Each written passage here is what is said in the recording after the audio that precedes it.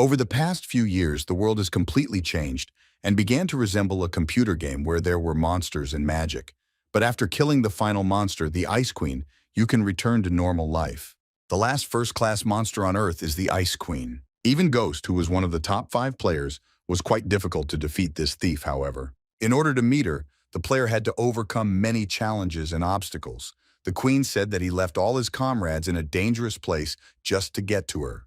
The Ghost explained that his friends were not so easy to defeat, and everything must be over as soon as he finished her off.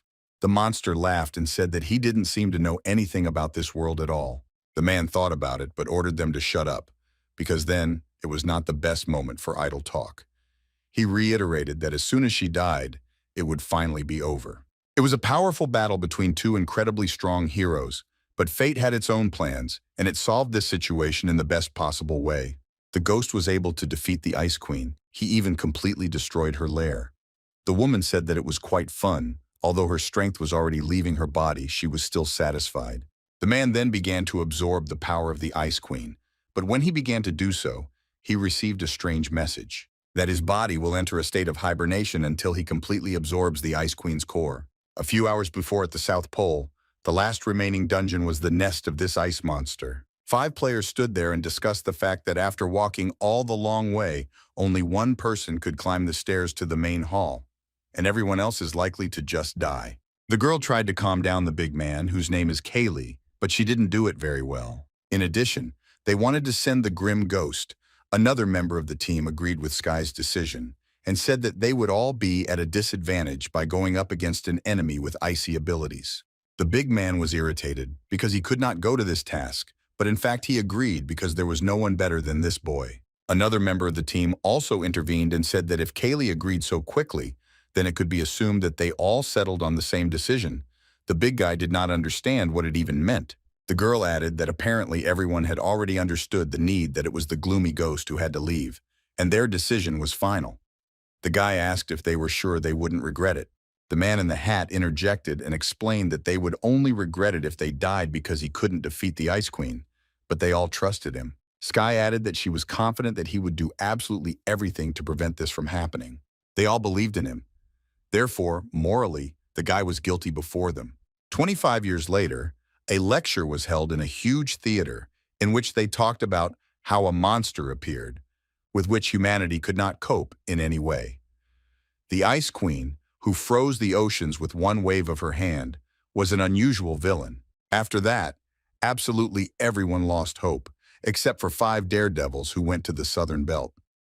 One of the spectators raised his hand and said that this operation was called the Conquest of the Nest. The presenter called him quite smart for such a young age. Lecturer 5 snapped his fingers, and the frozen figures of these legendary players appeared on the stage, who performed all the great feats in the history of all mankind and are now called the 5 heroes. It was thanks to these people that the Ice Queen was defeated, and quite a few safe places appeared on Earth in this regard. The presenter did not have time to finish speaking, as the boy exploded from his seat and shouted that the statue began to move. The girl came closer to the statue and said that this time the answer was wrong. The internal temperature of this reinforced glass wall is constantly monitored so as not to damage the statues. And now nothing will happen to them. And something inside the capsule was constantly moving. Crumbs of ice rained down, and one of the heroes, surprisingly, came back to life. The system congratulated him on this achievement. The ghost even received a new ability, X-level freeze. The man did not yet understand what was happening around him. The next day, the man was already sitting in the hospital and reading the news that 25 years had passed and the legend had finally woken up from a lifelong sleep. The ghost did not understand. Perhaps he did not have the strength due to the fact that he slept under the ice crust for so long. Now the guy could not even clench his hand into a fist.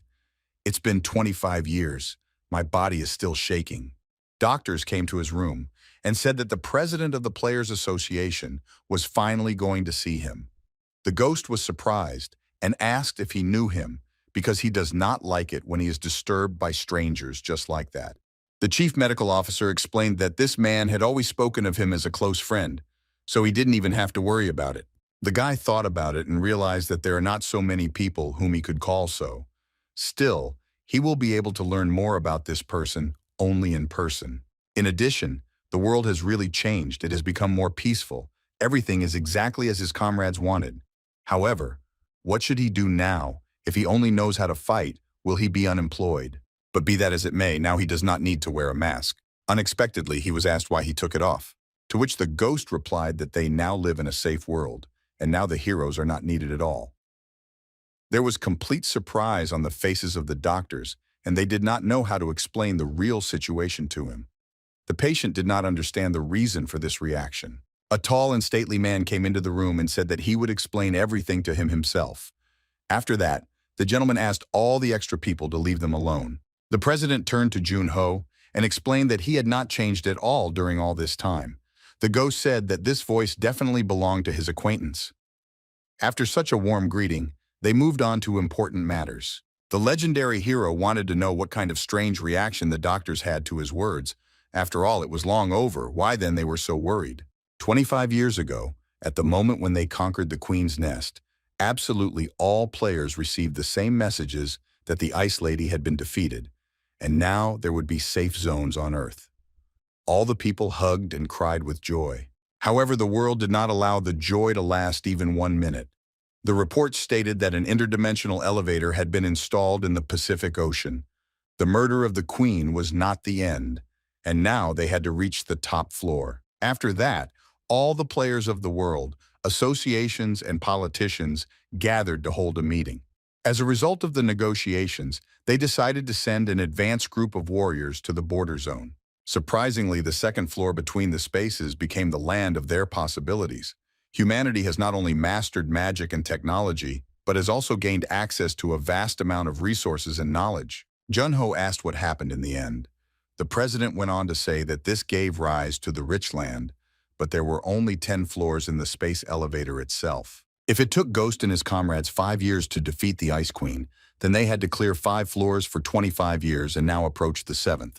However, compared to his team, the level of the others was much less, which is why only 5 of them went to the South Pole.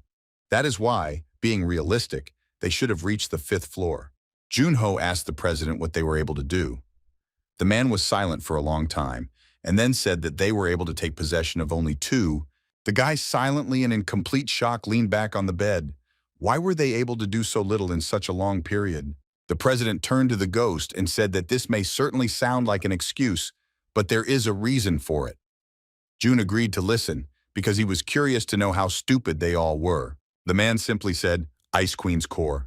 The environment of the 3rd floor was like a volcano, which is why only a few players who could withstand the heat of the magma went there. Later, in the middle of the lava ocean, they were able to find an altar that requires the Queen's core to cool the environment. Jun asked if they were able to find him. The president said that he was incredibly ashamed, because they searched the Queen's Nest tens of thousands of times without finding anything. It was predictable because he was absorbed by Jun-ho. The guy put his hand on Toku's shoulder and said that anyone can make a mistake and they should treat each other with understanding. Therefore, even if the ghost himself is mistaken, will the president be able to understand him? The man was delighted and agreed with everything. Ho now began to think about when exactly to talk about the situation with the core in order to hear a minimum amount of reproaches in response. After this conversation, Jun showed the booklet to the president and said that it looked like it was quite popular and would like to get there. The man ordered that he could go through the back door and then return to the hospital. Subsequently, the ghost went to the Seoul National Museum of History, where there were various exhibitions and statues. There he also found the main exhibit, his 4 friends, who were not only in a state of eternal sleep, but were also covered with a thick layer of ice. Jun sat down in front of them and apologized immediately for coming so late. He poured 5 glasses of alcohol and said that he would drink for them to rest in peace. But as soon as Ho drank, he noticed a whole layer of dust on the statues. Upon touching, he received a message that his possession of the freeze skill had been confirmed and he lacked the spell parameters, and the ice cover could not be removed. In addition, he can unfreeze figures thanks to his skill. Jun couldn't believe that he would be able to return his comrades to normal life thanks to his charms, but at the moment his magic score was too low and insufficient to use the spell. Now the guy began to carefully read the information about his own strength. They could not be restored in a day or two, but still there were ways. Toku has always said that there is nothing higher than the S level, but his freezing skill was EX, and maybe he was the very first now. However, The main problem was precisely in magic. Interestingly, he gained quite a lot of new things after he overcame the queen, except that as soon as he starts to climb the interdimensional elevator, the values of all genders will go up by 30. If you predict this, then going up the floors, he will be able to regain his level and improve his own abilities much more. On top of all this, he will also be able to completely subdue the power of the Ice Queen. And that's when he'll be able to break the ice and save them all. Just wait a little, and he'll be sure to call his comrades. The next day at the hospital, Jun informed Toku that he was going to reinstate himself as a player. He did not understand why the president was so surprised, because he himself knew that he was not capable of more. The man explained that it was too unexpected a decision, because earlier he only talked about resignation, but as Jun said, it was 25 years ago. Toku thought it was a bad idea for two reasons. The first is that he needs to have a good rest and gain strength, and the second is demons. These are players who use their own strength to satisfy their own desires.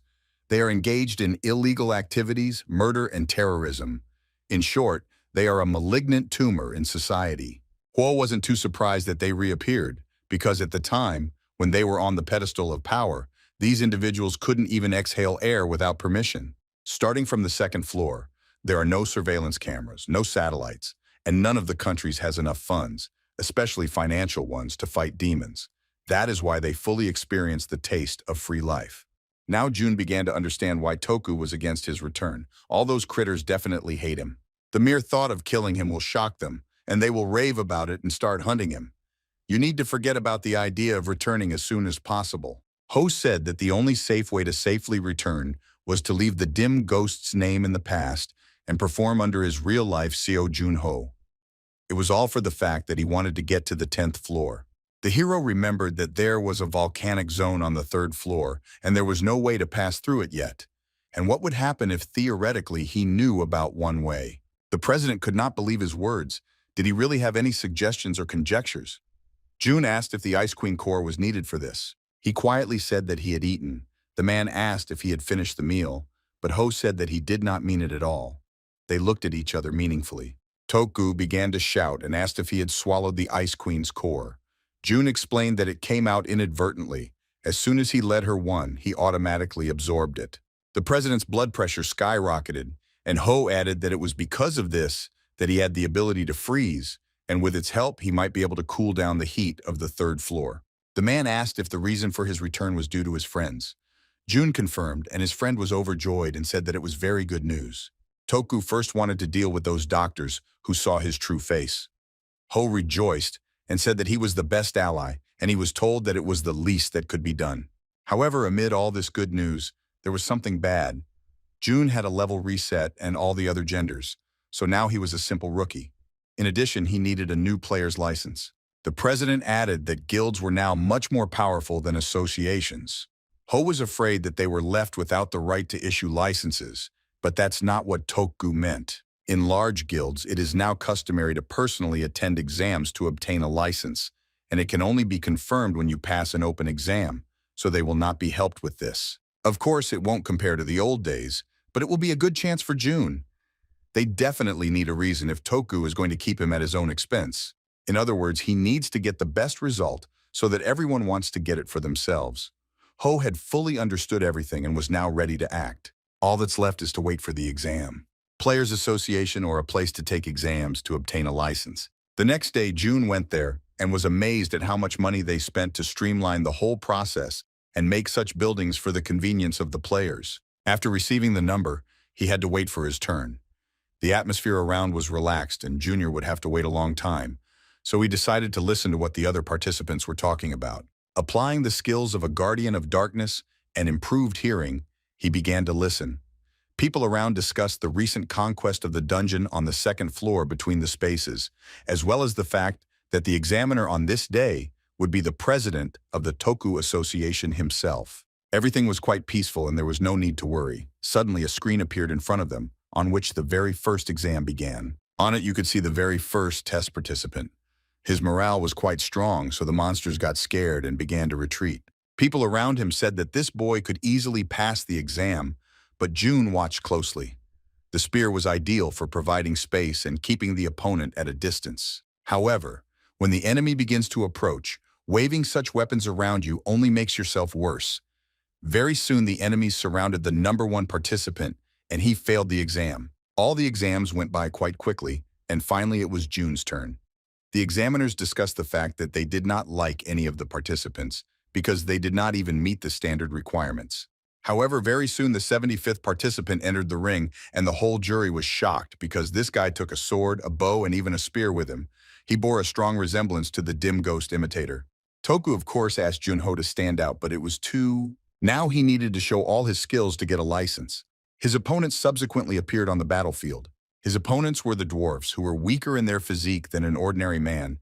There were as many as 20 of them, and they looked quite realistic.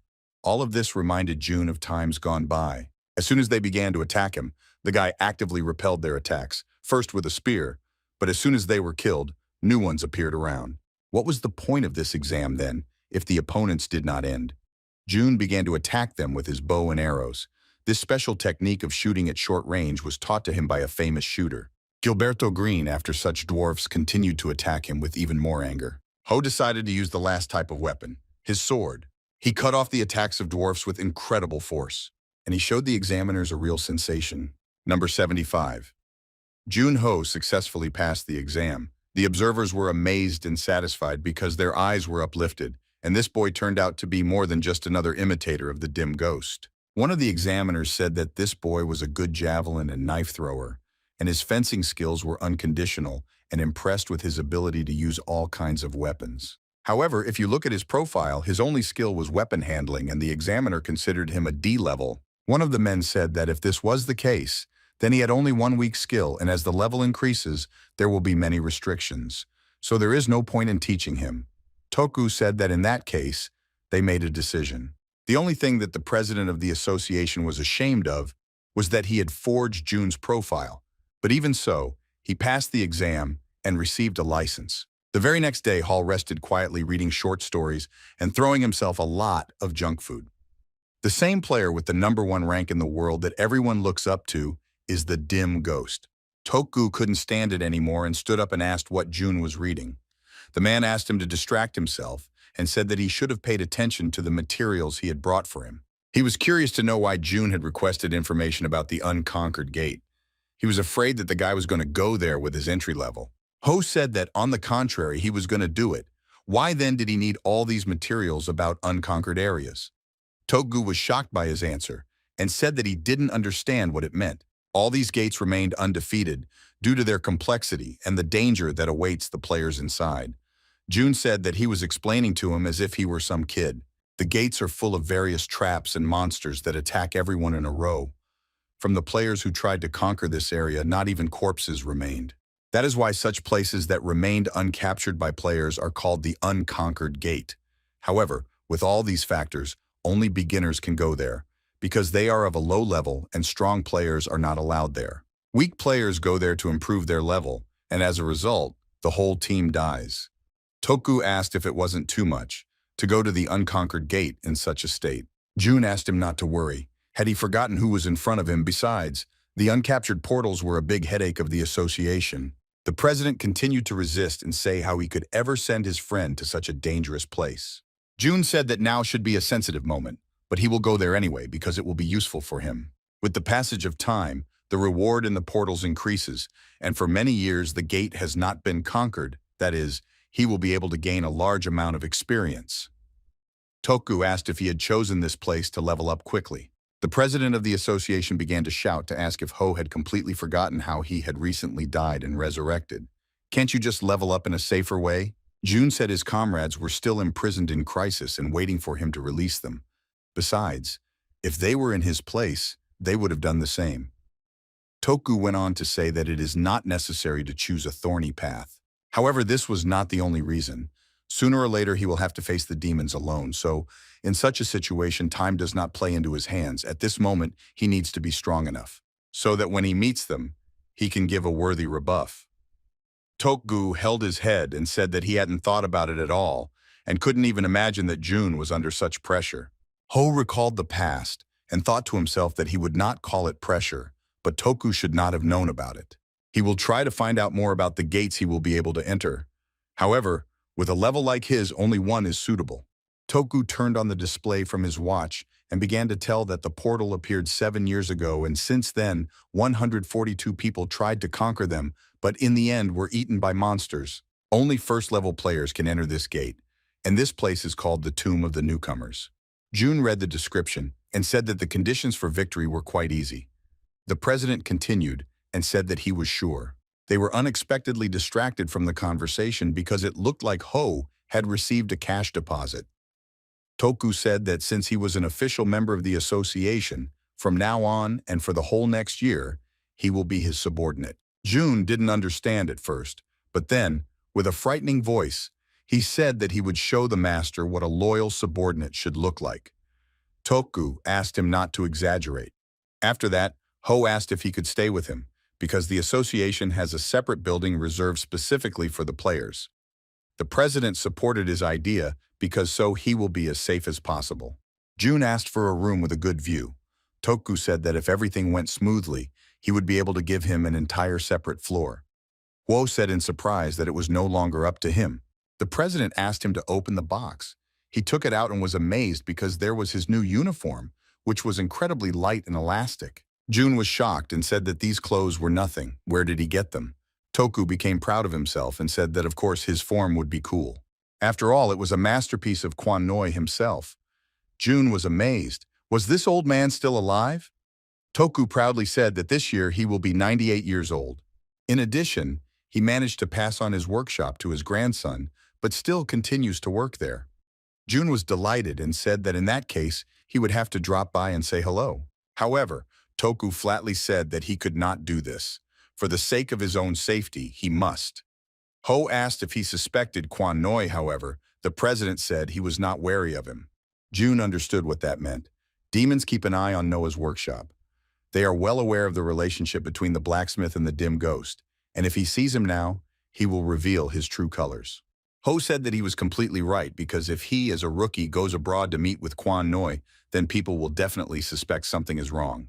Toku added that he had conveyed to the elder through their co-worker what situation they were in now, so he had to understand everything. That is why, to begin with, June needs to become stronger. June wondered what he should use in battle, and Toku advised him to choose a weapon from the association.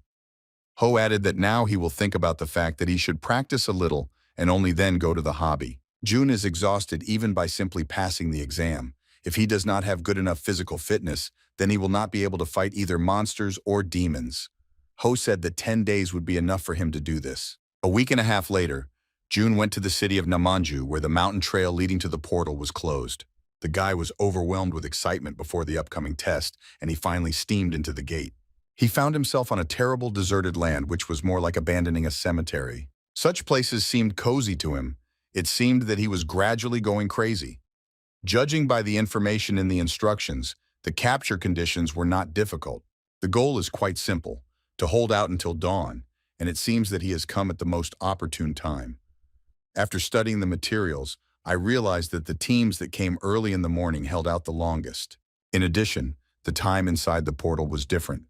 The teams that came in the afternoon did not have time to get used to the distortion of the day, and besides, they had to fight immediately and found themselves in a dead end. However, June was well prepared and in his best shape. Now he was curious to see what the local monsters were capable of. All the time he spent inside the portal, it seemed to him as if the dead were watching him closely. Perhaps it was evil spirits, but this feeling irritated him, so he decided to get up and go to explore the territory. Very soon, a hand came out of the ground and grabbed his leg. Ho was right and drew his sword, saying to the ghoul that he shouldn't have climbed out, just stayed in the ground. June felt that there were a lot of them, and dusk came and the night hunter skill was activated. All senses were sharpened, and now he was ready to fight. Only now did Ho realize that it was a complete mess, and there were too many dead around. It is quite difficult for a beginner to fight against evil spirits, especially if they are zombies, because they do not feel pain. Of course, June had a hard time, but he fought like a real beast. But his opponents were quite difficult to defeat, because they do not die from one blow, even if it is fatal to other monsters. In addition, zombies do not pay attention to the damage received, but continue to focus exclusively on attacking.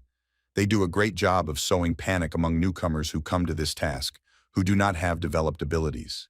Now, Ho understood why this place is called the grave of the newcomers, but he was already a seasoned weakling, so he would not die from such nonsense. Very soon, June dealt with all the enemies. It was quite difficult for him to endure such loads, but he coped, and now the ghouls did not appear. Suddenly, Ho heard someone's voice asking who was there. June ran to the place where the man was heard from and began to ask if he was downstairs. The person replied plaintively. Ho didn't understand how anyone could get there and started raking the ground. The man replied that he trusted his friends and followed them to this place, but everyone except him died. The person continued to plaintively ask him for help to rescue him from this confinement. June found a large wooden coffin underground and said that he would do everything, but before that, he had to scream hard. The man didn't understand why this was necessary, but Ho explained that it was in order to track his exact location. June heard and started shooting at that point. The tree broke, and Ho said that he kept thinking about how this portal managed to kill more than 100 people so easily. It was he who created this newcomer's grave. As soon as the guy shouted that he was a liar, a creature burst out of the ground that looked like an enhanced version of a zombie. The creature asked how he was able to find out about it. However, June decided not to delay and cut it with one blow of his sword. It is impossible for anyone to remain alive in an unconquered gate after such a... Once the tackle begins, the gate does not even open if at least one live player remains inside. Past players probably didn't know either, but sometimes you act on a machine. It is not surprising even if we take into account absolutely all zombies. It would not be difficult to defeat so many evil spirits. But the real reason was hidden in the lies who hid and waited for their victims. Ju received a message that he had successfully overcome the Curse of Dawn location. In addition, the guy climbed as many as 4 levels, and his lost stats return every 5 levels. But he was also satisfied with what he got. As a reward for his capture, he receives an ability, Confession of the Dead. Ho hoped that he would get just a random thing, but he got a new skill. It looks like he was lucky. This skill was similar to memory reading, however. He could only see the memories of the dead. Ho was curious to know if this was what he received as a reward for dealing with the liar. Of course, the conditions of use were quite specific, but he would definitely need it. The power gained as a player by Jun Ho, and not the dim ghost. He was already looking forward to all the upcoming events. After Jun's return, Toku was already beaming with happiness. Since his return to this world, everyone could not calm down.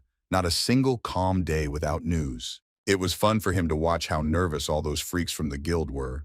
Ho said there was nothing surprising about it and they wouldn't risk divulging the information. So why did the journalists keep muddying the waters? Toku asked if Huo was definitely not going to tear himself apart. The guy said that it was too early for that. The president said that if everyone found out that he was the one who took over the portal, then he would become a very sought-after player. June began to tell that people buy luxury goods, even if they are made in the same factory, because they are expensive and special and not everyone can afford them. Toku asked if he wanted to become a luxury commodity, but Ho added that it is not just an expensive thing, but an item that everyone wants to own, but does not know where to get it. It was necessary to become a legendary and limited edition. The president realized that he wanted to stir up the interest of the public. The president of the association said that sometimes a bad personality wakes up in him. June added that he won't be able to keep everyone waiting that long. Smart people will be able to guess if the same guy appeared in the other unconquered gates. They'll start thinking, and reporters will start waiting for him at the portals. If this happens, then he is still not obliged to declare himself on his own. The world itself will gradually learn about everything. After the first successful conquest, June devoted all his free time to training. His physical skills gradually also increased as he stubbornly continued to load his body. After also grueling classes, Ho felt alive. Now he was engaged in the study of the next location, the Loof Garden, the oldest unconquered gate of Korea, which appeared 9 years ago. If you leave the portal unattended for a long time, then monsters will begin to crawl out of them, which will subsequently kill ordinary people. Such gates are called open. The board and the association offered a huge reward for the capture of the Loof Garden, which is why players from all over the country risked their own lives to capture them. However, it was all in vain. That is why they have no choice but to ask for help abroad. They've spent a fortune to hire a super rookie from India, a man with an innate talent who artistically wields his bow. In terms of potential, he could match Gilberto Green, or even become better than him. However, Vichy Tichara was defeated, and everyone lost hope that the Lufa Garden will be captured. That's how the 22-year-old with a bright future met his end. Of course, June may be in his place, which is why he needs to prepare more thoroughly. It was only through physical exercise that he raised all his statures, and for his level they were high enough. Even if Vichy, being a young star, failed this capture, the possibility cannot be ruled out that there are some hidden traps in this portal. During the preparation, he needs to think through all possible scenarios, however. Since he's a little used to using the freeze skill, he could rely on it. On the same day, June went to the Luftgarden. The prerequisites for victory are to destroy all monsters. He didn't know how many opponents were waiting for him, but if all the teams were dying, there was some kind of hidden trap. Walking through the entire territory of the portal, he saw a strange labyrinth. To begin with, the hero decided to stay away from this suspicious place. June decided to just wait, because loofahs appear at night, so now he just needs to relax. And around him there were beautiful flowers and an incredible sunset landscape. It was hard to believe that so many heroes died in such a beautiful place. Dusk began, and June suspected something was amiss.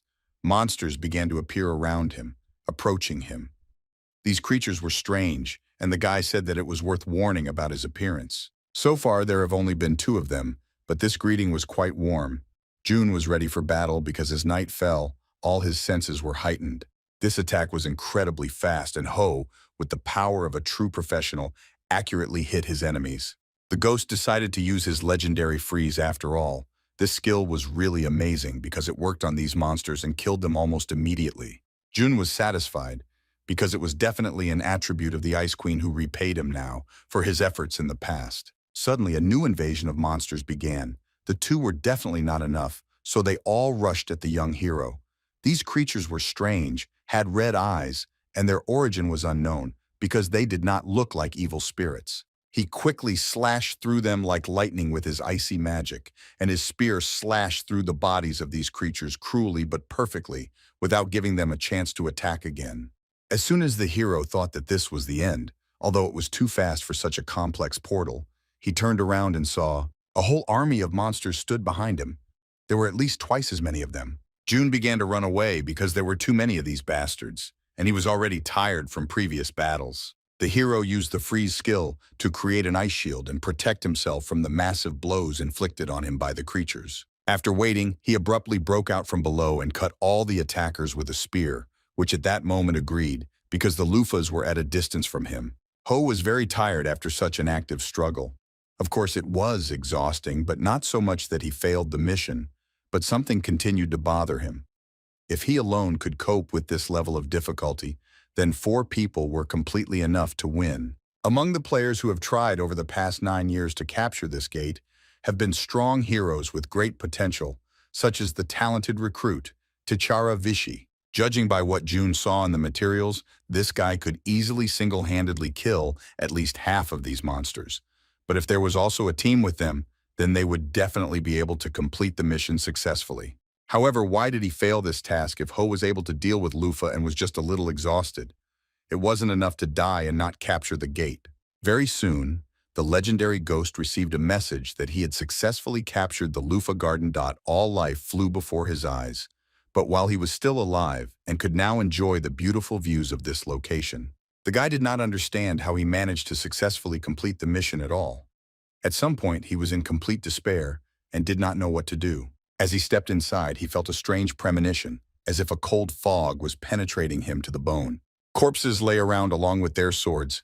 These were indestructible traces of duels. All those people were trying to escape through this narrow passage. There were so many fallen teams that Dujin was even scared. In the end, this labyrinth only stole precious time from them, which they could have spent fighting monsters, but the heroes decided to hide there. Teams could not cope with the influx of creatures that attacked them, so this place simply became a dead end for them, and they had nowhere to run, so absolutely everyone died. Ho went to the end of the labyrinth and saw there a strange corpse of a man, on which lay a curious bow, which dimmed with a strange radiance. If he correctly recalled the information from the materials, then it must be a hurricane bow that belonged to a famous person. June bowed to the deceased and took the thing. An incredible weapon if you shoot from it, then in flight the arrow unpredictably spins around its victim like a butterfly and then hits the target. The Friendship of India presented this bow personally to Tichari Vichy, in which case the corpse of this young hero must have been in front of him. June saw the notebook under the dead man's hand and wondered if the name of its owner was written on it. Entries in it began on April 7, 2044. The young hero of India was tasked with capturing the Garden, which is located in Korea. The guy was satisfied, because it was the government of his country that wanted him to fulfill this important mission. The hero agreed and was ready to do it, which it was not worth. His old friend asked him to think carefully about it, because this gate had not been captured for many years. Perhaps he would not even return from this task. After that, Vichy went to his fiancée to ask her to be part of the team. They met in a beautiful place and talked about this task. The girl believed in him and was ready to be with him until the very end. If he had said that he would go alone, she would still find a way to get to the same portal. T'Chara's lover was happy that he asked her to go with him, and she thanked him for it. The girl said she had to protect him and laughed. The guy was surprised and asked again what she meant. Vichy was glad that she did not refuse him. There was no one else he trusted so much, and she had to know that. The bride remembered this very well, because she was his only and eternal partner. T'Chara smiled awkwardly and stepped closer to her. The newlyweds hugged and were ready to go on this difficult task. They were ready to take over the portal no matter what it takes. One of the other heroes of India and the boy's partner was at home and came to his daughter to talk to her. The girl was worried that Daddy was going somewhere again, but the man replied that it was his job, and very soon he would return, and until he was gone, she must obey her grandmother. The girl was upset for a moment, but then agreed and asked if they would go to see the zoo animals when he returned. The young father hugged his daughter and said that of course he would do everything as she wanted, and once again reminded her to obey her relatives and eat well. India's new hero stood behind the wall and waited for his friend. There was sadness on his face because it was difficult to separate the father from his only child, Dot. When the man came out to him, T'Chara felt guilty and apologized that it happened this way, and they would have to go on this dangerous task. Dad said that it was the first time he was going on such a long business trip, and he hoped that everything would be fine with his daughter, because his mother would be nearby. The guys went. The man said that he would be in a team with a young star, and he should definitely grab his fate from the reward for completing the task for the sake of his own child. Vichy said they had agreed and was surprised at how much he had been waiting for it. The next day, the entire team from India met at New Delhi airport. The man greeted Ram, whom he hadn't seen for quite some time. The guy replied that Zaya begged him for help. Arriving in Korea on April 23rd, they all continued their training and waited for an important event. T'Chara had a particularly good premonition. Going to the Garden, absolutely the whole team was mesmerized by the beauty of this place, and they saw for the first time something like this in all time, which were heroes. However, it was still a dungeon, and they were not allowed to be distracted, and first they had to explore the area. On April 24th, that is, on the same day, there was a record that she was surrounded by monsters. There were quite a few of them at first, but with each victory their number was reduced. The whole team continued to defend against the attackers. They did it with varying success. Everyone tried to be as careful as possible, however. Subsequently, one of the Luffs attacked the young dad at point-blank range and hit him right under the armor. The wound was quite severe, and they could no longer fight. The team decided to flee to the labyrinth. Zaya shouted for T'Chara to keep up while the other guy was carrying the wounded man. Vichy tried to shoot back at the monsters, but each time there were more and more of them, no matter how much they continued to kill. There really was some madness going on in this dungeon. The man did not live to see the next morning. His dying request was only that T'Chara take care of his daughter and never forget about her. They buried him with all honors right in the garden. It was hard for Vichy to believe this, because no one expected such a development of events. So they were able to hold out until the next day. It began to get dark, and Vichy prayed to the god Shiva to bless them and save their lives. The Wongs were able to hold out there for another night. The boy continued to keep his records, in which it was said that they were able to destroy the fourth invasion of the Luffs. And on this day, the fifth began, in which there were about 120 creatures. They still continued to fight for their own lives, and there were only 40 of them left. He could have dealt with them with his own hands. Tomorrow, they may be able to get out of there. He begged that the sixth coming of the monsters would not take place. However, his hopes and prayers were in vain because the next night took the life of his fiancée. This pain was too much for him. They promised that they would seize the gate, but what is the point of it without it?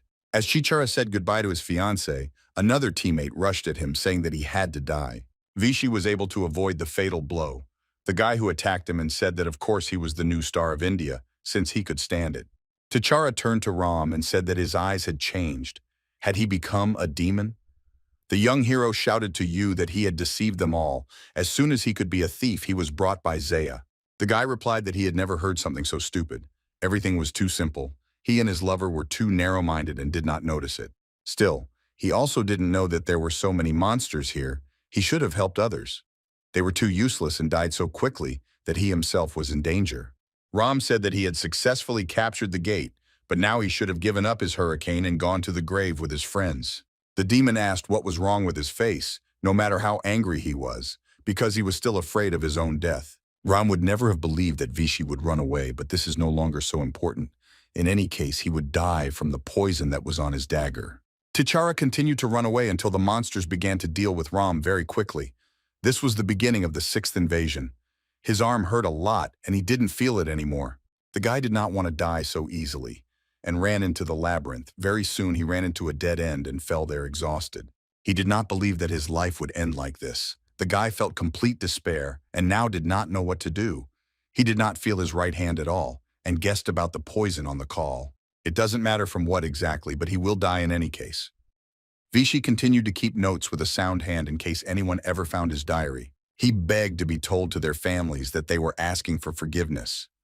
June wondered if this was the end of all the entries and decided to scroll to the very last pages. There he found a few more paragraphs of text that had been written with a trembling hand.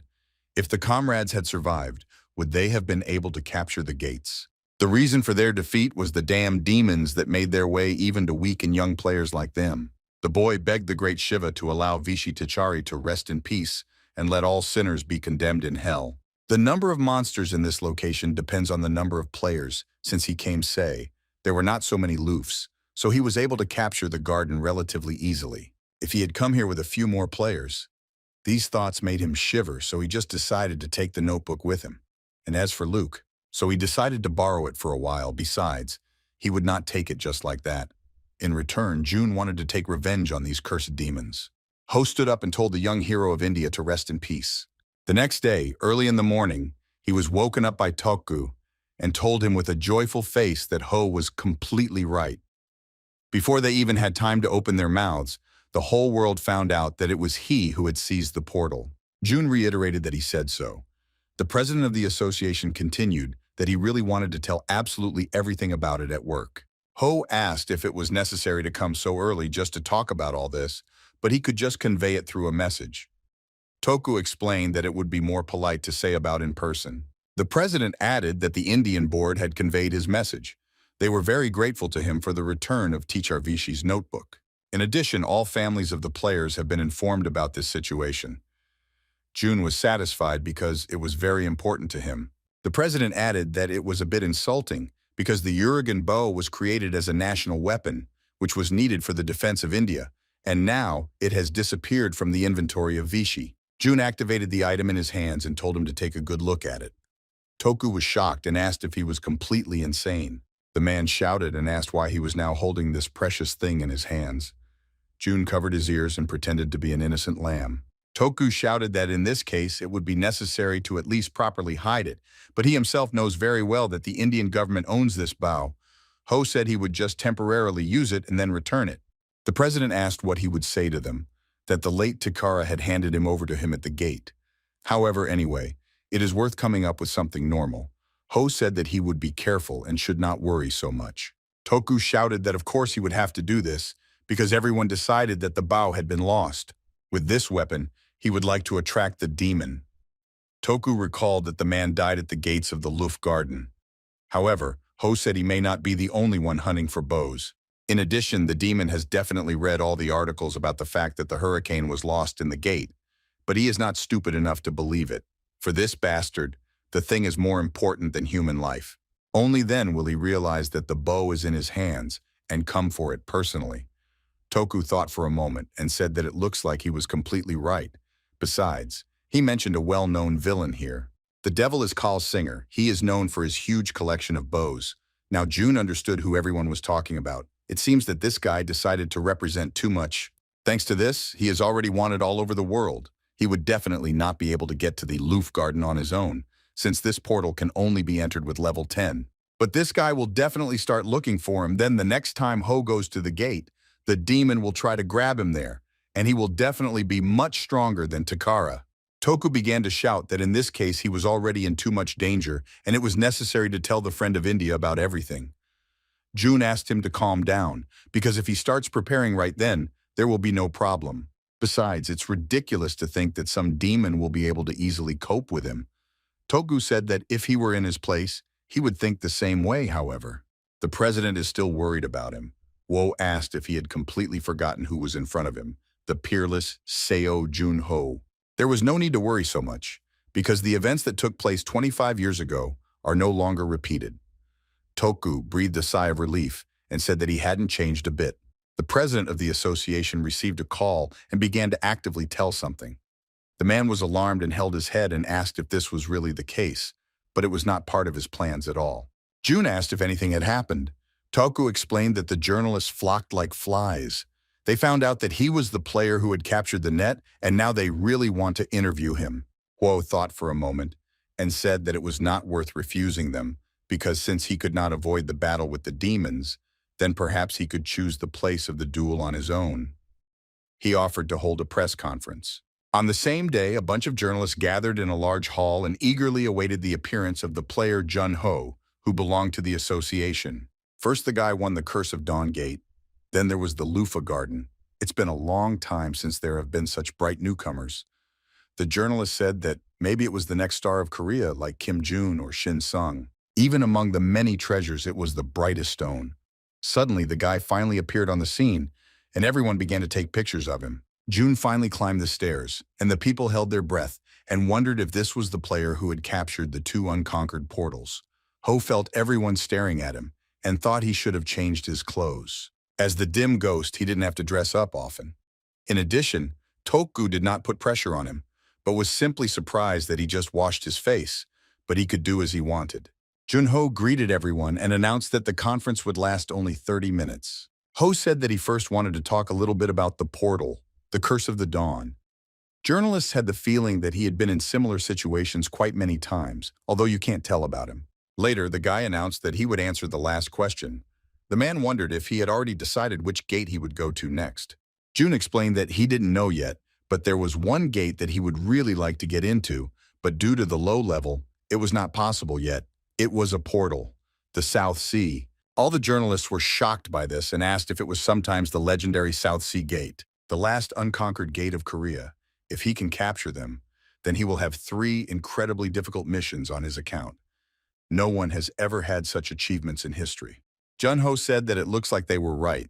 After that, reporters exploded with a new series of questions. They talked about rumors that a first-class monster lives in the middle of this gate.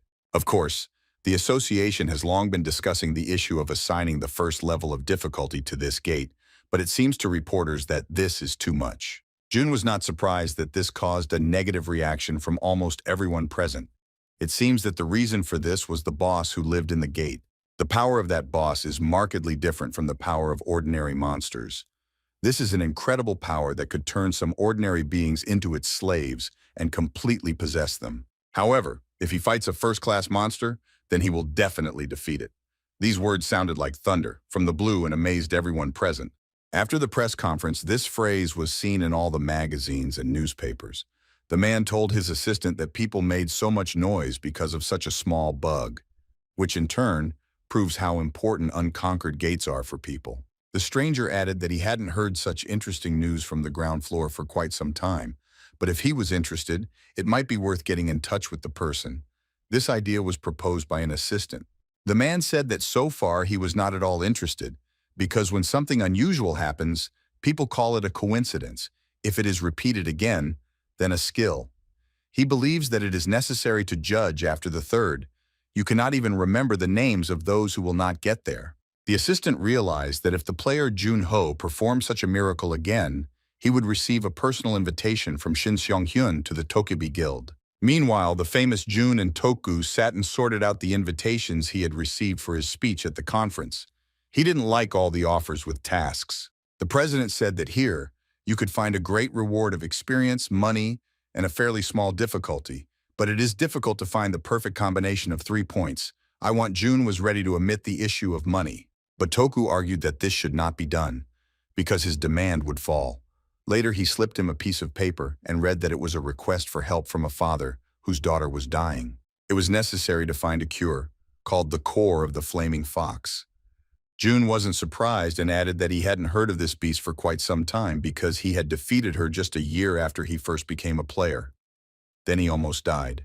Toku said he would be much quicker to look at the conditions himself. This gate was located in their country and is called the Heavenly Fox. This portal appeared only 3 months ago, which is why they did not have time to get the status of unconquered. But the monster that existed there managed to destroy at least 7 teams. Jun said that when he played the role of the dim ghost, the conditions were not so harsh. Besides, the monster also became stronger. The president of the association added that everything was not as difficult as he imagines, because the level of players has now risen a lot, and also improved the characteristics of items. Jun added that since his return, he has yet to meet any truly worthy players, so he can't say anything about it. But if he was so sure of it, then Huo was willing to take on this assignment. Toku exhaled and explained that it was an assignment from one of his acquaintances. This was the request of the chairman of the manhwa group. That is, we are talking about his descendant, the daughter of manhwa. Suddenly, someone knocked on the door. The girl asked if the president had called her. Toku told Mrs. Chashur that she could pass. He explained to Jun that this girl would be his secretary and manager. In fact, if the president continued to personally deal with his affairs, it would begin to arouse a lot of suspicion among those around him, so perhaps it was the right decision. Toku went on to say that since he needed to organize a meeting with the manhwa group, he should have discussed everything with Miss Chashur. Besides, she was very capable, and he could completely rely on her. The girl thanked for such kind words. After that, they got into the car. Cha talked about this corporation, which was #1 in Korea, and specialized in tax payments and the protection of the privacy of the royal family. However, even in their ideal world, tragedy struck. The daughter of the head of the company was found to have 9 yin rupture syndrome. This rare condition is common in people with high yin energy. The only way to heal is to transplant something with high yang energy into the body. This object is just the core of the burning fox. 29 years ago, Dim Ghost is the best player to overcome it, thereby confirming his incredible abilities. In addition, the girl was a fan of the Dim Ghost and admired his achievements. Jun blushed and covered his face with his hands. The girl asked why it touched him so much. However, the guy did not answer her. Very soon they arrived at their destination. Ho noted for himself that nothing has changed there at all. The secretary asked if he had already been there, and the guy noted that it had been quite a long time. Cha asked him to wait a bit. First, she needed to check if their agreement about the meeting was valid. Suddenly, the gate opened and men came out to them. It was the owner of the estate. He said he was expecting them and he was pleased to meet him. His name was Choi Pil-ho. The secretary was amazed because the head of the corporation himself came out to them. The elder said that a hero was standing in front of him who had seized the gates to ensure peace for the citizens, which is why he was pleased to meet him. His only wish is his daughter. He begged Jun to save his daughter from this terrible suffering and from her illness. To cure this disease, you need the core of the flaming fox. Everything was right, because the owner, having studied a large amount of information, he learned about the case of the appearance of the 9 yin syndrome in France. For treatment, the very core of such a monster was used. The man said that it is worth getting straight to the point. As a reward, he offers an amount of 1.5 billion won. He will be offered everything he needs to capture the gate, as well as everything he needs to get the core. The secretary was shocked because they did not expect that the amount would be so large. Of course he would accept it. Jun said that such conditions do not suit him.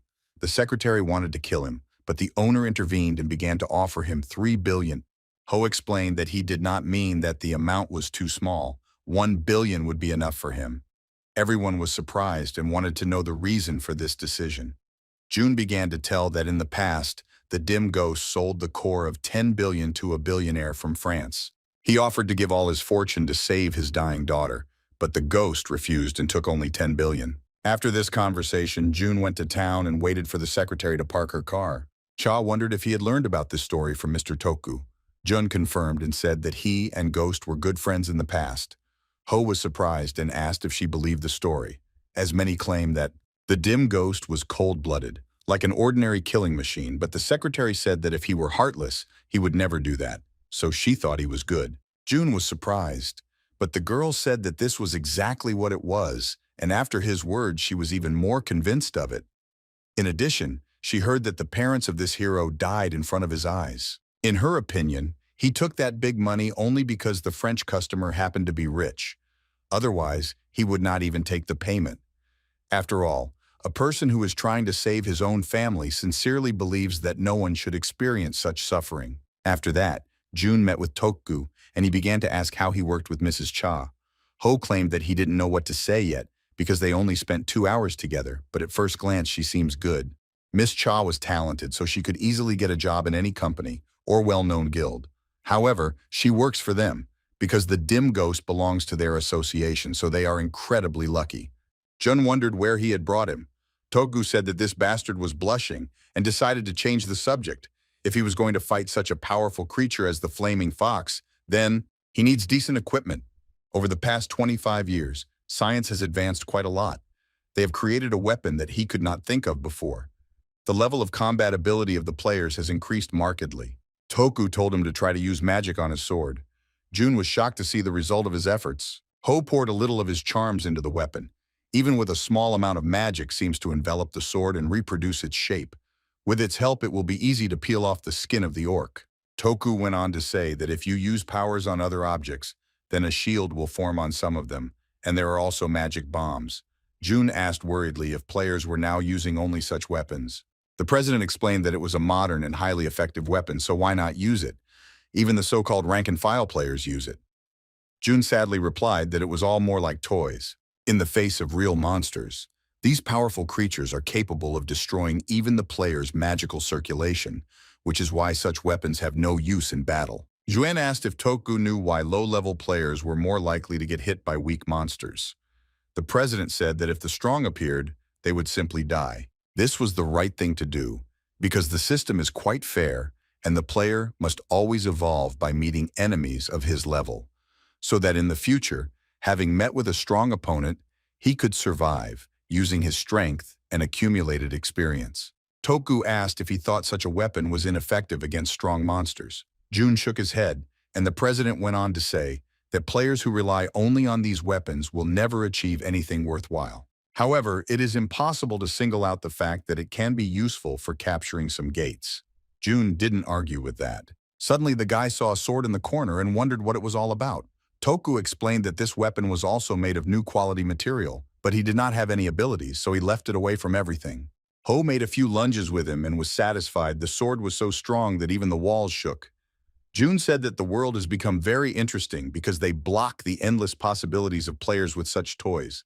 The next day, everyone climbed around the portal leading to the desert in which the Firefox resides. There were a lot of players and reporters. Cha Shi told Jun that everyone was excited about the mission to capture the Fox's core, and 26 players would enter the portal with him, and some of them were sent to guilds. Ho thought for a moment and said that the drink was quite tasty. The girl said it was lavender tea. Jun stood up and said that, after his return, he would like to try it again. Ho added that it would be worth waking up earlier and preparing, because after he captures the gate, there will simply be no end to the errands. Journalists immediately surrounded him and began to ask if it was true that he was performing the tasks of a famous person from the manhwa group, and if this was the first time he was participating in the capture along with other players. Other participants in the raid said that they were sure that the rankers would come to them and all the attention, as always, would belong only to them. In addition, the guy was the most talked about player in recent times, and everyone wanted to write an article about him. Other people could not believe that this thin boy could seize the unconquered gates twice. They hardly believed it. Besides, his weapons looked outdated. After all the interviews, a group of participants moved to take over the portal. There was an endless desert around, and their feet fell into the sand all the time. People did not understand how it was possible to fight there normally. Suddenly, one of the participants shouted for everyone's attention. The guy introduced himself as Cha Minu. He was a member of the Korean Guild of Zhonghai. Everyone else was amazed that such a well-known organization took part in the seizure. He began to say that everyone already knows perfectly well that in such a place it is difficult to cope on your own. So it was worth avoiding misunderstandings in a gate of such complexity, so as not to endanger each other, which is why he wanted to offer something. 0 million won to anyone who will follow their instructions during the capture from the Zhonghai Guild. but in return, they would like to receive the main reward, the fox core. Everyone was unhappy with this because they wanted to take it for themselves, and they are offered only 10 million. Even if they all agree, they will spend less than they will earn from the main reward. Unexpectedly, almost all the participants agreed to such an adventure because Cha explained that the guild, on the contrary, takes care of them. If someone then wants to change their own decision, then they will give only 500,000. Minu turned his attention to Jun-ho and asked if he would like to join them. However, the boyfriend said that he planned to act on his own. Cha's partner said that the rumors were an exaggeration. This guy is called their hope, a genius. But if he decided to fight on his own in a place like this, so there was no need to worry about him. They were all starting to prepare, and June went to walk around and explore the area. The flame fox is a monster, a cross between a monster and a mythical story, a boss monster that has grown 9 tails in more than 1,000 years. After they appeared, she rose above the clouds and became a 1,000-year-old fox. The number of soldiers under its control is equal to the number of tails. He was curious to know how much this one in this portal had, and it was worth finding a suitable place to hide. Suddenly, predatory foxes burst out of the ground and began to advance on the heroes. Cha told everyone not to worry and wait for his command. They put explosives around them, which had to shock everyone who approached with electricity. The foxes kept running at them. Participants were now ready to fight against predators. Cha said about himself that it was necessary for them, because this was not the age of prehistoric weapons and primitive traps. The players wanted to show them the power of the second floor. In a fairly short period of time, they destroyed more than half of the monsters. If they continue in the same vein, then it is only a matter of time before they catch the flaming fox.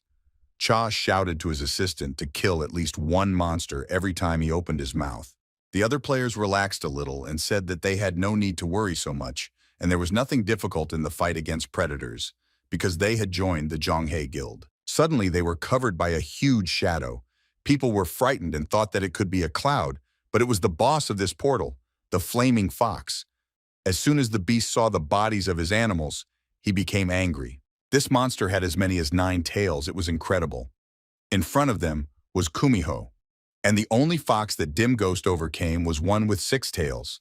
Cha shouted for them to gather and stay in line. The guy concentrated and said that this monster would die from a blow either to the head or to the heart. The trap he prepared was several times more powerful than the ones they had used before. If the fox gets caught in them, he will not be able to free himself. Chaminu believed that on this day, he would defeat this legendary monster and become better than the Dim Ghost. However, the fox was not going to give up and fired on them. After such an attack, the battlefield was like a desert scorched by the eternal fire of hell. Weapons, traps, strategy. Nothing worked against this monstrous creature. How can you defeat such a monster at all? Is he just going to die like that? Suddenly, Jun-ho appeared in front of him. He didn't understand what this madman was up to, but he shouted for him to get out of there. The former ghost explained that everything would be fine and there was no need to worry. The fox fired again and Cha shouted that this was the end.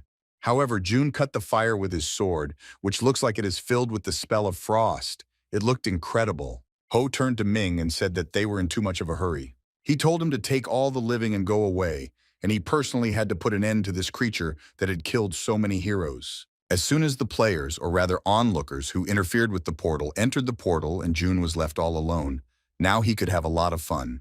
The Firefox let out a battle cry again, and now Ho could rush at it and tear it to pieces, just like that monster years ago.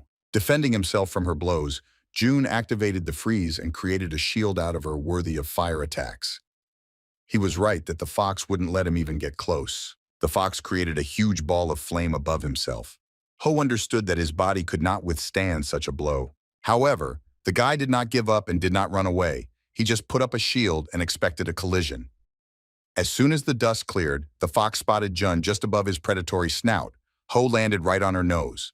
By creating icy steps, he could quickly run through the air directly above the fox and headed for its tails, because their number was directly proportional to its strength. What will happen if you reduce their number? The beast let out a roar similar to crying. Obviously, its strength will really decrease if you cut off the tails. Meanwhile, in the outside world, journalists continued to wait for players right below the portal. It had been at least 10 hours since they had entered, and all they had to do was wait and pray for their return. June inside the gate did the unthinkable. With one blow, he was able to chop off as many as 3 tails of the sky fox.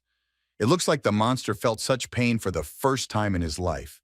The former dim ghost said that it seems that she never had worthy enemies or competitors.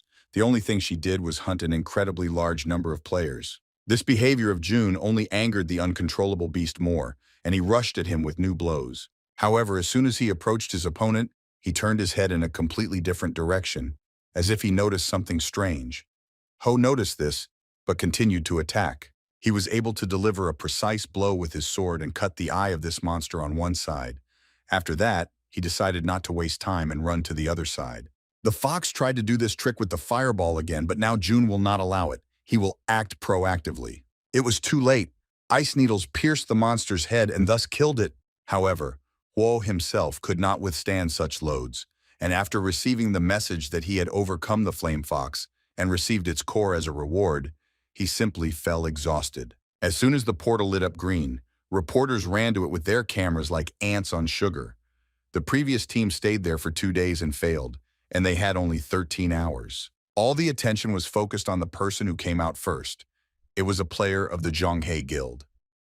They all wanted to interview him now, and the victim was immediately sent to the hospital. All the journalists filmed it and asked how difficult it was to refuel this mission and defeat the fox with 9 tails. Now his name was in the first positions in search engines.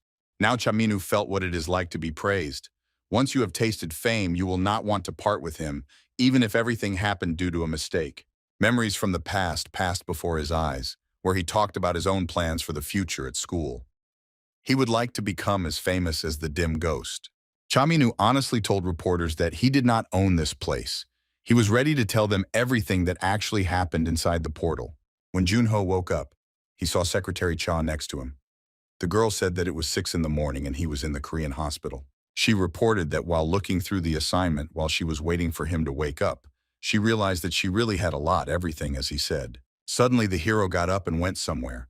The girl panicked and asked where he was going. The guy explained that he immediately needed to go to the house of Pil Ho, who had already been waiting for him. The secretary said that his condition had not yet improved. However, June stated that first you need to cure the real patient, and he will always have time to rest, so it is worth going. Immediately after the hospital, they rushed to the head of the largest corporation. My husband was grateful that they came so quickly. In addition, he had heard from the Zhonghe Guild that June had fallen unconscious at the gate. Ho explained that he had just fallen asleep from overwork, so now he was fine. The man showed him his daughter's room and told him that he could go inside. As he entered, he saw a young girl tormented by this terrible disease. Her condition was much worse than June had expected. Now she could get to work. Taking out the fox core from the inventory, he forgot about one small detail. The girl's father was still in the room, and the average person could suffer from the heat of the core. The man understood everything and decided to ask if he was sure that it was possible to use such a dangerous object on his daughter, or if everything would be fine with her because he was too worried about her. Ho explained that of course not everyone can perform this operation, but he learned from the dim ghost exactly how it should have been done, so he had nothing to worry about. Left alone with the sick woman, June realized that the girl's condition was much worse than the patient he had treated in France. First, you need to melt her frozen magical power. Suddenly, he received a message that he had sensed intermediate-level dark energy from an object that he could absorb with the freeze skill, and as he absorbed it, his magic points would increase. The freeze skill really had no flaws. It was as if it was omnipotent and could be used both for attack and defense.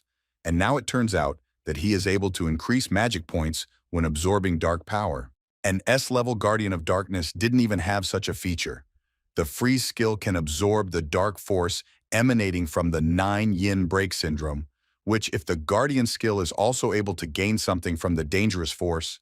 June decided to check all this later, and now it was worth putting an end to the illness of this poor girl. If you take your time, you can lose her. First of all, it is necessary to get rid of the dark force sealed in the body. Ho thought he could end it in one go. In the past, when he was still a dim ghost, he forcibly melted the frozen magical power with the help of the warm energy of the core, thereby subjecting the patient's body to a high load. However, then he had no other choice. Now it was different. It would absorb only the necessary amount of dark energy from her body to regain balance. This method will be much safer. Junho walked out into the hallway. Waiting for him, there was Secretary Cha and the chairman of the Menho Group Corporation. The guy wiped the sweat from his face and said that the girl was healthy and there were no complications. The man could not hold back his tears and cried, barely able to stand on his feet. In the car, Cha told June that once they returned to the association, he would need to rest and refrain from physical activity for a while. Ho said that this assignment was successful precisely because of her. He calmly drank tea and enjoyed the night view of the city. The guy was pleased with the good deed done. Ho thought for a long time how to repay him for his help. At first, he wanted to increase the amount of the fee, but he was not interested in it at all. That is why he decided that at any time, as soon as he needed help, Minho Group would do everything possible to help him. In addition, it was the #1 company in the country. At the moment, it was active in every branch of industry, but the real weapon of the company is the first son of the owner, Ho, the master of the guild Red Tower. It ranks 5th in the ranking of guilds in Korea. If you call the players of this guild at the right time, then they can really help. June said he would use this information with caution so as not to damage the reputation of the Menho Group.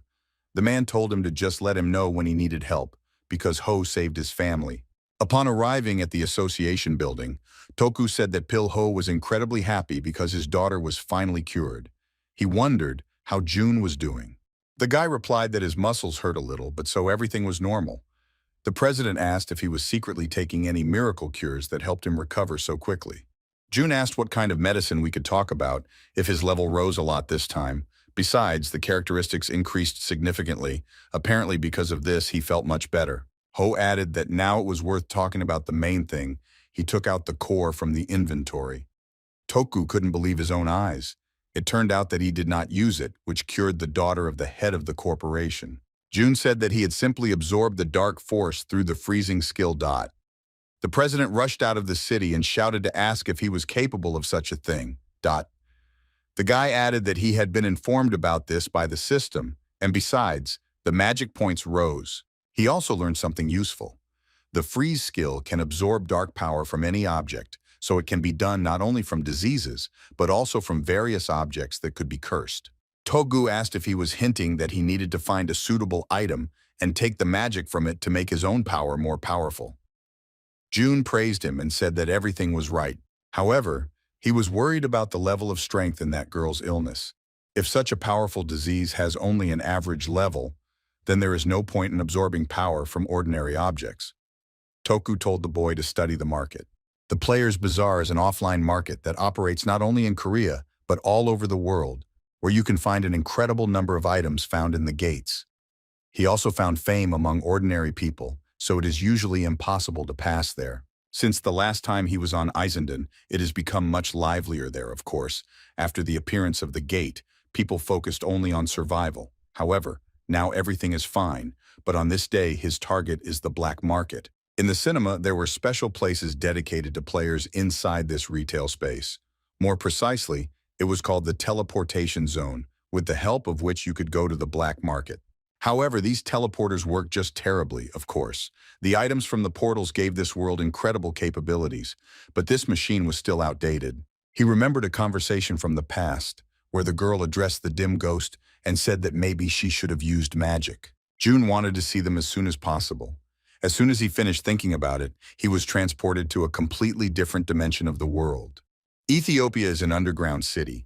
On the black market, the atmosphere was radically different, and this could be seen even in the smallest details. Only selected customers can get to this place, because each player market was just a port that led to this place. Everything around was as usual. People quarreled, fought. People discussed that they hadn't seen Kim June from the 9th heaven for quite some time, and how long the association would hide the dim ghost. On the black market, there were no guides or ordinary people coming for shopping. The usual laws of society do not work in this underworld. Suddenly, from the counter, some men noticed him and wondered if it was the same guy who had taken over the gate. Of course, it was not safe there, but it would be quite difficult to meet a player who would pose a danger to Ho, because basically, all the strong players climbed to the top. Those who remain either lack skills or they went back unable to withstand the pressure. Such players are definitely not rivals to him. June asked them to move.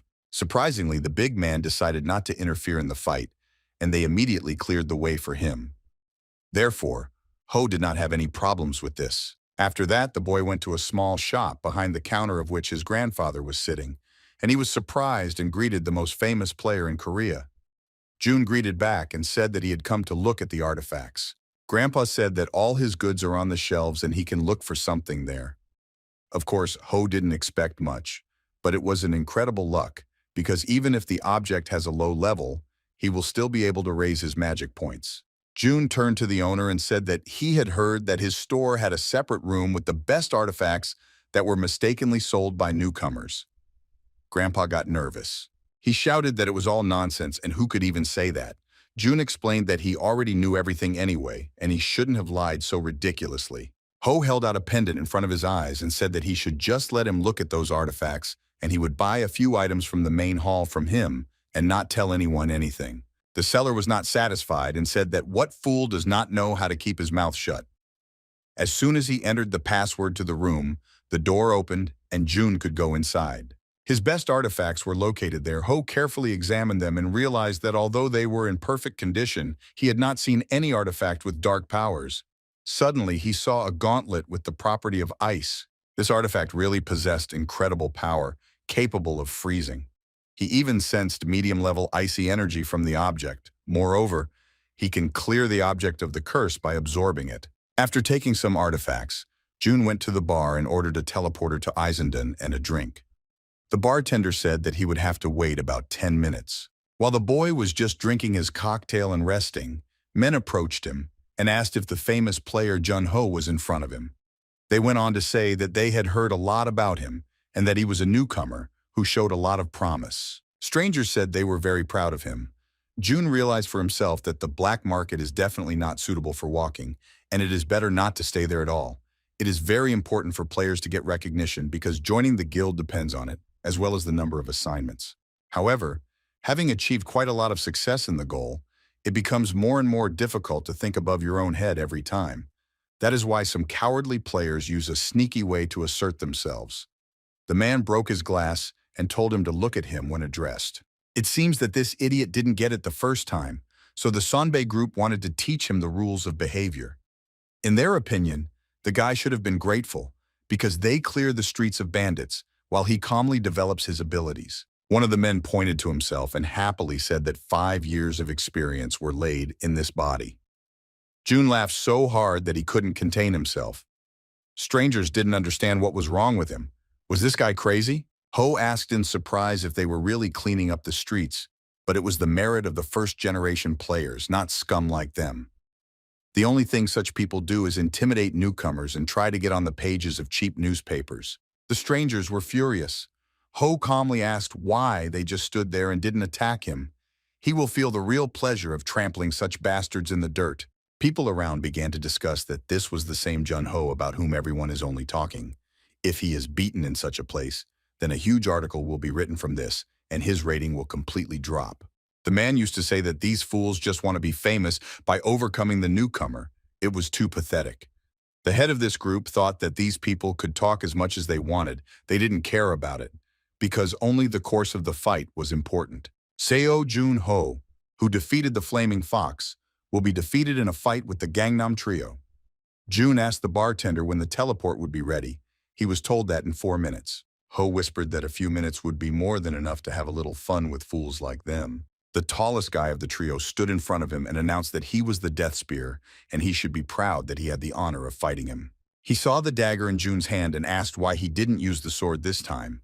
Ho asked if he really thought he needed a big weapon to crush 3 tiny bugs. Deadly Spear became enraged and rushed at him, but Jun remained as calm as possible. He confidently grabbed the wooden part of his weapon and hit him in the face with his elbow. The other two said why this idiot fell for such a cheap provocation.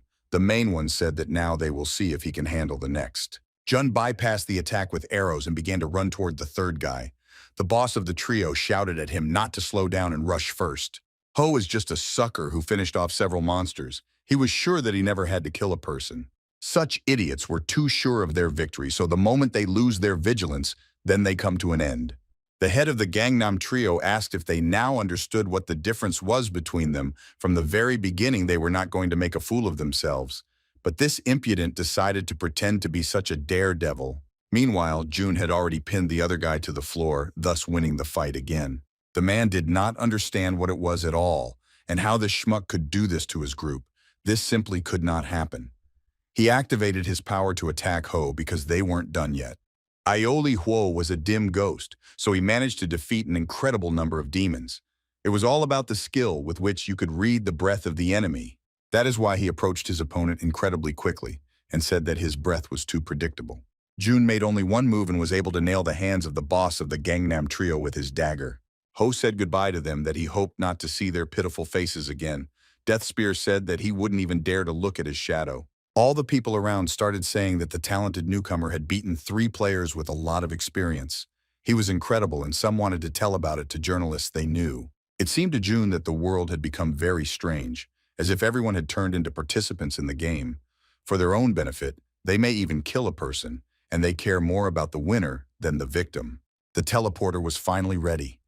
It seems that there were only 3 ways to survive in this world: to go crazy with everyone, to turn off emotions, or to live in agony all the time. After that, June found himself in the city and realized that he missed his friends too much. Strangers were driving in a car and watching a video that was filmed a few minutes ago on the black market. With the help of his skills, player Ho overcame 3 participants whose level was higher than 20. The boy exceeded their expectations. He asked what the princess thought about it. The girl looked out the window and asked again what the name of this newcomer was. June, meanwhile, was walking through the streets and passers-by stopped him to take photos. Ho was completely dissatisfied and did not understand why he was doing this at all. People shouted at the girl how much longer she was going to be photographed. Did she really care about the others in the queue? June has only now comprehended the criticality of the situation. At this rate, he will get home at night. Suddenly, 2 men with black glasses approached him and asked if the player Seo Jun-ho was in front of them, and asked if it was possible to pick him up for a few words. The ghost wondered because this girl had fiery hair, the heat that came from her body.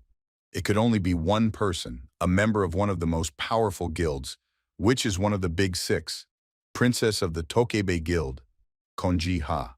The lady handed him a business card and told him not to think that she was some kind of crazy. June was amazed because people from the guild came to him personally. Do they really want to hire him? It was a very pleasant feeling. The princess asked if they could discuss a job offer in a nearby cafe, if he didn't mind, of course. Ho agreed. It was a successful escape from the crowd. People said that it was in his style because the guy was already famous. They sat down in some small establishment nearby. Ji-ha said that it was a real hell outside, and she did not like to go outside unnecessarily. Huo asked if she specialized in fire skills. The girl said that this was the whole problem, because in fact she loved the cool. June has heard that even the demons are afraid of her. In fact, she looked like an ordinary girl. Was she really the princess of Tokeba? A drink was also brought to him. Ho asked her what exactly the guild wanted from him. The girl immediately asked him head-on if he wanted to join them. June wondered in surprise if she had said it so bluntly. The princess made it clear that the chairman ordered her to hire a player named Jun Ho, and she was not eager to waste time. Besides, she needed to evaluate him in person, and he was tested. The ghost asked by what criteria she judged him. The girl explained that, first of all, according to his achievements, he had already achieved a lot, so she immediately liked him. The so-called super beginner. June said that now there's really no one who would surpass him in experience. In addition, she highly appreciated his martial art and potential. It seems that she has already heard about what happened on the black market. The girl shook her head and said that he was quite good in combat, and she also wanted to check something else. Is his main ability only to wield a weapon at the D level? June said that everything was correct, and so it was said in his official profile. The princess said that he never ceases to amaze her. The girl said that it was only necessary to think, because he managed to build a career with only one skill. Then what happens if you add others to it? If he joins a guild, he will have access to books on various skills. She handed him the book and told him that their coordinators would make a special route through the main gate so that he could develop faster. June said that it was really impressive, in addition to the fact that they have huge resources, so their incentive system was much better than that of the association. Now it was clear why strong players joined guilds. Of course, he knew that Tokebe was one of the best in the world. Besides, they knew more about the second floor than the association. Jiha asked if it would be better if he joined them. The princess did not see any reason for refusal because it was Tokabe. Besides, the commander personally came to him. Ju said he was forced to reject her offer. The girl began to say that of course he could talk to her informally. She had just understood what he had said and shouted and asked why he had made such a decision. Of course, by joining the guild, he will be able to quickly earn money and fame, but free cheese is only in a mousetrap. He will have to follow all the orders of the guild. Maybe it will benefit him, but one day the guild will become a shackle for him. The girl asked if she had misexplained something. Ho added that he was well aware that it was a great offer. June asked if she didn't know the saying at times, a snake's head is better than a dragon's tail. The princess sat down on a chair and said that she understood everything. This guy was definitely smart. Even if he joined the guild, he would have to try hard to reach a high position. The competition was quite fierce, as the elite competed with the like. June apologized and reiterated that he refused. The princess said that she would not force him. Jiha said that she would give him advice. He should be very careful in the future. June scaredly asked if they were going to take revenge on him. The girl said that she does not look like a stupid person at all to kill someone for refusing. Ha explained that the demons had been active lately. The same thing was happening on the first floor. In other words, they were up to something. The princess said that it could be so, she told him, because the association still does not have this information. If he meets the demons without prior preparation, then she will be very offended for him. June thanked her for her advice, and the girl waved at him and said that they would meet the snake's head somehow. After that, he went to the association and told him about the information that the guild had given him. In addition, he did not see the point in Tokibi being lied to. Toku was surprised and added that he certainly knew that guilds had more information, but not as. The president asked if he regretted that he had refused the offer, because the princess had come to him in person. June explained that he wasn't too disappointed, because if he had pursued the idea of getting fame and money, he wouldn't have turned him down. However, he knows perfectly well that he does not care much about such things. Ho looked at Toku and wondered what was wrong with his face. Did the president really want him to go to them? The man explained that maybe they would just be useful to him and help him. June said that the guild will be just a headache for him, and in the association he feels much freer, so he doesn't have to worry about it. Toku almost burst into tears of happiness. The president said that on such a fine note it was worth renewing his contract. Now he wanted to give him an entire floor to live in. June wondered if it was even possible. Toku explained that he just could because he turned down an offer from one of the members of the Big Six guilds, and so far everything was fine with their finances in the association. And in terms of information, he will try to do everything to reduce this difference. June was pleased and grateful to him for all this. He asked Toku which floor he could move to. He added that it was worth writing down in the schedule that the capture of the South Sea Gate would take place in a week. Toku asked why he decided to wait so long. Did he really want to give time to these abominations of demons? June explained that it was worth just throwing the bait and waiting. This is how they catch a fairly large fish. That same evening in prime time, it was announced that Seo Junho was going to seize the South Sea portal. It was an unprecedented event. If the gate could be captured, then Korea would become the first zone in the world without an unconquered gate. As they became aware, the association re-signed a contract with this newcomer, thus strengthening their partnership. In the news, experts debated whether the information that June rejected the Tokibi Guild was true. The guests reported that the super newcomer announced that he would go to capture the gate on his own. At the moment, the whole world is watching these events with bated breath. At this point, the man turned off the air. Coming out of the cave, he saw incredible landscapes, but it seemed that he did not care about them. The man asked if he had been here. A ghost appeared next to him and asked if he had called him. A reference for Junho opened in his hands, and the stranger explained that the hurricane bow must have been in the person's possession now. The spirit said that he had only heard that the bow had disappeared from the inventory of Taikar Vishi. The stranger explained that this was the case because the weapon was hidden from the eyes of the community and also highlighted the information that the demon had killed the young star of India. The ghost asked if he needed to go down to the first floor. The man with the red hair said he shouldn't have done that because they had no proof. In addition, they cannot afford to catch the eye of the association in the current situation. The stranger asked if there was anyone else on the ground floor who they could use. The spirit revealed that there were still Shadow Brothers, whom they wanted to use at an auction in Las Vegas. These two stood out from those who desperately craved strength. The man decided to go with them to the South Sea Gate, and it doesn't matter if Seo Jun-ho dies or survives. Suddenly, something abruptly attracted the demon's attention. He began to peer into the distance. He realized that it was the spirit of the Sword of Wrath. He ordered the ghost to prepare for the movement. After that, the assistant disappeared, and the man was left alone. He was thinking about how Kim Jun's wrath blade from the ninth heaven haunted him. After all, he is a professional shooter, unable to resist him. Because of him, he couldn't go down to the first floor and pick up the hurricane himself. Kim seemed to be making fun of him.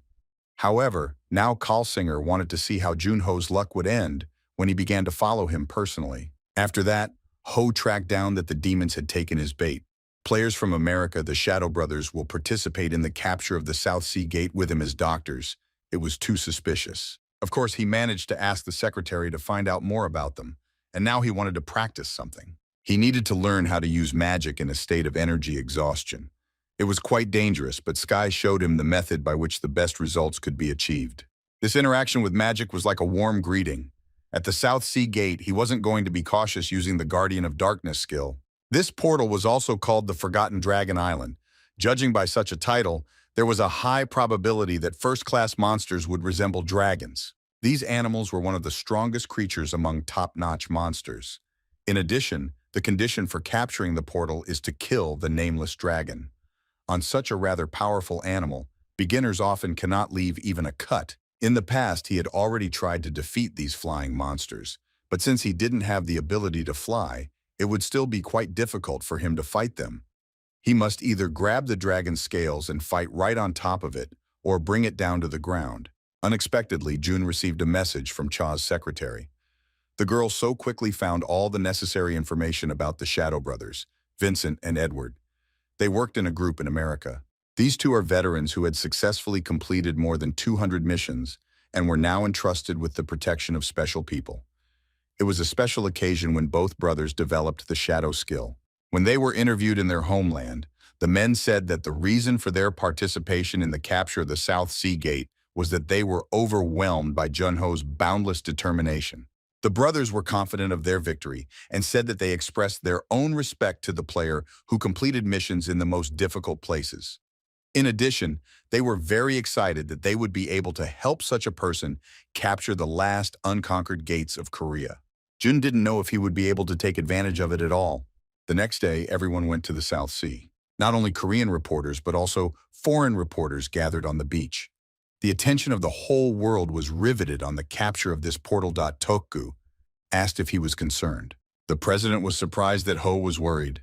Jun explained that these horrible toys would make anyone nervous. Toku began to mutter that it was worth throwing away this phone a long time ago. Why is he still using it? Since what age was this relic at all? The president did not understand why he was so careless. This gate lost more than 500 people. Ho explained that he didn't the 6E, that he didn't care, but he just didn't have jitters. At one time he defeated the Ice Queen, and now he has to worry about the unknown dragon, who doesn't even have a normal name. Maybe it makes sense, but he won't be alone that day.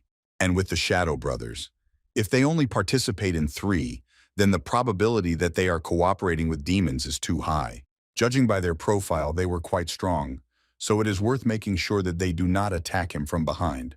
Of course, Toku didn't have any proof, but he had a bad feeling, and he would have been happy to download this show with a gate grab right now. There was no need to worry. Even if they threw out some kind of trick, then he has a plan. The brothers approached him and held out their hands, saying that they were his fans. They started talking about his successful gate grabs with such a skinny body it was incredible. Ho replied to them in English that there was no problem with it. The brothers were surprised and said that it was an incredible turnaround because they did not know about his English skills. The man said that then they did not have to worry about problems with synchronization because they were afraid that the hobby would be in jeopardy, because knowing Vincent's translation skills, everything could be very sad. After that, they went to the gate because the most exciting moment before completing the mission is the entrance to the portal, because they do not yet know what conditions and monsters are waiting for you. That is why the emotions of the players reach their maximum point when they enter the goal, but there is a risk associated with them. Players are so focused on the upcoming battle that they do not expect an attack from the back, so they cannot concentrate enough. This moment should have been used, but for some reason they decided to stop because they doubted. Was it the most opportune moment? Very soon they found themselves on a desert island and the brothers realized that they had lost a priceless chance to attack June from the back. The mission with an instant attack failed, and now it was necessary to wait for the right moment. They decided to walk around the neighborhood and explore the area.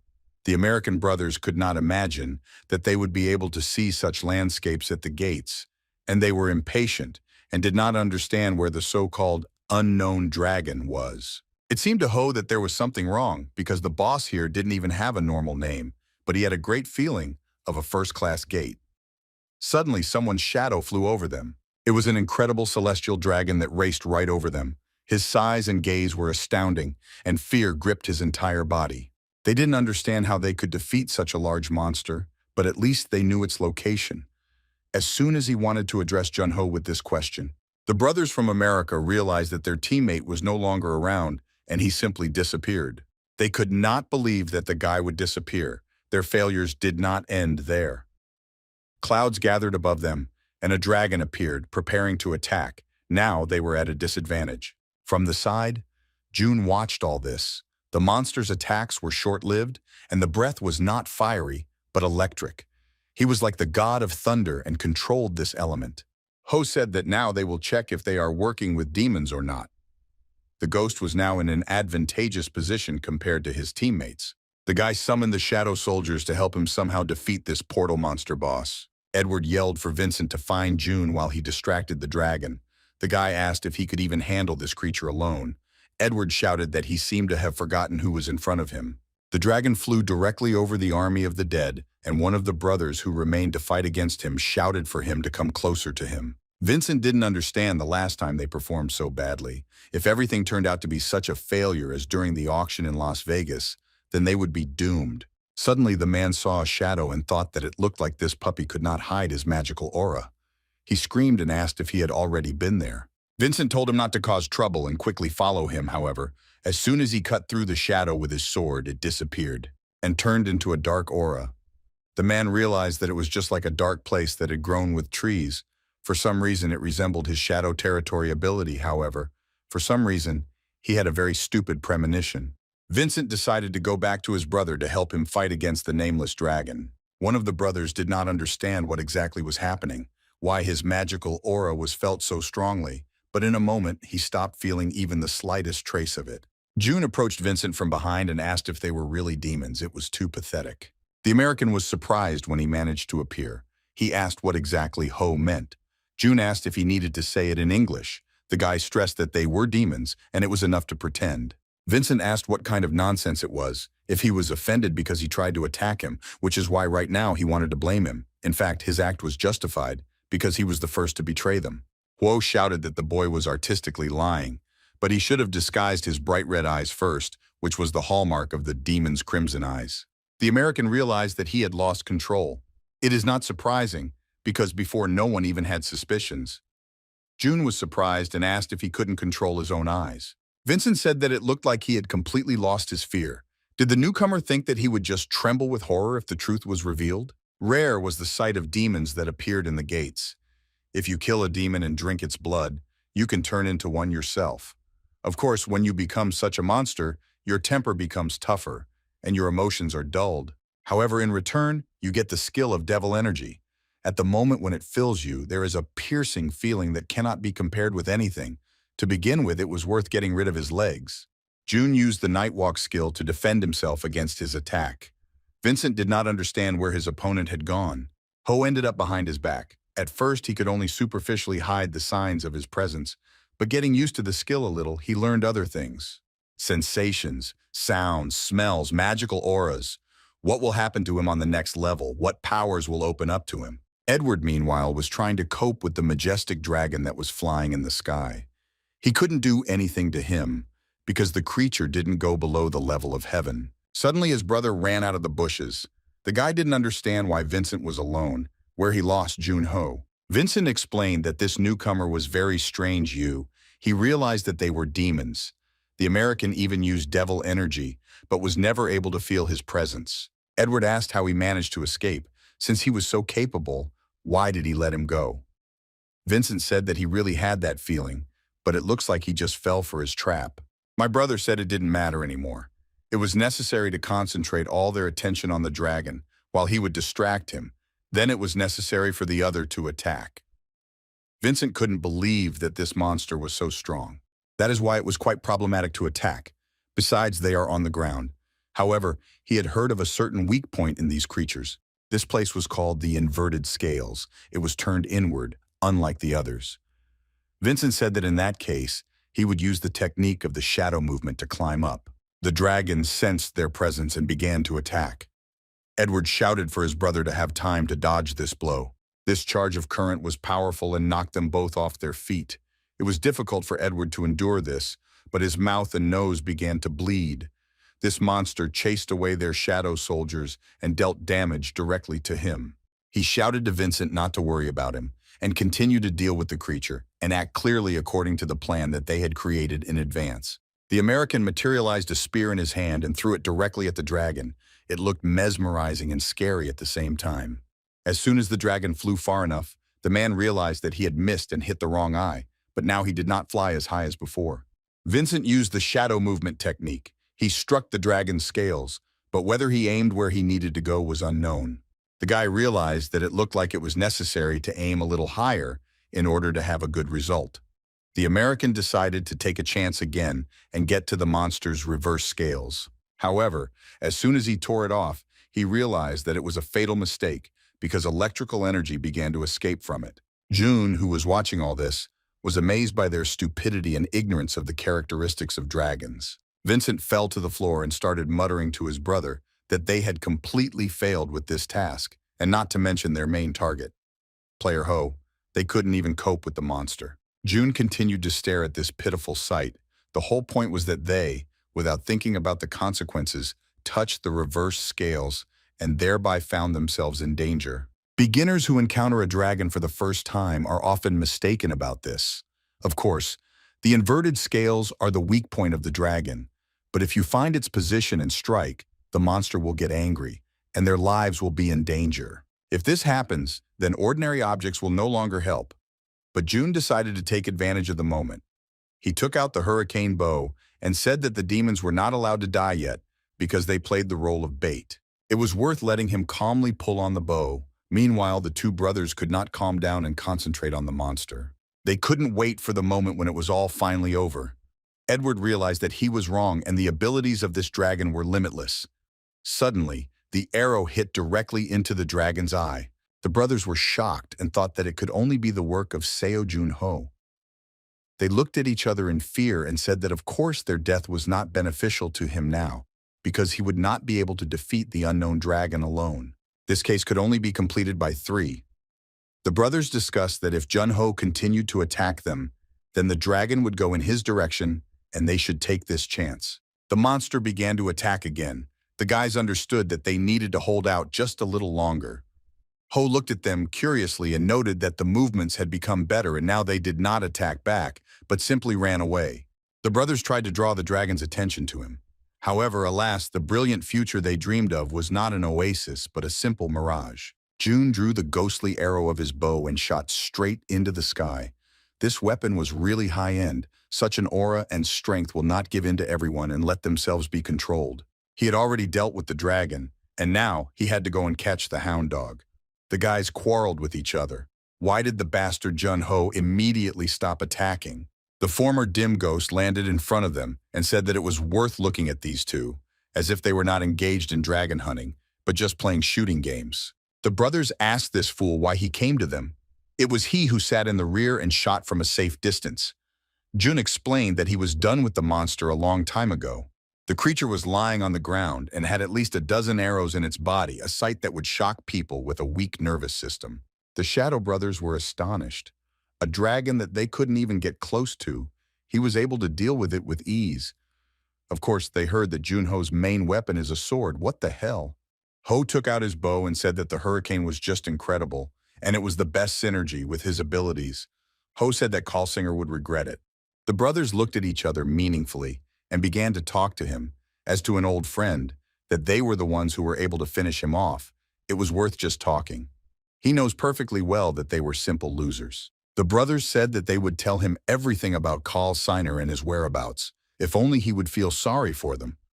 June ordered them to shut up because he wasn't going to cooperate with them. Ho said that they naively believed that he would allow them to stay alive by knowing about their line of work. Vincent shouted that he really thought they would just give up and die. June attacked him first with his sword, who didn't have any special abilities. Now he was bleeding because the blow fell directly on his neck. Edward also rushed to him to avenge his brother. However, Ho's sword went through his body.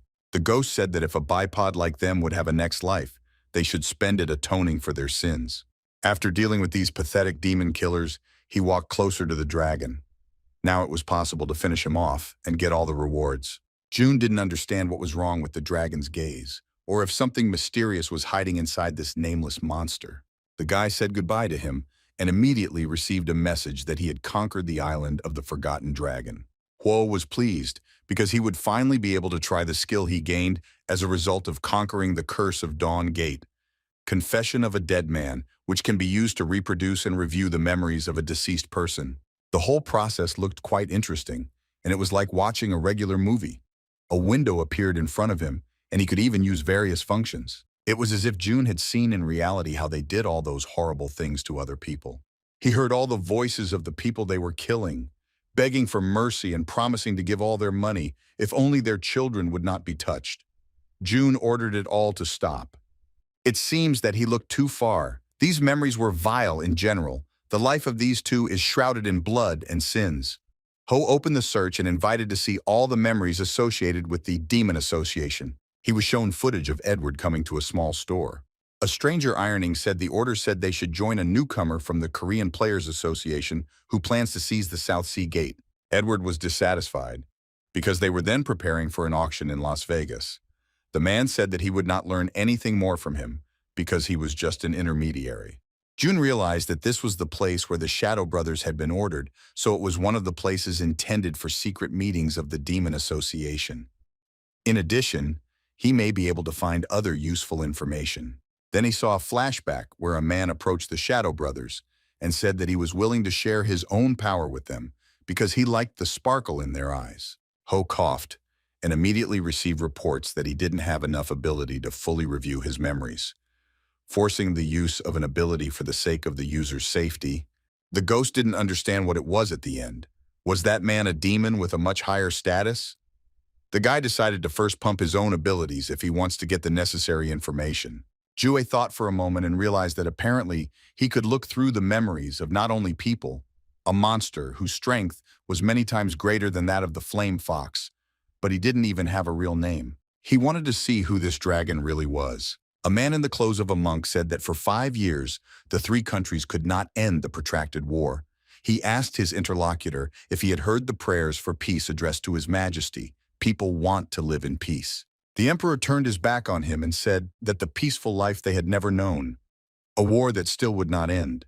Even then, the great Nordic country is waiting for the right moment to take away their lands. June didn't understand what kind of peace we could talk about. The king seems to have spoken of himself in the first person, using the plural. His body was growing every day. The man did not have time to finish speaking as he began to cough violently.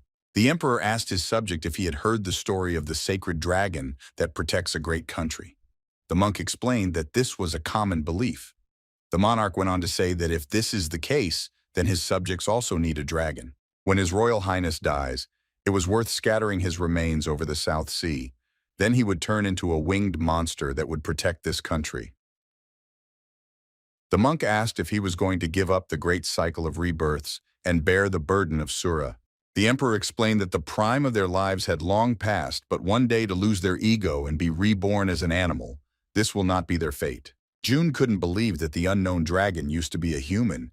If there was someone in front of him who had just talked about the dragon, then at least it must be the king of Silla.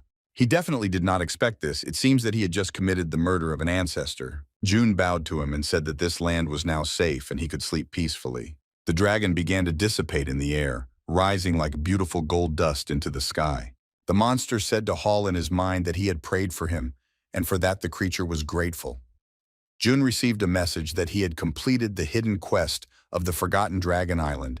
As a reward, he received a pacifying pipe and the title of Heavenly Helper. It was even difficult to imagine that there was a hidden quest all the time, in addition to the fact that the level increased, and a special item was given. Jun had no idea that he would be able to get such a benefit. It was quite unexpected, but a pleasant surprise. Very soon, the boy came out of the portal. People began to discuss that Seo Jun came out of them alone. It turns out that the Shadow Brothers are dead. Journalists said that it was difficult for them to believe that they were simply defeated. It doesn't matter if you have a brilliant career or not. Everyone was equal before they died, and the Shadow Brothers were no exception. In addition, the meeting had already begun. To begin with, it was worth listening to how everything went. Ho went on stage and stood at the microphones and said that the reason he came out of the gate alone was to blame. Jun said that there was a large labyrinth inside, and their starting points were too far apart. Leaving the labyrinth, he saw the lifeless bodies of the Shadow Brothers with mortal wounds, inflicted on him by the unknown dragon. If he had gotten out of the labyrinth at least a little earlier, then everything would have been fine. Ho said that he would never forget their heroic sacrifice. Kalsiner shouted with all his anger that he was too lucky a bastard. The ghost asked how the auction in Las Vegas would go now, because it was his idea to send the Shadow Brothers to the gates of the South Sea. It was necessary to solve this problem no matter what it cost him. Now the watchdogs had to go up to the second floor. The ghost confirmed that everything was right, because the management considered it irrational to leave them on the ground floor. Call said it was worth postponing their ascension to the next dimension for a while. The ghost explained that the management had ordered them to be summoned in person. Redhead asked if he had completely forgotten that the association considers the result to be more important than the process. It doesn't matter how many times he is beaten for it, but it's definitely better than being killed for a failed mission. This time it was worth entrusting the auction in Las Vegas to watchdogs. They must certainly succeed. Jun asked Secretary Cha why this time he didn't sort out the assignments that had been sent to him personally. The girl explained that she had already done all this. It turned out that all these papers were for him. It seems that the fault was the hasty seizure of the South Sea Gate. Jun was surprised to explain that, according to official information, he had made a very insignificant contribution to the takeover of the portal. Cha said that this is exactly how it was written in the article. However, in the world of gamblers, luck is also called a skill. The secretary leaned closer to him and said, in addition, that he should have put his hair in order. Ho said that he was not some kind of star. Was it really necessary? Cha explained that after looking at past photos taken by reporters, she realized that his hair looked terrible. She showed on the watch the profiles of the top players of the moment. Of course, there are those among them whose careers have not been so brilliant, but they do not look so sloppy. She asked if he was going to have a good rest. The girl gave him a business card of a beauty salon.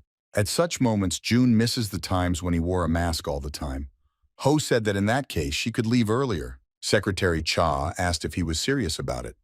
Jun explained that she had spent a lot of effort sorting through all these materials, so now she could go to rest.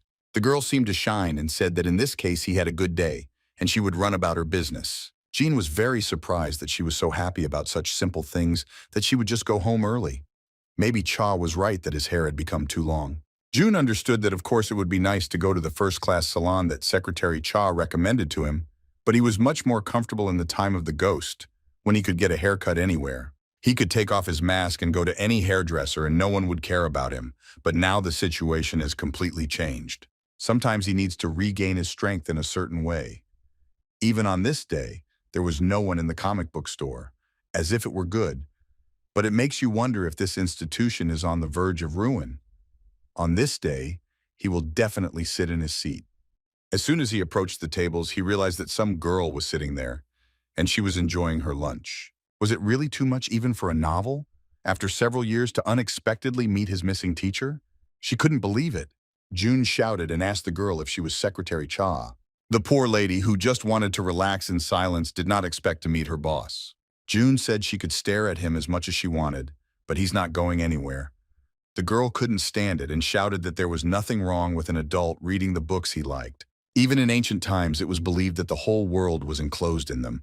Ho said it was not a bad thought, but he doubts that the whole world was laid down in a book, a Munchkin SSS class that trained for 9 million years. The girl asked what an incredible book Mr. Jun Ho had read in that case. Ho looked at the name of his sun priests and said that his book was no better. It turns out that they had a draw.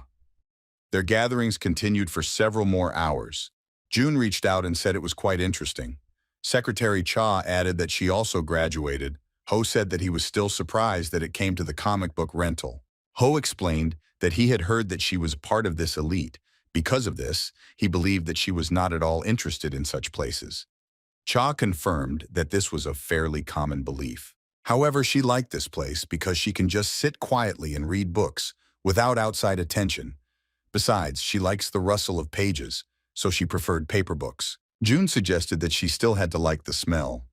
The girl enthusiastically began to tell that in old books, one could feel this refined aroma of time, sealed between the pages of stories. Secretary Cha didn't even notice how quickly time flew by. She should have already returned home.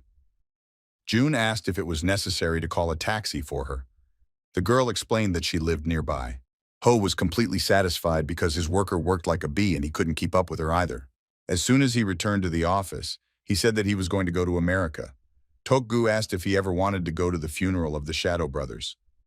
June seriously said that he had nothing to do there. Huo said that from these pathetic brothers, he learned about the secret meeting place of the demons. The president could not believe this and asked where it was.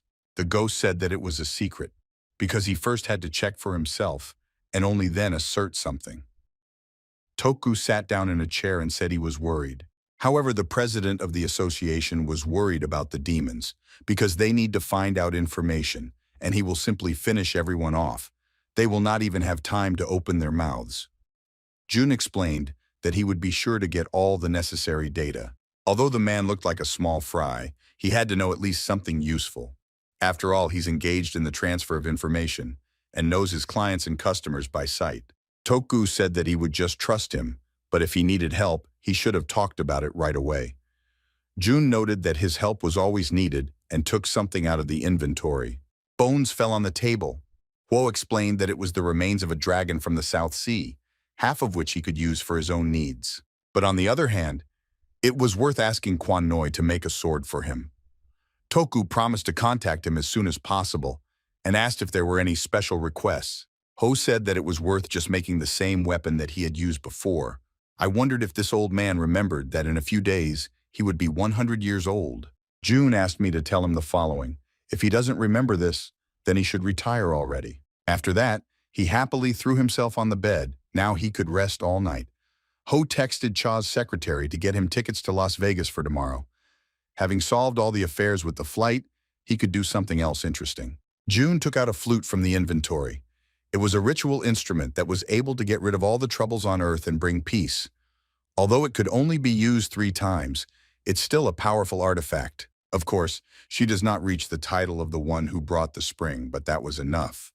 In addition, June's magic stat was now the highest if he continued to evolve in the same vein. Very soon, Ho will be able to use the steel of the sword, an art that requires the comprehension of magic.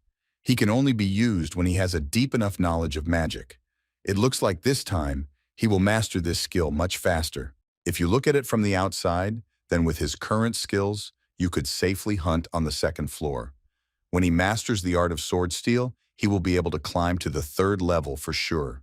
However, the question was whether he could compete with the 9 peerless rulers of the afterlife. How strong these creatures could have become in the 25 years that he spent in hibernation and began from the absolute beginning again. In addition, it is not at all clear how many demons are left in the pack. Now he couldn't wait. The next day he arrived in Las Vegas, a place where entertainment and excitement fascinate people day and night. It is also called the City of Sin. June's whole body hurt from the sitting position, and it was difficult for him to move. Ho had little interest in information about the upcoming auction that had so many people around. An artifact auction in which famous people from all over the world will participate. Now, he should have gotten to the dry cleaners somehow. It would be great if he figured it out as quickly as possible and had a good rest in the city of entertainment. Meanwhile, at the destination, the owner of the purge was furious because everything at the moment of his life was happening through one place. The Shadow Brothers failed the task, the air conditioner broke down, and it was not known exactly when the master would come. Now these watchdogs, crazy fools, he guessed perfectly well that everything would end like this. His assistant asked why he called the dogs so, as if they had already met once. The owner explained that they had not smelled blood for a long time, Besides, they managed to kill his boss, and this instilled some fear in him. Suddenly, the door opened. Three men came to the dry cleaners. The men greeted the watchdog squad. The girls snarled aggressively. Why was it so hot? Did he really want to die? The men began to apologize and say that they would do everything necessary not to touch them. The girl calmed down and said that then they should at least give the order. The lady snatched a piece of paper from him and carefully read everything.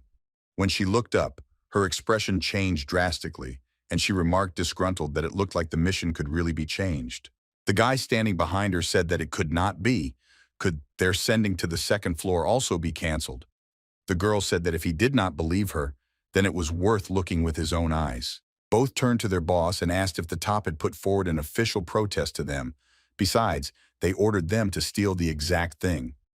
However, Carl Singer was never their immediate superior.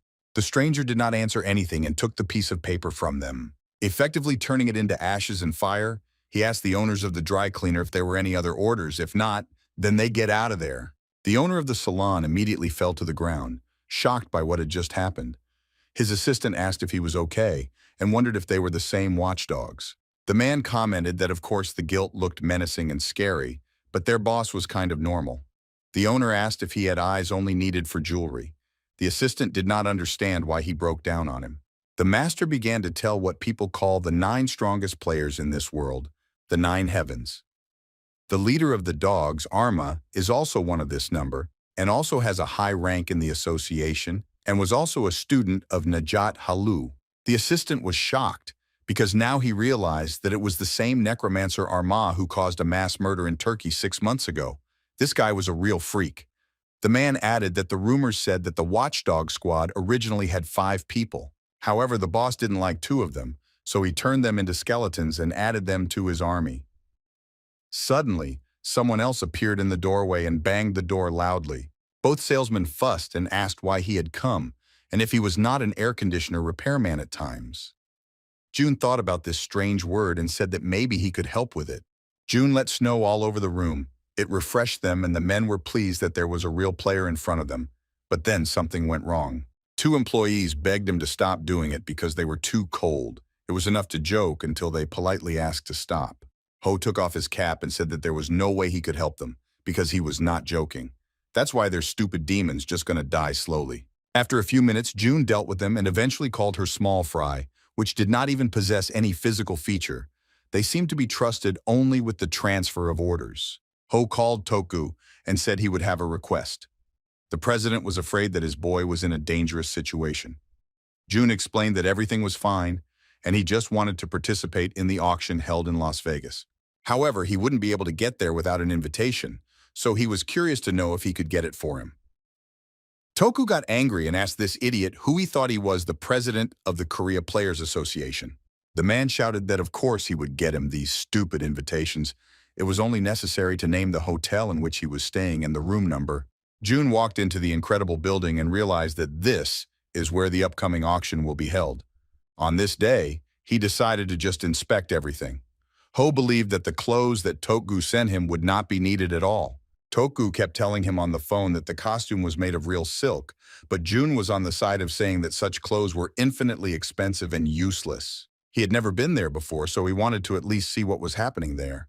However, the door did not let him in, and some men in uniform approached him from behind. The guy in the tuxedo asked if it wasn't Seo Jun-ho's player at times. The former ghost was surprised and wondered who was talking to him. The stranger went on to say that they met on Isandan. He was together ex-commander of Kong Ji-ha, or rather he was Inho of the Tokubi Guild. Doesn't he remember it? June remembered that huge guard next to the guild princess. It was a strange tandem, but Ho apologized for not recognizing him right away. The man wondered how he got to Las Vegas. Ho said that he came to participate in the auction of artifacts, but it would be offensive to sit all day before the event in the room, so he decided to explore the area. What then did the guys from Tokubi do there? Ying explained that the organizers of the event instructed their team to monitor safety during the auction. And right now they had a bypass patrol, which is why he will ask if he wants to visit the casino. The princess's bodyguard good-naturedly said that he could easily solve this problem. The methods of running a gambling business have changed, so the alarm went off. After the world changed, the casino suffered huge losses due to several players. June guessed that they were using their own abilities. That was the right answer, so there was an offer from the hotel. Open a casino exclusively for players. There you are allowed to use your own abilities as much as you like. Dealers are also players, and in such a case, high-level players should not ruin the casino. Ying scratched his head and said that it doesn't always help, because sometimes level and ability don't matter at all. Meanwhile, a scream was heard from the next table. Their princess had never won yet. The girl jumped up from her seat and asked the croupier if he was definitely cheating, because she was completely sure of her choice. The princess lay down on the gambling table and said to herself that it was complete nonsense. How could it be so naive to lose? As for cheating, probability or mental abilities will not help with this. In this case, the player can count on his eyes. June sat down next to her and asked if the game was interesting. The girl clenched her fist and said that now she was a little nervous. Princess Tokabi shouted that it was too exciting, but then her mood changed drastically because she recognized Mr. Snakehead. The girl pretended that she could not even think about their meeting in such a place. Did he really come to become her subordinate? Ho cut off that this is not the case at all. The princess reassured him that she was just joking. Then why was the wig in Las Vegas? June said that he was brought here by the player In-ho, and so tomorrow he will participate in the auction, and now he had free time to see everything around. The girl stressed that if he had any problems, he should have told her right away, because she was the captain of the security of this hotel. June thanked and mentally wondered if it was even possible to gamble while working. Ho asked if this game was that difficult.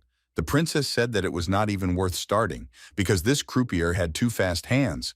Rumors said that he became a dealer after working on the second floor. June wondered if she knew who was in front of her, due to the fact that absolutely everyone who worked there wore masks.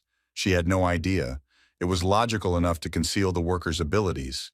Ho called the waiter and they brought him chips. The princess wondered why he immediately went all in. First, you have to get used to its speed. Otherwise, it will be difficult to follow the movements of the hands. June asked why, then she continued to lose if she was not yet used to the croupier. These words hit the mark and the princess was silent for a while. The facilitator asked if he could start. June confirmed. After that, the layer was hidden under one of the caps and began to mix. Very soon, after a few dozen revolutions, he stopped and asked the players to make their choices. The princess jumped up from her seat and began to say that now she knew for sure. The girl said that it was the left one she seemed to see clearly this time. She thought about how to put a couple of chips. June commented that Commander Cone shouldn't have bet at all. After all, she has no skills at all. June said that the right one was the one in the middle. The croupier picked up the chip and congratulated him. The princess immediately started shouting that the newcomers were just lucky. She's heard that fortune smiles only once, which is why he should give up the next game. Of course, she kept playing, because there was no way she could win. June wondered what kind of heartfelt story it was. The princess offered to leave, but two strangers approached and the girl proposed. Boney to play with her. The guy resentfully told her not to call him that. Ho somehow realized that these bastards were here. Luck was on his side and the problem of finding them was solved by itself. However, he cannot enter into an open conflict situation with them until he proves their demonic nature, essence, and they will not reveal themselves so easily. It remains only to create the right situation yourself. Ho told the captain that it was a lot more fun than it seemed at first glance. The princess shook her head and decided that gambling addiction was too scary a thing. The croupier said that since there were 3 participants, he would use 5 dice. The game began and everything was mixed up with several dozen movements. The girl chose the one in the middle, and the 2 men the one to the right of all. The croupier picked up one of the dice and declared that both Mr. had chosen the right option and had won the game. Princess Tokabi jumped out of her seat and began to say that it seemed that fortune was also a skill. June realized for himself that this thin boy was a more annoying opponent than the girl. Princess Tokibi said that Mr. Snakehead had an incredible talent. How could he do everything so well? June explained that once upon a time he was taught by a friend, a way by which you can see through any trick of the enemy. According to one of the 5 heroes who were June's comrades, it was as easy as pie, because you need to look not at the shell, but at the essence of the enemy. It doesn't matter if you are stronger or weaker than him, you need to comprehend the true essence of your opponent, which may be hidden. The croupier started a new round. He changed the position of the dice with incredible speed. However, the main rule is not to follow the vessels, but the ability of the illusion of the presenter. Ho and one of the watchdogs simultaneously said that the chip was in the second left glass. The croupier was excited by the fact that the guests were constantly guessing, said that there would be a substitution. June turned to Commander Khan and said that since they had free time, he wanted to show her one very interesting artifact. The guy took a compass out of his pocket and said that he got it from President Shimtoku. If you fill him with magic, then with his abilities you could find special people. It was logical that there were no such people among those present, but unexpectedly the arrow pointed to their neighbors at the gambling table. Ju said that it was too strange and it definitely could not be. Did this gift break? Ho informed the captain that the watchdog, took advantage of this idea as well and said that he would return in 5 minutes and go to the restroom for a short time. The girl smiled wryly because she understood what it meant. June immediately went outside and ran to some kind of blind turn. He was followed by the demon and, coming closer, said that it looked like the dressing room was in a completely different direction. The stranger, who was one of the watchdogs, realized that perhaps the artifact in his hands must have pointed to demons. He found out about it inadvertently, so he decided to run away. June gripped the compass tightly in his palm and it broke with a bang. The bony man watched this carefully and could not understand how the artifact could have broken so easily, whether it was disposable. It seems that it was a fake, which means that he was specially lured to this place. Ho said that he felt back in the casino that he was quite clever and cunning. The demon asked Huo how much he knew about them. The ghost hinted that he should have thought a little, and he would have remembered their schedule for tomorrow. The bony man hinted that in this case their conversation would be short. He ran up to him as close as possible and put up his sword. June realized that this opponent would be fast enough, and it wasn't about good physical fitness, but about the skill that he had, and it was acceleration. Huo hinted that he had roughly now understood the level of his abilities. The man hissed that he should have just given up and died in peace. He still could not avoid the next attack. June was emaciated and closed his eyes.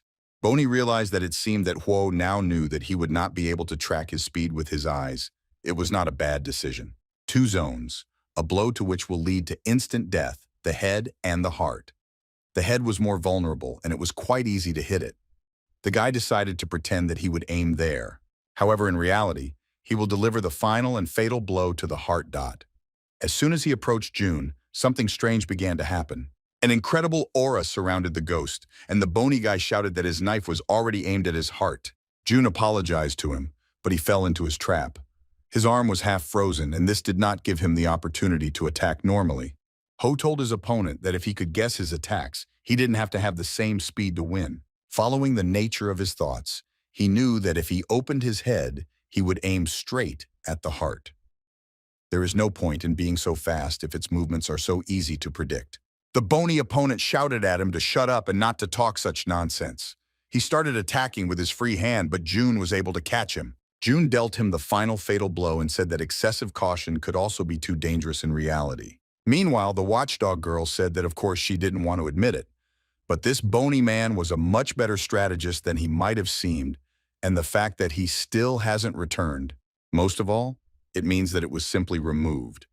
She called him a dumb bastard who promised that he would be back in 5 minutes and claimed that he had everything grabbed and calculated.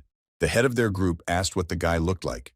The girl began to describe that he was a man of Asian appearance and was there with Kong Ji-ha from the Tokibe Guild, so it is likely that he was their subordinate.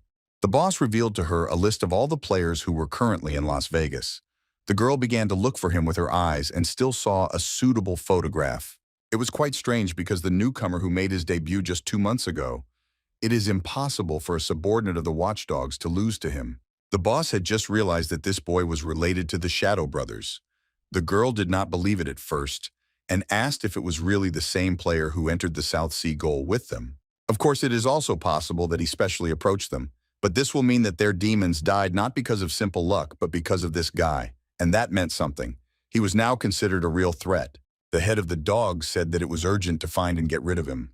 The next evening, June arrived at the beginning of the auction. He was dressed in an elaborate suit and fully prepared for any development at this event. He handed the invitation to the security and was told that his entrance was on the other side, and he did not need to go through the security because Ho was a VIP client.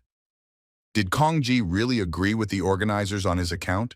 As soon as June remembered this extravagant lady, he immediately met her. The princess of the Tokibi Guild was very hot and ordered iced tea with a ton of ice. She needed as many as 20 servings. Ho called to her, and the girl immediately turned around and recognized Mr. Snakehead, who had run away yesterday after saying he would go to the bathroom.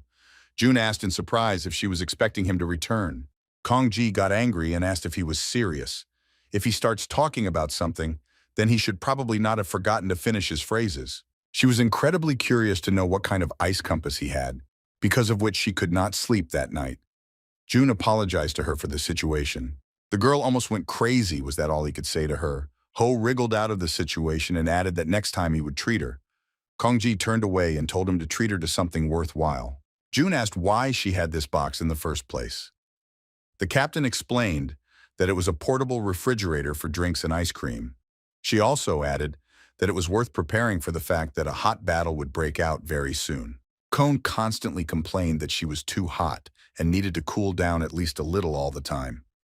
In any case, it was worth enjoying the auction, and she still needed to pick up the order. Ho hoped that everything would go peacefully for her personally, and nothing would happen to Princess Tokuba.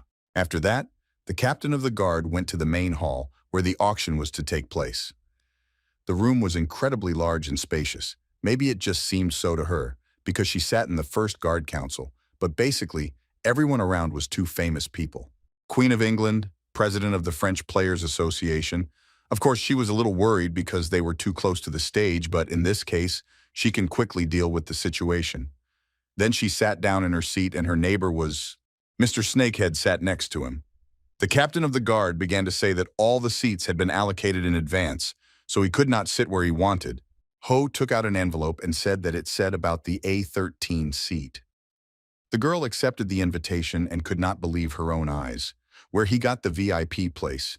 Even personally, she could only get an invitation to a lower level. Now, when she took a closer look, it became noticeable that he was dressed up, although he debuted only 2 months ago, but already receives privileges of this level. Kong Ji asked if he had spent all the money he had earned last night at the casino. She openly told Junior to his face that his outfit looked quite expensive, and even if he spent all the money on it, how could he get this ticket? Ho admitted that all this was done by Shim Toku and also prepared clothes and a room in the hotel. The princess said in surprise that she did not know that the president had appointed him as his heir. The newcomer did not cease to amaze her.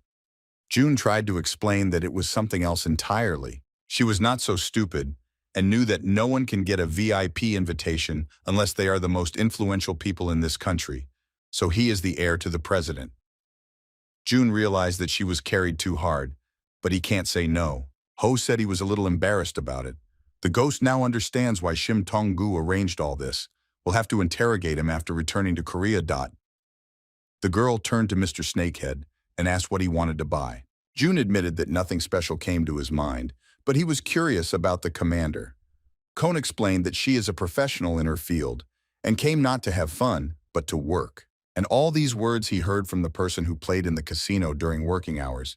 But still, he was glad that G was at this event. Initially, he planned to deal with the watchdogs himself, but after that fight, he was able to read Boney's memories, and at this point, he changed his mind. He will not be able to overcome an entire army in his condition, and even on his own. It doesn't matter if he liked it or not, but he will definitely need the help of the Tokubi Guild during the battle at the auction. If the legends about Commander Khan's strength do not lie, then he will be able to obtain not only the heavenly breath, but also protect everyone in this event. Suddenly the lights went out, and an evening of crazy money began. The host thanked everyone for their patience and said that the exclusive artifact auction, which is held only in Las Vegas, starts. Meanwhile, Princess Tokubi bought absolutely all the artifacts of the ice element. The girl said that it turned out to be quite an interesting thing and she liked to spend money. June turned to Commander Cone and asked if she had said that a professional should do his job conscientiously. The princess explained that a true master knows how to deal with everything at the same time. She asked if Ho was going to buy something for himself, if he was interested in ammunition for battles and tasks. Ju explained that he already had everything, but nothing in the world compares to the armor he once possessed as a dim ghost. All he managed to buy was a necklace. Princess Tokubi did not understand why he bought it at all, because this jewelry simply increases the speed of stamina recovery. Was it really a gift to someone? Was it really his girlfriend? June wondered if she should first ask if he was in a relationship at all. Cone corrected herself and said that maybe it was a gift from his mother. Ho correctly explained that his parents had died.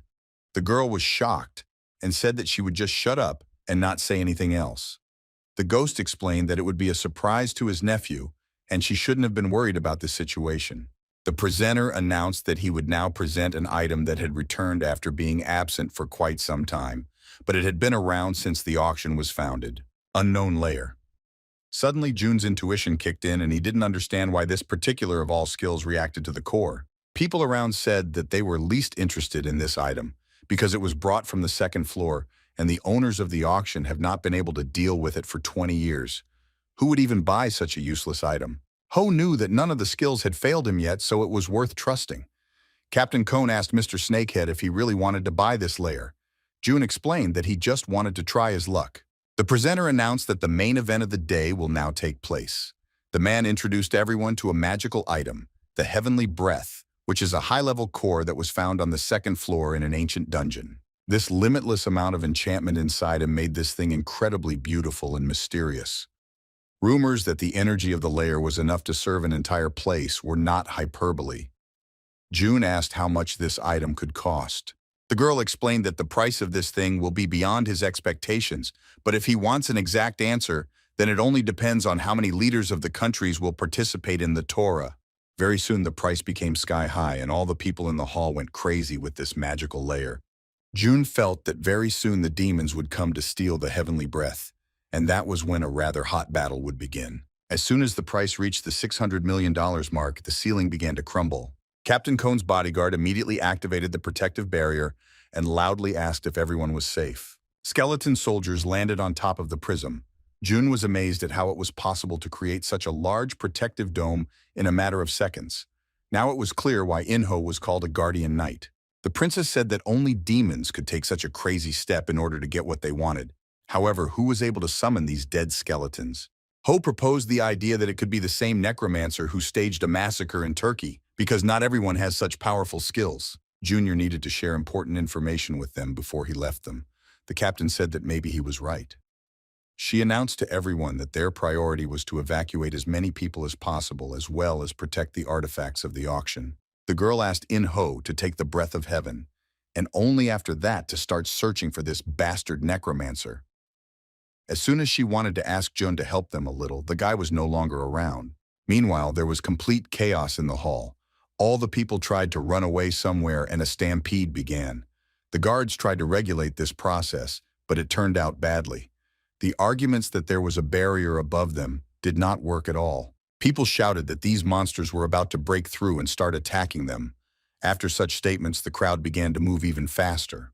Princess Tokabe punched a hole in the wall and asked how long it would take to get everyone outside through it. Yingho said that this building was not cheap enough to break down the walls there. The girl resentfully said that people's lives were much more valuable. Suddenly, a small black hole appeared near the guard. A bullet flew out of there and hit right over Inho's shoulder. Commander Cone was shocked and overwhelmed by the fact that she did not understand what was happening around her. The skeletons had already managed to break through the barrier because Yingho was injured. Because of this, they were already in danger, and it was necessary to take a fair fight. Princess Tokabe said that she planned to just wait until she found that bastard who controls the skeletons, but now things have gone in a different direction.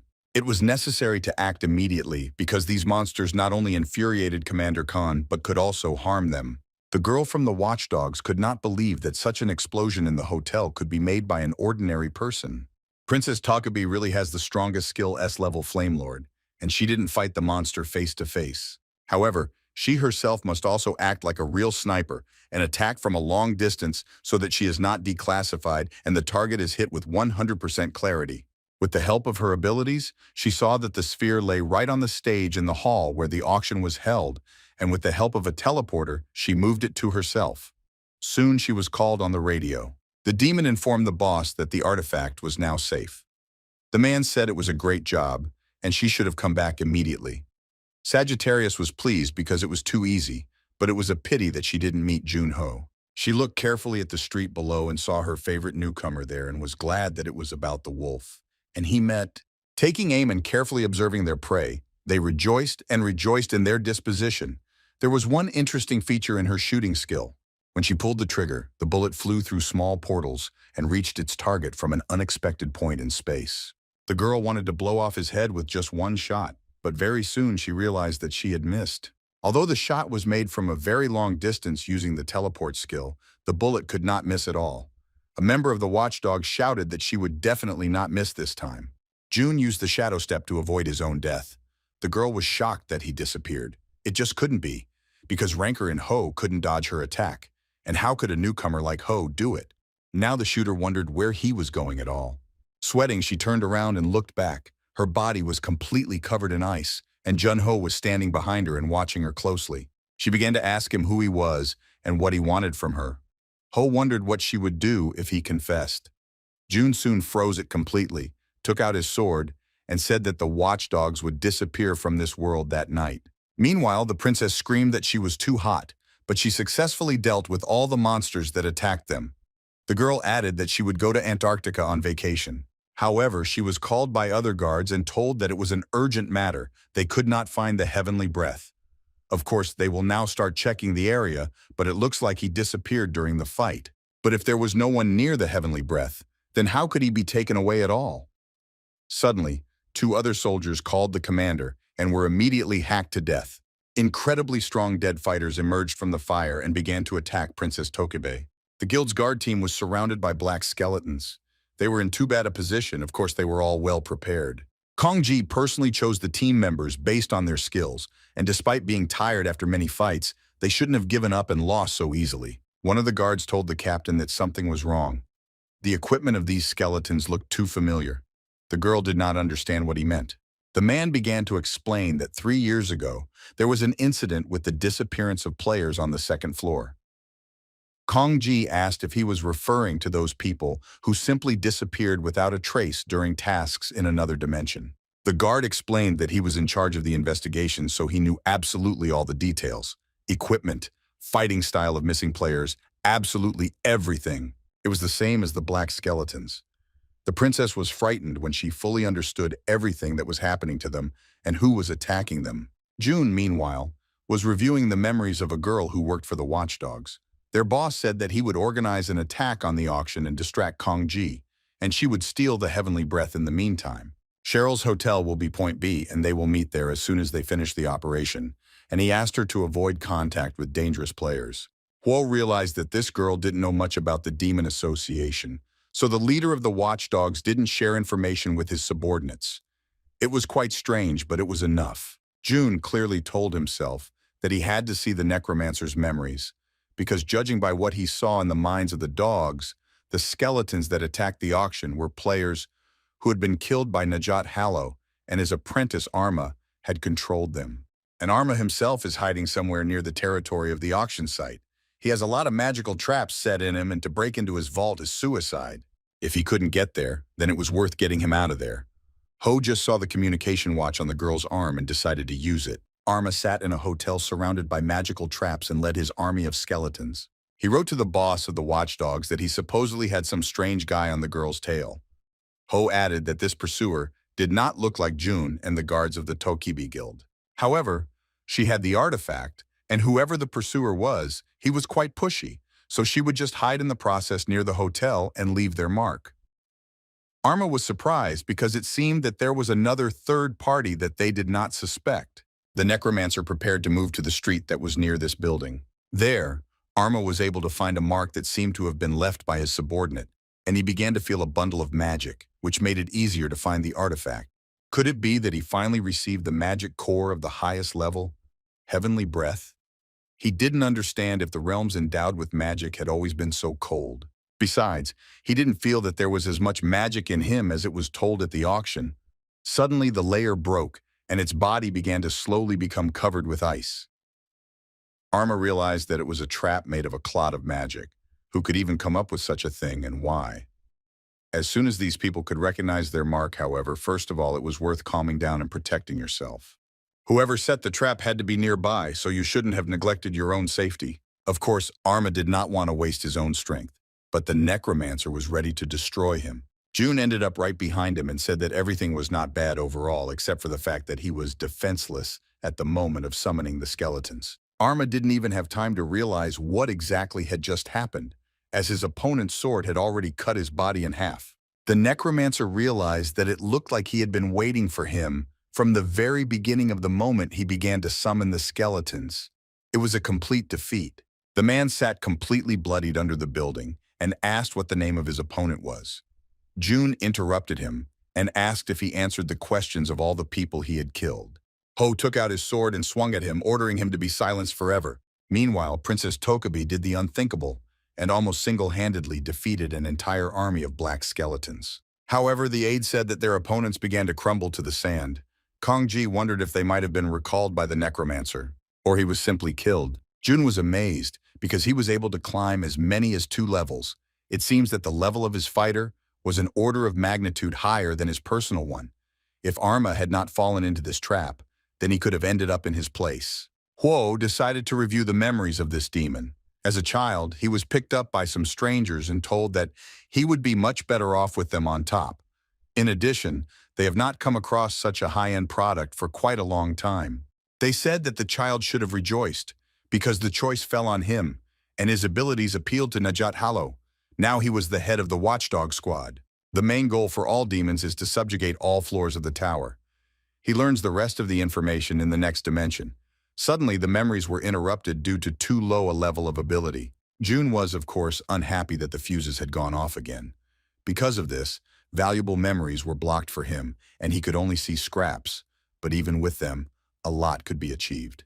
These demon bastards were like parasites. Orphans were like expendable material for them to raise new generations of fighters. If someone could not stand this level of cruelty, then they were simply disposed of. Until children turn into demons, they are not even considered people. Just experiment on them. June couldn't sit idly by. He needed to act. Arma, who staged the massacre in Turkey, was also from this orphanage. It was worth stopping these bastards so that this demon production assembly line finally stopped. That horrible Najat Hallow. Was it really him in the memories of the Shadow Brothers? Maybe he could also be one of the leaders of the Demon Association. But he wasn't sure yet. June swore that very soon he would close their shop. Ho would exterminate and throw them to the devil for trial. The next morning, Princess Tokobe was completely dissatisfied. They still hadn't found the heavenly breath. The girl did not understand why then they did not run away, taking the sphere with them. If the fight had gone on a little longer, they would have been able to trace them back to the source of the magic. The girl asked what time it was. It turned out that it was 7 in the morning. She screamed that she was fed up with all this and these damn demons. If they hadn't attacked them, then she would have been basking in a soft bed right now. Ying Ho came up to her and called the princess. He reported that someone had sent her a gift. Kong Ji was surprised and asked if it was some kind of fan again. The guard promised that this package would surprise her greatly. The girl asked what exactly was there, if he had already opened it. Wo Ying commented that this item was too unique. The captain said that the layer looked like the original. The true heavenly breath was identical in its characteristics and shape. The security guard reported that it was an original item. The princess did not understand how this could happen at all, because he was stolen by the necromancer. Ho Ying added that it was truly an amazing gift, and there was also a note in English. The girl decided to reread it. It was written that 2 more demons were killed along with Arma, and the heavenly breath belonged to her again. The body of the necromancer lay next to the alley. It was all from her fan. Kong Ji asked the guard in surprise if her admirer had dealt with the watchdogs. How could this happen? Ho Ying asked if she was not satisfied. Thanks to this person, they would no longer have to pay a penalty for breach of contract. It is good that the heavenly breath has returned to their hands because it is even difficult to imagine how it could be used. The princess said she didn't know who did it, but she was incredibly grateful. Now they both wanted to meet this brave man. This loyal fan did not leave even a trace. It was really the work of a professional. Ying said that it looked like he was a high-level fighter, but he couldn't even imagine who exactly it was. Unexpectedly, the princess forgave June and rushed to meet him. The girl asked what these phrases were. He generally knows what conscience is, why he ran away in such a dangerous situation and left her alone. Ho realized that she had been talking about the previous evening, and it looked like this to her. Kong Ji complained that he was constantly asking for time off and disappearing, and this was not the first time. Why does he need strength if he is constantly absent? The dim ghost said that the power was given to protect ordinary people. The girl interrupted him and asked what he had to do with it at all, if these were the words of a first-class hero. June realized that he was talking quite a lot because the words for the interview were written to him on purpose. The girl shouted that if they still had any dangerous situations, no more escapes, he had to protect people. It was worth understanding as soon as possible. Ho promised that this would not happen again. The princess seemed to shine and said that it was wonderful because he almost immediately realized his mistake. After that, Cone handed him a piece of paper and asked if he knew what it was.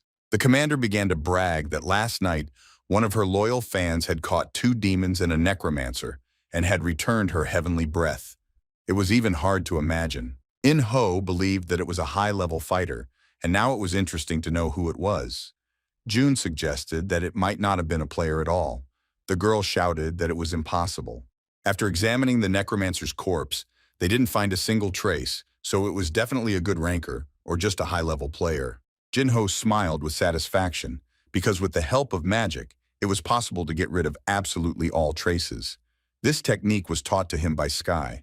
Captain Cone continued to look at the note and said that the handwriting was like that of a real Englishman, but perhaps now it is not worth looking for him. The former dim ghost said that this unknown fan would come out on his own if he wanted to.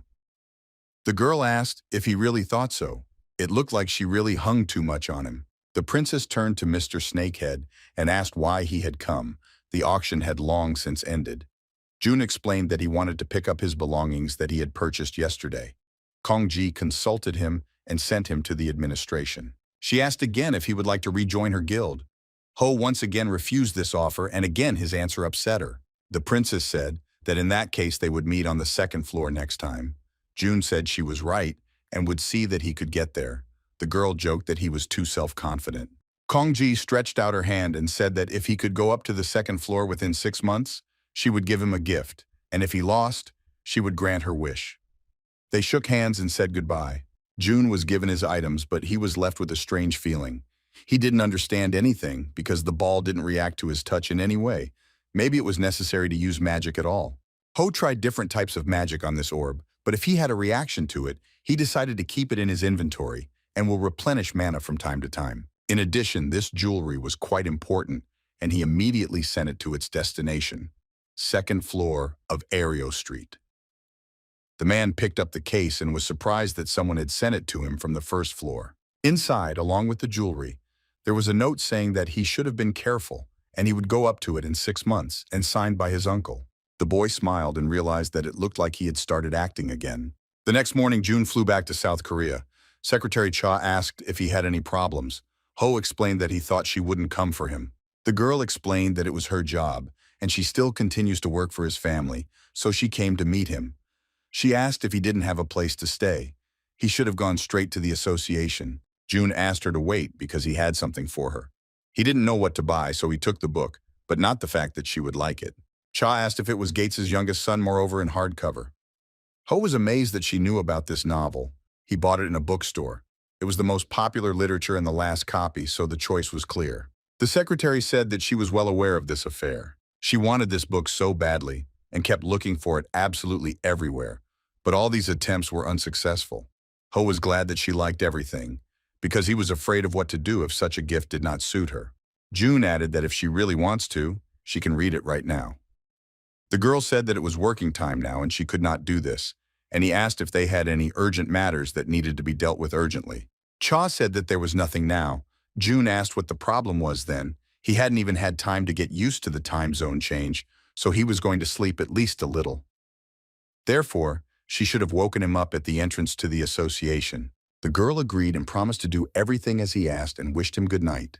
Ho came to Toku and put a box on the table and said that now it was his. The president asked if he had bought the most expensive one this time. June shook his head because he knew that he had recently quit drinking. June told the president that he had been in contact with Arthur Yu and told him that he would be going up to him very soon. Toku said that it was quite good, because this cub passed away 25 years ago due to an incident and has now become an adult. He was quite ashamed of the fact that he had not been in contact with him in recent years because he went up to the 2nd floor. In addition, Arthur said that he would not go down, since life on Earth reminds him of his father. June added that he had heard from the princess of the Tokubi Guild that the invitation he had received was not quite ordinary. Toku said it was logical because he had to show the world how much he cared about him. In addition, he will not allow anyone to touch June. Ho appealed to the president and asked him to do him one favor and find one orphanage. Toku was surprised and wondered why he was interested in such an institution. Huo explained that he had learned about some of the secrets of the demons. June told him everything. Toku was shocked and didn't know if it was even true to take children without parents and turn them into monsters. The ghost said that, unfortunately, it was all true, but the only thing he knew about this shelter was that it was abroad. The president banged on the table and shouted that the demons didn't know about the line that could not be crossed within the framework of adequacy. Ho told Toku that he seemed to have quit drinking, even though he was sitting and pouring himself a full glass of whiskey. The president confirmed his words, but now it was extremely necessary for him. The ghost conjured him a little ice. The president informed him that in any case Kwan Noi wanted to see him. He has a sword that he asked him to make before June's trip to the United States. The blacksmith said that the sword would be ready tomorrow, so he wanted to personally hand it over to the new owner. If he has a good enough career, then he won't need him anymore. Huo realized that now his name had risen so high that he would receive an offer from the Goblin Guild. Toku said he was leaving tomorrow morning and was now going to rest. The president was sure that he would be happy to meet Noah, but now he personally needed to do his best for June. The next day, Ho went to Kwan Noi's blacksmith shop, a place that hadn't even changed in the past 25 years. Now, if you think about it, Toku was talking about how Kwan Noi's grandson inherited the workshop. June continued to hear the sound of the hammer. It looks like he was a pretty good student thanks to his inspiration. Ho couldn't wait to see how much this crybaby had grown.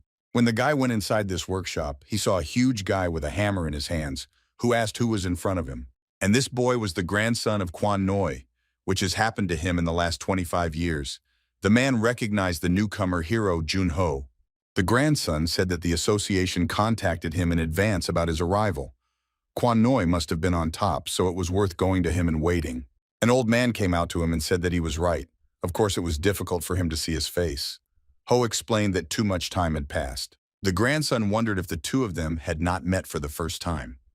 Noah replied that everything was too complicated and asked to bring a cup of Hagrid to treat the guest. The boy wondered if his grandfather was talking about the liquid tea that he brewed only for special guests. Kwan asked not to force him to repeat it several times. June asked if he still disobeyed his grandfather. The man said that he could even know about it. When the grandson does not listen to him, he does everything the same way. However, Noah raised and trained him properly. June managed to see how he works with a hammer. It seems that the boy has excellent skills, but Noah claimed that there are still some things that he must teach him. Ho asked why they didn't just say hello, he didn't die, turn back alive. Isn't it happiness? Noah said it was incredible. However, Noah was still angry with him. June thanked him for still remembering him. Kwan asked what was the reason. Ho said that if he was so interested, he would answer. Koval said that he had heard about the situation, but he did not know such a good reason why he had to return as a player. June said that now everything will become clear to him. Ho showed him his freezing prowess, and Noah asked if he now had the Ice Queen's abilities. They sat down at the table and began to talk. Kwan Noi was amazed that maybe June would be able to revive her comrades after defeating the Frost Queen. June said it was worth doing everything in their power to make it happen. After all, they had known each other since very ancient times. Noah said that he managed to sign a contract with the Dark Sun. Wasn't Jun Ho a rookie? The blacksmith began to laugh and explained that it was a joke, and he had wanted to see such an expression for a very long time. Ho said that it looks like he was called in order to give up the sword, but to laugh enough. The man asked if he was talking about that sword made of the bones of an unknown dragon. June commented that it hadn't been long since he ordered it, and the old man had already forgotten it. Noah said that as soon as he could have thought that he had forgotten about it. He will hold the hammer for him, and June will raise his sword. Isn't that the promise they made to each other a long time ago? Ho wondered what it was so long ago. How could he say something like that? Kwan got angry and shouted for him to try this sword immediately. June took the weapon out of its sheath and realized that the sword fit perfectly in his hand. Even 25 years later, the old friend remembered its features perfectly. Noah said that someone these days would ask him to make a real sword out of a few pieces of bones.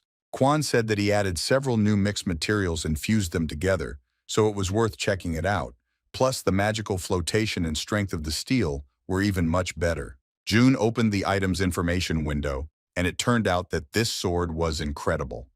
The model of the weaker class, which was in the warehouse of the association, was not at all like him. The old friend's skills were still good. Ho liked it. Quan said that if everything was in order, then he was glad. In addition, now Ho has learned to respect the old man who has retired and plays Go. June asked if he meant that easy game. Noah commented that of course it was because he was constantly winning. In addition, it remained the same as before. Maybe he remembers how to play it, but now with experience he did it much better. Kwan's grandson brought them tea and asked them to continue talking. June thanked him sincerely, and the elder reminded him that this drink was too precious and it was worth not spilling a drop.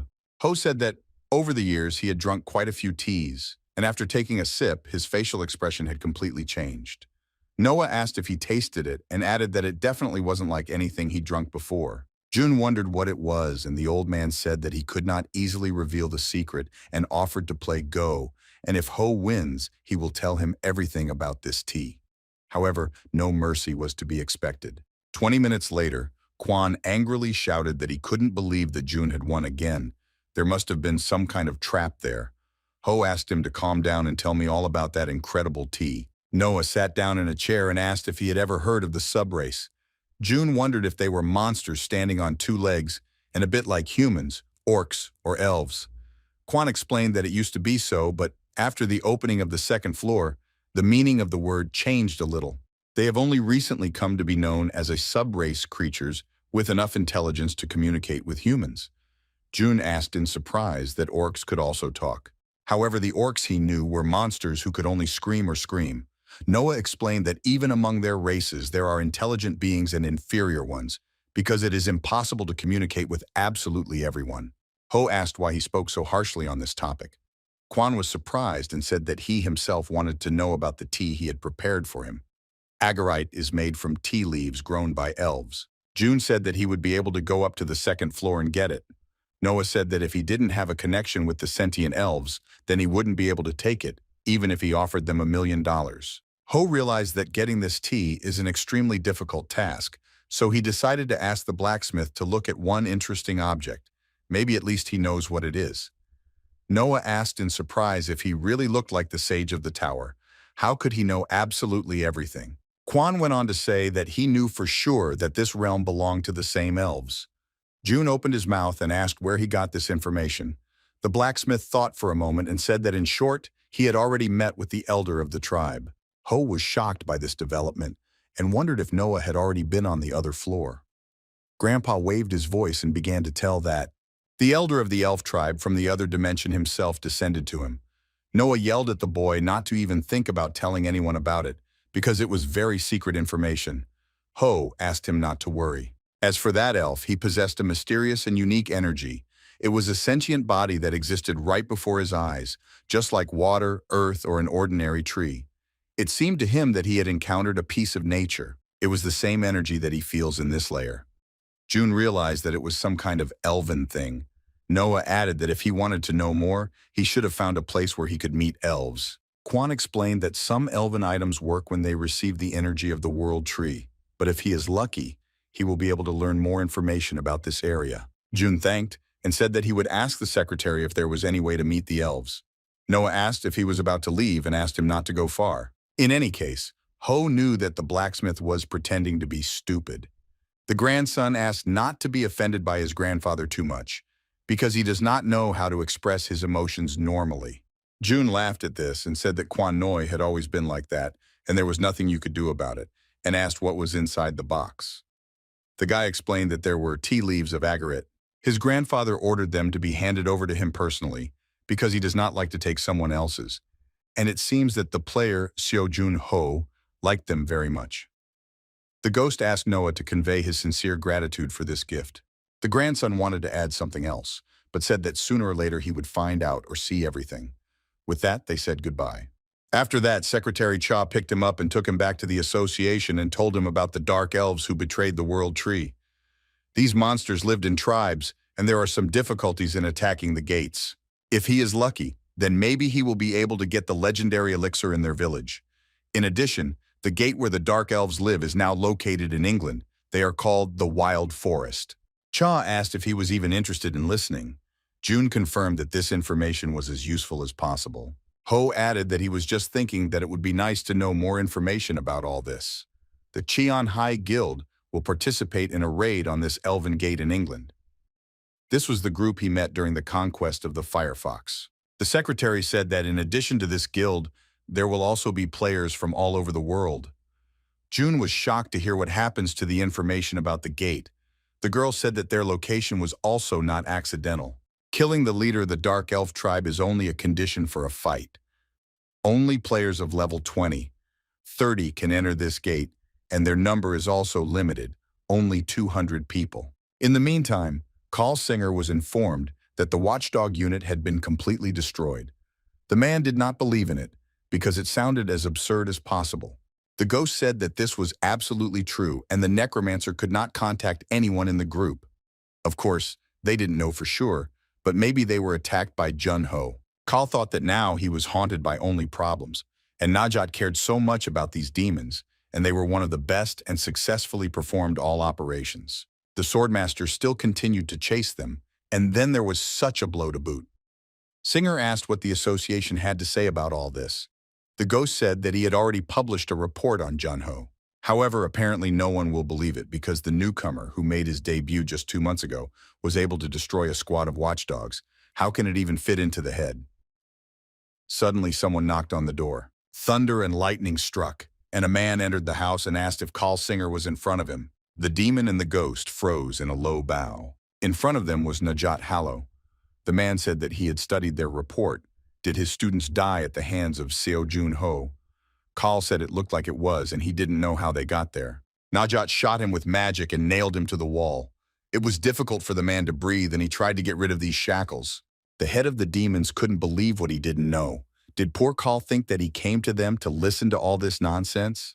The guy shouted that he really didn't know, but if he gave him another chance, then the bastard Jun-ho would be at his knees. Hallow took his magic back and said that he would only give him 6 months, and it was necessary to bring this boy in during that time. Carl began to make excuses that in order to bring him to the 2nd floor, June must be at least level 30. He was just a beginner, and in 6 months he would not be able to. Najat said that it was worth putting aside all doubts because his life was at stake, and it was worth doing everything in his power. After Najat Hallow's disappearance, Carl was enraged and ordered the ghost to track down the ranger. The creature suggested using a spatial elevator between them to avoid unnecessary attention to the association. The ghost asked, "Nej 6E?" Singer confirmed and said that it was necessary to deal with swordsman Kim Jun first, and he would personally go down to the 1st floor. A few days later, Jun-ho arrived in Britain. Thanks to Secretary Cha, who planned his trip, everything went perfectly and without delays. Ho was satisfied. Toku did not understand why he left so early, because the raid would take place in 3 days. June explained that there were several smaller worthies nearby, and he wanted to take part in a raid on them as well to warm up for the main battle. From the moment portals and players appeared in this world, along with them there was also a game system that controlled absolutely all processes. It was quite balanced because the difficulty level of the location was the same for both players and monsters. If you need 200 people to complete a raid, then the level of difficulty there was not small. June understood that he would not be able to fight, keeping absolutely all the people safe this gate. It looks like the raid on them will be much more difficult than he imagined. 3 days later, a bunch of people gathered around the portal with the Dark Elves. They were citizens of different countries and possessors of all kinds of abilities. The girl with the fiery hair was mesmerized by the aura of the players because it charged her to win. The strongest fighters from all over the world gathered for this raid. The girl asked the boss to take a look at something. She spoke to Cha Min and asked if he looked like his rival Seo Jun-ho. The guy was really worried because this player changed to overcome him in the last raid. It seems that he had been waiting too long for this moment and wanted to see it and was all on pins and needles. When they captured the Flame Fox, they saw him in action for the first time. It was an incredible sight. He then felt uncomfortable from the fact that he always followed only convenient and easy paths for him. However, this time he definitely won't hit his face in the dirt. The girl looked behind him and told the manager to take a look. It looks like player Jun-ho was standing there and getting some luggage. Chaminu walked towards him and said hello. Huo said that he remembers him from the battle with the flaming fox. The guy was amazed that he was remembered and smiled. June said that he had heard that he had helped him at the end of the raid and thanked him for it, although it had been a long time. Minyu added that on the contrary, he should be grateful. The guy admitted that he came to him with an offer and asked if at the moment he was already in any group for this raid. If not, he could join their guild for this mission. June thought about it and realized that it would be quite good, because it is not good for him if he goes through such a difficult portal himself. Ho said that he saw no reason to refuse such a thing, and they shook hands in agreement. Very soon, the moment of entering the gates of the wild forest came. Upon entering the gate, everyone was mesmerized by the beauty of this place. A wonderful and ancient forest surrounded them. June didn't understand why everyone immediately began to go to the sides, whether the guilds should meet and cooperate for a joint attack. Chaminu said that they were currently using the terminal and should not meet after entering the gate. The man explained that a special device allows them to communicate at a distance with others, creating a common network. Now Ho understood why everyone went in different directions. The girl laughed and asked if he had traveled in a time machine and did not know about this device. Chaminu asked Mireille not to be so rude. The head of the team said that, of course, with a delay, but would still introduce the members of the Cheonghae Guild. The boy Jin was a healer and also records everything that happens inside the gate to process feedback. The young man was looking forward to their cooperation, and Seo Mireille was the extinguisher. She said that apparently she doesn't need to show her own skills on it. The girl came closer to him and asked for a moment to look at his face. June didn't understand why she was staring into his eyes so carefully and for so long. Mireille shouted that it was unbelievable, because the guy in front of her was very twisted and would soon kill dozens of dark elves. June asked if she had the gift of foresight. Chaminu said that she could indeed see the pieces in the near future if you looked at a person up close, but it took quite a long time to recharge after use. In addition, it is necessary to talk about what you saw, otherwise it will hurt. Predicting the future is a very rare ability, possessed by less than 10 people around the world at the best of times. It was hard for her to imagine how she could build relationships with her friends. Mireille shouted that she was at his service. However, her ability was slightly different and was similar to the trailer. She couldn't see anything accurate if she looked too far, and she could often see something wrong. However, if you know the future, you can fight more confidently, which is why you should be aware of the risks in advance and be prepared. The girl confirmed this. Chaminu added that while continuing his acquaintance with their guild, he personally had the ability to strengthen the body because he was good at handling weapons.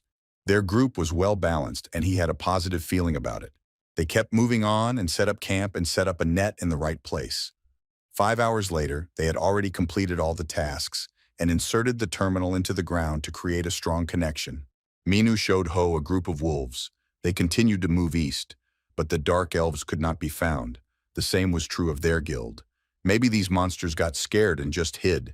He sent a message to all the groups to let them know if they found any traces of the creatures there. It showed the progress of the exploration of the area. The girl said that it seems that there was still no group that would meet the dark elves, perhaps that their number was not so large. June said it was quite strange because the inside of the gate was too big to draw conclusions about the population of this world, with about 200 players scattered all over the place trying to find them. It's too suspicious that they haven't found a single monster in all this time. Mireille assumed that they were really scared and just hiding. June said that the dark elves were proud creatures. Even if the tribal chief orders them to hide, these creatures will not be able to sit still if someone walks through their territory.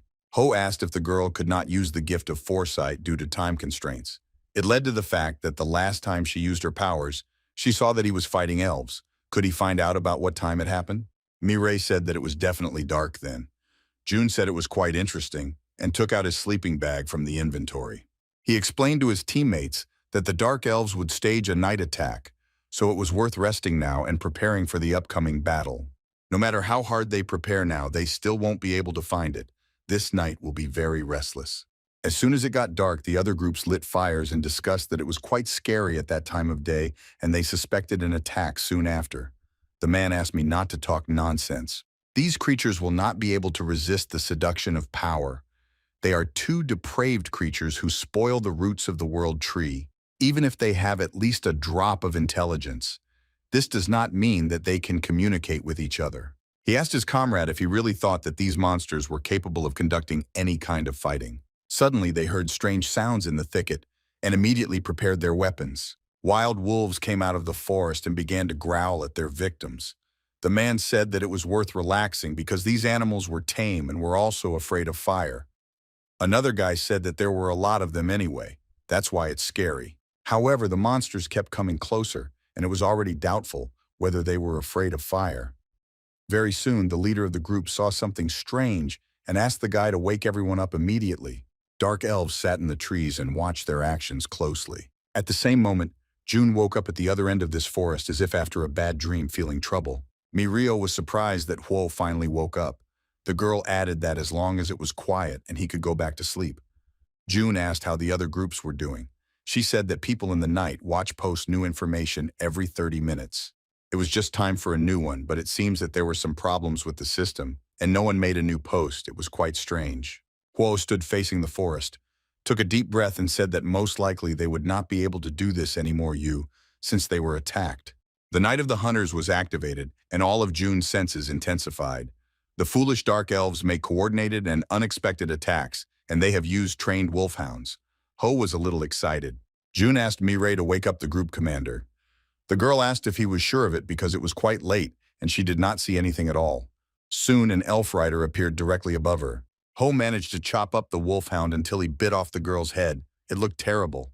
Jun understood that he shouldn't use Quan Noi's sword against such a small fry. He reminded Mirio to hurry up and wake up the other members of the group, because they were surrounded by dark elves. The riders began to attack them without even giving them a chance to prepare normally, but June was waiting for them and successfully repelled all the blows. One of the monsters wanted to pounce on him from behind, but Ho had a new black armor that was made by Palmio, Quan's grandson, in his workshop. Ho liked this performance of a young and promising master. Of course, Noah's beloved descendant did whatever he wanted, but Uni could not think that the boy would make him armor from the bones of the dragon that he gave them.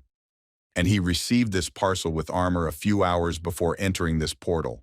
June said that he knew perfectly well what thoughts were in the minds of these monster bastards. Ho wanted to pretend that he didn't notice one and followed him into the forest. This was the only way he would be able to use the Confession of the Dead skill so that the other members of the group would not see it.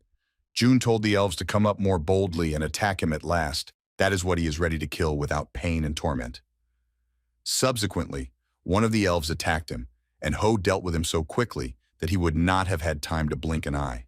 June approached the surviving elf and told him quietly that he should have run as fast as he could from this place away. Ho understood that the tribal chief was something much different.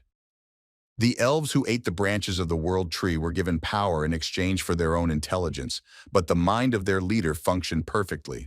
Even without his leader, the 1,000 dark elves were too dangerous for other players, and he also had his own personal bodyguards, the Dark Elf Knights. Eventually, June returned to their gathering place. The teammates were glad that Ho came back and asked where he had gone.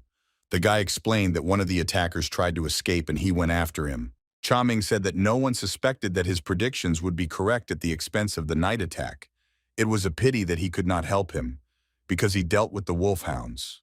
June said that everything was fine and there was no need to apologize. However, in his head, the ghost understood that everyone played their roles perfectly. He asked what the situation was for the other players. Mireille explained that she couldn't get in touch with them. Maybe they were already fighting or they were all destroyed. Ho said they should have rushed to save everyone else. Meanwhile, the other groups had huge problems. The elves attacked them by surprise right in the middle of the night, and the players were confused. The man shouted that at least someone would save him, because he did not want to die such a death. The wolfhound standing directly above him was hit by a spear and knocked down the rider, but the monster kept bringing its mouth closer to his face. Ho rushed at this monster with his sword and saved the poor player. The leader of the group, who had just almost died, was shocked and asked June if they had seen their call for help. Thanks to Ho's team, they were able to save the majority in this position. They were all very grateful. Ho asked what their situation was. The leader added that the Bluebird group had lost as many as 5, and it was all his fault, and they died in vain, so he did not know how he would be able to remove this anger. Very soon, June's team ran out of the forest. Mireille said that they tried to come as quickly as possible, but even so, they were late. Ho told his comrades that it was time to go to the east, and this group went to the north. He explained such decisions by the fact that humans and elves still had to fight. If they all united, they would be able to minimize all losses. The ghost continued to do the calculations. He believed that about 500 elves were still alive. Half of all their forces were sent by the elves for this attack, so they had a chance to win. They just need to survive that night. To bring this to life, it was necessary to bring all the scattered players together. June told the captain of the Bluebird group to go north, gather all the living players, and return to the east. Ho was well aware of how difficult it was to continue fighting when comrades were dying. However, he must continue on his way. If they allow the dark forces to divide them, then this raid will end in death for all players. His comrades will no longer be able to take revenge or make their dreams come true. The boy thanked June for opening his eyes to this situation, and at this point they will only move forward. The Bluebird group will follow Korea's new star. A wounded player sat in a clearing under a tree. There was not a single person around, only the horror of the dark forest. The boy suffered and said that those damned elves had filled the ends of the arrows with poison, and now his wound was fatal. These bastards were too mean and cunning. This player wasn't just going to die. As an honored member of the Bravo group, he will definitely take one of these wolfhounds with him. I pointed my gun at the monsters and started aiming, but his hands were shaking, and the creature's head still did not appear in the center of the scope. Subsequently, the wolfhound attacked him first, clinging to the shoulder with his teeth. The man screamed in pain. However, I was still able to make a control shot in the head of this creature. Unfortunately, he did not have the strength left for another fervor. The boy could not believe that in the end he would die just like that. Only now he wanted to close his eyes and surrender to fate. June cut up all the wolfhounds. The man lying almost unconscious under the tree did not understand who his savior was. Another player approached him and said that he had finally found him. The wounded man thought that his whole group had been dead for a long time. The man explained that he was alive only thanks to the player Jun Ho. Moreover, he helped to find him as well. First, it was worth curing him, and then he would introduce it to the other members of the guild. If it weren't for June, then maybe the attack squad would have been destroyed that night. On the same morning, they set up camp. Due to the attack last night were injured. However, 150 people from the staff of players were still alive.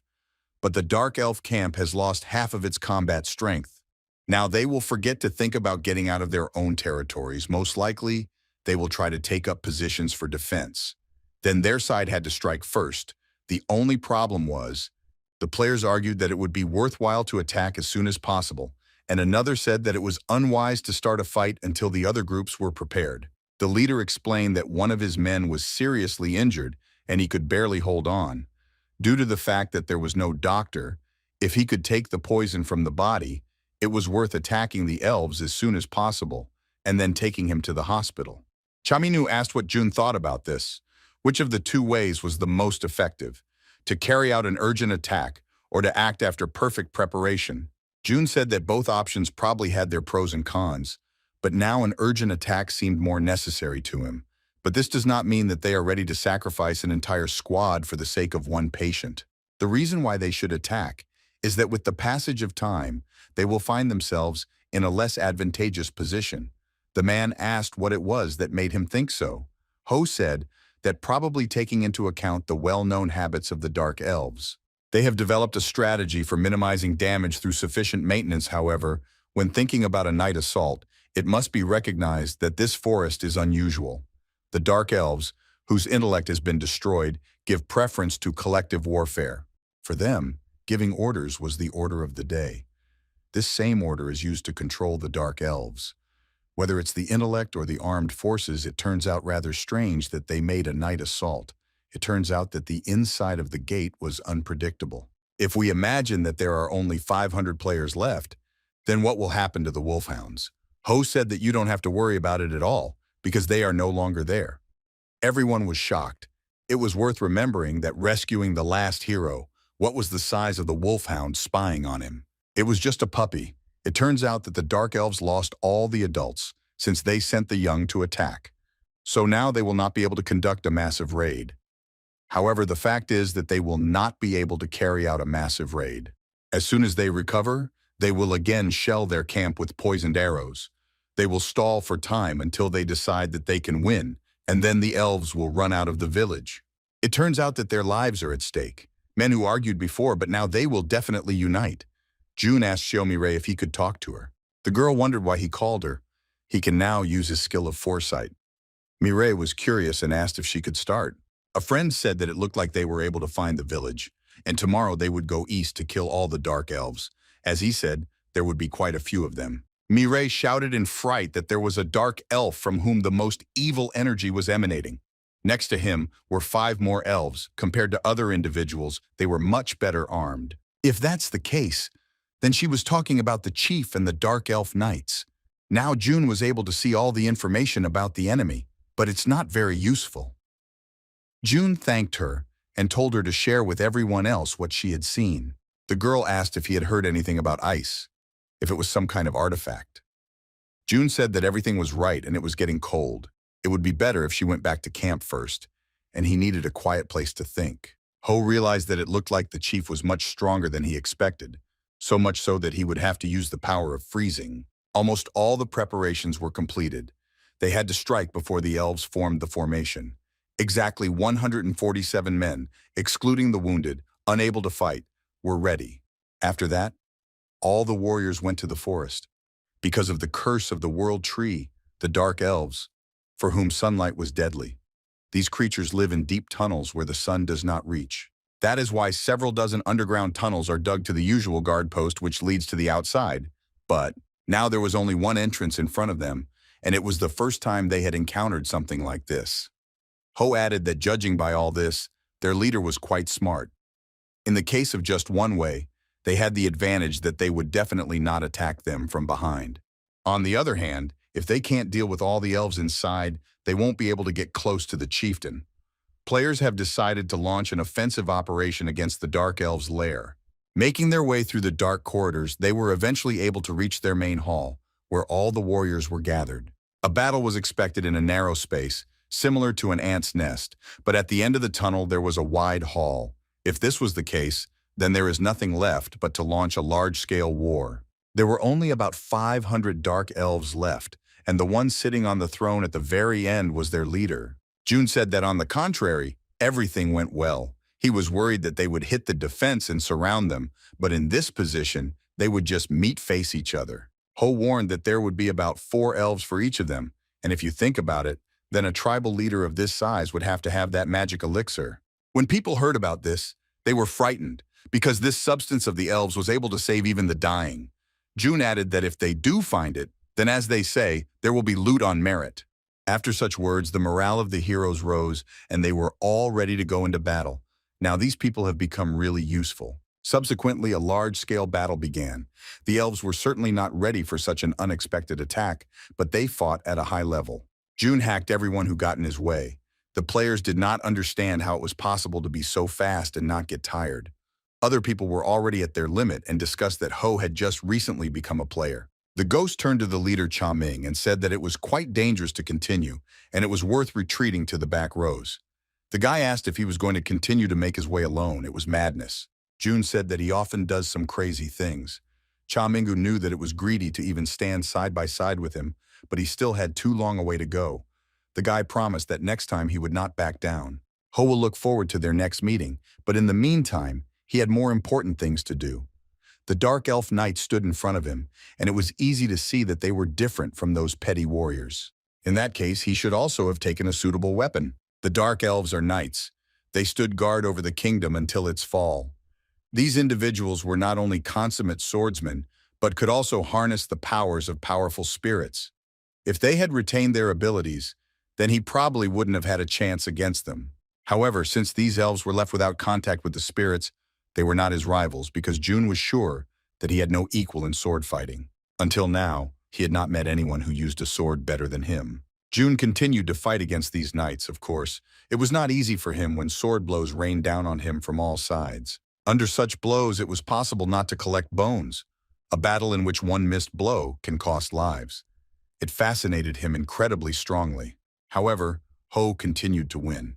With each attack, he destroyed his rivals. When the elf tried to unexpectedly strike him from behind, Ho stopped him and asked where he was going. June went on to say that the first Dark Knight couldn't even dodge his blow. If that was all they were capable of, then it was even disappointing. But he gave them a chance to try harder. Ho also drew attention to how the other players fought. They kept up the level, and it was enough that they were able to hold their own up to this point. They worked as a team and helped each other. However, For some reason, there were too many elves. The wizard said that while it was 1 against 4 or 100 against 5, they could not imagine that the difference was so great. The elves continued to change the front rows for an even distribution of power. The man intervened in the work and said that they had definitely lost 100 of their own. If it went on, they would simply all be killed. It was necessary to increase the pressure in order not to give them opportunities for castling. Suddenly, the elves rushed forward abruptly. The heroes did not understand what these tricks were and why they began to attack. Suddenly, behind their backs was the Dark Knight Dot. Why did he swing his sword indiscriminately, killing even his own? However, even so, he managed to notice that the knight was trying to catch up with June. The players were amazed that Ho decided to draw him into the center of the fight, thereby destroying the formation. Thus June helped them. Chaminu ran up to them and ordered everyone to gather. The fact that they will survive or die will definitely not make them proud.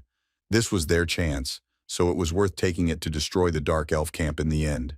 June looked around the situation and realized that he had already done enough and everyone else should have coped without him. However, Ho was pounced on by one of the knights, and the guy commented that it was not worth being so annoying. He would do everything carefully and without pain. It was difficult for the tribal leader to look at such a thing, how his people were killed. They were once creatures with incredible looks and brilliant intellect. But now, like a filthy animal, they bend under man. The glory of their majestic past has become just a fairy tale. Ho came closer to him and said that it was the first time he had fought against such a numerous opponent. Even with cockroaches, it was not so. The chief told him not to dare to talk about these accursed creatures in front of him. Ho seemed to be making fun of him and saying that it seemed that even the elves who were guardians of nature did not like these beetles. Then the boy realized that it was worth talking about the dark elves. The chief stood up and said that he was not going to talk to him and he should have raised his sword. Ho looked carefully at his opponent and saw that his eyes lit up, as a result of which he said that in this case he would hit first. Jun watched the chief intently as he drew his sword. This pose is a unique art of using the sword, addressed to the forces of nature, genius manus. However, this technique was only available to elves capable of using spirit powers. It doesn't even make sense for the fallen dark elves to try to summon her. The boy understood how he was able to attack him with such force. It was a certain original technique this guy adapted to the reinforced body of this elf. June told the chief that he must be able to read his opponent's breath, and it was quite funny.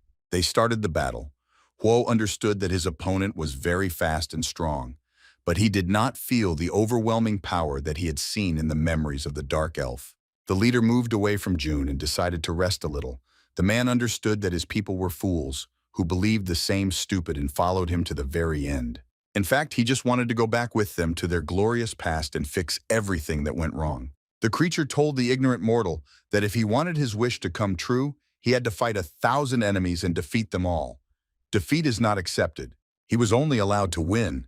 June felt how drastically the atmosphere had changed. It was as if the leader had some additional and unknown powers that made him much more powerful than he had been before. Now he realized that it was the same powerful force from the Dark Elf's memories. The situation was getting worse and worse. Ho took out a hidden pistol and started shooting at his opponent to gain at least some advantage over him. The chief approached the ghost and said it was too cheap a trick. Jun realized that he was barely holding on thanks to the action of the Black Dragon, but he couldn't fight anymore hiding his abilities, but there were still too many hidden eyes around. With the next blow, the chief swept him off his feet, and the battle was no longer on Ho's side. Jun realized that he had broken a rib. Now he was sitting completely exhausted against the wall. The elf kept approaching him. The guy needed to get up as soon as possible. However, other players came to his aid. Chaminu shouted at Yu to cover the hero Jun Ho and attack the monster with all their remaining strength.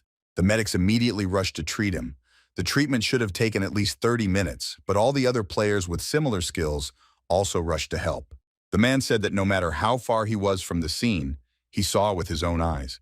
As Mr. June dealt with all the monster-like Dark Knights and also attacked the chieftain, it became a great motivation. While the newcomer, who debuted less than a month ago, is fighting with the same force, they were so scared that they wondered if they would be able to save their own faces. Now there were less than 100 enemies left, and thanks to this, they were able to come to the rescue. If they overwhelm the leader now, then the raid will end. Suddenly, June leaned on his sword and sat down more comfortably. The medic shouted that it was too early for him to move, but Ho intervened and asked for 10 minutes for him. Players tried to hold back this terrible monster together. It was only necessary to hold out for 10 minutes until it was healed. The players, having come very close, involuntarily began to understand that you have a real monster in front of you. Even a joint attack did not guarantee their victory. People thought that Jun-ho had just fought with him on equal terms. Maybe he would be able to defeat the leader. The elf was able to reject them all. The man asked Cha-mina to concentrate in order to distract this monster for at least a few minutes. He would keep his honor, even if he had to die right there. The chief called her stubborn beetles, and did not understand how they could hold on for so long. The players shouted that the wounded had to be carried back immediately and continue to attack. He wanted them all to die out as soon as possible, but for some reason the elf felt anxious. What was he so afraid of? Very soon the chief met Jun's eyes and tightened his sword. Just as the warriors were talking about the fact that there were only 3 minutes left for Ho to be able to line up for battle, the main dark elf swung and blew off their heads. The boy, who was the only one left alive, realized that it was a fatal mistake to think that the raid was almost over. The first-rank monster boss was equal to an entire corps of troops, despite the fact that they killed several hundred elves. If he stayed, then everything would continue the same way. Numerous losses will haunt them. Jun asked if he was finally done with the demon. The chief looked at him intently, and Ho continued to say why he did not answer his questions. The ghost said loudly that everyone had worked very hard, and he was very grateful to them. The players asked behind him if he would definitely cope on his own, and if it might have been better to attack together. Jun shouted that he would be fine and everyone else should have joined the main force. The guy did this in order to hide his true abilities. The chief shouted that they were just pathetic creatures. He was also ready to kill them all in one go, but Jun's incredible strength did not allow him to break away from him. Suddenly, a magical sphere formed around Ho and the elven chieftain. All the players abruptly began to knock on it and shouted if Jun was intact, and if it was the result of the Dark Chieftain's technique. Ho replied to his teammates that he had nothing to do with it, and it seemed that this trap was the work of the opponent. Chaminu shouted that they would try to find a way to somehow get him out of there. Fortunately, they all trusted him, and there were no problems with this. The elf asked what kind of dome it was, and if the boy had been hiding his own strength all this time. Jun added that he shouldn't have been too surprised because so far he showed him just one technique and his hidden capabilities didn't end there. Snowflakes began to appear around the monster, and very soon Jun said that the enemy, whom he considered defeated, regained strength and then used his new abilities. Now Ho perfectly understood what monster bosses feel when they look down on people.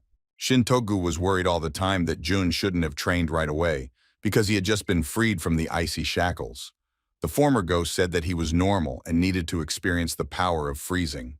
The head of the association did not understand why he needed to train, because his technique had reached perfection even in the period of the ghost. Jun explained that he was wrong and still lacked strength. Toku asked how he was going to use the freezing force in that case. Ho said that to begin with, he could divide it into 3 broad categories. The first is that, with the help of frost, he creates favorable conditions for battle, gradually reducing the strength of the enemy and forcing him to fight at full strength. The second category, a more intuitive way, was ice-covered armor that covered the flaws in the defense. Of course, there is a problem in mobility, which is why it should only be called when you block an attack.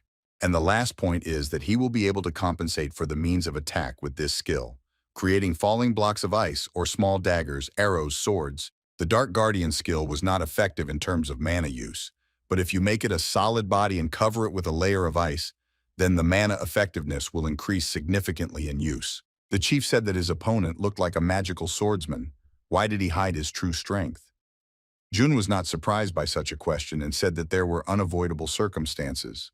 However, the elf also hid his capabilities. The chief said that his ability burns the soul, which is why he only borrows the power of a dead spirit for a certain time.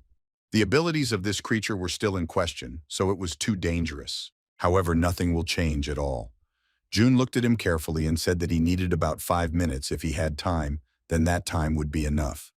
The chief began to ask what he was talking about. Ho explained that this is how long it takes him to finally end it. The elf laughed and said that it looked like the young boy was underestimating his abilities too much. Jun hinted that he might have misunderstood. These words are praise, no matter how weak he seemed before that. He was going to fight with full force for the next 5 minutes. The leader was surprised and took a closer look. Was there a fiery sword in his opponent's hands? However, later the leader dispelled such thoughts because the completed flaming sword had to burn much more strongly than this one. It seems that the boy just concentrated magical energy in him. With his current mana pool, even picking up a sword must have been an impossible task.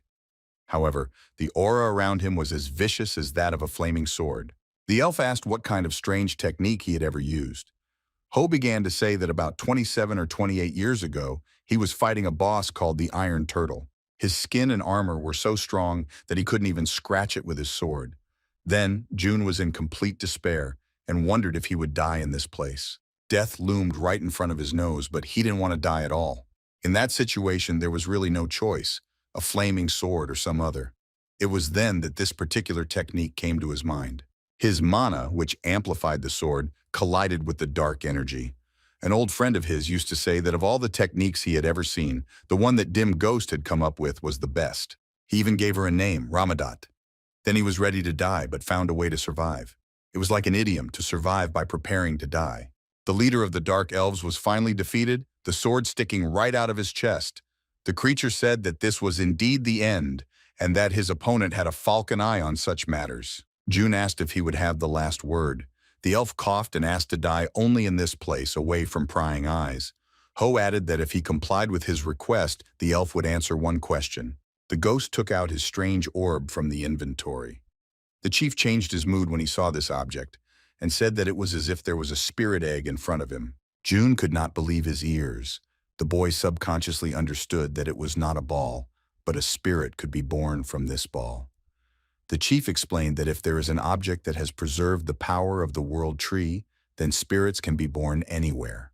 The chief tore off his pendant, which retained some of the power of this mighty plant, and said that if he filled an egg with his mano, the creature would hatch. June thanked him and asked if he would give him anything else, something like an elixir. The elf couldn't believe that he had lost to just such a person. Huo took out the sword from his body, and the monster began to speak mentally to the world tree, if it still heard his prayers. The chief hoped that only his head would be enough for him, and asked that it show mercy to all the fools who followed him. Meanwhile, something strange was happening on the second floor between the spatial elevator. Looks like some young guy has stumbled into trouble. The young man did not understand what Singer required of him. He knew perfectly well what kind of place it was. A well-known demon shooter tried to track down his tracker.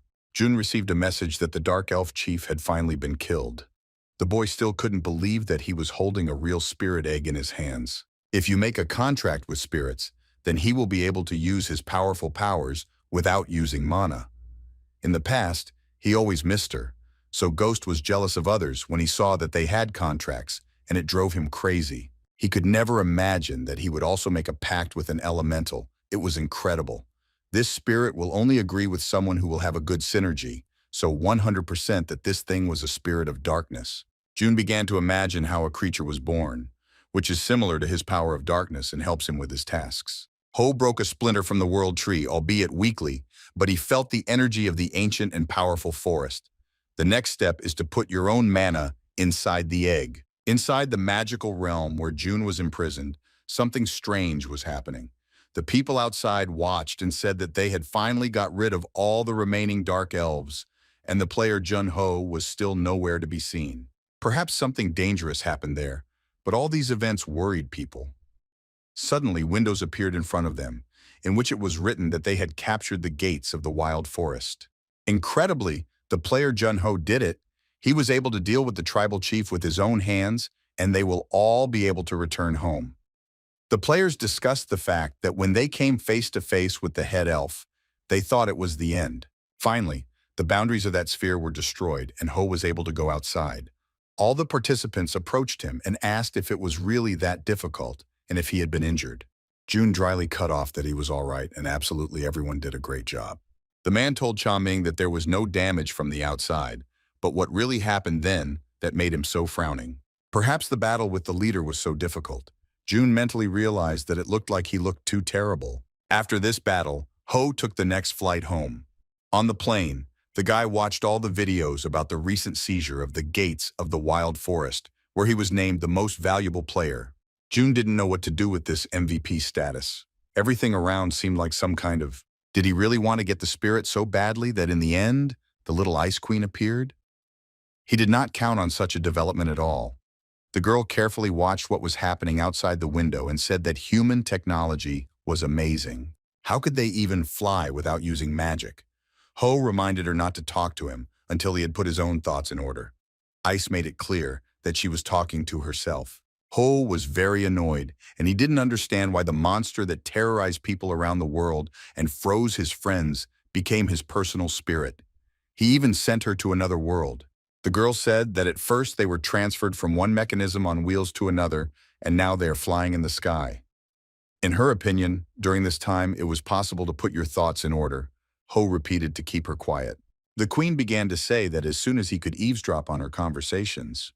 June held her head and asked why she had come out of that egg in the first place. Iceflow explained that she was called precisely because she was perfect for him. In other words, the skill that suited him best, freezing. That is why she came. June yelled at her not to talk nonsense. He's only been a dim ghost for 5 years, and it's been 3 months since he's been able to use the freeze skill. The Ice Queen said that in the end, she was the one who came out of that egg, so you have to appreciate what you have. Besides, it's time to sign a contract with her. Jun frightenedly asked how he could negotiate anything with her at all. It was worth first mentioning what she had done to all people. The creature asked dissatisfactorily what had happened then. Ho asked in all seriousness if she really didn't know. However, the girl continued to look at him intently, waiting for an answer. June realized that no matter how you look, the creature does not realize what it has done. Ho began to say that quite a long time ago, she froze the South Pacific. The girl was surprised and said that she felt very sorry for the creatures that lived there. In addition, then the weather went crazy. Of course, June had already heard somewhere that the temperature that had been raised due to global warming had returned to normal, but that didn't bother him much. She committed a crime when she froze his people. The girl asked if he pretended not to remember anything, but she didn't even freeze him. The queen reiterated that she had not done anything illegal, rather the opposite. She was sorry for everything that had happened. June said she was too noisy and asked her to look out the window. Meanwhile, Ho wrote to Toku and asked what he thought about what the Ice Queen was really guilty of. Shin wondered why he asked so unexpectedly, but replied that she had just turned him and his friends into ice figures, and that was all Toku could say. The queen flew up to him and asked in surprise what kind of amazing mechanism it was that learned about other people's opinions. Ho now understood what had happened and asked what benefit he would get from signing a contract with her. Iceflow explained that she could teach him a lot. June said that she was really strong then, but he was able to defeat her. The queen explained that the ghost was really able to defeat her then, but at that moment she was quite weak. It was hard for Ho to believe that she was weak, although she may have been peddling doping. The girl shouted that she did not sell anything. Actually, she was the queen of Niflheim, or rather the Ice Kingdom. She was exactly the mistress who controls blizzards and blizzards, and ice is her element. In addition, she risked her own existence, so the girl did not lie and swore to it. June understood that this oath was the guarantor of their existence. If the creature wanted to lie, then the magic remained. So after all, then she was weak, but how long ago it happened to her? The ice flow said that about 100 times. The ghost shouted at her not to talk nonsense and approached him and swore her existence again. The queen explained that if she took too many oaths, she would stain her honor. Ho took his head and said that he would still sign a contract with her. But there is one very important condition. If she did something that hurt him or his entourage, he would immediately break the contract. The Ice Queen said that elementals and contractors were kindred spirits, so he shouldn't have thought that she would harm him or anyone else in any way. Jun didn't know if he was doing the right thing now, but frankly, he wouldn't be able to go out of the gate with only 1 star. If he gets the power, will it be enough? Ho bit his finger until it bled and pressed it against the screen. Having signed a contract with her, he needs to find out what she was really capable of. Now there was no turning back. After all these events, they returned to the association and went to the training room. She called this place quite boring. June explained that it was just a training space. The girl wondered what he was going to do now. June explained that he was going to use the artifacts he received for his last battle. If he uses all these new things, then his strength will increase 100 times. The queen hinted that he looked much cooler that way, and Ho thought that it would be enough to enter the gate of the first level by himself. June also said that he didn't ask her to evaluate him. Moreover, he wanted to forgive what she was capable of. The girl shouted that he knew her capabilities better than anyone else, but now she was an elemental wizard, and her abilities were not at all what they were before. Krzyzynka smiled and said that now they will see, since they had a contract. Then, as a contract soldier, he must know how incredible she was. From now on, everything will not be the same as before. The queen used magic and froze the whole room. June had the feeling that even his heart was covered with ice. He felt the same way when he made his way to the abode of the mistress of the cold. Unexpectedly, it all ended. June didn't understand why it had happened. The girl said that she simply lost interest and was not in the mood to use her own strength. June was shocked and asked if she had bullied him. Krzyzynka explained that she had such a character and could not do anything, when from the very beginning she was not interested at all. Ho got angry and asked what could interest her then. The girl said with satisfaction that she wanted a tour of their world. After that, they immediately went for a walk. The ice floe was happily flying around June all the time and asking which lords owned all these possessions and what kind of strange carts drove around. Ho explained that they were just apartments and cars. The creature enthusiastically talked about strange devices in the hands of people, and they only do that they bow their heads over them and look at them continuously. It was too strange. June was very annoyed. Ho was most fascinated by the fact that no one had seen her. The girl asked if he wanted to know what would happen if people around saw her. June refused and told her to continue not attracting attention. For some reason, the ice floe stopped and turned to her partner and was frightened and wanted to ask something. The queen did not understand what kind of beautiful creature was lying in the alley. Ho explained that it was just a street cat, and the girl was already dying to pet her. June shouted at her that she couldn't see her anyway. The ice floe continued to fly towards this beast, but very soon saw its reflection in the eyes of the creature. The cat, of course, immediately did not like her and wanted to bite off part of her outfit, or even her body. The girl managed to jump off in time and hide on June's head. The poor queen tried to normalize her own breathing and asked why such an evil monster walked freely through the streets of the city. Ho said he was so small that he wouldn't be able to hurt anyone. June bent down, took the cat in his arms, and began to stroke it, asking Ice Floe what such a miracle could do to anyone at all. The queen was shocked too much by this and shouted that since he was so small, she would show all her strength. June didn't even listen to her, but just stroked the cat. The girl asked me to keep a close eye on what she was going to do. Around them was a magic circle, from which icy works of art in the field of weapons and artillery began to form. June enjoyed watching all this and thought that it would really be enough to pass those gates of the first level. However, Ho said out loud that everything was quite good. Ice Floe was angry, because was that all he could say to her after seeing it all? The girl demanded that he look at all this carefully. Even though she had become an elemental and weakened, she still remained powerful and strong. June explained that all the things that she had just created he could have done himself. The girl shouted aggressively that he called these creations simple. Of course, everything that she did was skillful, so qualitatively to reproduce something like this at one moment. Not everyone can do this. It didn't really make sense to compare their skills. June explained that in any case, his answer would remain the same because it was something that he himself could do, and he expected to see something that he could not do. The girl smiled impudently and asked if he had ever talked about one thing and pointed her finger at it. June's lower jaw almost fell off because everything was just as he wanted. Secretary Cha thought that they had to train very hard because she could feel the vibrations from the blows. The next day, June came to Toku and asked if he didn't know what the Ice Queen looked like. Shin said that he didn't know, and why did he even need to ask if he was one of the 5 players who had seen her? Ho explained that there was a problem. He will now be able to see her as well.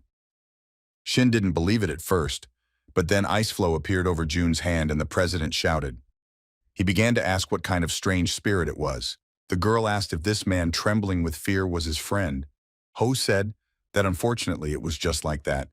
Toku hinted that of course when such a thing appears in front of you, then anyone will be scared. Ice Floe was furious that she was treated so contemptuously that she began to shout that she should not be called that, and besides, he was just some pathetic person. Shin, meanwhile, was hiding behind a chair. Ho asked her to stop and not touch his friend, because she had to remember the terms of the contract perfectly. The girl muttered that if she was called that, then next time she would not forgive, no matter how close they were. June asked if he had heard it. He should have been more careful about what he was saying. The president of the association, in a trembling voice, asked if it was really the queen. Now Toku wanted to clarify the whole situation for himself. First she, the Queen of Ice, had to confirm his following words. The spirit egg that Ho bought at an auction in Las Vegas was activated after June learned important details about him and his fight with the dark elf, so the creature climbed out of it. It was ridiculous to even say that the most suitable candidate for him was the Ice Queen, considering what she had done to him. June commented that nevertheless she was strong enough, and it was beautiful. Toku asked what level she had. Of course, it was different. From the lowest to the unsurpassed, usually the elementals themselves knew such information. The ghost turned to Ice Flow with this interesting question. The girl shouted in resentment that she was of an unsurpassed level. The men did not believe her but began to consult and discuss that she seemed to be at the lowest and began to laugh at her. After a moment of weakness, they moved on to a more serious topic. Be that as it may, the queen was still strong, and in order to pass to the next gate, you will have to make a lot of effort. So far, all the gates he has passed have been quite difficult, and since this one will be even harder than the previous ones. Did June really want to go into the gate with 1 star? Ho wondered in surprise if the wild forest, which he had recently overcome, also had 1 star. Since then, he had pumped up quite a lot, which is why calmly, even alone, he would be able to overcome this gate. Toku said that even if this is the case, still the first level. In short, there are only 3 gates with 1 star left of such portals: South America, China, and Shin asked June if he was okay now and if he suffered from post-traumatic stress disorder. June said that even if so, the reason was not in him, but in the lady who was now sitting on his shoulder. Toku explained that the next time the gate they would seize was Sejong Base in Antarctica, or the Winter Castle Gate. In this case, the next day at 2 p.m., a conference will be held, and the deputy secretary will come to pick him up. June understood all the plans and asked Ice Ice if she couldn't even eat. The girl said that she was a spirit and they are all different from people in that they do not have such a need. Ho was not impressed and added that too much money was being spent on food and all physiological needs. June suggested asking questions to get to know each other better. The boy was curious to know if the Ice Queen knew anything about the 2-dimensional elevator, the origin of which no one even guessed. If you unravel the truth of this source, then maybe Ho will be able to reach the end of this game. Iceflow said sadly that she did not have any information either. June shouted that she was the master of floors, so why the hell didn't she know anything at all? I shouldn't have been so greedy, but just told him everything honestly. The girl guiltily said that she really didn't know anything, so she repented about her existence. Of course, she knew a lot about this world, but she managed to forget most of it after losing the ghost. Even trying to remember something, she began to have a headache and seemed to erase absolutely everything from her memory. June said it was pretty bad. He had no idea that the system was so well thought out. The queen asked him not to be upset because she still had the memories that he needed. From the very beginning, she was known for her excellent intelligence, so she will definitely be able to help him. Ho really hoped for her help. He also wondered how far he knew the spirits didn't use the contractor's mana. How would he then use his own power? Because he didn't even feel magic from it. The queen flew closer and wondered if he was seriously asking because he didn't know. If he doesn't have the strength, then she also has. The spirit needs the mental power of a contractor when it comes to the power of the spirit world. In other words, if his mana runs out, he won't be able to use the same power as usual. If his condition is very bad, then he will not be able to use the strength of the spirit. In fact, it is a complete violation of the rules to use an unlimited number of times the power of this level. Krzyzynka added that of course it is the same with what she showed before. It's even a skillful man like him who will practice for more than a month to take advantage of it in battle. June said that in exactly 1 month, she would completely change her perception of him. After that, they had already gone to rest because tomorrow they had important things to do. The next morning, the secretary of the CHA knocked on Junho's room and said that she had prepared a costume for his press conference. However, inside in front of the mirror stood the ghost, already formally dressed and ready for an important event. The girl was surprised that he did not wear his pajamas this time. She was worried, and because of this, she prepared a costume. June said it was quite fun back then. Meanwhile, a whole bunch of journalists had already gathered in the hall waiting for the explosive newcomer Junho to ask him all the pressing questions. People discussed that only 3 months had passed since the last press conference, and this time many more reporters gathered, and the scale of the event was impressive. It was truly unprecedented. Journalists said that they personally saw this guy at the gates of the South Sea. He even felt an aura that was emanating from him. He could even be attributed to such strong people as Kim Woo-jun and Shin Sung-hyun, because Jun-ho was that monster. The reporter said that he would not have been surprised if this guy had gone through the gate alone with 1 star. Other journalists said that it was too much even for such a genius. Later, there was a noise on the stage, and silence reigned in the hall. Jun-ho finally came to the audience, and he was not wearing a training suit, but beautiful clothes that emphasized the stateliness and fame of this person. The conference finally started, and the cameras didn't stop flashing. One of the reporters asked if he had any thoughts about completing the Cave of Trials. Ho said that of course he had such thoughts and was just working on it. The girl sitting in the front rows thought that if you were a beginner, you had to go through the portal at least once. She was sorry that Jun-ho pumped her level so quickly and she would miss him. The Cave of Trials is located in a high-altitude region of Tibet, and based on the name, it could be understood that there will be step-by-step tests for which the player is given experience. The player completes missions step by step and has the right to choose to continue the next exam or surrender in the middle and leave the cave. Unlike other gates, even if a person surrenders, he will be able to get out of there safely. Due to system limitations, it is impossible to talk about what is happening in the goal, although a specific reward is also not announced. But noticing how many players conduct tests, then there was some reason for this. However, she had enough information for the article. June added that after the Cave of Trials, he was going to enter another portal, the Ice Kingdom. Reporters were shocked by this statement because it was the same gate, which is one of the 3 most extremely difficult American gates in the world. After the Ice Queen, humanity is again threatened by danger from Antarctica. Already this evening, information about the plans of the newcomer June spread all over the world. Ho was well aware that people liked the hype. He seemed to challenge everyone else and claimed to be the best. The Queen asked if it would be okay at all because it would be the second portal with 1 star. It seems that many people think that the Cave of Trials is too hasty a decision. June said that the conditions for passing in this location were as follows. The player's level must be at least 25, but not higher than 30. But there is another condition that no one knows about. The Cave of Trials gives the player rewards, which accordingly depend on the number of tests passed. The difficulty level of the portal itself is fixed, which means that you can enter the cave with a level lower than necessary. Then even after passing the same level, he will receive a greater benefit. The ice flow said that it was not good at all. However, Ho explained that fortunately it is possible to go through this cave in an ugly way, but it is not possible to get rewards a second time. In the past, he has challenged a lair of trials called the Dark Sun. Ho got out of the helicopter and thought about the fact that 25 years ago, not only the rewards, but all the abilities were initialized. Maybe he would be able to re-enter this system. He will try again to pass this extremely difficult test, to meet his friends and surpass himself in the past. June turned to Iceflow and asked her to help him with his workout as soon as he returned. The girl asked if he was asking her for help. Ho explained that in any case, she coped with the ice much better than him, and he hoped that nothing would happen during training. The girl was glad that she would finally be his teacher. She will take over him, and as queen, she will train him individually. June reminded her that he was not her student or servant, but would be very grateful for her help. They both couldn't wait for this moment. June raised an ice sword in front of him and asked the queen what she could say now. The queen said that he had finally created at least something useful. However, it was worth returning to the events that took place half a month ago. Krajinka said that now there were 2 elements in June's power. The first is, of course, the darkness skill, and the other is freezing.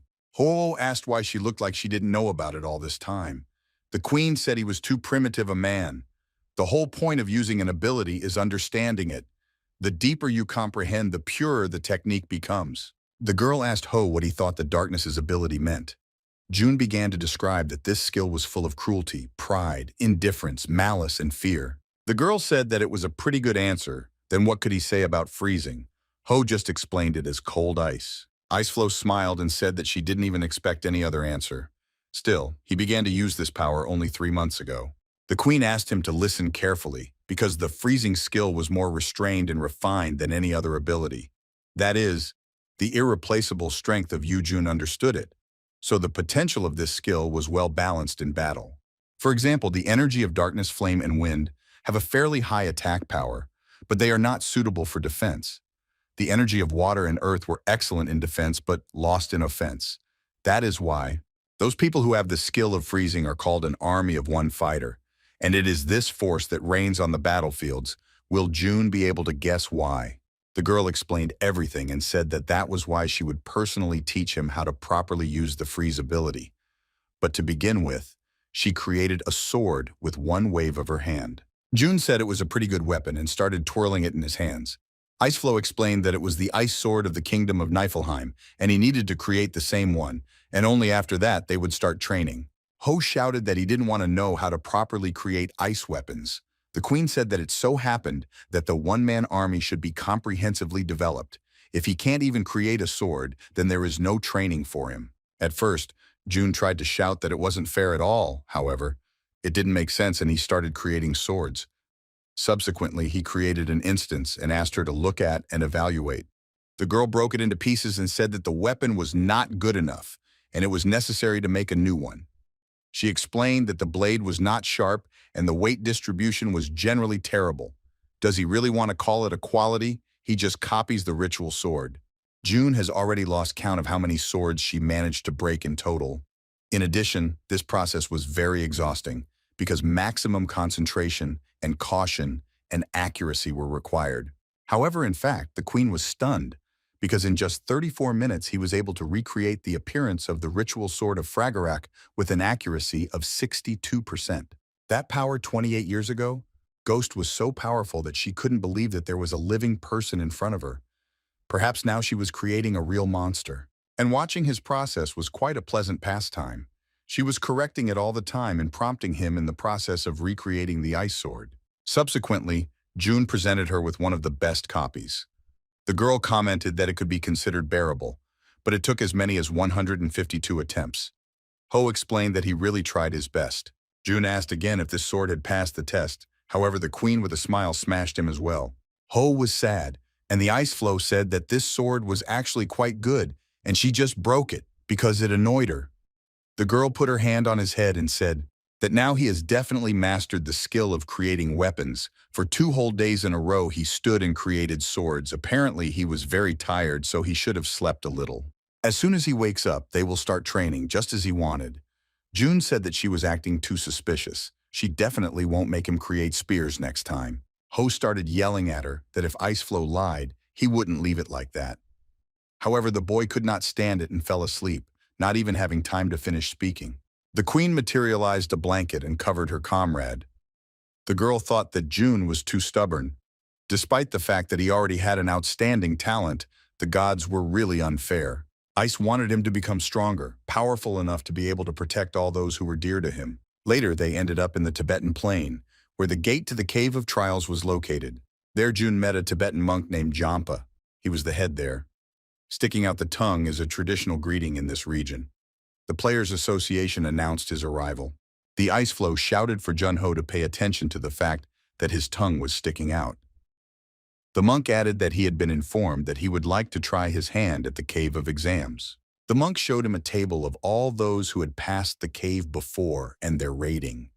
June realized that no one seemed to have broken his record 25 years ago. Except for those who passed through this portal, no one else knew what was behind the gate and did not guess what horrors would await them there. The monk blessed him and said that he would light a candle for his successful return. After that, June finally came to the portal and went inside with nostalgic memories, but it was worth starting immediately so as not to waste time.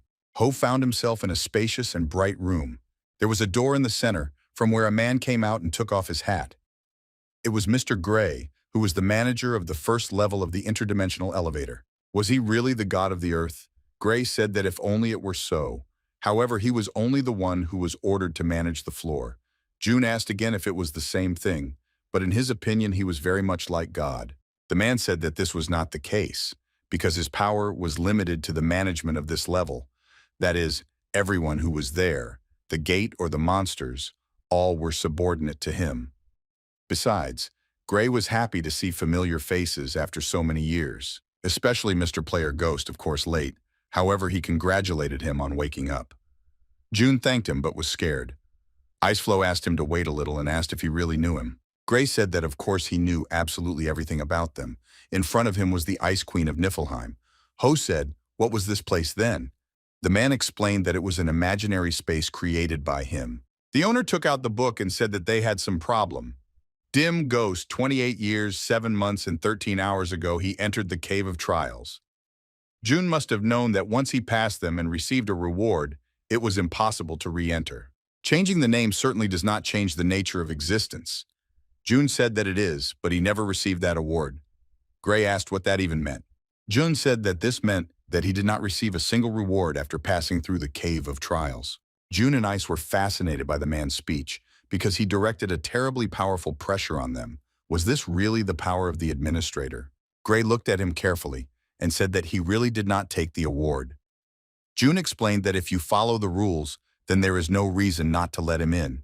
The administrator added that it means that the decision was up to him. The man explained that it was not that it was against the rules, but that it was a matter of justice. Since he has already gone through the cave on his own, he knows what kind of trials await him. It was quite unfair to the other players. June said that in this case, it was just necessary to add complexity by increasing this level. They would be able to form the right balance of power. Gray excitedly asked if the ghost was sure he could handle it. The man added that he still could not understand whether he was so cunning or just honest, but he liked him. So the entrance to the cave was guaranteed. He will only need luck there. Krzyzynka asked the administrator to wait, and since he knew her quite well, he may know why all her memories of the past suddenly disappeared. Gray looked at her mysteriously and explained that he had nothing to say about it and wished them a good time. June felt the humid air and the dim light. It looked like they were in the Cave of Trials again. The Queen said that it was difficult to understand what was on the mind of the administrator. Ho asked again if she really didn't remember anything.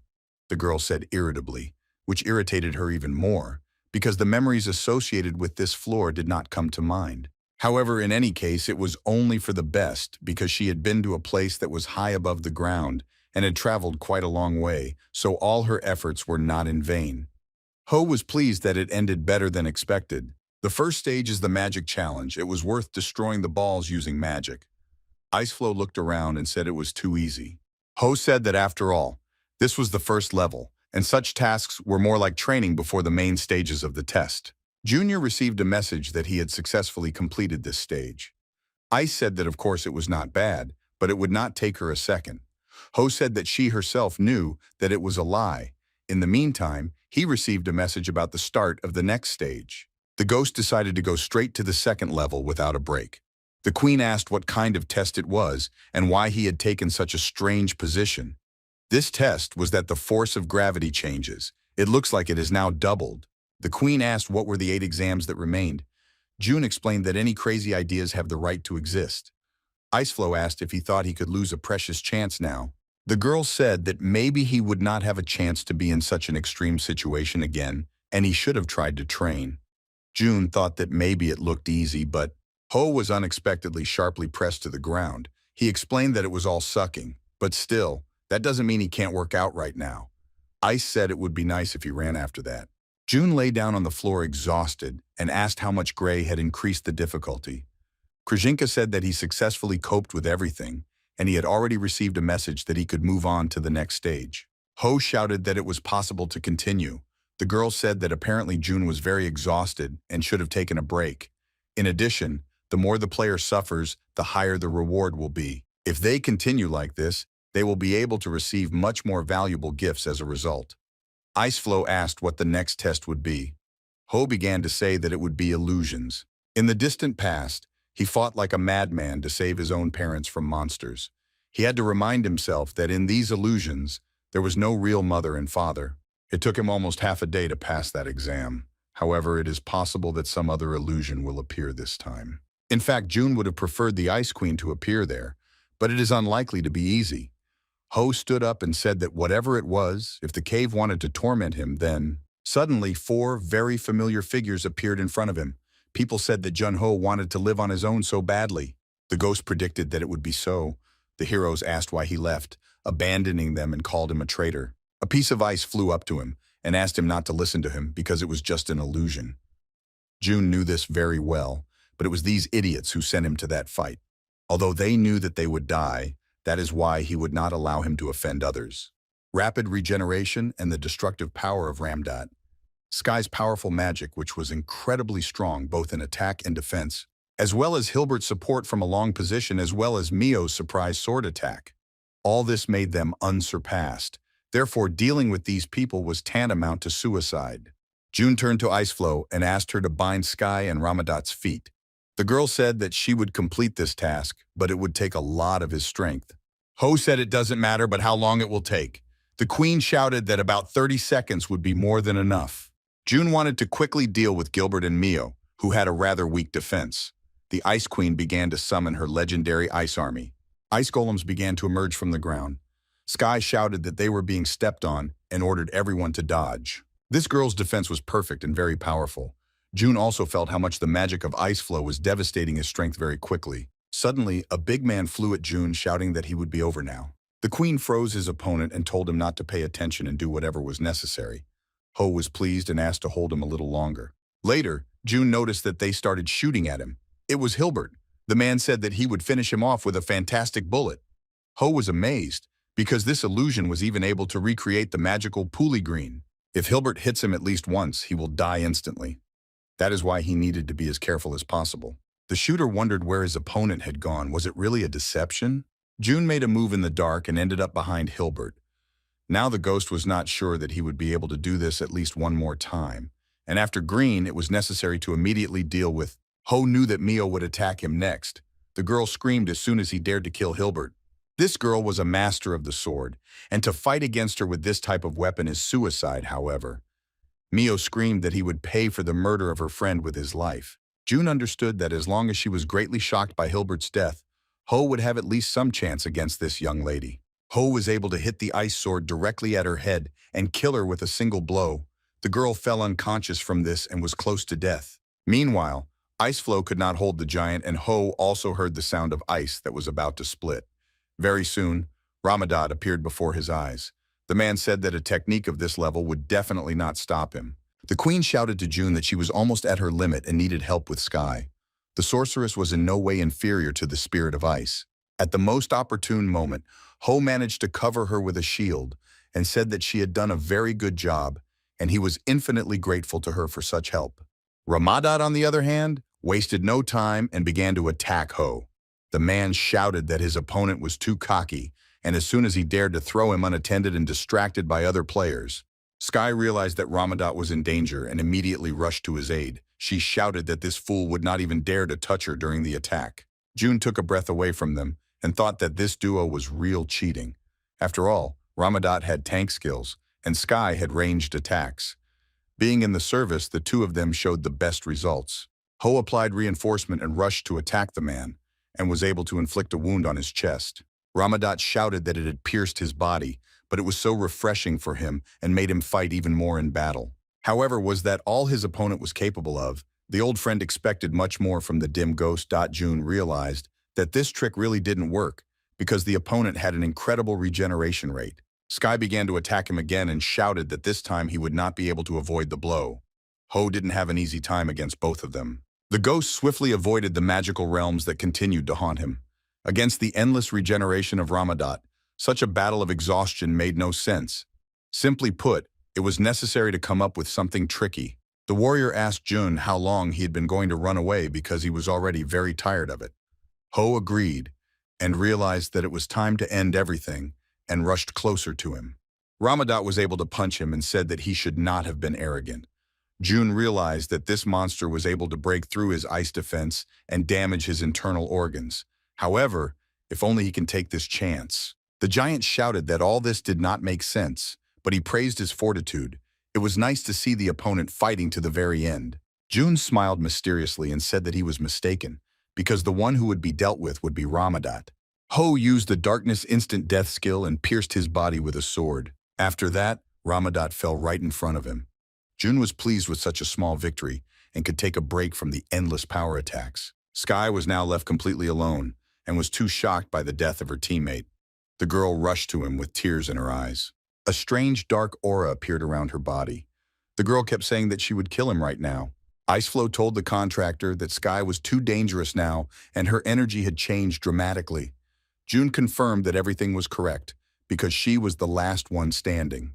To fight the angry and furious Sky, he will have to put in all his remaining strength. June summoned the Death Scythe, which was a feature of his Guardian of Darkness skill. Ho knew that this girl was protected by 7 layers of mana barrier and a beam of destruction, and what could destroy it all was an attribute of the Dark Force, or rather, contempt. Although June didn't know how this weapon absorbed energy, it was his only option to win. Sky, meanwhile, screamed for him to die and released an incredible amount of magic. The ghost with his scythe jumped right on her and said that he was glad to meet her. However, if she had been the real Sky, he would have lost for sure. Before disappearing at all, the girl said that they would be waiting for him. After that, June received a message that he had passed the illusion test. Even Iceflow was satisfied with their work and rested for those few minutes while Ho shifted his gaze and again began the next stage of the test. After such a fight, June slept and through barely opened eyes saw the queen, who tried to wake him up. The ghost finally came to his senses and eventually woke up. Ice said that he was blackout for 30 hours and at some point, she thought that Ho just died. June said that he had the feeling that he had been in the dream much longer. The queen said that the skill of the death side was really impressive and frightening at the same time. The ghost muttered that he would accept her veiled congratulations on her return, but would remember it just in case. Spirit asked, looking ahead, how many trials they had left. Ho thought for a moment and said that he didn't know for sure. June said that there were probably 10 stages in total, but it doesn't look like it's the absolute end. Gray didn't give them any clear explanation, and everything was too vague.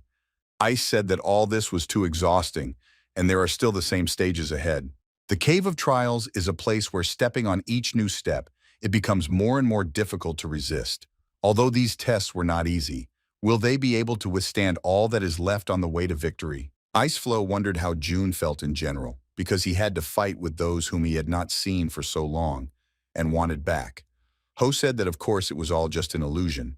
However, this time he was unable to see his parents. The queen asked why his mother and father should be in the Cave of Trials. June explained that they were already dead, that's the whole answer. The girl blushed with shame and began to apologize and say that she should not have raised such a topic at all. June said that it didn't matter, because it happened too long ago, and he had time to come to terms with it. Krzyzynka put her hand on his shoulder and told him that she was also left without parents at the age of 6, so she fully knew his situation from her difficult experience. June looked at her with surprise and joy and said that they were beginning to understand and support each other. Finally, they left the infirmary, which was also located on the territory of the Cave of Trials. Ho announced that he was ready to proceed to the next stage, and the system began preparing a task called No Sleep. The inscription also noted that he would not be able to sleep for 10 days. The countdown has begun. It has been about 20 hours since June and Iceflow landed on the tip of the iceberg. The queen said if he was all right, and if he was hungry, it was worth eating. Ho asked her not to worry because hunger would help him move on, if only he could drink water. Another 60 hours passed from that moment, and June continued to sit and endure. June realized that he would definitely not be able to cope on his own and asked her to help him stay awake on this test. 98 hours later, June went to wash his face in order to somehow banish sleep from himself. The guy looked at his tired face and realized that he really wanted to rest so that he could still take a hot shower and lie down in a soft bed. The Ice Queen suddenly flew into the infirmary and started shouting at him that he almost fell asleep before he was left alone for a minute. Subsequently, Ho had only 24 hours left to hold out. Krzyzynka all the time morally motivated him and asked him to hold on. June had already begun to delirium, although he tried to think about what would be the reward for completing level 9 in the Cave of Trials. The ghost also mentioned his friends turned into ice statues. He said that as soon as he made his powers more powerful, he would definitely save them. June asked if it was the work of Iceflow. Perhaps she was trying to wake him up, but the queen shouted for him to turn his attention to the scoreboard over time. The countdown finally stopped and he managed to do it at last.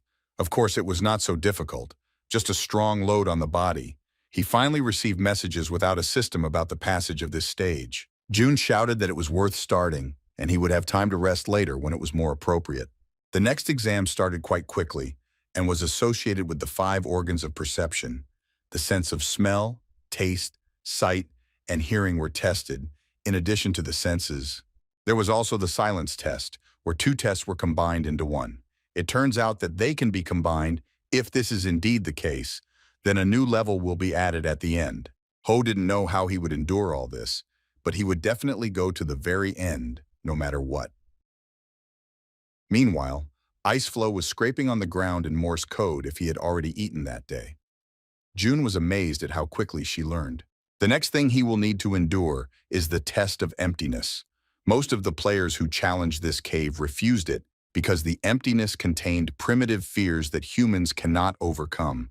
Just by turning off the five senses, people become so miserable and helpless, and if you're too weak, you can get lost in emptiness. Even last time, Ghost avoided this task. Of course, June successfully passed the test of silence, and the system announced that he was waiting for the 9th stage of Void and the 10th time. The system added that if you are not sure that you can withstand this, then you should refuse, because you can disappear forever. Emptiness is actually dangerous in itself, but what happens if you combine it with the test of time? This means that he must pass a test in which he will lose track of time and fall into the void, not feeling anything at all. However, he will definitely come back. Iceflow asked him not to worry about anything and just come back as soon as possible, because she would be waiting for him there. In front of June was a huge portal on which was an inscription that the ordeal of wasteland and time begins. Ho felt like he was suddenly swallowed up by the darkness, and he stopped feeling anything at all. The Ice Queen was his strength, and he was Jun-Ho, or rather the dim ghost, who always wins. The guy believed that he could pass this exam. How much time has passed since he fell into this space? The existence of the country, the flow of time, all this seemed illusory and imperceptible. How did it happen? He needed to master Iceflow's abilities as soon as possible, so was it his greed and pass the void exam, as he had done in the past? Did he have to run away again? However, in reality, it was his choice. He wanted power, even if he had to risk his life. June was sure that he would overcome absolutely all trials, because it was his choice. That's why he would never die in a place like this, because he was the dim ghost of Seo Jun-Ho. The guy opened his eyes and realized that he was back in the cave, and ice was flying over him. June asked how much time had already passed. The queen said that about 10 days had passed. Damn cave exams.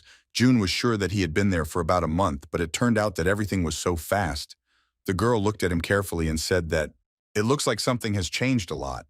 June said that there was nothing special. It was easy to overcome it all. His body is definitely lighter and stronger than it was before. Ho wanted to see how much force he had exerted on the tasks. It turned out that the mana loss was equal to 0%.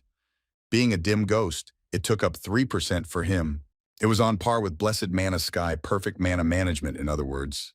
June swung his ice sword, and as a result, a whole notch remained. Ice said he looked much stronger than before. Previously, it seemed to him that he was indisputable, but now, after passing all these tests, everything has changed. The system began to calculate his reward. June didn't understand why nothing had come yet, because it had been about 10 minutes. Was it really buggy? The screen lit up red and Administrator Gray ordered not to be capricious, but just wait. Immediately, the level of 2 skills increased, and the rest of the stats increased by 20 points. This award was twice as much as in the previous 9 stages. They raised the difficulty level before passing, and apparently the Cave of Trials evaluates the rewards with the power of their suffering. It seems that Gray knew that everything would be like this. Jun decided to reread the information about the new knowledge, the Destroyer of Limits, because he overcame personal boundaries in the Cave of Trials. Ho asked the girl to pinch him. Ho said that he was still in pain, so it was not a dream. So another way, it seems that everything was simple, but if this skill had a cumulative effect, then up to level 130, the bonus abilities that he will receive will exceed 100. The more time passes, the stronger it will become. The Ice Flow shouted for June to stop talking. As soon as he returned, even the walls of the cave were tired of him. Ho agreed with her, because he had already been there enough. The ghost finally approached the portal, in which the picturesque landscapes of Tibet were visible. Ho began to talk about how fortune had turned away from him, but he was just born at the wrong time. Ice didn't understand what he was talking about at all. The monk who saw June off had already begun to worry that the boy would not return. However, incredibly, the guy left the portal, and the rating was updated. Now in first place was Jun-Ho, who completed 10 levels and was able to overtake the ghost. It was the birth of a new legend. A man came to a large mansion, in the yard of which children were playing, hidden under a cloak so that no one would recognize him. The door was open for him, and the stranger was greeted in such a miserable place. Call Singer said they hadn't seen each other for quite some time, and the place didn't look particularly interesting. Torres Mayo said that all this was not for the sake of entertainment, but the revival of the celestial Pegasus. Call was angry with such words, and he said that it was worth telling about this wonderful place in which so many children ran. Torres snapped his fingers and said that for the sake of accuracy, he would demonstrate everything to him. All the children suddenly stopped and looked attentively at the head of this house. Singer said that these kids spoil his mood. The director of the orphanage explained that they are all training intently to become the same strong demons. Torres invited them all inside. Meanwhile, June and Ice found themselves in the capital of Italy. The queen shouted that he was even shown on TV. Ho told her to stop looking there. The ghost added that they came to catch and get rid of the demons that rule paradise. It was worth looking in the busy places where Torres frequents. The girl did not understand why it was necessary to arrive so far abroad. Was it really the only way to catch this thief? June explained that they simply had no other choice. A few days ago, Ho returned to the Players Association in Korea. A joyful Toku was waiting for him. He did not believe that their treasure had finally arrived. June didn't understand why Shin was acting so strangely. Toku said that while he was clearing the Cave of Trials, an incredibly large amount of money fell on them. Who was he, if not a treasure? Ho said that they passed. He had much more to find out why Toku called him. The president of the association said that he learned something about the children's shelter that he found last time.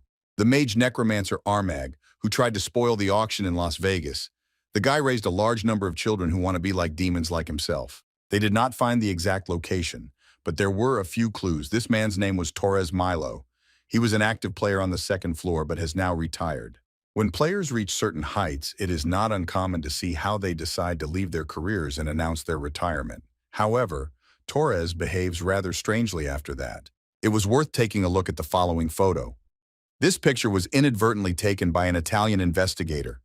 According to residents, the man has already been seen several times in Rome, but no one knows the exact information about where he lives and what he does. Sometimes he appears in the city center with children, but it is strange that each time he goes out with different girls and boys. It was quite strange if he allowed him to be noticed so easily by being involved in the case with the orphanage. Toku said he was interested in the case and had checked all the criminal cases in recent years in Rome. It was worth taking a look, because after Torres appeared on the main street, there were reports of disappearances for several days. June said it was worth looking into. In addition, once every 2 months he appears on the main street. Just next week, so much time will pass. At first it was worth finding him in Rome, but he doesn't stick his nose out at all. Ice offered Junior a drink because there was already enough work for that day and it was worth coming back. As they walked down the main street, June ran into a small boy, and he apologized as he walked on. Ho grabbed his hand and told him to give him back what he had just stolen.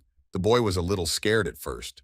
The little thief threw the watch on the ground and said that he thought he was a fool, but it was not worth staring at him. Was he waiting for an apology? Zoe calmly said that he was going to hand over the small one to the police. These words achieved the goal, and the thief was frightened, but did not show it from the outside.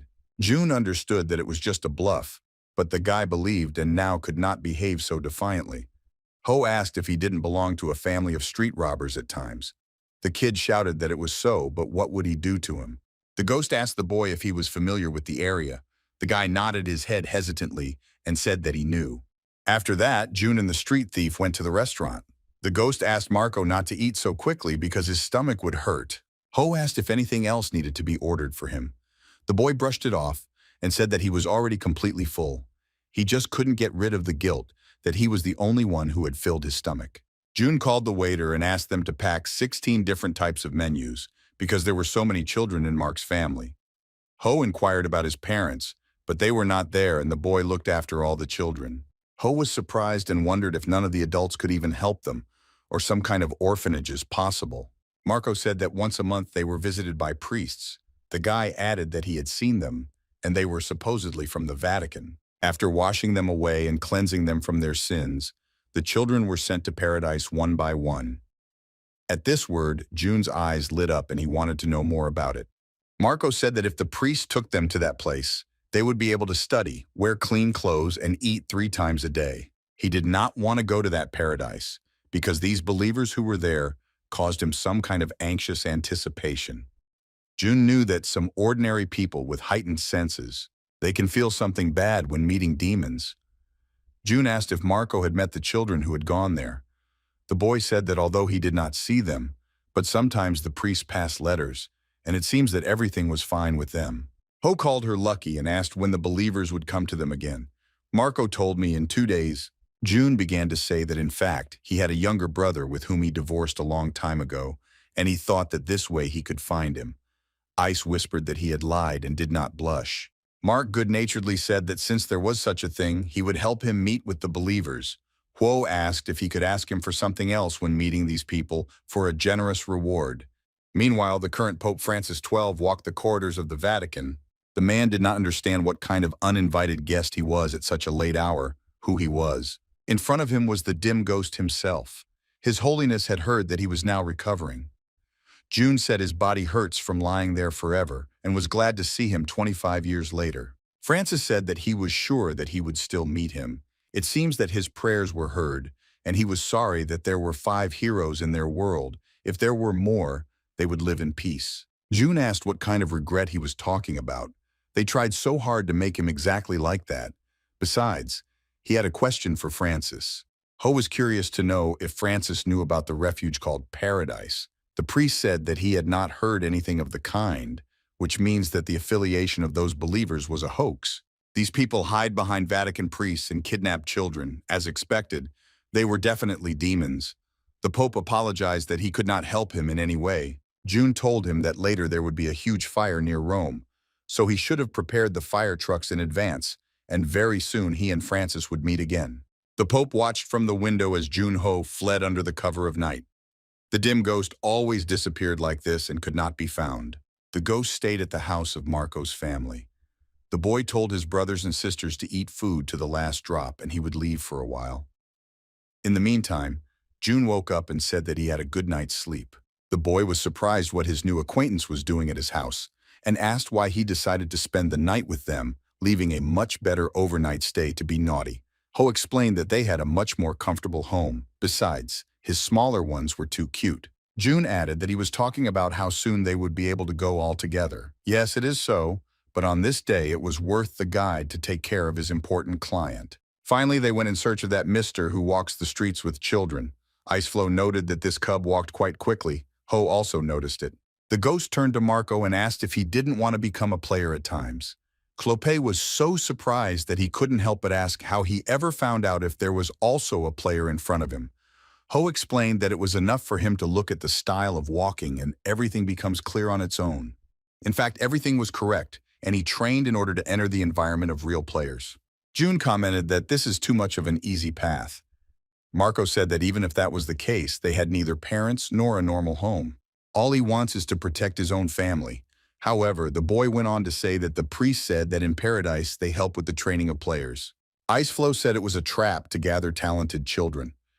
Marco said that this time he was going to enter heaven and start training, go to the gate after getting a player certificate and start earning money.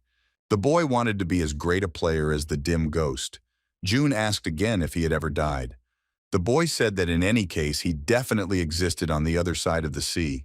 They came to an alley and Marco said that if you go in that direction, there will be a church where the priest lives. Suddenly the kid saw a man with a girl and immediately recognized her that it was Anna. June asked who it was. Marco explained that she was one of the sisters who had gone to heaven 2 months earlier. Ho recognized the man and realized that on the day Torres went outside, the children would be declared missing within a week. June realized that he had found this criminal. Torres asked Anna if she knew the boy. The girl said that it was the leader of the family in which she used to live. The chairman asked her to greet me as cordially as possible. The girl rushed to her brother and said with tears in her eyes that they had not seen each other for too long. The boy asked how she was doing at all. The man leaned over and said that he had heard a lot about him. Torres said it looks like the boy left his younger siblings alone at home, and he finally found him. Suddenly, June approached Marco and told the little one that he shouldn't run away. Didn't he warn him about it? Torres turned to the stranger and asked who he was. The head of the orphanage drew attention to the appearance of June. The boy definitely deliberately hid his own face. Ho said that he had forgotten to introduce himself. His name was Sani, and he was a tourist, and he asked this boy to be his guide. They shook hands. Torres noticed something strange when he touched it. He said that Sonny was quite strong. Was there really a player in front of him? June blushed and asked how he found out, but his level was 27. Torres thought that this small beetle was not worthy of his attention, and besides, he was very annoying with his audacity. Sonny asked Mark if it was the same man from Paradise. The boy said that he had seen him with other priests. Torres was very surprised because before that, the boy said that he was a tourist. How did he even find out about Paradise? June began to tell what was actually the reason for his arrival in Rome. Ho said that 15 years ago he lost his younger brother and came here in search of. Ice whispered in his ear that he was lying again and not blushing. At first, Torres began to say that his orphanage did not have a child for 15 years, but then he thought that if he left him, then the existence of Paradise could be revealed, in which case, the chairman said that he was wrong and should have gone there together. It would be better to be sure with your own eyes, and they were ready to help him. Anna also pretended that she was happy to go with her brother. June thanked Torres profusely. When they all arrived at their destination, Marco was pleasantly surprised by how beautiful it was in the possession of this orphanage. Torres greeted the teacher and, with the look of a demon, told her to make sure that no one was chasing them. The Odarzu girl went to perform the task, and her eyes lit up with red fire. Torres, meanwhile, told the guests that the house, the school, and the dining room were all united in this place. The head of the shelter also showed them the assembly hall, where children who dream of becoming players are trained. Through the window, Marco saw the students practicing with wooden swords. Torres led them inside, and another teacher met them, and gave the chairman a glance that no pursuers had been found. The man turned to Sonny and said he had a great idea. Torres invited Sonny to teach a lesson for the younger ones in their orphanage. The head of the shelter introduced the teachers and students to the player who visited them. On this day, Sonny will teach them something, and the teachers will also help all the children learn new skills. Marco whispered in Ho's ear that the situation was getting rather strange. June said that the kid quickly grasped everything. Suddenly, the eyes of everyone present became bright red. Ho told Marco to look carefully and remember that this was the main trait of all demons. Torres considered himself the king of the situation and told June that it seemed that he was very unlucky, because in front of him was the same Paradise. Ho aggressively asked if he had fed the children with the blood of demons. The head of the shelter asked if he was blind. Did he really think that one could become a demon without drinking this blood? Of course, in the beginning, everyone refused, but when he killed several people, they immediately rushed to drink it in tears. Marco fell to his knees and plaintively asked what he said. It turns out that all of his siblings were already demons. The boy didn't know anything, even though they didn't want to, but he made them suffer and do it. The boy was filled with anger, and he rushed at Torres, saying that this criminal had to die for all the sins he had committed. However, in the air, the fist of one of the demonic teachers met him and hit him in the stomach. All the demons began to laugh, and Torres said that it was worth taking a close look at this worthless creature. Marco shouted that one day the dim ghost would punish them for it. Torres commented that if this had happened 25 years ago, it might have worked, but now he is lurking and healing his wounds. Although he has returned, he is still unstable, and his demons have nothing to fear. June appeared in front of Mark and said that even if a very important and dear person died in front of the player, he must endure everything and move on. And also, if he wants to become the best player, then even when meeting the opponent, whom he cannot defeat, he must hold his weapon to the very end, whatever he may be. However, since Marco was not yet a player, this time the ghost will help him. Marco looked at him like a god and couldn't believe that Junho had just put on the dim ghost mask. The boy could not believe that such a great man. How could he help him? It was too good for the truth. Marco shouted for him to save them. Torres turned to his men and asked if this boy had seriously stated that he was one of the 5 legendary heroes. One of the teachers said that it really could be so, but they will see what Sonny was capable of. The man approached June and asked what kind of scene he had arranged. If he was a dim ghost, then 5 seconds should be enough for him to overcome him. Ho said softly that it had been too long. The teacher shouted and asked what he had done there, but June quickly cut him with just one blow. All the teachers were immediately frightened, and it was clear that perhaps it was close to the ghost. Torres didn't understand why his men froze like fools. They had to go and kill this imposter. It could really be a close confidant of the ghost, or this hero himself, or some guy with a similar skill. However, even if so, This player was definitely talented and apparently pretended to be weak from the very beginning, but if the swordswoman and the archer were also nearby, then the situation would change critically. The demons all rushed at Jun, screaming for him to just die. However, Ho couldn't be dealt with so easily. The ghost unleashed his dark wolves on them, who were the guardians of darkness, and tore apart his opponents.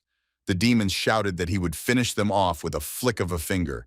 It was worth running away as soon as possible. Jun realized that they had been quite persistent. Did they really want to call for reinforcements?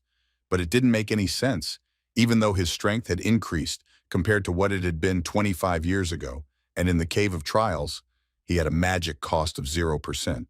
Therefore, now his strength knew no bounds. However, it was a real monster hunt. It seems that the story of the extermination of 100 demons was not fictional. Torres shouted at his subjects that they were not useful at all, but just some kind of garbage. The man decided to use the last option students. Torres ordered them to grab him. They just need to buy time until he arrives to help them. Jun was angry that he was using the children as a shield. If he does not understand in a good way, seeing the terrifying power of the ghost, Torres ran out into the street shouting that everyone was too weak and useless. Why was that fool singer still not around? The head of the shelter tried to escape from there, but for some reason he stumbled, but his leg lay not far from him. The man did not understand how this could happen at all. Jun said that he would only ask once if he had ever thought about how these children were really at least once. He said it was great and cut him to pieces, saying it wouldn't be so offensive even if he died. Jun took off his mask and said it was payment for all the actions he had done to the children.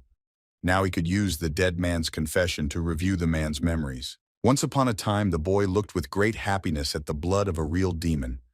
If only he could gain power, he would be able to deal with all those who mocked him. And finally, God had mercy and sent this grace. Ho watched with disappointment this pathetic Torres, who had never even thought about improving his skills himself. Instead, he envies others and tries to achieve power, eventually wanting to become a demon. Iceflow asked if this was the plot of the banal dramas that he was talking about all the time. Ho explained that it was a dead man's confession skill that could be used to peer into the life of the murdered person and get information. The queen said it was a rather mysterious skill. Jun added that the manager of Paradise must have useful data on the Demon Association. Later, Ho saw a memory of how the man came to Torres Mayo, who was supposed to become the head of the orphanage. The boss took a liking to his mind manipulation skills, thanks to which he succeeded in the cases of the disappearance of the players on the second floor. Mayo felt this pressure from the demon leader and was afraid. Chief Ruxan Azar said that he just wanted to test his skill. A clot of magic appeared in the man's hand and he swallowed it. He commented that magic had a rather specific taste and what was to be mixed to get it. Apparently with the material that he had, Ruxan could repeat it. In any case, the chef thanked Mayo for this, because now he has a new and interesting recipe. Since he gave him special ingredients, he especially told him about the reason for the creation of Paradise. A delicious dish can only be prepared with fresh and high-quality products. The same was true for demons. From the garbage that ran on the site, you definitely won't get a good demon if you feed him blood. However, if you give demonic blood not to players, but to ordinary human children, then you will get half-breeds, which is why only 5 first-class creations have come out in Paradise in 24 years. From the beginning, Paradise was not created to make powerful demons. 24 years ago, they were all hiding in the darkness. Going up to the second floor, the man created a special association. He was worried that if the 5 heroes returned from the ice chains, they would kill him immediately. At that moment, the dim ghost was too strong and terrified his opponents. It was then that they decided to create Paradise because they needed such a powerful force as the 5 heroes. The power that they saw with their own eyes. The most powerful power of the attribute is the Dark Guardian. The demons will appropriate it. Torres then asked Ruxan if the purpose of Paradise was precisely to create a second dim ghost. The man confirmed this and went on to say that this place was just a materials factory, where they collect the abilities of awakened demons from children. Azar explained that he had the ability to improve these abilities and materialize them to a new level. An S-level subtle taste skill is required to produce the same ability as the dim ghost. In fact, half of this hero's abilities, not even like that, and if it is possible to create them at the level of half of him, then they will get their strongest demon. Of course, he tried to make it all a reality, but he only came across some garbage, but now there was a much more reliable solution than Paradise. After all, now the credible Lord of the Dark Guardian has returned, and for now, he will return back to the second floor and wait for his arrival. For this, Azar will look forward to it. June's hands began to tremble. The reason for the exploitation of all these innocent children was to create a copy of him in the body of a demon. It turns out that by this point, thousands of children had been turned into demons. It was all because of him. It was difficult for Ho to comprehend this at all and understand why they did this. Krzyzynka turned to him and said that it was not his fault. June also knew this, but he did not leave this stupid feeling of guilt. However, all these children were no longer human beings. Meanwhile, Marco ran inside the building and began to pick up his sister Anna from the floor and asked her to come to her senses. The boy turned to the dim ghost and said that the children could not come to their senses. Perhaps they hit their heads too hard, and it was necessary to take them to the hospital as soon as possible. However, Marco soon remembered the demonic blood and said that it was necessary to remove it from the body system. If only it worked out, then his family would definitely become the same as before. The guy prayed to Junior that he would somehow save them all. However, Ho put his hand on his head and said that he was very sorry, but it was impossible. The ghost said that he perfectly understands his feelings, but the community considers demons to be evil spirits, so they will not be able to receive them in the hospital. The first one was unable to accept her body and died, but the second one becomes a demon. Suddenly, the girl opened her eyes and called her brother. Suddenly, the girl stirred, and Marco, overjoyed, shouted that she was really okay, and immediately hugged her and said that of course he was guilty before her and everyone else. Anna told her brother that something strange was happening to her, although she loved her brother very much. But why did she want to kill him so much? Basically, the demons were cruel and ferocious creatures. At the cost of the monstrous power they have obtained, they constantly feel the thirst for murder and viciousness and impurity. People who drink their blood also become unclean on their own. Huo was about to apologize to the girl and kill her immediately, but the system sent him a message that a low level of demonic power was departing from the object, and he could absorb it with the help of the Dark Guardian. It was hard for the ghost to believe it, because when he also absorbed the cold and cured the numbness, June grabbed the girl and began to think that he had no idea that the Dark Guardian had such an ability. Huo thought about the words of that man who did not seem to have eaten the players, namely ordinary people with the blood of demons. Was it because there was an ordinary human child in front of him? It looks like the ghost will be able to extract all this demonic energy from them. Marco turned to June and asked permission to finish it all, because he was the one who sent everyone to paradise, and this is what came of it all. Ho asked if the boy was sure of it because this memory would stay with him forever without the possibility of forgetting about it. Marco said that the player had to carry this burden and move forward, because that was what the dim ghost had taught him. June patted him on the head and said that it was all fine, because players rarely shed tears because of others, which is why Marco will be a great warrior. Ho began to extract the demonic power from her. Maybe he will be able to save the lives of these poor children. Later, Singer woke up and did not understand how much time had passed since he went to bed. It seems that Kim Jun's pursuit exhausted him too much, and he lost control of time while resting. The right time will come and he will repay twice for all this humiliation. Unexpectedly, he received a message on his watch for the demon to go down to the assembly hall where he should be shown something. Carl Singer did not understand how this impudent Torres Mayo did not even dare to describe in detail why he was called.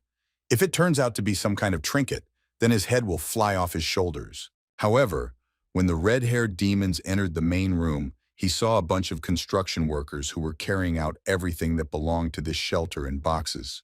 Carl was angry and did not understand where all the demons had disappeared and what was going on there. The next day, the dim ghost went with Mark to the Vatican.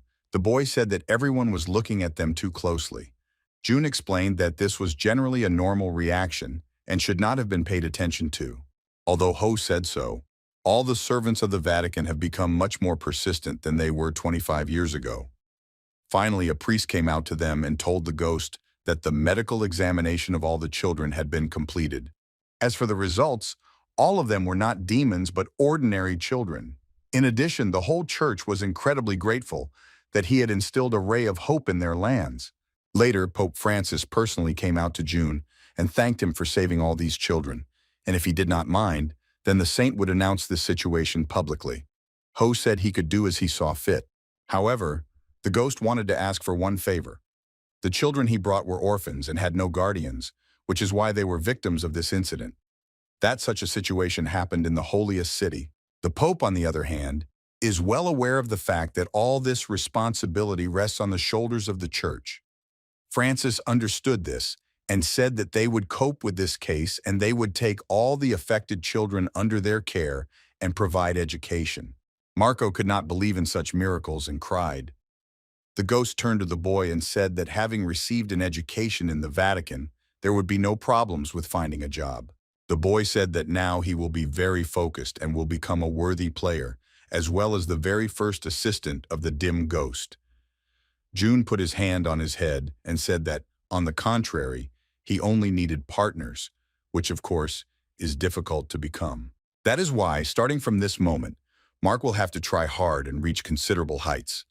The boy promised that he would not let Jun down.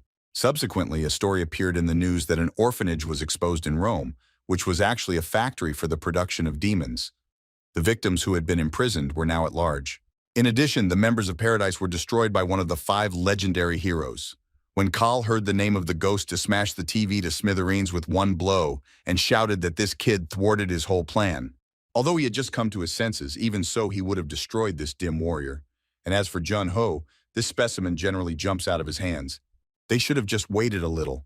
This time he would definitely not let him go, and as soon as Kal dealt with Jun Ho, it would be the turn of the ghost, who would definitely not be able to resist his strength. After all these events in Rome, he finally returned to the Korea Players Association. June didn't understand why it was so noisy outside. People gathered under the building and welcomed their legendary hero home and thanked him for saving people around the world. The crowd began to go even more wild when they spotted the ghost on the balcony. Shim Tokgu went out to June and said that according to police estimates, there were about 500,000 citizens on the street. Ho asked him what was going on around him. The president of the association explained that they all came just to see him. People shouted that they were grateful for his return. One of the guards interrupted this moment and said that he was being escorted to his house. Now June only thought that he wanted to show all this to his friends, who were still frozen. Tokgu told Ho that they had already prepared a press conference at his request. Shim said he could only speculate what exactly his comrade was up to. However, this will not be a simple announcement of cooperation between the association and the dim ghost. Jun asked if he remembered the day Ho first woke up. The hero said that when he just opened his eyes and saw the situation of the present world, he thought that they had finally reached that calm world that they craved so much. But after he took a closer look, he realized that this is not the world. Demons rampage in the absence of 5 heroes and neglect weak people. At least in the world 25 years ago, demons could not behave so freely. Tokgu said that this was only possible thanks to the contribution of 5 heroes, but now his task is... June interjects that his strength was no longer what it used to be. At first he thought that it was enough just to recover so that he would have enough strength to save his comrades. However, this is not at all the case. The current demons did not have a break at all, because they tried to create a creature similar to the dim ghost, and that is why they should all be reminded of the existence of real heroes. Shim didn't notice right away, but asked if he really wanted to come back like the ghost. The president of the association began to say that he himself should know why Gu Chong and the other rankers did not claim his title. Such a talent is sure to attract a lot of attention. As a hero, he will attract not only the enemy, but as soon as June announces that he is returning, then all people will look for and blame him for all the problems in a row. And if he does not appear in front of them at the right time, then they will begin to reproach him. Tokgu turned to him and said that they had already done enough for this world. June said that all this was already known to him, but now he could only resist. Although he lacked abilities, he could give at least some influence. Iceflow told Ho that he was just so full of determination and she would remember his courage. Leaving such a reality behind and accepting such a convenient and easy ending, similar to rejection. Tokgu initially wanted to contradict him, but then told him to do as he saw fit. But how could he help him?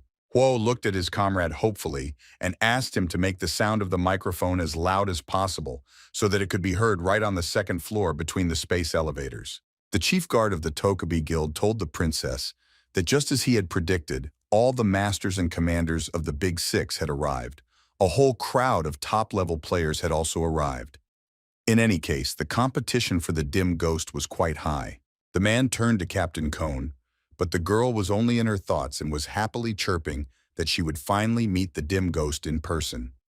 The guard asked her to calm down. The organizers announced that right now, one of the 5 legendary heroes and the president of the Korea Players Association will take the stage, so it was worth keeping calm and patient in the hall.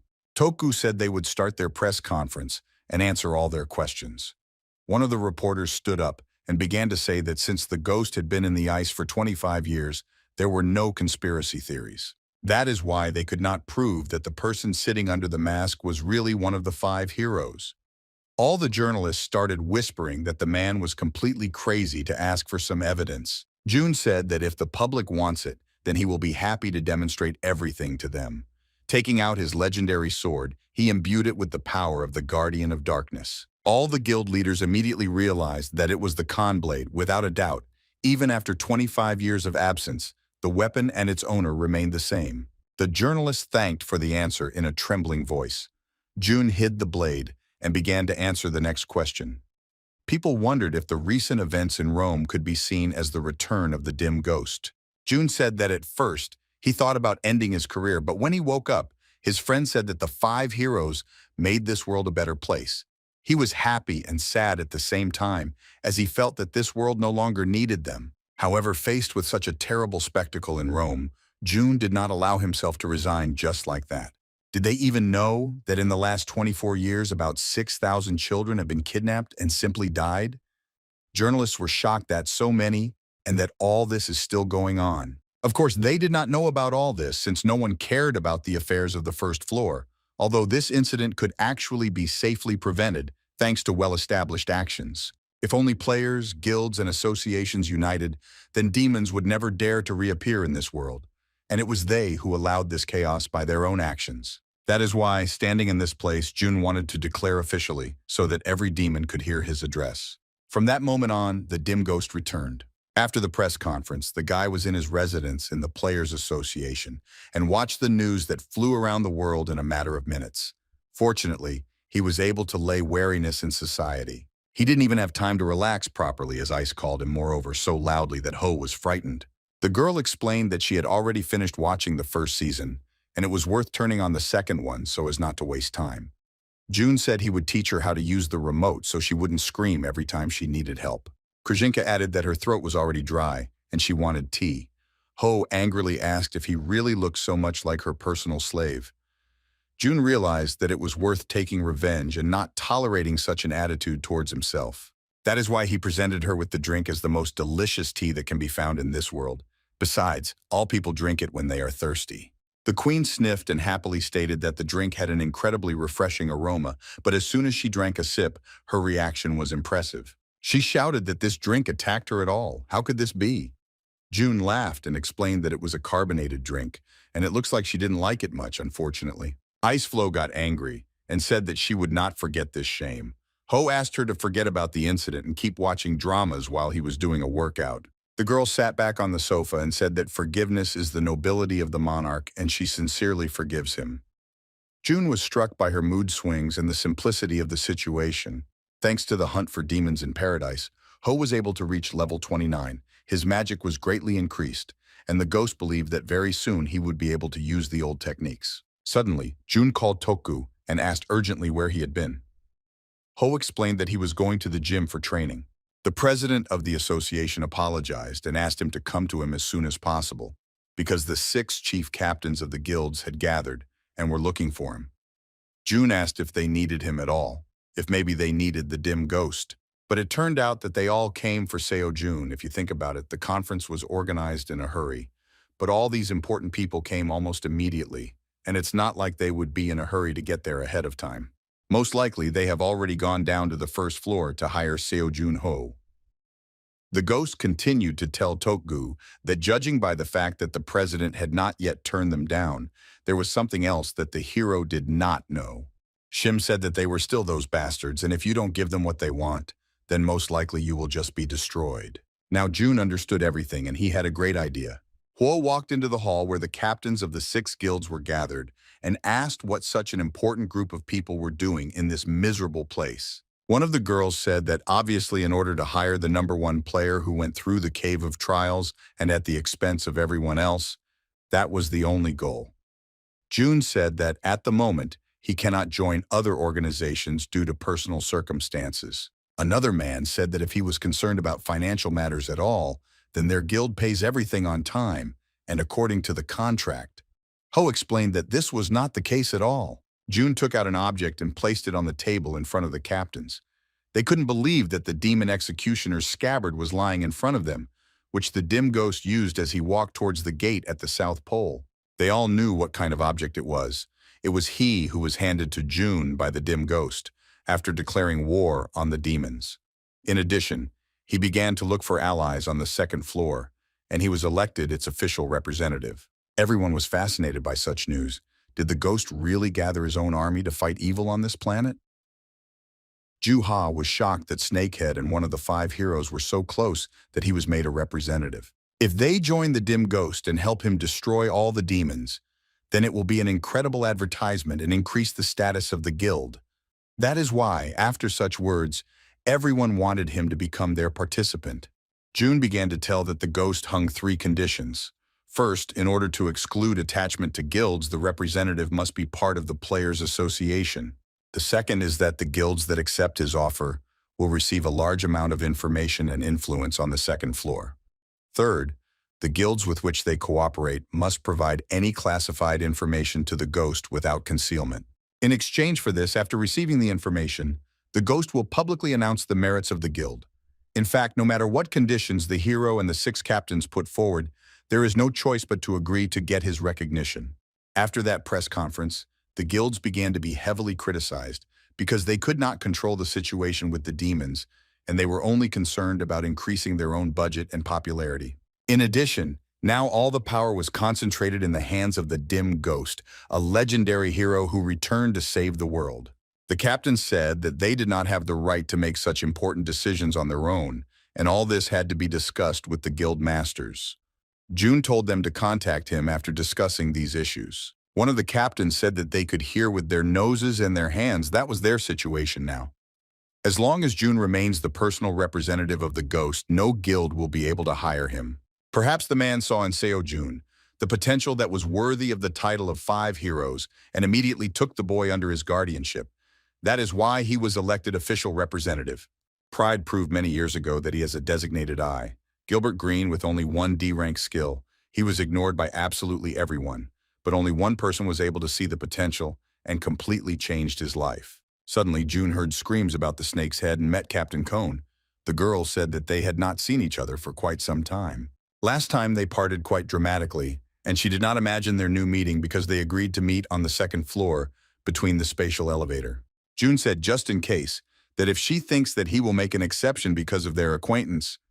Ju-ha shouted that she hadn't even thought about it. She was much more curious to know if he was in a close relationship with the dim ghost at all. Ho explained that they were just business partners. The girl asked if he had met him in person. Cone explained that she was not talking about official meetings at all, but about personal meetings. June said that of course they saw each other. After saying that, Ju-ha beamed. At first, the captain began to mutter something uncertain, and finally said that at the next meeting, could he ask the ghost for an autograph? June couldn't believe that he would be asked for such a thing and said he would try. Ju-ha was delighted and asked to write there, to his dear fan Ju-ha, and maybe with a heart. Ho didn't understand how such a thing could be written at all. The girl said pitifully that it was not he who would sign, although if the dim ghost did not want to do this, then nothing could be done about it. June promised to pass it all on to him. The captain shouted that she was asking hard and would make this thing a family heirloom. Ju-ha thanked him sincerely and ran about her business. Ho was fascinated by this development. After that, Seo Jun went to training and traditionally checked all his characteristics. After all, having reached about level 60, he will be able to restore his previous stats that were during the battle with the Ice Queen. The second floor, the moment he gets there, he will turn into a newcomer again. And even using the name of the dim ghost, he will definitely need to get information from the 6 guilds. To fully conquer this place, he will need to improve his techniques, although he is currently using mana quite effectively. But due to the summoning too quickly, the speed and strength drop immediately. There is only one technique to fix all this reinforcement. June turned to the system and summoned holographic dolls in the number of 10 and with a level of 100. Iceflow asked what kind of training he had in mind. Ho explained that before he went to the second floor, he should have made sure that he could use the old techniques. Finally, the fighting began and Jun was back in his element. Iceflow was amazed by Jun's strength, and especially his mana techniques. Although this attack was strong, it took a lot of points. It would not be possible to use it just like that, because his mana reserve was too small. Ho tried to use mana only in the moment. The only drawback is that his strength and speed drops. Iceflow asked what they should do then. Jun added that he came up with one technique for this: magical control, concentration, and spiritual control. Sky once said that if at least one of the aspects is missing, then the technique will be useless. It was worth just mentioning the sensation of mana circulating inside his body. Ho tried to feel this flow. Inside his own body, it was a real amplification. Thanks to this attack, he was able to turn the training hall into chaos. Ice shouted that it was impressive and she was proud of it. However, looking closer, she asked what had happened to him because his expression was verbose. Jun explained that it was because of the use of amplification. The brain just doesn't have time to process all this information. Simply put, his brain is overloaded and turns into a computer system unit that is heated up too much. The queen said it was too extraordinary a skill. Jun explained that this was why, even as a dim ghost, he could only use the boost for 10 minutes. Now he had to train until he could use it in real combat. The holographic puppets had been restored, and Jun could fight them again. By the time he went to the gates of the Winter Fortress, he needed to become much stronger. A week later, their studies continued. The Iceflow performed an important task and measured the temperature of Ho. During the use of acceleration, it became too critical for the human body. The queen added that she had already told him to use freezing skills to lower his body temperature. Jun clarified that he had already tried it, but the amplification technique was difficult in itself, and it was too difficult to control the ice skill at the same time. Ho said it would be too difficult, but in any case, it would only take him a few months to put her advice into practice. The girl asked if he really thought so. Jun looked at her suspiciously and said that she definitely knew something but didn't say it. The girl shouted that she would not tell him anything. Since he was her contactor, she had to find a solution on her own. Ho said, offended that he didn't need the advice of a petty hag, and in practice, he will somehow figure it out on his own without her help. The ghost immediately after that called Secretary Cha and requested a teleporter for tomorrow to the gates of the Winter Fortress at the South Pole. The very next morning Ho arrived there. He was escorted by a special person to his destination. Jun said he had warned him to take a winter coat. The man explained that all he had to do was get him there and now go back to Korea. The conductor added that he would be praying for the success of player Seo Jun. Iceflow commented that this young man was too weak because it was the perfect weather for a picnic. Ho commented that although he had resistance to cold, he still froze a little at a time.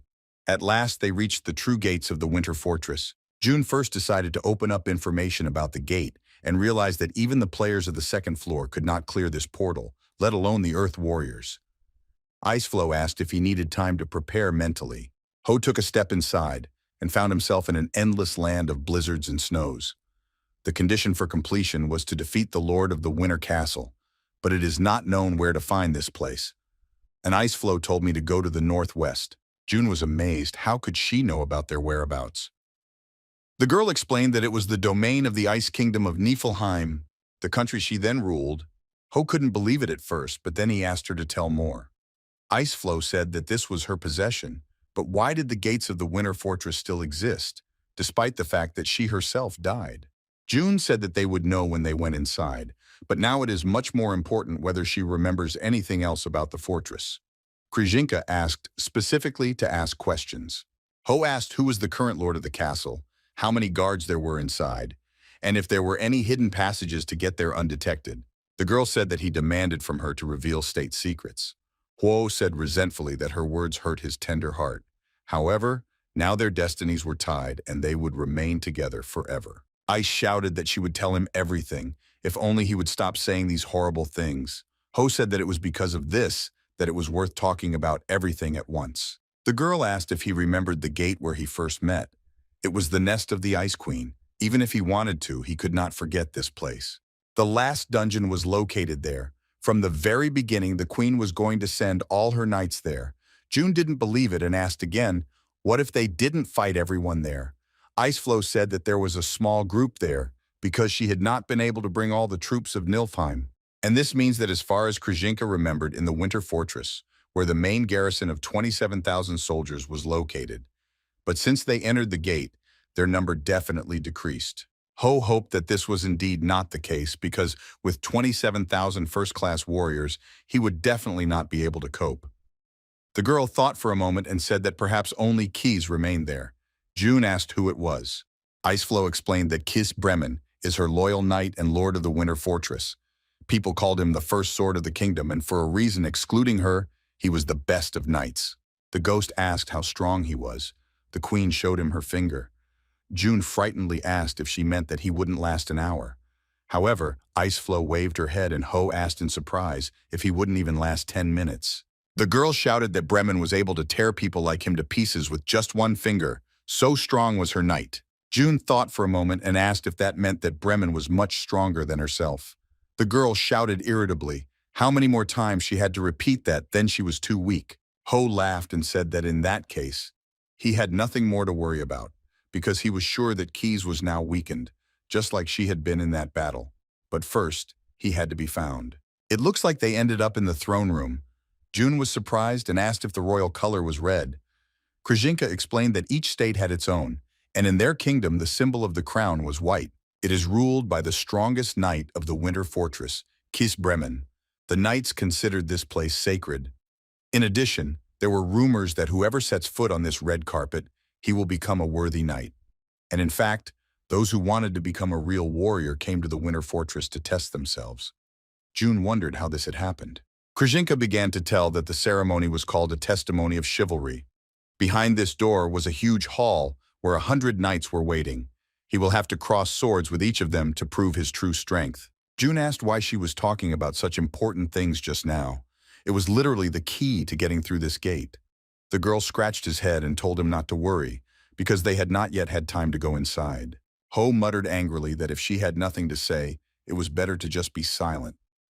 Ice added that even she personally did not know how many knights there were, but during the certification of his status, he would fight one-on-one, and they would not dare to rush at him. June scratched his head and calmly said that there was no point in panicking before he even went inside.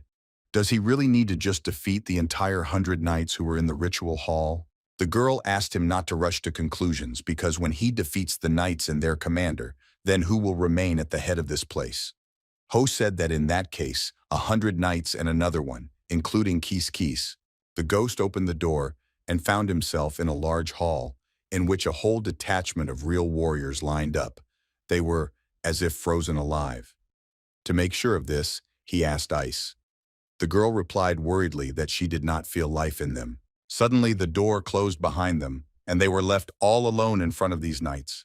At the same moment, the warriors drew their own swords and built a kind of alley for June. The guy began to get nervous and think about how it all started so quickly. The head of this squad came out to meet the legendary ghost. The battalion commander pointed his finger at him and said that Knight Horan Seamus of the Winter Fortress was ordering him, an outsider, to give his name. June began to say that he had come in order to... The queen interrupted him and shouted that it was necessary to say that he had come to witness his knighthood. June didn't understand what she meant and asked him to say. Krzyzynka explained that he would not lose anything if he answered like that and ordered him to answer as soon as possible.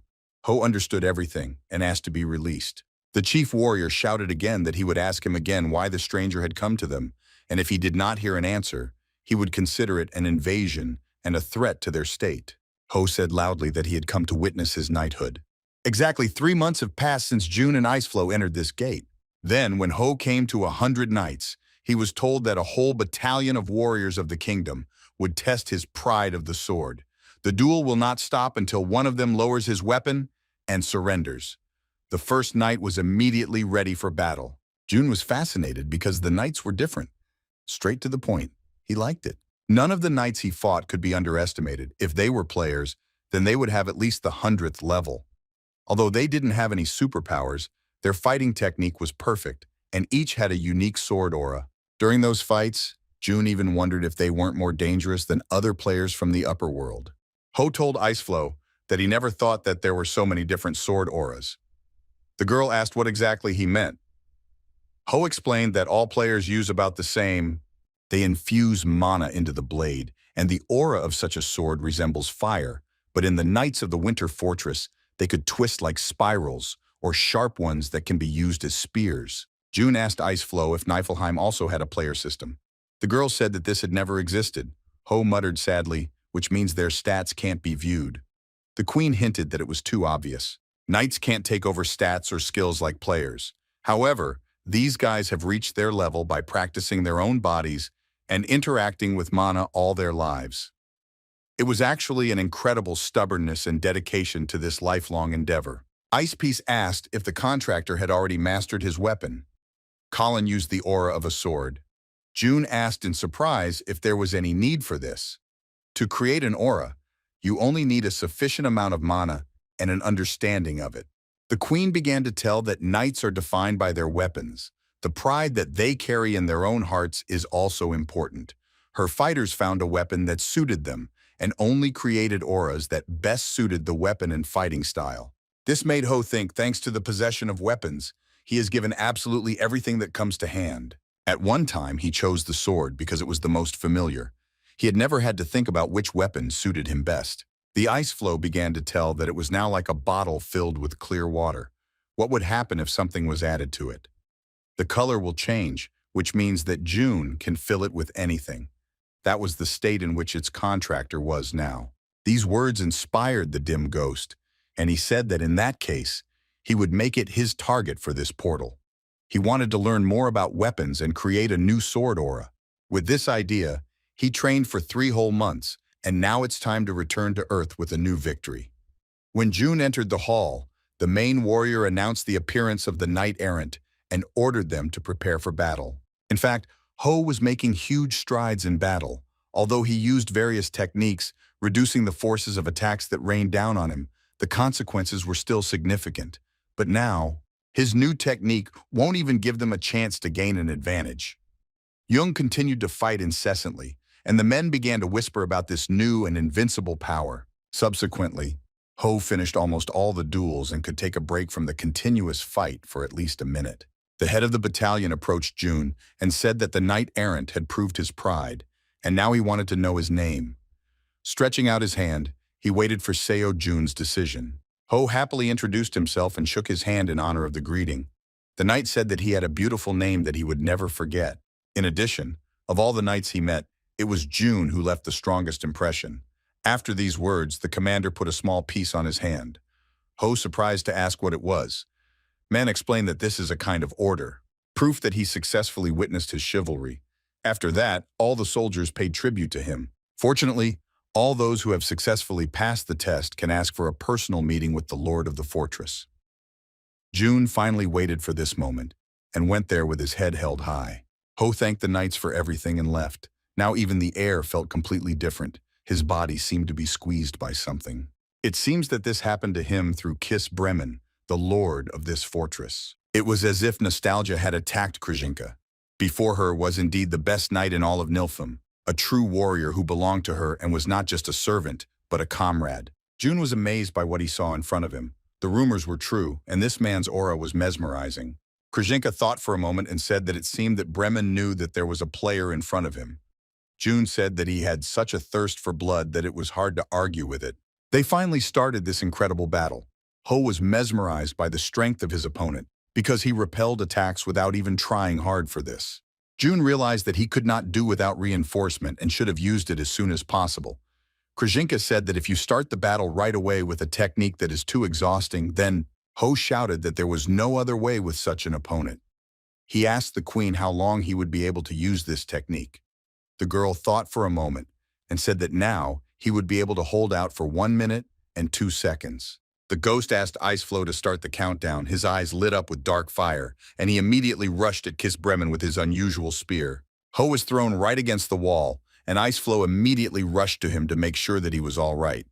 June realized that it seemed that he would not be able to use the buff normally because there was too much difference in the quality of the weapon. However, he was not at a loss and materialized the sword that Quan Noa had made for him and stood back to the battle. Suddenly, smoke began to appear around. Iceflow explained that it was an ashen mist, Barham's special ability. The fog itself has no peculiarities, but since it reduces vision, it is almost impossible to prevent its movements, which is why at such a moment, its attacks become as dangerous as possible. However, his opponent was nowhere to be seen. The guy continued to count the seconds. Now time was not on his side, and while it was necessary to pause the reinforcement, all this time Ho perfectly felt the very attentive gaze of his opponent, and he unexpectedly came out of the back. At such a moment, Jun became as scared as possible, but he continued to attack him with his blade in order to gain at least some advantage in this battle. However, Keese grabbed him by the throat and pressed him against the wall so that he could not move at all. Unexpectedly, Ice Flow attacked Bremen with ice spikes. He did not expect this and shrank back, letting Jun go. Wo said that this monster should not be allowed to attack at all. The queen asked her tractor if it was possible to just sneak up on him. Jun said that Keese was too strong, and it was almost impossible to hide his presence from him. The ghost flooded the wounds with a potion and realized that this was the worst-case scenario, and he could not think normally due to the amplification technique. And also this terrible fog, and not only was his opponent much higher in stats, but he also prepared a scene for himself, and Jun has to run around and try to do something. It's time to finally seize the initiative. Bremen thought that his opponent was hiding in his own fog. It was really impressive, but he felt the mana of this guy quite close to him. Kitty throwing at the fog, there was no one there. A similar kind fooled. However, it wasn't until his feet were encased in incredibly hard ice that the Lord of the Winter Fortress realized that such a small trap had worked on him. Hiding behind Bremen, Jun asked if Kiss Kiss knew how his fog was formed. Concentrated water vapor begins to condense and then rises into the air. That is why, by lowering the temperature, you can get crystal clear ice. Bremen wanted to break the distance for a sharp lunge, but could not do it. Jun said softly that it was too late. Ice Flow carefully watched his movements. Ho quickly pierced Bremen with his sword. Jun couldn't believe that the knight was still alive, even after such a blow and total freezing. A tear ran down the lord's cheek, and he begged forgiveness from Her Majesty. Ho hinted to Krzyzynka that it was she who was addressing her, if she would like to appear in front of him. But the girl said that she had no right to do so, because the ruler had to protect his people. The Knights of the Winter Fortress are also residents of Niflheim, but she was unable to protect them. Jun didn't understand why she was saying that. The queen said that it was worth remembering what weakness really means, to scream in complete silence and not hear the answer. The ghost finally received a message that he had cleared the gates of the Winter Fortress. As a reward, he received the key to the armory, and as a reward for completing the hidden quest, also the testimony of a knight. Jun muttered that it was all incredibly wonderful, and the reward was generous enough for spending 3 months there. With the Limit Destroyer, of course, the stats have grown very much. Iceflow said that such mumbling frightened her, and it was worth going to see the award. After that, the two of them went to the armory. There was an incredible number of weapons that were forged by the best blacksmiths of the Ice Kingdom. However, Jun could only choose one thing, and after that, he is automatically teleported outside. Ice Cream laughed and said that it looked like the floor administrator, Gray, was still looking after him. Ho whispered that he was uncomfortable with this obsession. The ghost looked around and said that he wanted a halberd, which was called the Cruel Executioner, and was of a unique rank, and had quite interesting characteristics and features. He was especially interested in the effect of vampirism. Iceflow asked if he had chosen the most improbable weapon, the fate of himself. Jun said that of course he wanted just that. He will even be able to fight groups of opponents thanks to the restoration of stamina. The queen muttered something incomprehensible, and then added that the main criterion is that he likes it, and everything else is unimportant. In addition, it was already worth going because the gates will close very soon. Passing through the castle, Jun only now noticed a huge portrait of a beautiful and young woman, and wondered why he had not seen it before. The girl in the picture fascinated Juna with her beauty. The ghost stood and looked at her. The color of her hair and clothes for some reason seemed too familiar to him. These were the possessions of the Ice Kingdom, the country she ruled. Ho turned to Ice and asked in surprise if it was really her. Jun went on to say that he thought it was really her and should have just taken off that stupid mask and shown her true face. The girl shouted that she would not do this and they needed to go and not stand and talk in vain. After that, Ho immediately returned to Korea, where he was examined by doctors and taken to the Players' Association. Secretary Cho hinted that of course it was strange to say such a thing, but after his long absence, he looked as if he had spent half a century on the wild island between the jungle and without civilization. Jun sadly asked if he really looked that bad. The secretary replied that no matter how he looked, the main thing was that he came back alive. People who were present in the hospital whispered about him. They discussed the rumors that this guy had cleared 3 unconquered gates in 3 months. Was he really the same member of the association as all of them? The secretary turned to Ho and said that if he was very tired, she would escort him home.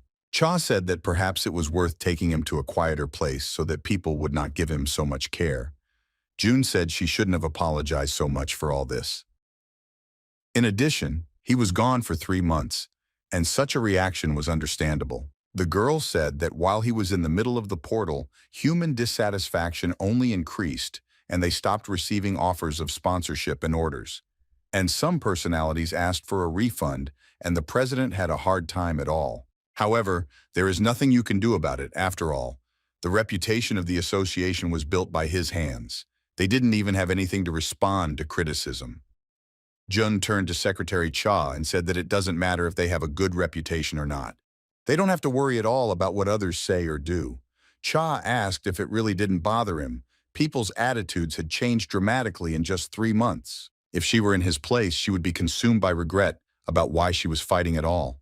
June said that it seems that she was wrong about him because the ghost never fought for others, but rather the opposite. Spending so much effort, he pursued his personal goals. Ho stressed that he was sorry if he disappointed her, but at least it was true. Cha said that it looked like he was probably right and she should have lived like this before, but she didn't understand such obvious things, like a complete fool. Joan thought for a moment and said with a sneer that she is really stupid sometimes. However, the girl said with satisfaction, which meant that she was too unsuitable a candidate for her duties, and completely forgot to give him messages from the heads of the guilds. Now Ho tried to stop her and convince her to tell everything. Meanwhile, the secretary knocked on the door of the head of the Tokebi Guild and reported that they had received a message from the dim ghost. 3 months have passed. Shin Sung-hyun, who was the current leader, wanted to know what this legendary hero said. The man said that the ghost asked to collect information about the demons and send it within 30 minutes. The secretary asked if the chairman was sure of his decision. The dim ghost definitely sent similar requests to the other guilds, because in the space elevator, he met other signalmen. Shin Sung realized that the hero wanted to force the guilds to compete because he realized that during his absence, they discussed the limits of the potentially presented information, and those who did not give enough, he would definitely refuse. They were all in the palm of his hand. Chairman Tokebi ordered everything to be sent to him except for the classified and 2 secret classes. It was necessary to show himself in the right way for their guild to become his only partner. June, having sent a request for information limited in time, just sat and waited. Making such demands on the 6 guild heads was an incredible risk, but to turn their own ruse against themselves. Finally, he received letters in the mail, less than 30 minutes later. Large corporations do value their own time, but the downside of people who are too smart is that they don't invent too much for themselves. As long as he was in the Winter Fortress for 3 months, the 6 heads had definitely come to some sort of agreement to limit the level of information given to him. They definitely had enough time for that. But what happens if you make her compete? In this case, they will try to get him better data than others, and all this for the sake of pleasing the dim ghost. And in the end, he gets information that money can't buy. Although they were called the Big Six, the guys needed to train as much as possible. In addition, in a few days, Ho was going to go to the 2nd floor. And by this time, he and Krzyzynka needed to prepare in absolutely everything, and from the simplest basics, all this will definitely be needed there. First of all, it was worth remembering that they were sent to him. However, why did he have the feeling of you, as if only June was working? Iceflow asked what he was muttering while she was watching TV. Ho said that as long as he was working, she just sat and rested. The former queen of the Winter State shouted that she was not just resting, but studying the culture of their country. June said non-funnily that it looked like she was just playing, and it would take her 4 days for such a pile of papers at least. However, on the border is only the huge Ruben Empire. In other words, most of the 2nd floor is under the control of this particular kingdom. For the past 25 years, the Big Six have actively sought to submerge their people in the nooks and crannies of the empire, and there are now 3 factions. The Silent Moon and Tokyo were an imperial faction, and fully worship the rules of the monarchy. They also enlist the support of the royal court, and their faction is supported by the largest number of nobility. The second group is the aristocracy, where the forces of the labyrinth and the heavenly soul are concentrated to gain control in the regions. And in the end, the last third faction is the Church. The Silver Constellation has taken control of the Church of the Sun, the official religion of the Empire. In addition, Hallam founded a new mercenary guild there. It has been aloof from the major factions and is still the most active of all factions. The borderlands are a completely new world for June that was worth exploring. Beware of demons that could lurk there at every turn. Unexpectedly, Miss Cha came to the president of the association in a formal suit. The man asked why she came. The girl said that she needed to report something. She explained that it was a letter of resignation.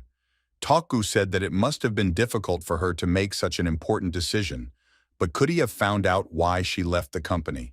Cha's secretary asked if he remembered the first day she first came. The man said that it was impossible to forget. A few years ago, in the Summern region of the second floor, there lived a talented doctor who was called a saint. She devoted her whole life, helping others, but in a moment of crisis for her. When she first needed the help of others, absolutely everyone turned away from her and did not even stretch out a hand except him. She had too much respect for the president, as much as she did for the dim ghost. He was the only one who helped her in her time of need. She wanted to work there for as long as she was allowed, but after talking to Seo Jun, she began to remember. Inspiration that has helped her in the past. Tokgu congratulated her on this discovery because she finally found her true path. The girl thanked him sincerely and asked if she could give him back the ring that had sealed her magic on the day of her release. Shim congratulated her on her return.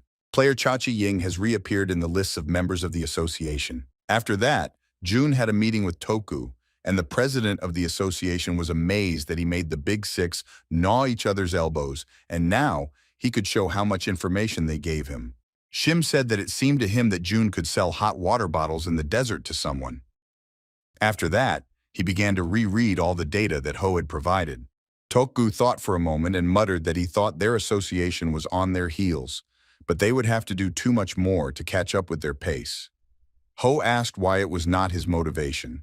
Shim said that someday they would definitely catch up with them. June asked what the association was doing on the second floor. Toku said that they recruited some players from there and reorganized the entire network of informants, as well as expanding their influence on the borderlands. Of course, it is quite difficult to compete with those who have been there for 25 years. All the most useful areas have long been under their control, and besides, it hurts quite a lot when you are left with only some outskirts. June asked what if they sponsored some kind of war. Toku asked in surprise, does he really think that everything is so simple? Ho said that he himself does not know because in a week he will already go to the second floor. Toku understood everything, and bowing his head, he said that he was very ashamed that if they had much more influence, they would be able to support him even there. Ho said with a smile that he had already done a lot for him. Thanks to Shim, he had new documents. He got a player's license with ease. Besides, he helped with equipment, weapons, housing, and just supported him during his recovery as a new player. It was the best support that could exist, and June was incredibly grateful to his old friend. Meanwhile, the daughter of one of the heroes of India, who was a friend of the owner of the legendary bow hurricane. The grandmother invited her granddaughter to come closer to the lion and look at it. The woman said that she understands everything. Her daddy is always there for them, even if he's not visible. And even now, he looks after her and protects her. The girl almost cried, because the grandmother kept saying that it was her happiness that was the most important thing for him.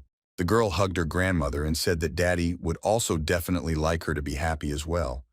The woman was happy and said that the granddaughter was right, and they went to see the animals together. Meanwhile, in the middle of the night, June met Cha's secretary at work in the association. He didn't understand what the girl was even doing at such late hours at work. The girl tried to explain that she was just helping the president with some documents. Ho asked in surprise why he was blaming all his work on her, so Taku was going to have a rather serious conversation. The secretary laughed, but Ho said it was too late, and she should have hurried home. They said goodbye and went their separate ways. Suddenly, Shim came out of the room and asked in surprise if June had not yet gone to rest at his residence. However, Ho defiantly and angrily asked if he really forced his secretary to work overtime until the night. The president of the association almost forgot Miss Cha's request not to talk about her dismissal and asked Huo not to bother himself because he had just forgotten to give him something. Toku handed him a note and explained that it was the address of Arthur, the son of Gilbert Green. The president wanted June to find this boy and take him under his wing. Ho asked worriedly if the kid could still remember him. Shim was already at the elevator and wondered if he would go to the guy like the dim ghost, but June explained that he would still think about it. The boy finally left the building of the association and decided to go to the convenience store to have a little snack. Odd knock. This quiet trip to the store was doomed to failure from the very beginning. One of the most famous demons watched it from the roof of a tall building. Junior was thanked for the purchase. A cat began to spin and caress at his feet. Ho apologized for not buying him anything. However, the animal had certain thoughts in its head and spoke as if it were an ordinary person. Ho was surprised by the change in the cat's mood, but said that it looked like everyone was too smart now. Suddenly, a man appeared in front of him. Jun barely felt his presence in the alley. It looked like he had a player with a fairly high level in front of him. Call Singer said that maybe he should have found another place where there weren't so many witnesses, because he knew that Ho wouldn't like fighting there. Jun asked in surprise about his opponent's weapon. The Last Horizon? Such a weapon was more suitable for snipers. Did the archer decide to be right in front of the enemy? Was he sure that he was not making a mistake? Jun immediately apologized to Kalsiner for everything. The man said that it was really shocking that he was so easily recognized, and how could he have made a mistake at all? The bow automatically materialized in his hand. Singer immediately led him to the building of the association, and Jun realized how much his throat was squeezed by this unprecedented threat of blackmail. The demon was ordered to follow him as long as he was good. If he doesn't want to see all the people important to him die. Singer praised him and said that it was quite courageous of him to follow the demon stranger to the very end. That is why he will give him a choice. The first option is that he is chained in magic chains and goes with him. Jun thought for a moment and immediately said that this option did not suit him, so he asked about the second.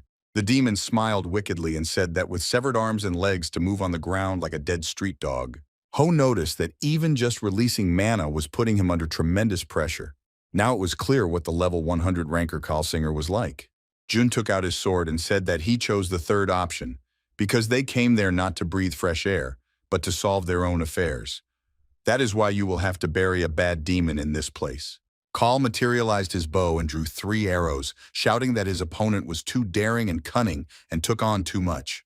The demon let go of Titiava and the arrows flew directly at Ho. The boy was able to repel this attack with his incredible sword.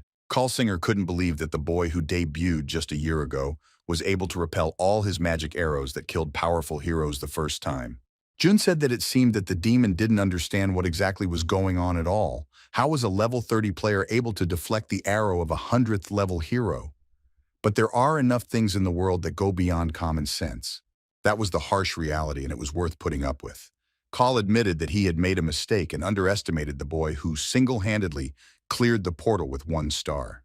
On the first floor, it definitely has no equal at all, and when it goes up to the second and pumps, it will be quite interesting to watch because it will happen much more intensively. And if suddenly this genius manages to exceed his expectations, then Xiao Junho will be able to stand side by side with Guzhong in the near future. However, this will definitely not happen, or rather he will not allow it to happen. Kal drew the arrow and said that it was too pathetic a sight, that this talent would now just disappear. The demon shot a shark arrow at Jun. However, even her Ho could not repel this time, although in fact his affairs took a rather bad turn. After all, Kal controlled the arrow with mana, which is why he had a rather difficult time. The demon hissed that he was glad to welcome him to his sea. However, fortunately, the arrow hit behind his back and did not harm the ghost. Jun looked at the mark left on the ground by the explosion and was surprised at how great the power of the charge alone was. Not only did the demon control the trajectory, covering the entire area, the mana became so thick that it became too difficult for Ho to move, as if he was actually drowning in the abyss. If he misses at least 1 arrow, he will definitely remain without a victory. Jun clearly noticed a slight glare of the tip and realized that it was necessary to act immediately. The guy activated the boost and waited for the moment when the arrow would fly as close as possible. After death was right on his nose, the dragon sword perfectly coped with its task, to repel all attacks. Singer could not believe that his special technique was able to be recaptured by a player of some 30th level. The demon calmed down and said loudly that it looked like he had weakened too much during the escape. Junho is not an ordinary lucky man. Kal was glad that it came to him even though it was so late. In front of him was an opponent with whom he had to fight with all his strength, just to be able to win. After that, The demon got really angry and said that the indulgences were over and a real battle awaited him. The mana hanging in the air suddenly calmed down, as if it were the calm before the storm. Singer pulled on his jacket again and said that it could be considered an honor because this time he would really say goodbye to him. With the arrow of an angry dragon, June tensed up and focused as much as possible because the jokes were over. Now his life was at stake. As soon as the demon released the arrow, he saw nothing but frost in the air. Everything around froze and calmed down. The situation changed dramatically. Singer didn't understand where the flow of ice mana came from. However, it wasn't long before June applied the Veil of Darkness. The demon immediately realized that his opponent possessed two attributes. Was this boy hiding his powers? Besides, it could not be that this boy also possessed darkness like the dim ghost himself. June said that he wanted to get by with only one attribute, but for some reason it didn't work out. But now, he definitely has no way out. After all, June leaves no witnesses of her own power and magic. Right now, he needs to kill Call Singer. The demon said curiously that it looked like his little friend was hiding his peculiarity, so he would have to force him to reveal it. Call opened the inventory and activated a rain of arrows that rained directly at June. The demon wanted to end everything with a single move. June used to strengthen his own strength and thought that he could not delay it because his brain would boil too quickly inside his head. It was worth dealing with him before the moment Singer fired arrows. The ghost was now working ahead of the curve, and apparently he was good at it, comparing his opponent with 70 levels more. Call laughed and said that it looked like the poor boy had decided to hasten his own death. He used a shower of flowers and directed it directly at his opponent. His arrows will show him exactly what real hell is. After that, even his own mother does not recognize his body. Meanwhile, Singer noticed something strange, that June was running at him with a smile. Ho finally found the right moment. Besides, Kalbua was too self-confident a warrior, and this only played into the hands of June. Right now, he could use the shadow step accurately. Only at the last moment did Singer notice him, but it was too late. June's sword pierced his chest and inflicted a wide wound. Of course, the demon felt his blow, and it showed an incredibly high reaction speed. However, their fight did not end there, and Singer, activating his claws, continued to attack June in close combat. The ghost jumped back briefly to catch his breath and come up with a plan of action. Damn regeneration worked on his opponent successfully. He could even grow a limb for himself with enough strength. To become a demon, one must drink the blood of such a person. But the human body cannot fully accept this power, and it is not uncommon for blood to be diluted with water, but for the sake of strength, madmen are ready to do anything. They even drink pure blood, and only 2 of them have endured this. They have been reborn, and they were able to use the skills of the demons whose blood they drank. Call began to get closer and closer to June and say that he had a rather interesting skill similar to teleportation. Why didn't he use it from the beginning? Singer gave his word that this time his opponent would definitely go to hell. June kept trying to guess where this warrior's weak point was. He replied to his opponent that he had not been to the underworld for a long time. Call added that, of course, if he does not change his mind and is ready to handcuff him, then in this case, he will definitely stay alive. June laughed and sent the demon away from him.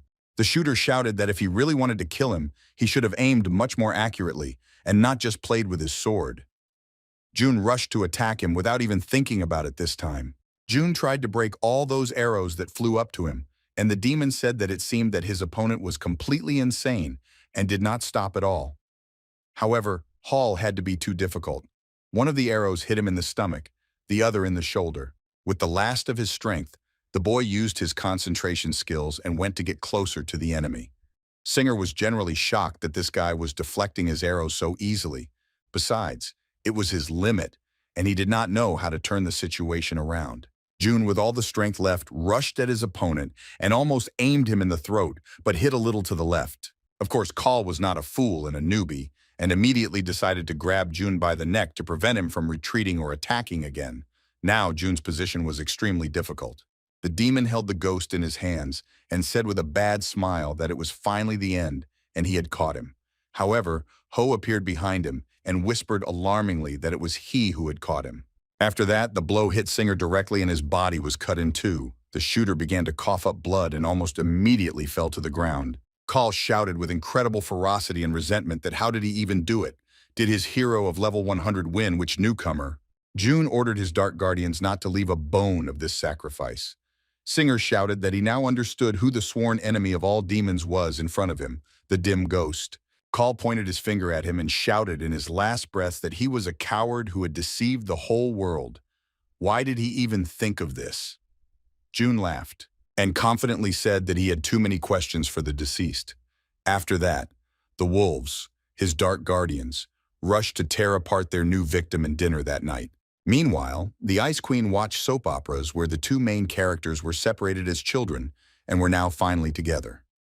Suddenly, the girl felt something strange. Iceflow was bored and she shouted that where could Seo Junho go at such a late hour, and she managed to watch so many dramas.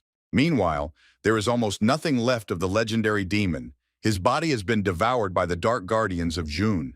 Ho thought about how stupid an idiot Call Singer was, followed him down to the first floor, despite the fact that he had been chased all this time.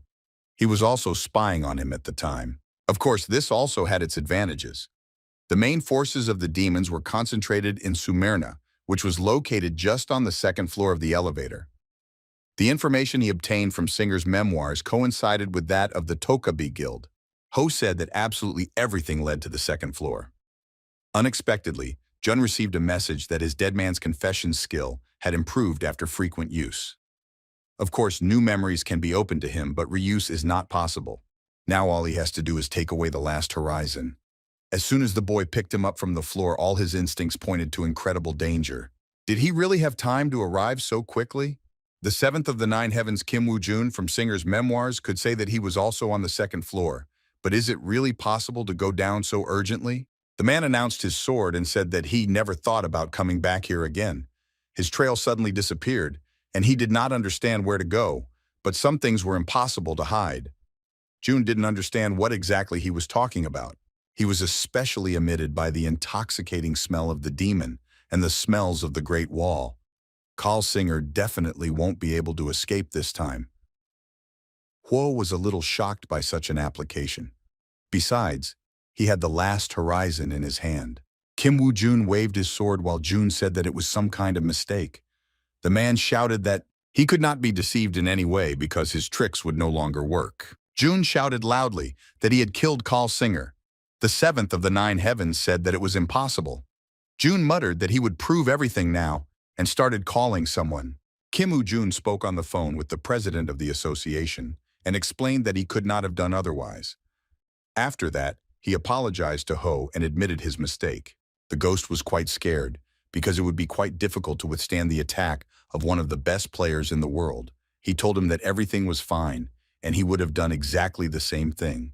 Kim Woo-jun said that he would like to redeem himself and repay him at least somehow. He asked Ho to raise his head and move closer to him. The hero dropped a little elixir on his wound and walked away, saying that it was a magical elixir that heals wounds and helps in desperate situations with serious physical injuries.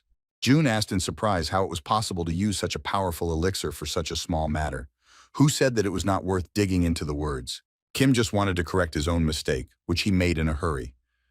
June looked at him with pride and thought that it turned out that there were still worthy people left in the world. Woo-jun told Huo that he still had a lot of questions for him. Of course, he knew about his abilities, that he had not cleared the conquered portals, and in the Cave of Trials he had surpassed his and his records.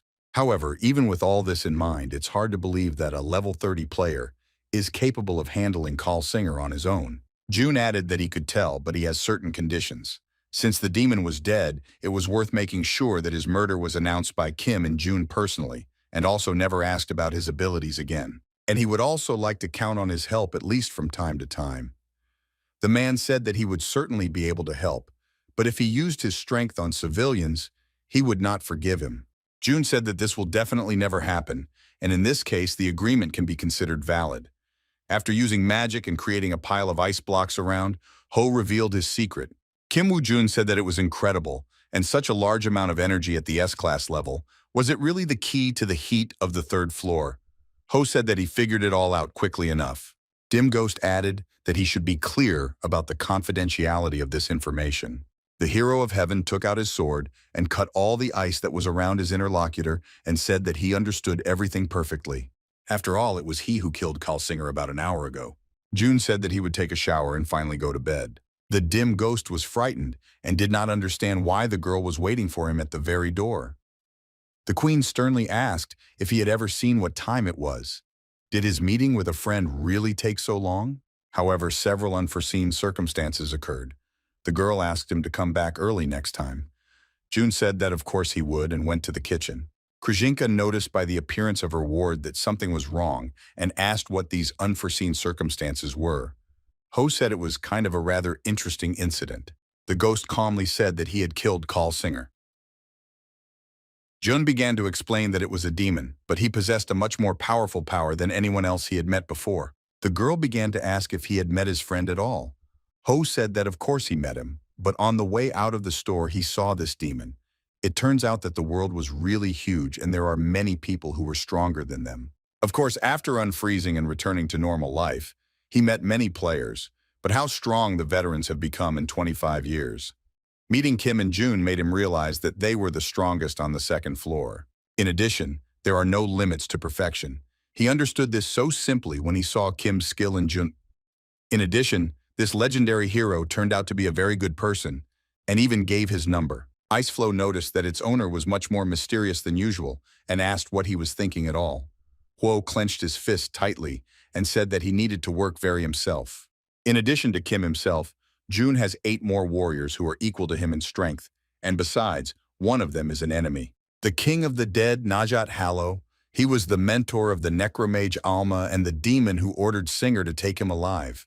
Of course, it was quite easy for Junior on the ground floor as he was well acquainted with him. However, the second floor is completely different.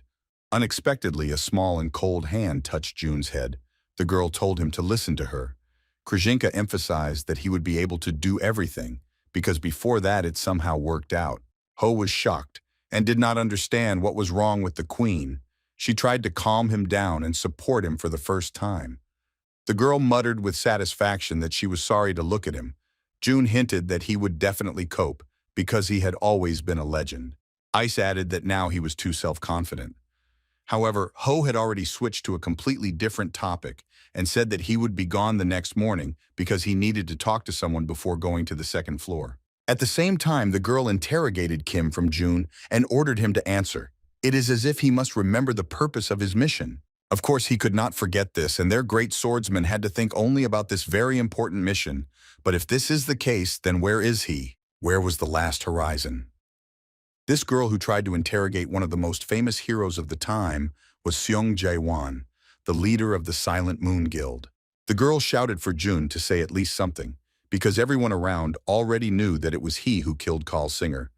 But why did he take the legendary bow? Was Call able to give him a blow? Kim Woo-jun frowned and said that of course not.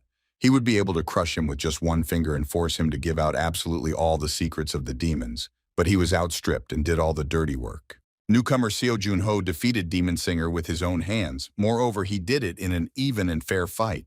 Therefore, by right, the bow belongs only to him. In addition, this promise was quite important to the seventh heaven. He explained to the head of his guild that he had killed Call before he could use his legendary bow. The girl got angry and began to shout that as the sword of heaven, an idealist to the marrow of his bones could do something inadvertently and hurry. The head of the guild was not at all happy with this development of events and was still angry with him, but there was nothing that could be done. Sun Jae-won promised to report everything to the Duke herself. The girl asked Kim from June to at least try to tell the truth. Is it really so difficult to do such a small favor? The man explained that he would not have been able to get a bow. Vaughn said that the hero had not smiled like that for a long time, to which the guy said that he had received something more.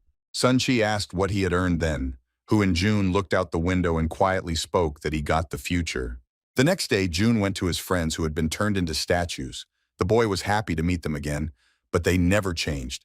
His magic level was too low, and it was impossible to remove the seal. Ho said that fortunately the level of magic was no longer absurdly low, and on this one could say a huge thank you to the system. Progress was finally visible. He asked Ice what she thought about it. June asked what had happened to the queen in the first place. The girl began to explain what was the matter. Ho was worried about whether these people were alive at all. The girl nervously said that it would take quite a long time to remove the seal. June looked at his friends and told the queen that it was time to leave.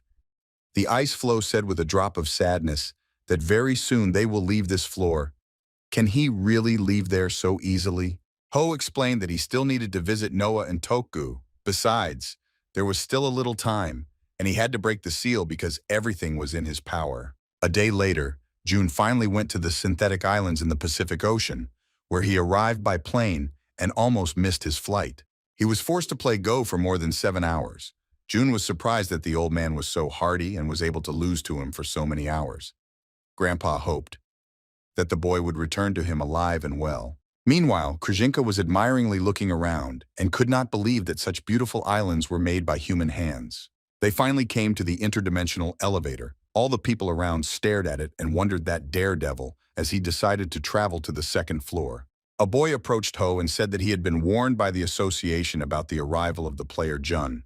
He needs to acquaint him with certain information about another space. The first place where he would find himself would be the Ruben Empire. All power in this country was in the hands of the nobles, so there is no need to conflict with them. It is also worth being on guard on the borders of the empire, because a lot of criminals like to take advantage of this and attack newcomers. Ho finally went inside the elevator and promised to be careful and said goodbye to the young man. The elevator began to rise sharply. Besides, it was transparent and you could observe the beautiful scenery around. June apologized for not warning her about this, but there was something else to pay attention to. Hundreds of other vehicles lifted players to the second floor.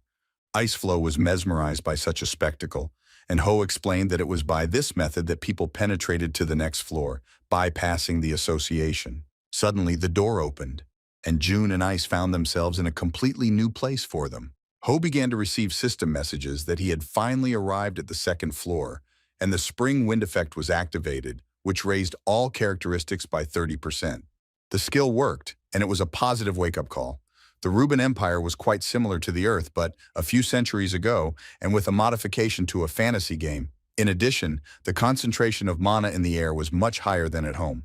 People watched in amazement as the new player on this floor stood near the space elevator and muttered something under his breath. The heroes thought about inviting the boy to join their guilds.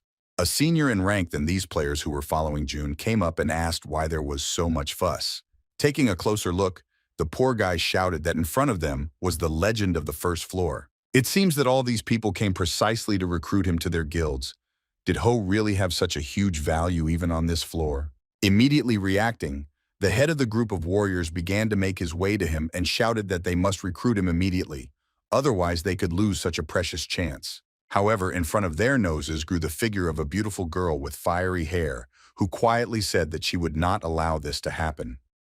Mr. Snakehead was only her personal client, and she was the first to notice him, so they should all have bitten their elbows. June inhaled the air contentedly and said that he was finally on the border, and the high concentration of mana in the air intoxicated him. Iceflow asked why he was so excited. Ho explained that he was just happy. The queen advised him to look around and take a closer look at the people. June suddenly shouted that he knew one person, Miss Commander Khan. Ho started waving at her and saying something. The girl told her interlocutor that she had to go. Jiha happily said that Mr. Snakehead had finally been found. The girl ran to him and shouted that the devil would have taken him. If he had come 2 days later, then the victory would have belonged to her. June calmly explained that he doesn't really like to lose. Jiha began to learn interesting things from him. She was worried about whether he had any problems with communication, because the system had to translate everything clearly on the second floor. Ho admitted that she was the first person he spoke to. Captain Cone said that it was better to bring him up to date first, and it was best to do it in some coffee shop. This institution was only for nobles and their companions, so it was quiet and peaceful, the perfect atmosphere for serious conversations. June asked in surprise if she was already an aristocrat. Ji-ha explained that she was only a baronet and did not have any lands, but it was enough for the status of a noblewoman. Ho was not very impressed that without her, he would not have been allowed into this institution. The girl asked if he liked it there. June denied that they were just drinking Americano and there was nothing special about it. Ji-ha said that in the Empire, it was easy to get food from the ground. The captain kept asking what he thought of this new floor for him. Ho thought for a moment and said that everything there was actually new, completely different orders compared to the Earth. But on the other hand, it interested him, the exploration of a new space. Most likely, it will take him quite a long time to get used to it. Captain Cone asked Snakehead if he had thought about what would have happened if the previous gates hadn't been closed 30 years ago, if they hadn't overcome absolutely all the monsters that got in their way. June said he didn't know for sure, but the situation definitely wouldn't be the best. Jiha said that this is true because all this happened at the border. About 1,000 years ago, there were a lot of different portals on this floor. Monsters were able to flood the world just like that, and no one resisted them. As a result, all of humanity was destroyed. And only so many years later, there were no gates on the border, but all the previous monsters multiplied. June couldn't believe that this place had ever been destroyed. However, Jiha didn't want to dwell on negative topics and reminded June a bit. Did he even remember her request? Speaking of this, Captain Cone looked quite worried. June pulled out the same magazine and asked if she'd ever talked about it. Jiha couldn't believe her own eyes. She happily shouted that she was incredibly grateful to him and loved the legendary ghost very much, who even drew hearts especially for her. Ho was pleased that his efforts were appreciated. Jiha handed him an envelope and said that it was his reward for winning. Ho did not immediately understand what it was at all and thought that it could be a map of the area, but it turned out that there was a letter of recommendation. Thanks to this piece of paper, he will be able to get to lunch with Viscount Hoyt from the Malaba estate. Ho didn't understand what she meant, but the captain explained that it's not just lunch.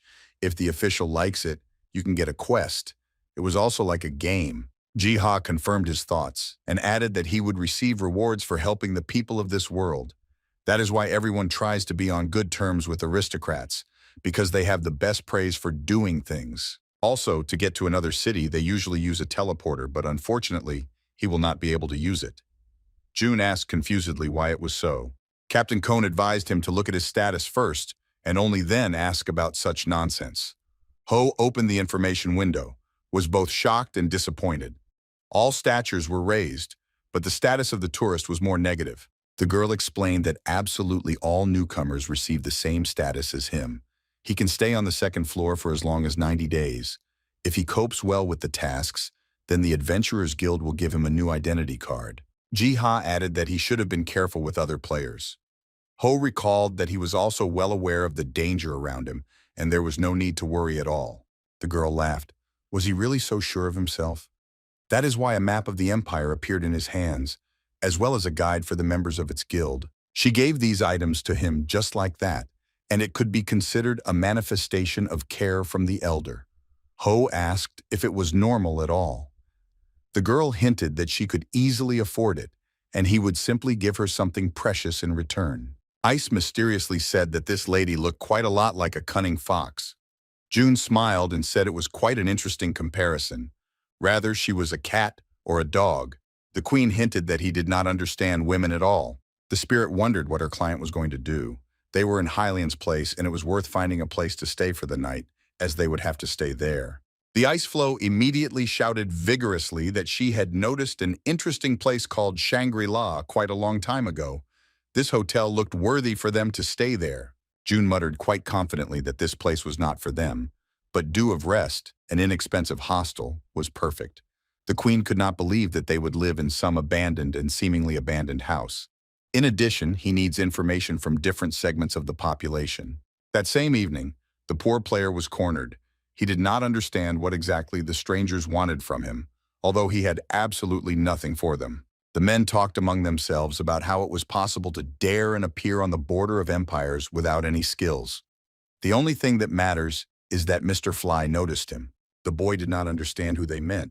Suddenly, some unknown person approached him and said that Fly was just him and kicked him on the head. The man beat the boy a lot and said that he was sweating a little and asked his comrades how much money he received as a result. 30 gold. And not too little, but not a huge fortune either. Anyway, this newcomer would not be able to escape from robbery because you could get quite a lot of money from the players, especially when they are afraid of death. Ho walked into this hostel. It was quite noisy inside. This place was somewhat reminiscent of a tavern in ordinary games. Adventurers, masters of the frontier, and players from the land all mingled in this strange place. However, even they could be easily distinguished, as all players carried a Vita device with them. The girl asked how he was going to get the information he needed in such a place. A waiter approached June and asked if he could already take his order. Ho said he would like to taste their best dish, alcohol, a cup of tea. The employee thought for a moment and said that he would serve him lamb steak and beer. The waiter added that he had 51 copper coins. June immediately remembered how Captain Cone had explained that 1 copper was equal to 1,001. Ho poured a whole bag of gold on the table and asked if that would be enough. The waiter said that these were not copper coins, but gold coins. June said in a frightened way that he had just mixed it up because he had recently climbed up to them. The employee said that he would only take one gold. Besides, it was dangerous to show his wallet so publicly. June thanked me and said he would mean it. After thinking about it, the guy realized that he had received about 1,000 gold coins from Toku. Iceflow asked his master, did he just want to brag to others? Ho said that of course not, since the commander had told him in advance about the local exchange rate, and so flies are often attracted to rich people. A stranger approached June and told Mr. Player to take a good look at him. The man said that he would get straight to the point, as he was very interested in such incredible wealth. Maybe we should have talked in a quieter place. June wasn't too happy that he looked like the strongest fly in this restaurant was standing in front of him. Iceflow restlessly stated that there was too bad a guy in front of him. Ho asked a stranger to take him to the right place. The man said that it looked like their boss was right, and all the players were incredible idiots. However, as soon as they went outside, the face of this arrogant thief was no longer so satisfied. An incredible fear settled in his eyes. June dealt with this gang in just a few minutes, and they all begged for salvation and help, but the dim ghost didn't care at all. Ho ordered the chief of them to sit on his lap. Krzyzynka was pleased and did not understand how a bunch of such fools could achieve anything at all. June stated that it was better than nothing. He ordered the main con artist to give all the information under their control about the whereabouts of their boss. The stranger decided not to risk his own life and said that he was in the gambling house. Immediately after that, June went to the gambling house, where everything was covered in cigarette smoke, and it was not even possible to breathe normally. Ho knew about the fact that their boss's name was Fly, and he was a notorious gangster in Guillaume. Gambling houses, all this he firmly held in his hands. The entertainment business brought quite good money. Also, this man did some business with the nobles. Therefore, June was sure that Fly knew much more than other people. The atmosphere was really quite different from the one in the tavern. In addition, June decided to get straight to the point. The men at the table were surprised by the new face in their circle. The ghost explained that he had just arrived at the second floor. The stranger laughed and said thoughtfully that he had just arrived and immediately went to play. It seemed that the boy had fully experienced this strange life. However, the stakes in this institution were quite high, whether it would have enough money at all. Ho confidently said that of course he would have enough contrary to the expectations of the players at this table. June was the best of them all and won consistently. They thought he was an ordinary guy, but an hour had already passed, and there were more than 300 chips in his pot. Meanwhile, the Iceflow did her job perfectly and prompted him about absolutely everything. Looking at the cards of his opponents, he could not be afraid of losing at all. In the meantime, the head of the casino was standing in his office and watching Phoebo lose money for the first time. The opposing boy was really quite curious. Was he really so lucky? Of course, it was all more like fun, but his skill was at a high level. Another employee standing in the office asked if the skill is also not work. The owner shouted how dare he touch his money and ordered him to be brought to him. The man who played against June understood that at this rate, he would be in trouble. The referee said that he would shuffle everything himself. The Iceflow shouted that the dealer was removing only the lower. As expected, of course, the opponent was a little late with the conclusions, and what should he do now? Another player asked where he was going and why they didn't play again. June made it clear that he had won as many times as he did, but it was getting a little scary, and he didn't want to lose. Suddenly, another employee of the gambling house approached Ho and said that their owner would like to treat him to a drink, so why don't he go with him? Ice hinted to her friend that apparently it could be the same boss of the crooks they had beaten in the inn. The employee said that it was a VIP room, usually reserved for the Lee family.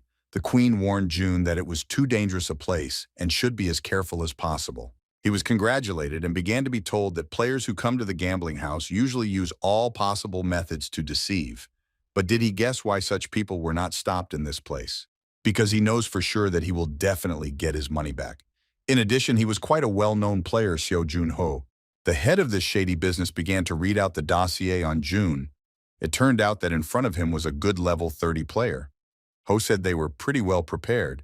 The boss explained that it's quite easy for players to give out the information they need when they drink too much alcohol, especially about people like him.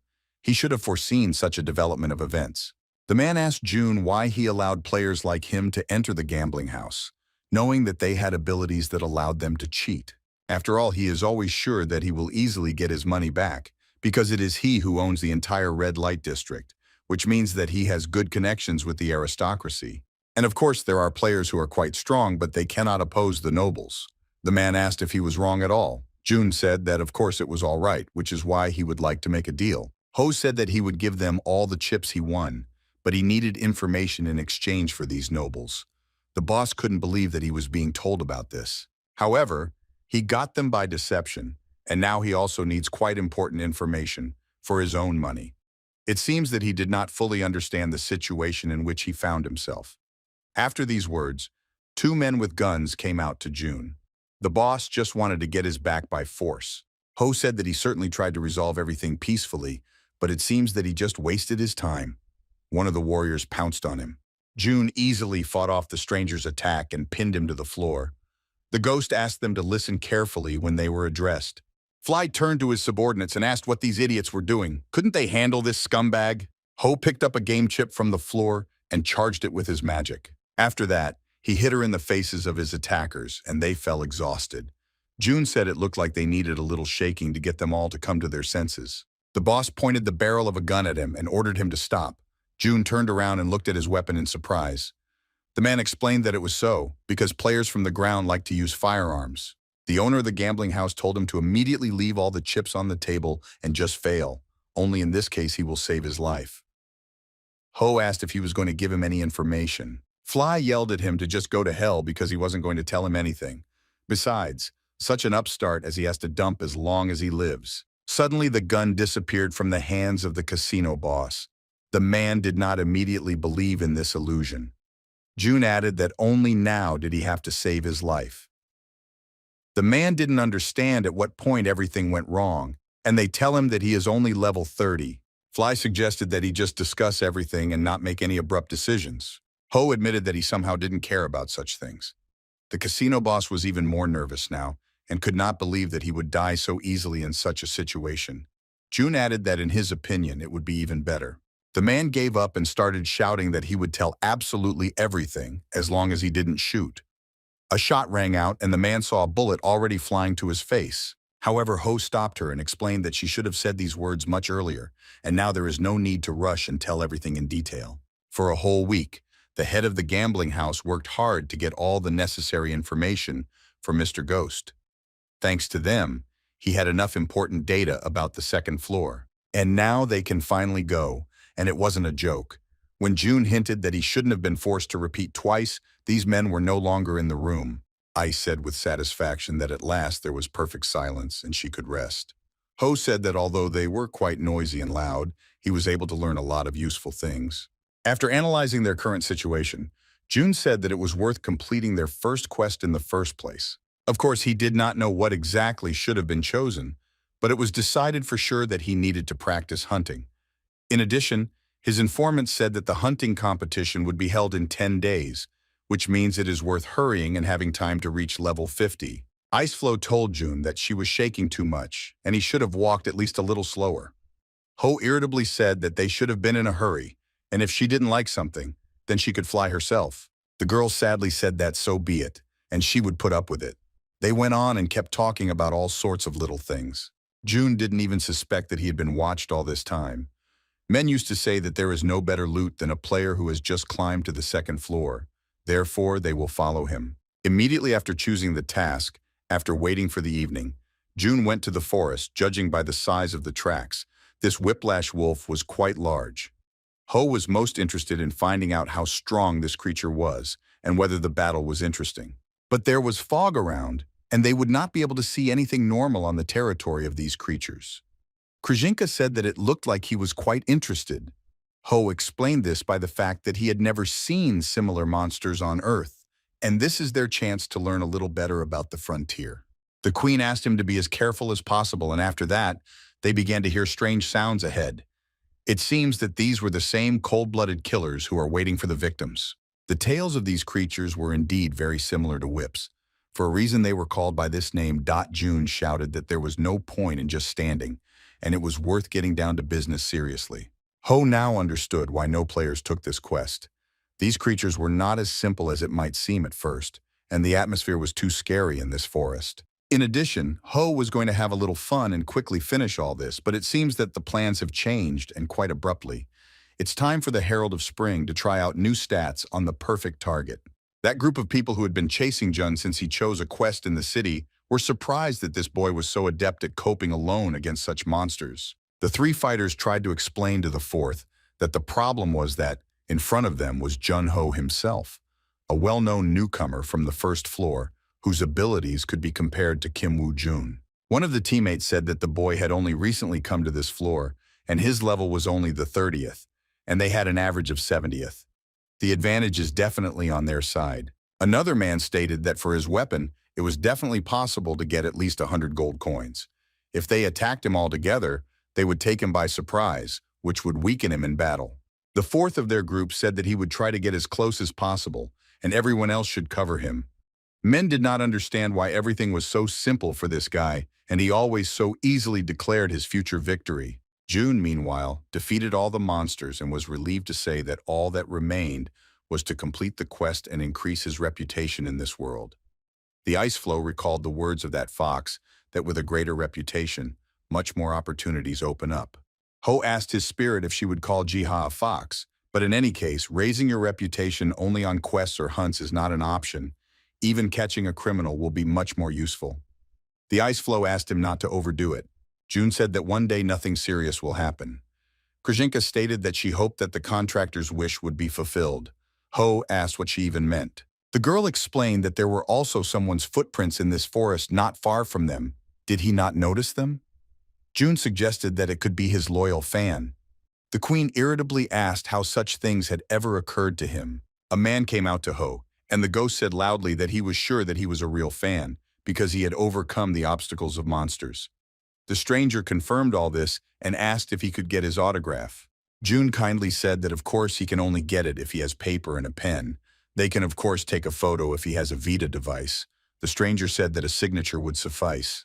Ice was commenting on everything that was happening and was actually a little nervous, but she laughed at these rascals.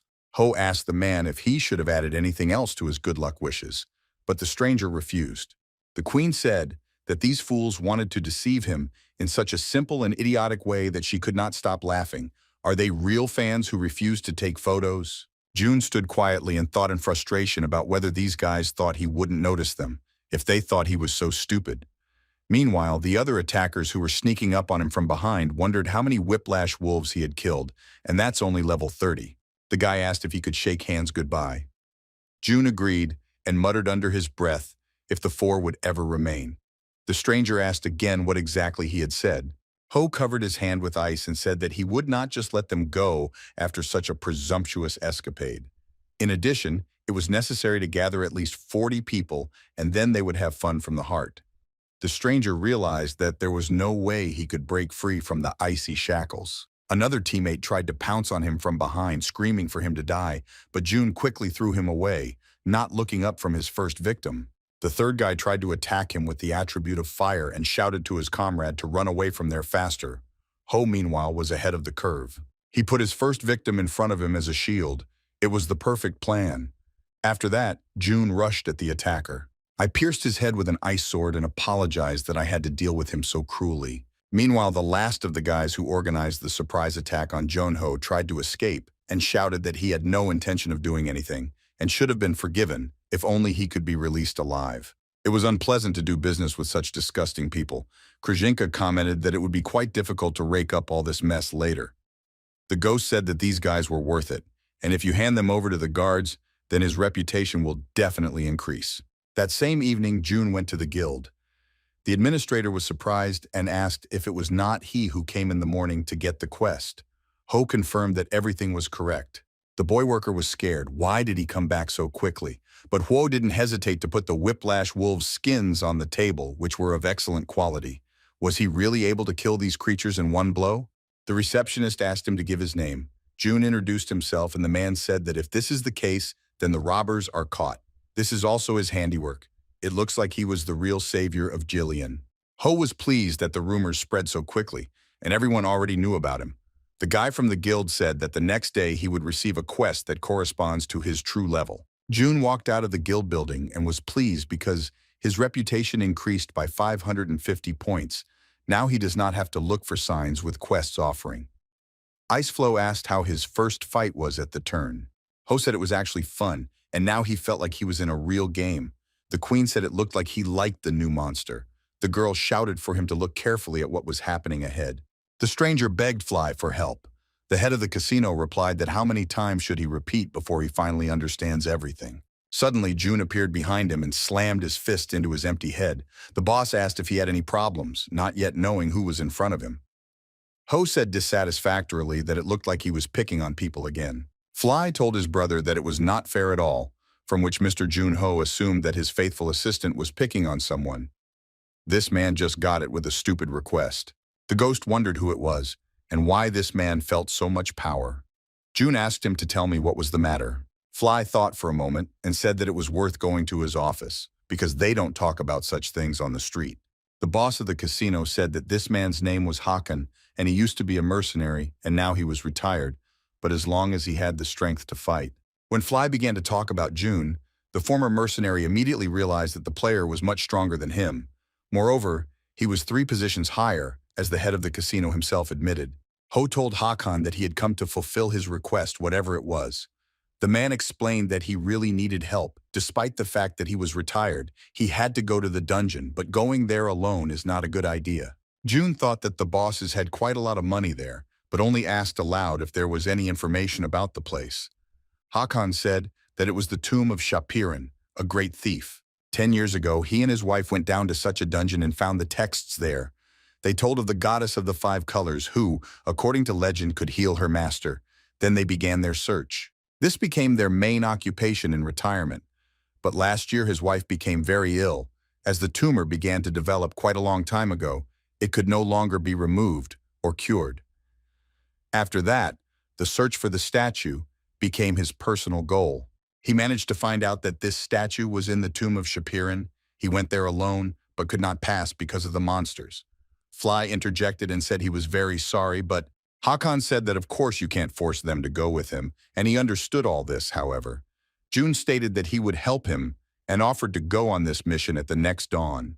The former mercenary was shocked and immediately began to thank him and added that it was necessary for someone to stay to look after his woman. Fly asked him to relax because he would personally deal with this issue. This man was incredibly grateful to them. June, meanwhile, was thinking about the fact that his reputation was now much more important than all the other rewards from the dungeon. Therefore, it is worth first completing this quest successfully, since I could not refuse this poor man.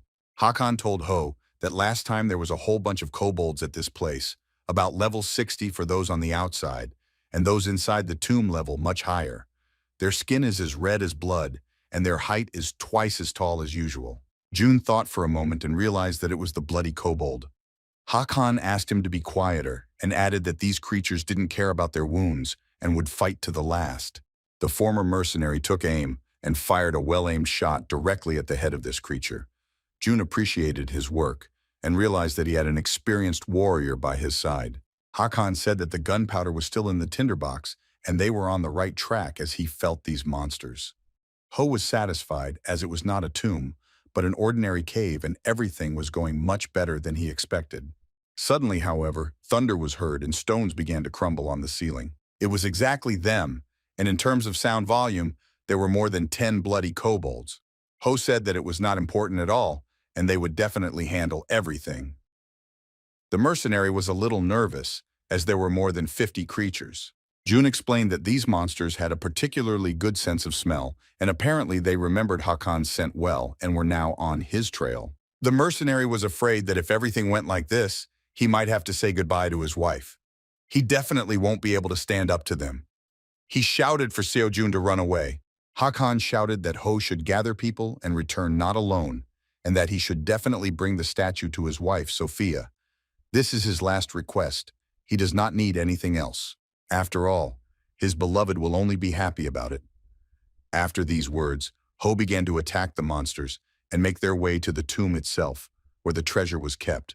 Hakan was mesmerized by his skill and couldn't believe his own eyes. June emphasized that he was talking about how he didn't care about the number of these monsters.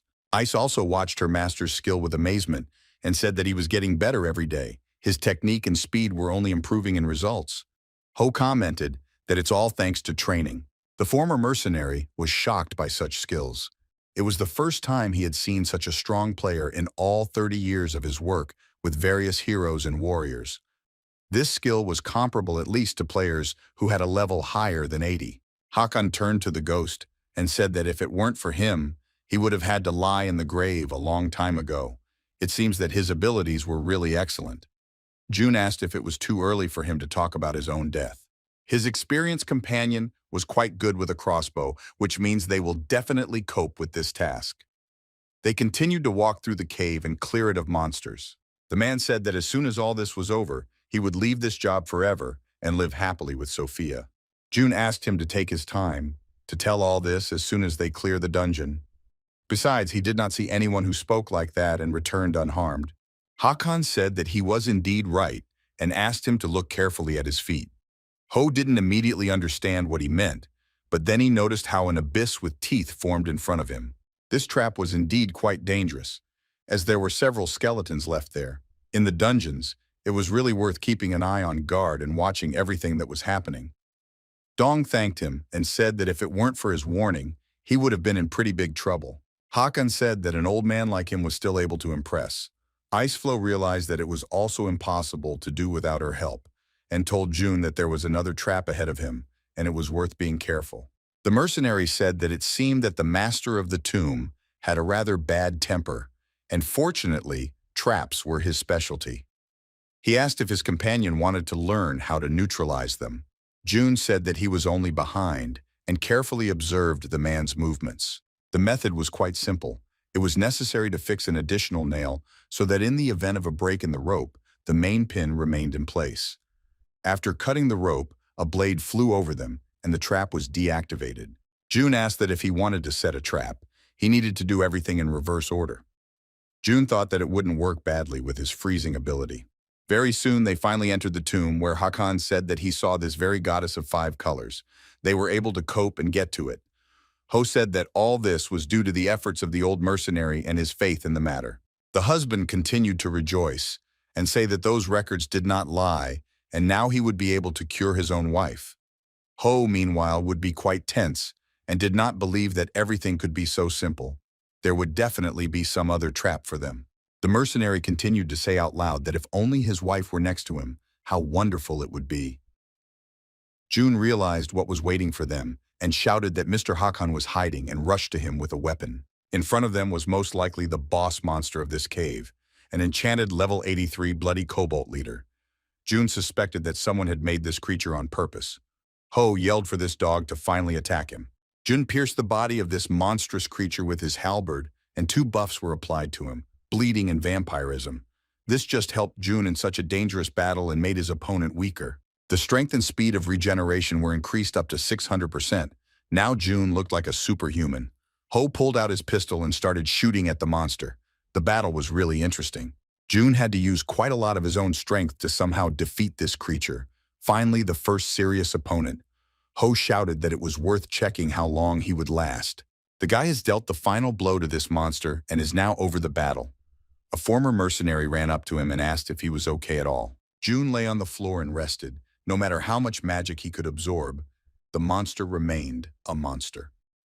Hakan said that his whole body was on fire, but Ho said that everything was fine, because in the background, ice was cooling him. Its level has finally increased. June told the man that it was much better to deal with one powerful monster than a handful of weaker ones. All of June's stats had increased by 3, and his level was now 43. Ho told his companion that he could now finally go and pick up the statue. The man could not believe that he finally got to her and would be able to fulfill his desire, but he asked June to take all the other treasures because he really deserved them. Guo was pleased with his comrade's generosity and stared at the strange stone in surprise. The ghost opened the information of the item, and it turned out that it was the spirit stone. June told his ward that they would test him when they returned to the hotel. The ice flow did not like this subject very much. Ho tried to explain that he made the spirits stronger. The girl did not like everything and she said that in general she was a queen, and if she were some kind of spirit, then how can you eat stones at all? This is not normal. In addition, to replenish her own strength, just delicious tea is enough. The former mercenary turned to June and said that if he had everything sorted out, then it was worth going back. Finally, they came to the wife of this mercenary. She was shocked that the goddess of 5 colors really existed. The legend spoke the truth. Hakan told his wife that now they will be able to live as before. She thanked her lover. June asked Fly if he had spent any money on this lady. The man said that he hired 2 seats and bought quite expensive medicines. Huo said with satisfaction that he didn't know about this side of him. The casino boss explained that these people took care of him when he was much smaller, so he just paid them back that debt. Hakan turned to the player Jun Ho and said that his wife was finally getting her strength back, so the legends were not lying. Sophia said that she did not even know how to thank him, because he saved not only her life, but also her husband. Dim Ghost said that he was certainly pleased to hear that, but he shouldn't have been so worried about it because they had done it together. The man promised that he would definitely invite him to dinner. June said it would be an honor for him. June said that it looks like this Hakan had a lot of trouble with money. Fly explained that the two had been making good money when they were still mercenaries, but now their wives were sick, so they had to spend too much on her. Ho handed him a bag of money and told him to take care of this family, but he didn't say where the money came from. Fly said that of course it was all fine, but why did it bother him so much? The ghost explained that he didn't have any particular reason. June added that these people seemed to him to be quite honest and kind, who deserve real happiness, and if he tries to steal this money. The man said offended that it was not worth talking about him like that. On the contrary, these fortunes were in good hands. As soon as June woke up the next day, he saw something incredible. The information windows were screaming that he was getting reputation points. Was it only because of yesterday's events that his fame had jumped so much? In just one night, his reputation indicators exceeded a whole 1,000 points. Now he could even appeal to the aristocracy of Guillaume. After all this deliberation, June decided to pay a little attention to Ice. He presented her with one of the best desserts. The girl happily said that life was finally getting better. Ho said that now they just needed to upgrade the level and leave the reputation alone, since now it did not play such an important role. Iceflow said that they really worked hard and thanked for the dessert. The girl was incredibly pleased and said that it was incredibly tasty and the cake was of the very first freshness. June tried hard enough to mix the perfume stone into this dessert, just to please her. The girl said that he finally found the way to her heart. Ho moved on to the next thing. He needed to learn as much as possible about the monsters that throw out magical energy. June hoped that the community would need information, but for some reason, everything was closed, both the information board and the latest news. To open them, it was necessary to collect BG player points. It was something like a virtual currency that is used on the second floor. They can be obtained by completing tasks from society. Ice realized that to survive on the second floor, you need both reputation and player points. June also understood that you can't spend whole days earning these points, in which case he decided to ask someone more experienced about all this. Huo decided to contact Captain Ji Ha and wondered if he could ask a question. The girl was only happy to help him, and after that, June dumped her a whole message about what the role of BG was in general and how they were worth earning. Cone explained that the ideal option for him is a video where he participates in a hobby, a fight. Perhaps monster hunting is wildly popular. The more views, the more player points he will be able to get. June realized that in total, he would be able not only to get what he needed, but also to increase the level and his own characteristics, doing something pleasant, along with useful. Ho also decided to ask if she knew anything about monsters that use magic. Jiha said that it was the first time she had ever heard of such a thing, which made the snakehead even decide to talk about it. It seemed quite strange to her. June explained that he was just curious and thanked her for her answer. Ho was concerned that even Captain Cone didn't know anything about it. In the meantime, Iceflow was angry with him and called her contractor naive. What's the point of pretending that he doesn't know? But in fact, it's the opposite. June explained that he didn't want to jump to conclusions, because if the Big Six had such information, then the distribution of this data would be prohibited. However, it is possible that the Big Six turn on Tokabe and may not really know anything about it. 25 years have passed since the opening of the borders, and there is still not a single record of monsters that possess magic. It turns out that such creatures appeared quite recently. June told Iceflow that it was not worth wasting time and that it was necessary to go hunting in order to become stronger and stronger. The next day, Ho went to a hunting ground near Gilion. The guy told Krizhinka that their agreement was supposed to be valid because on the next hunt, he had to equalize the scores. The girl was already looking forward to it. June asked if the queen was willing to deal with the swamp slugs on her own, so he will be able to see how much power is hidden in it. The girl snorted and said that it was a pretty good idea. Ho asked what exactly she needed for the fight. Iceflow thought for a moment and began to say that her strength directly depended on his movement of thoughts, so he should not have thought about anything superfluous. June said that she could not doubt him. The queen hinted that he would definitely like everything, because watching it is a complete pleasure. June said that it was the first time he had met such slugs. He was even somehow strange. He asked if his spirit was normal. With a wave of her hand, all the monsters around froze and the girl said that the contactor had underestimated her too much. Besides, it was not the end. She clapped her hands and they all exploded. Iceflow asked how her strength was to him. June said that of course it was all very cool, but she staged such a pogrom that it was even difficult to convey. In addition, the quest required a whole 100 slug cores. What's the point of killing them if they also explode in the course of this? The queen completely forgot about it and said that in that case, it was worth going somewhere else, and she would show her strength and intelligence there. June asked her gently not to blow anything up, while they were already being chased by a new pack of slugs. The girl quickly froze all the monsters, then with a few strokes of her hand began to get the cores necessary for the quest out of them. June praised her and hinted that her speed was excellent. Her hit rate was quite high, but this method was not suitable for the slime bodies themselves. The girl irritably said that there was nothing you could do about it. Ho asked her not to be sad, and in battle her help is priceless. June asked about the ice golem. Last time, because of the lively battle, he didn't manage to follow her. Ice said it was a pretty good idea. In a few seconds, a huge creature was already standing in front of them. June was amazed by the size of this monster. Golems were quite powerful warriors, but I wonder if they can think. Ice said that of course they are, but they are still a little stupid. The spirit added that in battle, it was better for her to act on her own. June hesitated and asked if she would be able to attack and help. Iceflow said that she was the Ice Queen of Niflheim, who was able to freeze the whole world, even if she was not in the best shape now and just a spirit. But what difference does it make? Ho was interested in such words and asked to prove it. For this, it was worth looking for more slugs. Literally, an hour later, that the sun had not yet set below the horizon, the girl presented him with 100 cores of these creatures. June said with satisfaction that she had done her best and now showed her true strength. As Iceflow said, everything was quite difficult with the golem's mind, and in terms of intelligence, they probably will not reach the level of a child. Of course, they had excellent results. The girl used 4 golems to help him. Ho added that now they have something to work on as they get back to the city. The queen did not understand what exactly he meant. In addition, Ho said that he wanted to pump the level in this area. June confirmed that he had such a plan. However, after appreciating his abilities, he decided to act differently. But for now, his main goal is a kobold hunting competition. The only hope was that he would definitely perform in the competition. They would attract the attention of the Lord. He needed to reach level 50 by training on ice golems. When they got back to the hotel, Ho gave her donuts.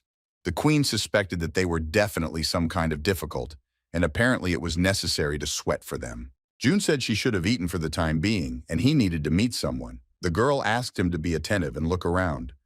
Ho went to look for Sasha Alkena, one of those who owed fly. She was an alchemist, and the local medicine was in demand due to its effectiveness. The players gave them a name, elixirs. The famous families and aristocrats he should have known about were from the Chungmyeong Guild. That's how he found out about her.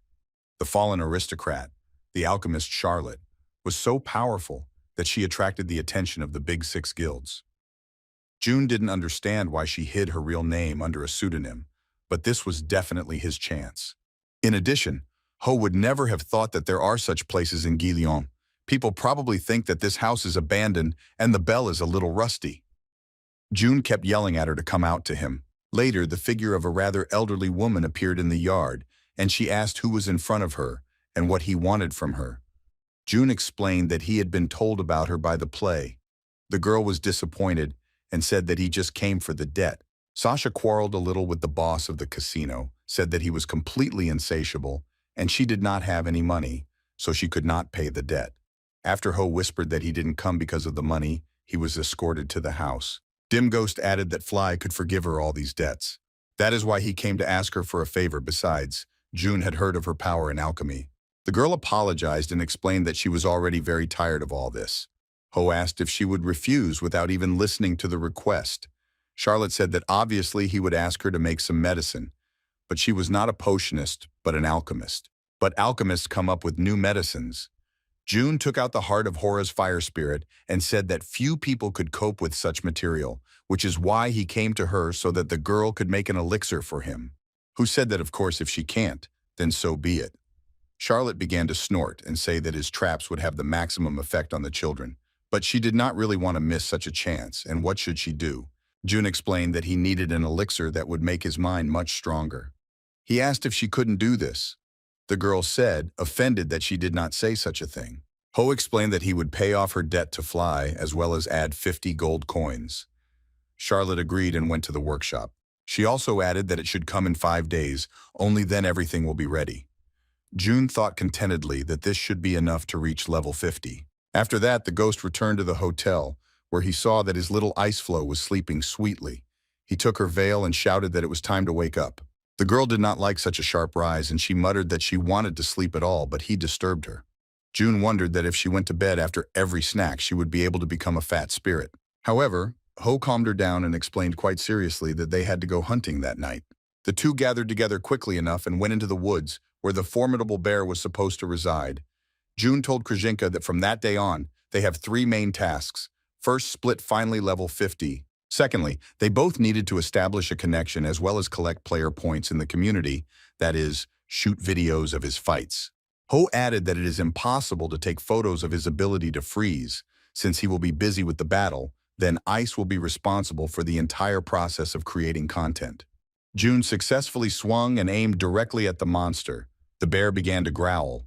Ho asked if his assistant had saved everything. The girl suggested that he check it himself. The guy watched a few shots and praised the queen, which she did quite well.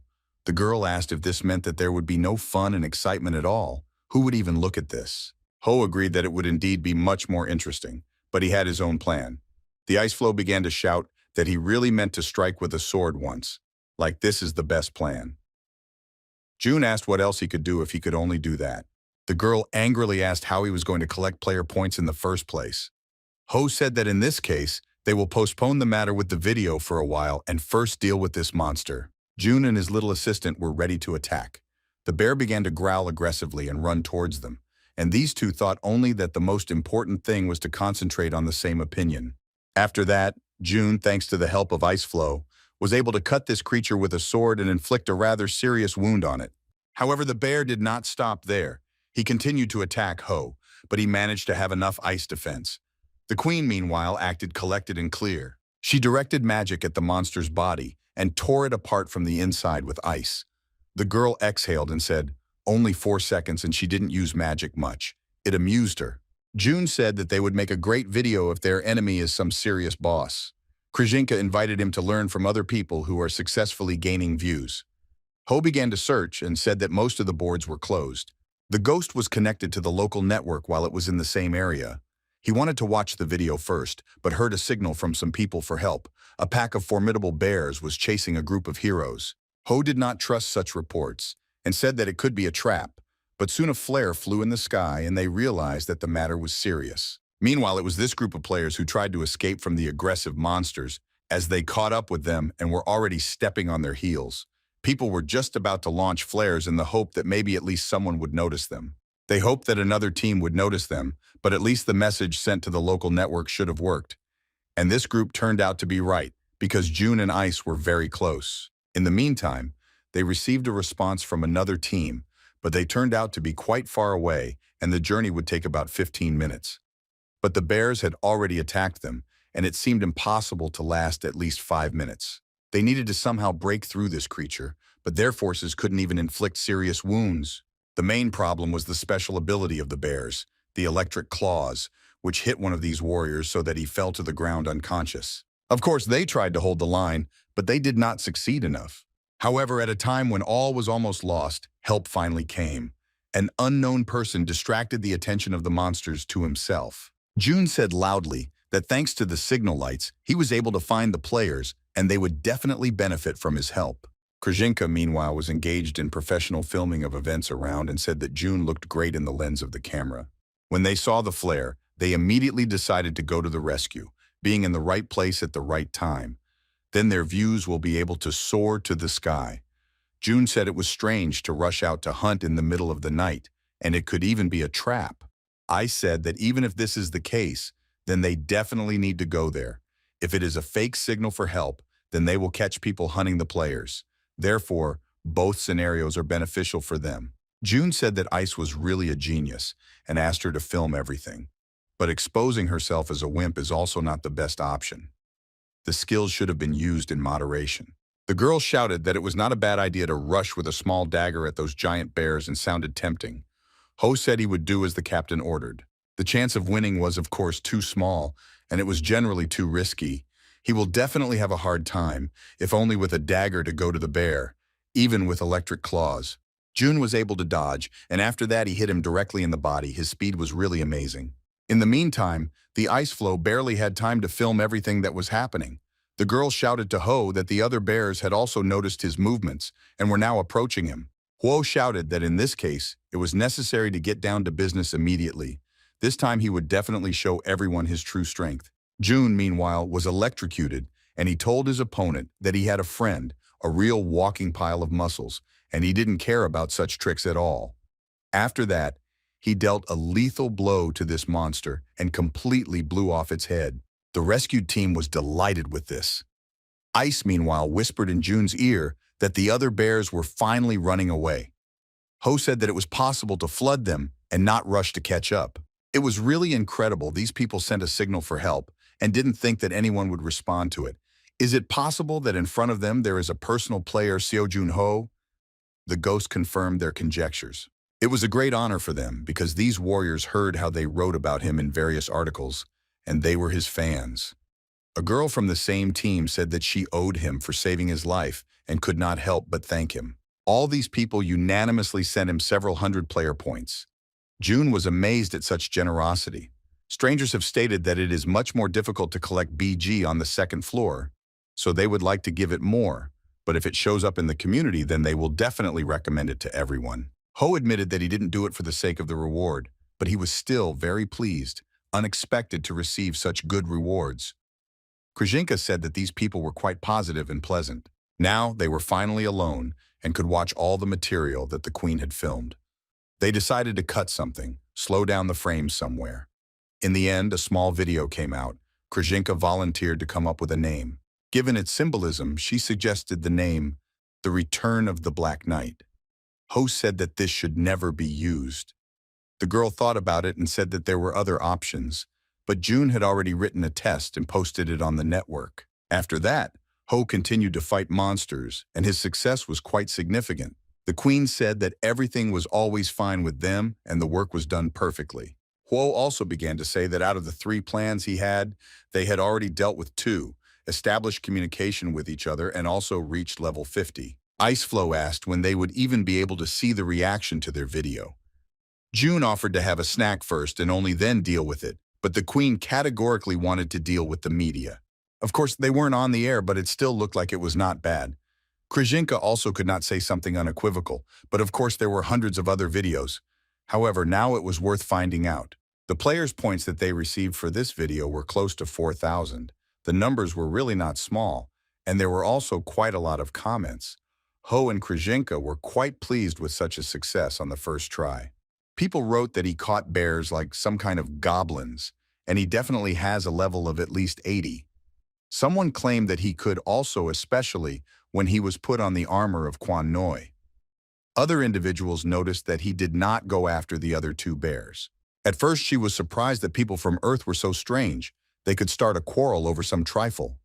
However, when June said that it would be necessary to show all his capabilities in the Kobold War so that no one doubted him, the queen was very frightened. Jiha and his bodyguard were watching videos about June. Now it was clear why Captain Khan recruited him to her guild. She asked how he could have learned it in the first place. After reading all the articles about him, his technique of wielding a dagger reminded her of something. In addition, Ho recently asked her how it was possible to earn player points at all, and it seems that he figured it out so well that now he was fourth in the ranking of online videos. In the meantime, Najat Hallo was receiving his envoy. His men found out exactly where Junho was staying, and even found out the number of his room. The man asked if he needed to be brought by force. The demon head said it wasn't a good idea. There were too many extra eyes in the city. You just had to follow him. If he showed up somewhere defenseless, they would immediately attack. The messenger reported that in the video he fought undeniably. Of course, a level 90 monster will be more than enough, but he will also leave just in case. Hallo advised him to take 2 more. Najat said irritably that he had already 3 times. Kalsinger was the strongest of the trio, and it was worth avenging him as required by the demon tradition. Hallo thought for a moment and said that if this time he managed to survive again, then next time he would deal with it himself. Leaving Ice in the room to sleep on and remembering that it was worth buying her a normal bed, June went on a kobold hunt. The queue was quite long. People kept turning to Ho and saying that he was the same boy who skillfully fought with a dagger. Now, in their opinion, he was the hottest super rookie. Of course, there were quite a lot of people who wanted to participate, and June suspected that there were not only players, but also adventurers. As expected, quite a lot of details about this appeared on the information boards. Suddenly, June was stopped by a knight and said that he was the captain of the guard and had heard a lot about him. Therefore, he will definitely help on the hunt with his excellent skills, and he should not have wasted his time there, but just follow him. Another knight said that if he is a player, then what is his level? The man said that his master wanted to reduce unnecessary losses on this hunt as much as possible, and that is why testing the skills of candidates was necessary. Junior was told to wait on the sidelines and then go to the training ground as soon as it was his turn. Their opponents would be the Knights of Gillion, who looked quite powerful. The battle was quite fast and incredible. The Knight of Gillion very quickly overcame his opponent with a wooden sword and called the next candidate to the ring. The player Baek Jong-woo came out to him. People were surprised that this old man was still alive. The knight asked in surprise if he would really be satisfied with a fight with his bare hands. The man said everything was fine. This old man was known for having no talent. He made his debut as a player at the age of 16, but even so many years later he has not changed at all and has not improved his skills. Of course, it looked like he was going to train somewhere, but his skills really remained the same. However, he continued to train stubbornly. Someone heard that it was all for revenge on the demons who killed his entire family, as well as a lack of talent, all of which came together and made him who he was. Jong-woo continued to fight and show his skills, but later his opponent stopped him with his wooden sword. After that, a man approached them and said that it was not worth going so far, because he himself knows that this is nothing more than a simple test of skill. The hunt itself will not be easy, and he may die. Peck said he didn't care at all. Man smiled and said that he was much more stubborn than he seemed. Therefore, he will be expected on the square in front of the city in 3 days. June understood why he cared so much about this man. He just reminded him of Hilbert. After the loss of his wife, he became a hunter to protect the only rank.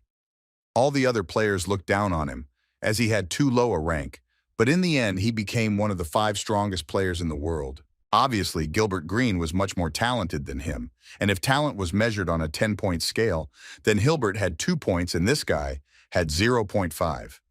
Finally, the next player was called to the ring. Jun-ho entered the ring, and Beck immediately recognized him from the video about Thunder Bear. The whole audience was fascinated by the fight. The dim ghost decided not to wait for the weather from the sea and immediately rushed to the attack, squeezing his opponent's throat in his palms. The chief knight shouted for him to stop immediately, as he had already won. After that, June, satisfied, went back to the hotel and woke up the Ice Queen. The girl lost track of time altogether and did not understand what part of the day it was. Ho asked how she had a new house.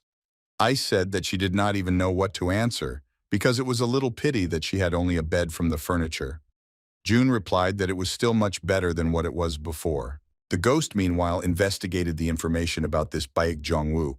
He was the only survivor, after a tragedy in which the monster killed the entire family, and once this man also made his debut as a player. However, he made efforts in vain. Why did he remain the same as 16 years ago? Krzyzynka commented that although she did not know this man, he definitely chose too difficult a path for himself. June explained that he had seen this man at the hunting clearance exam. The girl commented that he had a rather bad reputation. Don't they know that you shouldn't laugh at people who challenge themselves? Ho agreed. After that, they finally went to the alchemist Sasha, who was happy to see her customers. June wondered if she was okay because she looked terrible. The girl calmly explained that it was too hard and led him inside the house. Ho was surprised that she was able to finish this matter. Sasha said offended that she was still a brilliant alchemist and he could count on this elixir. The mind-strengthening potion was unique. The alchemist said that of course everything was fine, but the ingredients presented were so powerful that it would be quite difficult to assimilate everything. If it seems that he has taken too much, then you can spit out all the unnecessary. If he exaggerates with the dose, then his brain may simply burn out. Ho started drinking everything at once, and it was already too difficult for him. The girl asked if everything was okay and scolded him for trying to drink everything in one go. Sasha touched his forehead and realized that he was all on fire, although she warned of the danger. The ice flow, meanwhile, helped Ho absorb it all and cooled his head with magic. He was about to devour everything, and she begged him to help her too. Suddenly June beamed. The girl asked how he had such new sensations. Ho was silent at first because he was getting used to the new body. Ho explained that everything became much clearer. He put the promised 50 gold coins on the table and said that he would repay her debt to fly on his own, so that she would no longer worry that she was being persecuted. June promised to come back if he had any new requests. The girl agreed with satisfaction and thought that the potion had borne fruit. His eyes looked completely different now than when she first saw him. The very next day, Ho went to the square, where all the other participants in this hunt had gathered, and there were as many as 670 of them. The head of the knights thanked everyone for coming and began to tell that in recent months the eastern gate had been closed due to the great aggression of the kobolds who had settled in the mountains of Hainal. That is why they have one goal: to subjugate the kobolds and destroy their leader. Moreover, it is worth remembering that their rewards will depend on their contribution. June promised himself to do everything to meet this leader. Within a few days, they finally set off for the mountains. Everyone was very concerned about the long-awaited hunt. Krzyzynka said that everyone around was too relaxed, although they passed the total selection, but they were not focused at all. June said they would look at them when the battle started. Ho didn't know exactly what he should do. He could, of course, quickly increase his contribution and create a gap between himself and others, and he could also start slowly, so as not to become someone else's target. High-rank monsters will appear a little later, so he should have just watched the situation. The head of the knights ordered everyone to stop, because he could smell the distinct smell of kobolds around. June decided to test everyone else's skills first and monitor the situation from the sidelines. There was an ambush around them and monsters jumped right on their heads. There were quite a lot of monsters and they started attacking at the same time. June realized that at this rate, they would take all the points of the contribution. He attacked all the monsters in a row, and now looking at this man Peck, he could see that there were years of irreplaceable experience in his fists. If you get under his blow, you can damage the cysts. He noticed this last time during the check. This guy really gave it his all, and he has to learn it too. The chief knight announced that the battle had been won and the monsters had finally fled. June was a little upset that he had killed only 5, and those who were in front of the group remained in the black. There were blood kobolds on the mountain and only Ho noticed them. People around did not understand what he was talking about and began to whisper that they had never seen such creatures. Everyone said that it only seemed, and there was no one on the mountain. Ho realized that this was not very good, because these monsters seemed to have used an ambush just to test their strength and capabilities. It's as if someone told them to do it. Towards evening, they organized a camp. June decided to approach Peck and introduced himself and asked why he didn't use a weapon. He was not interested in it to laugh, but he was really very interested. The man began to say that it was due to his abilities, which is why he could not tell him. Ice whispered in Ho's ear that the atmosphere was extremely tense and she could barely breathe at all. Peck added that he would go patrol the area and said goodbye to him. June was a little upset because he wanted to get closer to this guy. The queen said it didn't look like he would benefit from a friendship with this person. Ho hesitated and said that he thought this guy was destined to become strong. Of course, he didn't know when or for how long, and even if he couldn't, June wanted to help him, because he also endured that pain. Huo said out loud that there seemed to be another reason to order all those demons. The next day, they finally departed. She kept saying that it was difficult for her to be away from home for so long. June begged her to be patient a little, because very soon they would get to their cave. However, with so many people, it won't be dangerous, even if blood kobolds appear. Be that as it may, there are no recorded videos that are worth posting online. Suddenly, the ground began to collapse, and bloody kobolds appeared on the mountains. No one was prepared for such a turn of events. These monsters deliberately provoked the fall of stones, but how could they know about such advanced tactics? June understood that it was necessary to act quickly. Hiding in the ground is a bad method because it will be possible to avoid only momentary danger. As soon as the avalanche of stones passes, hundreds of bloody kobolds will begin to attack them, which means that at least someone has to stop it. Ho activated his armor, and Ice Flow screamed that his time had finally come. The guy immediately activated the amplifier and started running up the mountain. The kobolds, of course, noticed this and began to attack him in order to prevent him from reaching the top of the mountain. After avoiding all these traps, he finally reached the same place. Hundreds of bloody kobolds were waiting for him on the mountain, who attacked him without waiting. June materialized one of his finest pieces of armory. Kalshinger's bow was perfect for instantly attacking these monsters from a distance. His arrows successfully reached their targets. Monstrous creatures died one after another, but now it's time to move on to another way of fighting. Materializing the spear and Zeta, June, like a medieval knight, rushed straight at the kobolds. Although there were too many of them for him alone, Ho was quite successful in his mission of killing as many of these creatures as possible. June threw a shield at the monsters and started running in the other direction from the kobolds. As soon as he landed on the ground, monsters stood behind him and growled "you," preparing to attack him at any moment. Ho abruptly drew his sword and cut them into pieces. In the meantime, Peck was lying under the rocks. He was quite cold, and he remembered that there had just been a massive collapse of stones, and that it looked like he had collapsed and had to get out of there. The hero was able to get out of there, but there was no one around, and it seemed strange enough to him. In the meantime, the ice flow conjured over them so that they could all get out alive. Because of this, people felt an abnormal cold, but they were already waking up and getting out from under the rubble. Peck looked at the mountain, but noticed that there must have been a battle and could not believe his own eyes because everyone had to fall under the rubble. However, in confirmation of his conjectures, a kobold fell in front of his face. The man decided not to waste his time and immediately began to climb the mountain to take part in the battle that took place there. Even without knowing who was fighting there, he still went to help. There, in the middle of a powerful battle, he saw June, who did everything to prevent these monsters from harming others. In front of Peck's eyes, there was now only the young player Ho. Did he really fight on his own all this time? Clenching his fists as tightly as he could, he rushed to the aid of his teammate. June thanked him for his help, but the guy interrupted and said that it was they who should thank him for holding back these monsters all this time.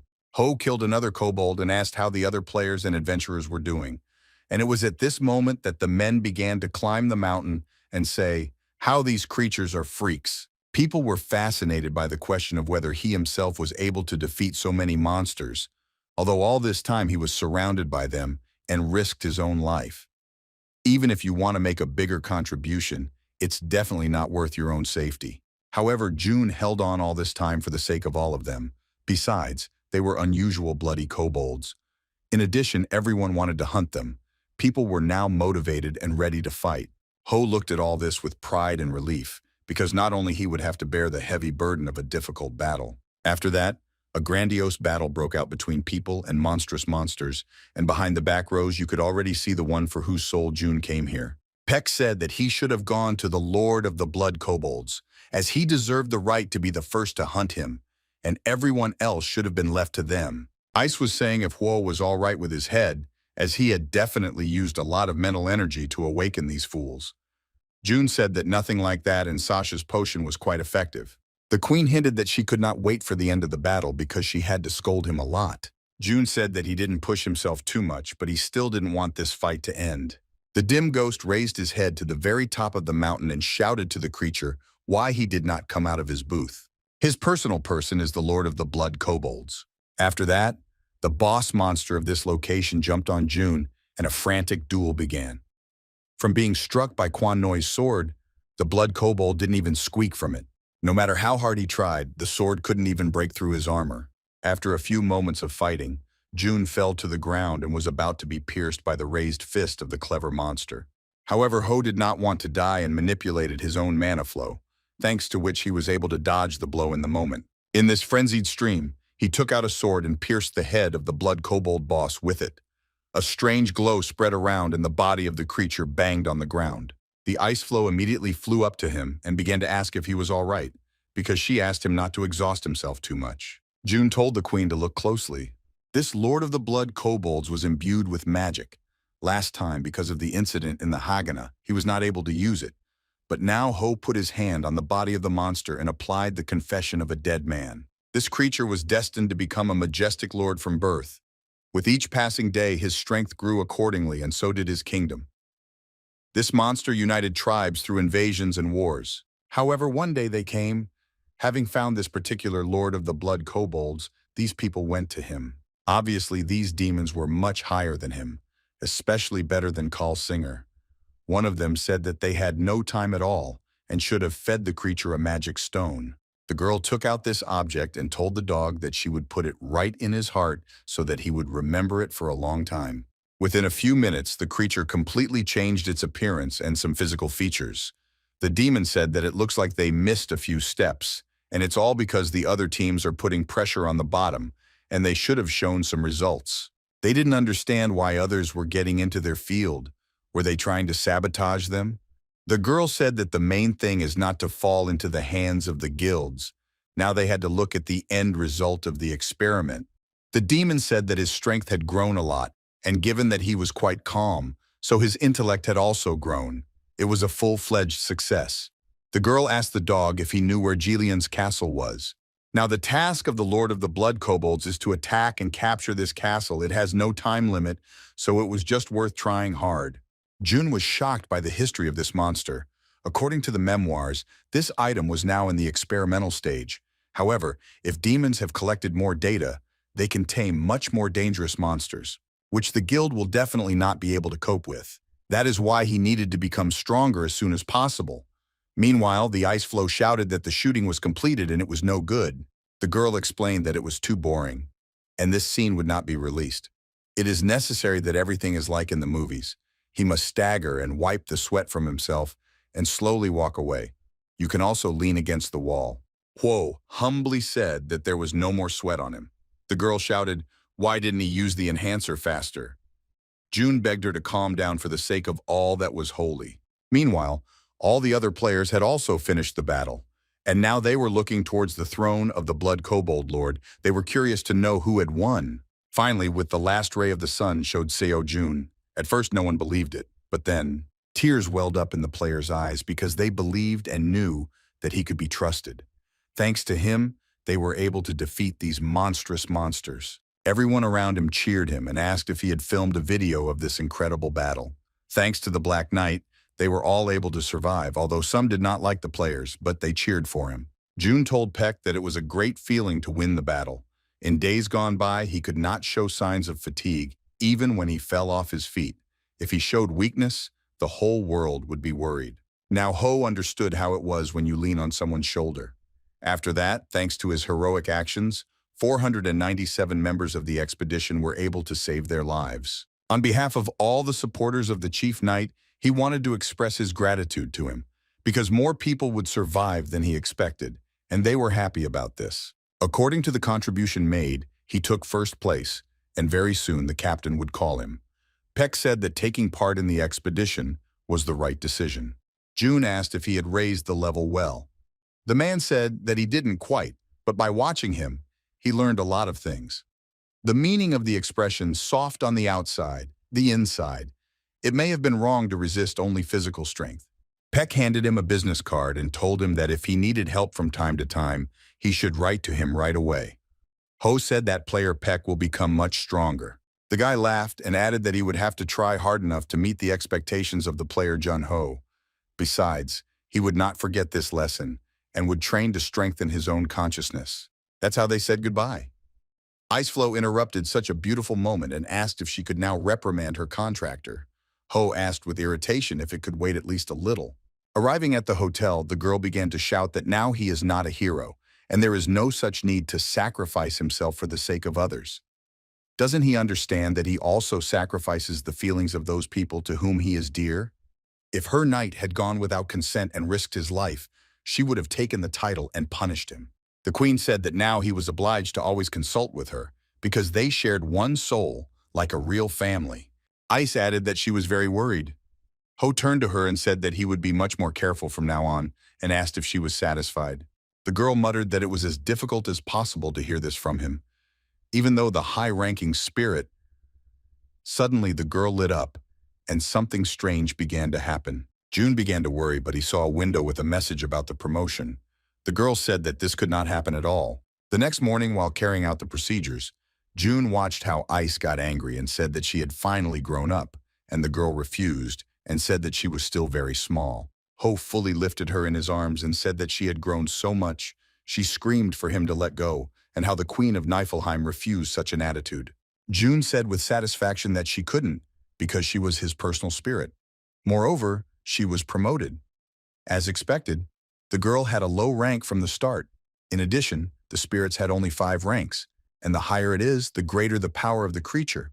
Iceflow indignantly assured June that she had the highest rank of the 2nd degree now, but Huo did not believe in these fairy tales and laughed at her. The queen slipped out of his grasp and said that his current rank was the 2nd level of the highest, and she was the very first spirit to achieve this, and he, as its owner, should have remembered this. June wondered if there were any ranks that he didn't know about at all. However, she definitely shouldn't have worried, because sooner or later she would definitely reach the highest rank. After that, Ho reported that he had been summoned to a meeting by Lord. Iceflow said she was almost done. However, I didn't want to lose my concentration, so I decided to stay there. June went without her. Getting into a team of horses, he rushed to the palace of the Lord of these lands. Finally, he went inside and was introduced as the same player who had made the greatest contribution to the expedition to conquer the lands stolen by the kobolds. The lord of this city was called Viscount Gileon. The man said that most of the players are scared to death when they enter this hall, and he was definitely different from all of them. Suddenly, a maid burst into the room and began to say that the young lord was in critical condition. The man could not believe his own ears. Viscount Galleon's voice reached June as he ran out of the room that he needed to leave for a while. The captain turned to Ho and said that it looked like he was very unlucky that day, and maybe he should even go. June asked him if he could stay and just sit there. Maybe it's a disease that players know about. The captain thought for a moment and said that he could just look from the side. He definitely could not allow more. Ho thanked and followed him. The Lord asked what had happened, if the doctors were wrong when they said that the disease had stopped working. The maid explained that the boy had an unexpected fever. They tried to overcome it with the help of holy power, but nothing succeeded. What then could they do? The priest explained that he was not endowed with anything special and therefore could not help in any way. Lord Gileon also felt uneasy. The captain asked St. Hannon to help the mayor of the city to be carried to the nearest bedroom. June, meanwhile, came closer to the poor boy. The captain recalled that he had asked him to stay away. However, Huo only thought about the fact that the boy's condition was deplorable. In addition, there is magic in every living being, and this child was no exception. However, she was all entangled inside him. The spells, which must be evenly distributed, have been tied in a knot, and that's not all. Ho didn't know why, but he definitely felt the magic in the young master, and the captain didn't have to worry about those words because he wasn't bluffing. June explained that he could certainly try to dissolve the magic in the boy's body. The man replied that it was not worth talking about such nonsense because even the priests of the Church of the Sun are not capable of such a thing. Huo asked if he was sure for sure. The warrior didn't understand how the player June was going to dissolve it. However, Ho assured that it was directly related to his abilities. The captain allowed him to try, but in case something suspicious happened. June calmly said that they could blow his head off. Taking the poor boy by the hand, Huo received reports that there was dark magic moving away from the target. It could be absorbed with the help of the Dark Guardian's ability. When he does this, then his abilities will increase. It was quite difficult for Junior because in order not to get hurt, it was necessary to act as carefully as possible. To untie such a magical thread, he needed SKUA Cyrilind, known as the greatest wizard sent by him by heaven itself. It's a pity that there was no other way, but Ho will figure it out. Later, his parents came to the boy's bedroom and began to ask what condition Seamus was in. The captain reported that thanks to the player Jun Ho, he felt much better. The Lord said that he had to thank him right now, but According to the main warrior, the guy went somewhere. June added that his friend could cure their son's illness altogether and left, promising that he would return with him. After all this, June immediately went to the first floor and sat in the office of the director of Toku. The head of the association, having learned about such a visit, came and angrily asked what had happened that he did not even contact him. Ho explained that something urgent had happened and he had returned to meet a friend. Toku couldn't believe that June missed him so much, but Ho explained that he had not come to him for the main purpose. The president was surprised to note that he formally did not have any friends. Ho hinted that he has real friends and came for the ice seal. Toku could not believe it and asked if he meant the heroes of the past, if everything was already ready and they would all come together again. June said they would look at it all again and asked if the president had any news from the border. Toku was surprised by the story of the magic stone and said that these demons were planning something very bad again. Ho explained that everything had already happened and this time he was certainly able to stop them, but if the scale increases, then it will be impossible to stop. Toku said that they would definitely start taming even stronger monsters and then they would all be finished. June asked the president to give a little bit of this information to the guys from the guild because he couldn't stop it all on his own, and he wonders if the demons know about it.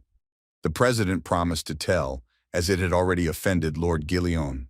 It seems that these magic stones can be implanted in the inhabitants.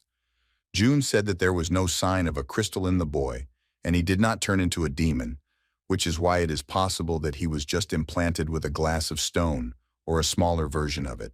If the nobility or the royal family of the Ruben Empire suffers, then everything will turn into a real disaster. Toku said he would definitely raise the issue at the next World Conference. The president said with difficulty that he would like to live in a world without these demons. Ho muttered that one day he would be able to make his dream come true.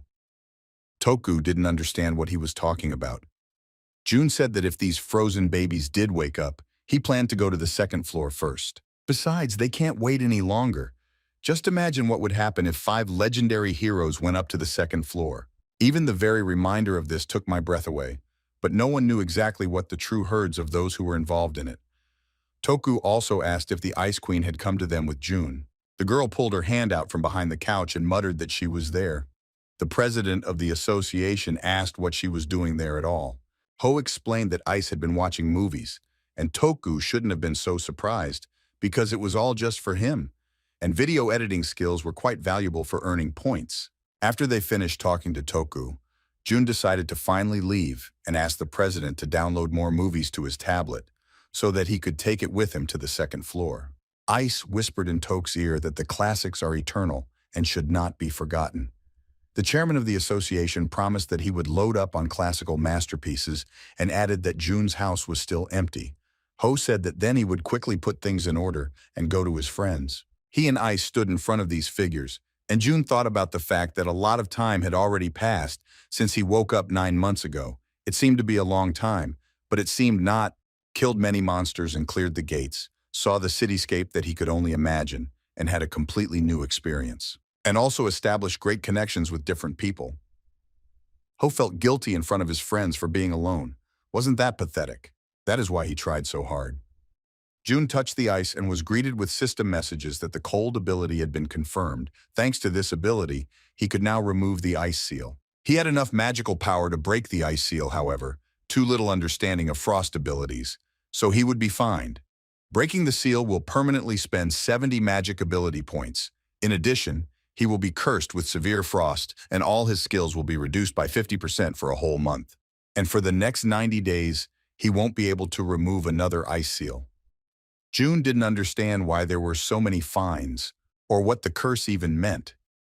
Ice explained that this was due to the fact that his understanding of frost abilities was much lower than before. Ho thought about the fact that he could not break the seal imposed 26 years ago. Was that guy really that strong, or was his understanding too low? If June continues to develop her frost abilities, then will the penalties decrease? Now the question was also who to wake up first. Gilbert Green will desperately raise his own level for the sake of Arthur Mio. If her feelings have not changed, she will prioritize the orders of her prestigious family. And Ramadat, when he learns that there are even stronger monsters and wizards, he will immediately bend into battle and will not even listen to him. When this board discovers a fictional world, She will be so impressed that she will go crazy. By waking up someone useful, they will speed up their own next steps. Then, Iceflow asked if the contractor had finally decided. June sternly said that he still made up his mind and had a hand. All the messages and warnings reappeared in front of him, but the guy confidently declared his choice and shouted for his friend to finally be returned. The first of the 4 ice seals was finally removed. The ice crumbled and the girl finally freed herself from these magical shackles. The dim ghost felt his magic points being taken away from him, and the curse took over his body like a harsh frost. SKUA Cyrilin fell into his arms and was still unconscious. Over time, she opened her eyes and the world finally got another legendary hero. After all this, they went to June's apartment, and SKUA was very surprised that people were calmly walking the streets. There were no portals and fear. Ho explained that this was exactly the scenario they had created with their own hands. Finally gone is this constant threat of monsters. June asked if she was crying. The girl irritably asked what he was even looking at and punched him in the face. June calmed down and began to say that 26 years had already passed. Personally, he woke up last year and now they could be considered peers and she was no longer his sister. The girl shouted that it doesn't work like that, and it was worth counting by the year of birth. Ho agreed, but noted that they still communicate fluently, and if they are the same age, then now he can't call her sister. June noted that she was still stubborn and asked if she remembered the Ice Queen. SKUA said in surprise that he really wanted to do something stupid to her and added that such a thing is not forgotten. Then they fought for 3 days and 3 nights. Ho apologized for never being able to keep his promise and meet with them. SKUA patted him on the head and said that he was still a great fellow. In addition, without him, they would not have been able to win at all, so it was not worth blaming yourself. The girl asked, "So what happened to him during this time?" June said it would be much easier for him to demonstrate it. He touched the cup of hot coffee with his finger, and it was completely covered with ice. The girl said in surprise that it was definitely not magic. Did he really have a new ability? Ho explained that it was an X-class cold, which was most likely the first of its kind. SKUA said that he might have a title, something like the first owner of the EX-class skill. June said that if you think so, then no. After all, when he used magic, he received the title of First Step in Magic, and he must receive a mark of achieving something new. Ho agreed with her and said that when he cleared the 10th level of the dungeon, he got the same title. SKUA asked if he was at level 9. Maybe even if he tried again, he wouldn't be able to pass level 30. June asked her to check her status. Now she was most likely level 1. However, the girl opened the information window and said that she was still level 80. Of course, the curse of the cold lowered her stature, but they will recover within a month. Suddenly, ice flew up to June, and the guy asked what exactly had happened. However, the spirit said that it could be because he had touched the core of the Ice Queen. Huo irritably asked if 5 of them had only thrown him off. SKUA stopped and asked who June was talking to. Ho exchanged glances with Iceflow. Abandoning all reflections, the Ice Queen showed herself in front of the legendary sorceress.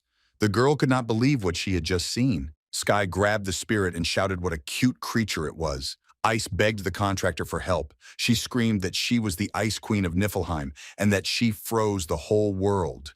An invader who attacked their planet. The sorceress let her go in surprise and asked if she was definitely lying. However, Ice apologized that her greed had done them so much harm. SKUA said that she was a calm person and accepted the queen's apology, and in return she asked for the spirit to fill her curiosity. Krzyzynka sadly said that the ruler must bear responsibility for his own mistakes. The girl promised to cooperate as much as possible. June happily said that she still made it. After that, the 3 of them immediately went to the Players' Association, where everyone started whispering what kind of beauty she was next to the player, Seo Junho. The girl looked like the real SKUA Kurland. Toku immediately congratulated him, because the guy had achieved exactly what he wanted and asked if he had received a penalty for defrosting, and if it was much tougher than they expected. June said that of course he was sorry to lose 70 points of magical ability, but he was willing to make such a sacrifice for the sake of saving his comrades. Toku said that in reality it could simplify his time. SKUA said that in reality he always loved the word, but if you think about it, they met in the past. The president began to talk about the penalty. He wondered if the loss of 70 points and the reduction of all characteristics by 50% would continue for a whole month. Toku hinted that this might not be enough for the second floor. Why don't he just heal the Lord's son and go back? or spend a month as a teacher in Nest, the training ground of the association. Jun agreed that these were good suggestions, but he wasn't in the mood to do it all, and he would raise his reputation in Gyeong. Then Tokgu turned to SKUA and asked what she was going to do. According to her, she still has the same level, which is why she can immediately go to the border. The girl confirmed this and asked if there was still a magic tower on the border. You could take a look at the new magic. It was an incredibly interesting moment for her. In addition, if they are still going to be active, then it was worth announcing their return that day. And then, just in case, move the ice statues. The ghost whispered that he had already done it, because the demons would not turn a blind eye to it. That's why Jun immediately asked Sky. The girl muttered discontentedly that when she woke up after 26 years and was immediately asked for a favor. SKUA was a rather rare specimen, and Jun suggested changing their plan a little and postponing their trip abroad for a while. Because there are dark wizards on Earth, and there are great magicians on the border, they can now limit themselves to demons only. Togu noted that it was a pretty good idea, and he will organize a press conference at lunchtime. SKUA told them not to worry, because when she tears apart several demons, they won't be able to avoid her and will be even more afraid. The picture showed only 3 ice statues. The head of the association asked if he was trying to lure even more demons. Huo tensed up and said that these creatures rarely show themselves, so using this opportunity, they will gradually destroy them all. The audience was finally gathered, and all the journalists and other guests eagerly awaited the emergence of legends of the past. Jun said he would go first and put a mask on his face. Sky told him to keep his nose up, because she came back 26 years later, which is why it was worth livening up the situation. Ice Cream asked the ghost to be careful enough, because you could expect anything from the demons, even at a press conference. It's time for the hero to finally show himself. Ho announced that despite the unscheduled press conference, he was genuinely grateful to everyone for coming, so it was worth starting. Dim Ghost reported that there have been 3 cases of demon attacks on their world in the last 4 months. Recently, it seemed as if their activity had declined, but he also has the following data. Although the crime rate on Earth is decreasing, it has increased by as much as 37% at the border. They are already doing everything possible to destroy the demons at the very root. Jun even regretted that he could not be present in several places at the same time. It was this thought that haunted him. That is why, if he cannot split in 2, he can definitely find a partner who will be as strong as himself. Since the ghost did not like to lead everyone by the nose for a long time, it was worth allowing his faithful friend to pass on the words. The Archmage of SKUA Siriland finally returned. After that, literally in every corner of the Earth, it was said that one of the 5 heroes also came to Earth, and she was brought by the Dim Ghost himself. Did this man hint at the return of all legends in the near future? For the demons in this case, the Earth will turn into hell. In the meantime, an emergency meeting was planned at the heads of the guilds. They talked about how if the 5 heroes really got together, it would change absolutely everything, and they would be able to destroy all the demons once and for all. 2 guards walked around the Players Association and talked about all the news that had recently happened in the country, but very soon they were stunned and knocked to the ground. The strangers appeared literally out of nowhere, and one of them muttered discontentedly that all this was extra trouble. If they were at the border, they would have finished off such losers a long time ago. The elder said he should have been more careful. Players of guilds or associations automatically send a signal to the headquarters if their veins are ruptured or when they die. Therefore, the partner only needed to read the information.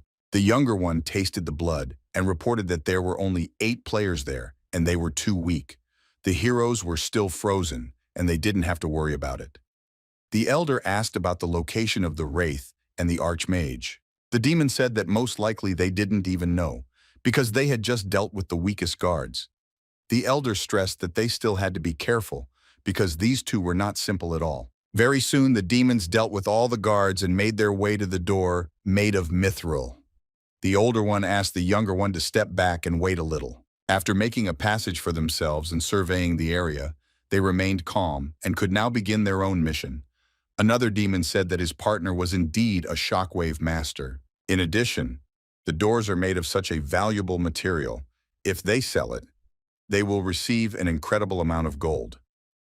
The elder explained that there was no time for such a thing, and it was worth taking care of the ice figures. The boy apologized and put his hand on the statue, and activated the power of the demon touch. But for some reason, his target did not decrease, and his partner kept urging him on. The man did not understand what was happening. The statues remained so cold that his body began to gradually freeze. Suddenly, the ice began to crack, and an ice golem appeared from within, which began to attack one of the demons. He tried to fight back, but the monster threw him away, and the only thing left for the boyfriend to do was to shout that it was really a trap and where this golem came from. However, before the demon had time to understand the whole problem of the situation, he felt the cold and the ringing of the iron of the real blade near his neck. June asked if he should have killed this dog now, or maybe a little later. SKUA asked him not to overdo it, because she also needed to make sure of her own strength and whether she had weakened at times. However, the boy suddenly wanted to rush at the ghost, and June cut it in two with just one blow. At the same moment, another demon who managed to sew in time tried to escape as far as possible from that cursed moon, but even this he did not manage to do. SKUA, with her magical antics, was right above him and using the skills of reverse gravity, magic prison, finding power, and lightning spear attacked him at the same time. The man immediately realized that it was impossible for him to run away from such an opponent at all. He screamed and, having received some injuries, fell to the ground. June turned to the demon and said that it was not worth breaking into someone else's territory. Grabbing him by the face, Ho used the veil of darkness and confused him, but they had no intention of killing him, but wanted to play with the prey. The man turned to the ghost and said that it looks like he really won't be left alone. June asked him not to worry, because very soon he would die right in the same place. The demon said that he was as proud as ever, and in the end it was this trait that would become poison and lead him to death. June asked in surprise if he knew him, and the man nodded silently. And he began to tell that 27 years ago, on the night of the massacre in front of the Arc de Triomphe, right in the heart of Paris, he was also there. Ho said that in such a case, he should not have any mourning for today's death, since he had lived 27 years longer. June immediately summoned the Guardians of Darkness. The man said that he too had changed since then and was ready. However, Huo's forces were much more powerful and grabbed him tightly. The demon muttered that even after so many years, fighting the ghost on your own is suicidal. The criminal wanted to end this fight as soon as possible, but the dim ghost continued to put pressure on him and overpower him with his own skills. The man muttered that it was too audacious to engage in close combat with him. The demon asked how long he was going to play with him, to which the ghost said quietly, "Until the moment he dies." Ho cut off his hand and said softly that this was his end. The demon tried to get up from the ground and thought that he had no choice but to use this technique. People who are unaware of his ability to move mountains die from a single blow. Now the ghost understood why this man was hiding his powers. It seems that he was just planning to turn the tide with one blow. However, if he wanted to do so from the very beginning, then it would be worth keeping silent about his identity. For him, everything happened 27 years ago, but June, who was sealed in a statue, seems that only 2 years have passed. So then, after all, it was him. June waved his hand and his opponent's strength pierced several huge icy depths, never reaching his main target. The man seemed to be praying to God.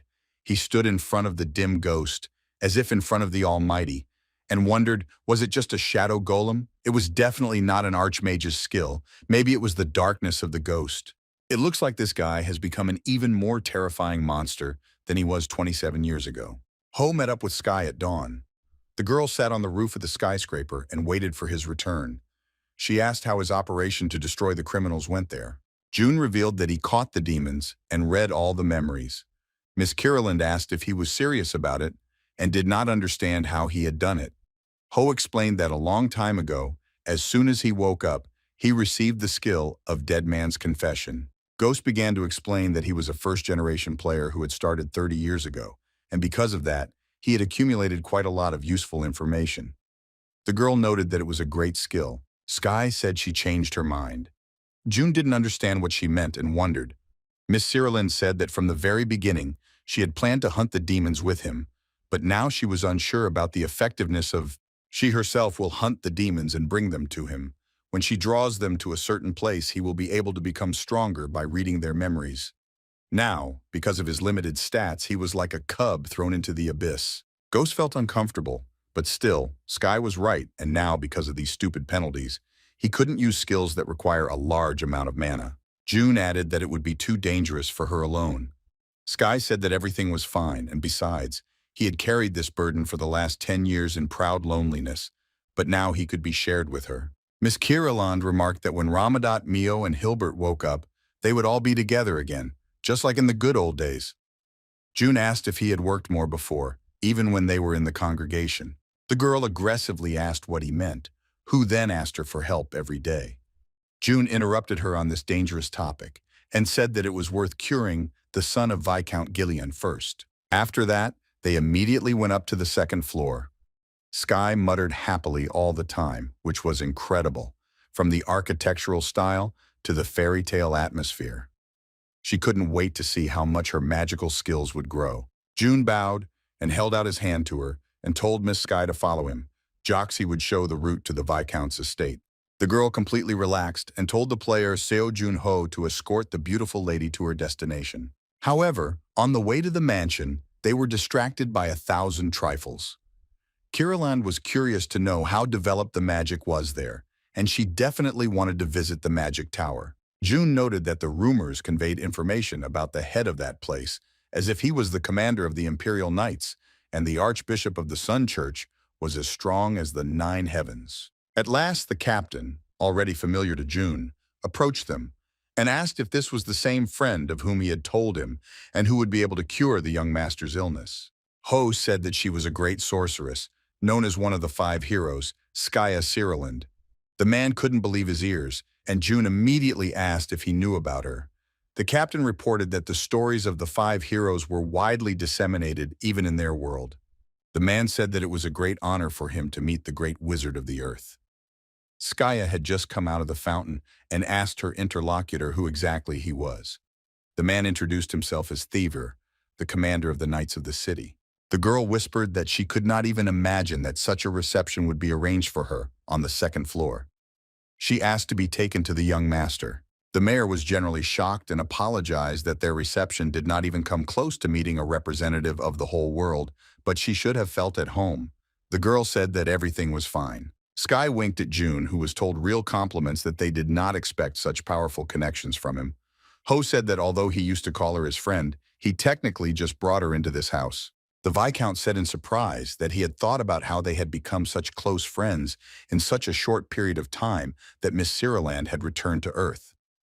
The mother said that Seamus was waiting for them in the other room. June introduced himself and asked if the boy remembered him. Seamus replied that he was sorry that he could not greet them properly, and he was very grateful that Ho had helped him last time. The girl snapped her fingers once, and the boy immediately fell asleep. Sky said that he would definitely be able to cure it, and it would only take 20 minutes. After that, they immediately began. Sky, like a true professional, put things in order with the energy in the boy's body. Then Miss Ciriland exhaled and said that at last everything was ready, and the boy's mana nodes had returned to normal. June noted that it was a good job. Sky said she was pleased to do something good for the first time in a decade. After that, June, Sky, and the mayor of the city drank tea. Seamus's father said that his child always dreamed of becoming a wizard, and before he fell ill, the boy was planned to be sent to the Magic Academy. That is why he had to ask the great wizard. Zoe wondered if his son could become a wizard in the future. Miss Kiraland said that unfortunately it was not possible. The circuit was like a spider's web, and if it breaks, it will never be able to return to its original state. Even if his mana contours were normal now, he would not be able to control it until the very end of his life. Vico asked if June was right that it was the demon's fault. Sky confirmed that she had taken quite a bit of demonic energy from Seamus. The Viscount apologized in advance for his behavior, and he asked them to find that bastard demon who had ruined his son's dreams and was sure to put him in the hands of justice. It was the request of a father who could not protect his own son and now regrets it with all his heart. June said that he certainly accepted his request and immediately had a task: revenge for Seamus. After that, Ho and Sky went to his house. He showed his girlfriend a book of skills, strengthening the mana scheme that Viscount Hylian gave them. This gift must have been much more suitable for Miss Ciriland. The girl did not understand why he said so, and explained that it would be the most useful for him, and this knowledge could double his strength. Sky asked in disbelief if he hadn't thought about it. She touched his hand and said in surprise that his magical contours looked much stronger than before. At this level, he should no longer lose his magical power. Sky asked him if he remembered that she had studied at the Faculty of Science. Therefore, it was much easier for her since Sky Kierland, a former student of the Faculty of Engineering. As an example, she will cite the computers they used before. It was worth asking what overclocking function they had. June said that he remembered everything as she talked about it in the past when they were developing the accelerator. And she also said then that if his magical circuits were at least a little more powerful and he fulfilled one more condition, he could use a much more effective technique. Sky confirmed that June was right and congratulated him on meeting both conditions. Ho now understood that he had mana contours and a power-up book, but what other condition was worth fulfilling? For overclocking, you need coolant or his freezing skill. It will lower its temperature, not giving the brain a chance to overexert and overheat. June talked about his past experiments, which did not lead to anything, did not even control the heat from the accelerator. It was not his body that should be cooled, but the magical essence itself. He must create energy that can both suppress overheating and be maintained by his magic circuits. It's quite a risky balancing act. However, if you bring him to the ideal, then he will receive a technique that will be much faster and stronger than the reinforcement. However, it is up to him to decide further. If he makes the necessary calculations, he will receive a clear answer. June asked in surprise if Sky was already leaving. Miss Cyrilin said that she wanted to see the area. Didn't she say that she planned to look at the famous places after helping the boy? Ho sadly explained his speculation that she would have stayed with him for a few days. Sky said that it was complete madness, and while they are talking, the demons meanwhile interrogate and kill people. The girl also threw a small object directly into June's hand. The sorceress said that it was a lucky coin, and she always had at least one with her. It will help you protect yourself from misfortune, at least once.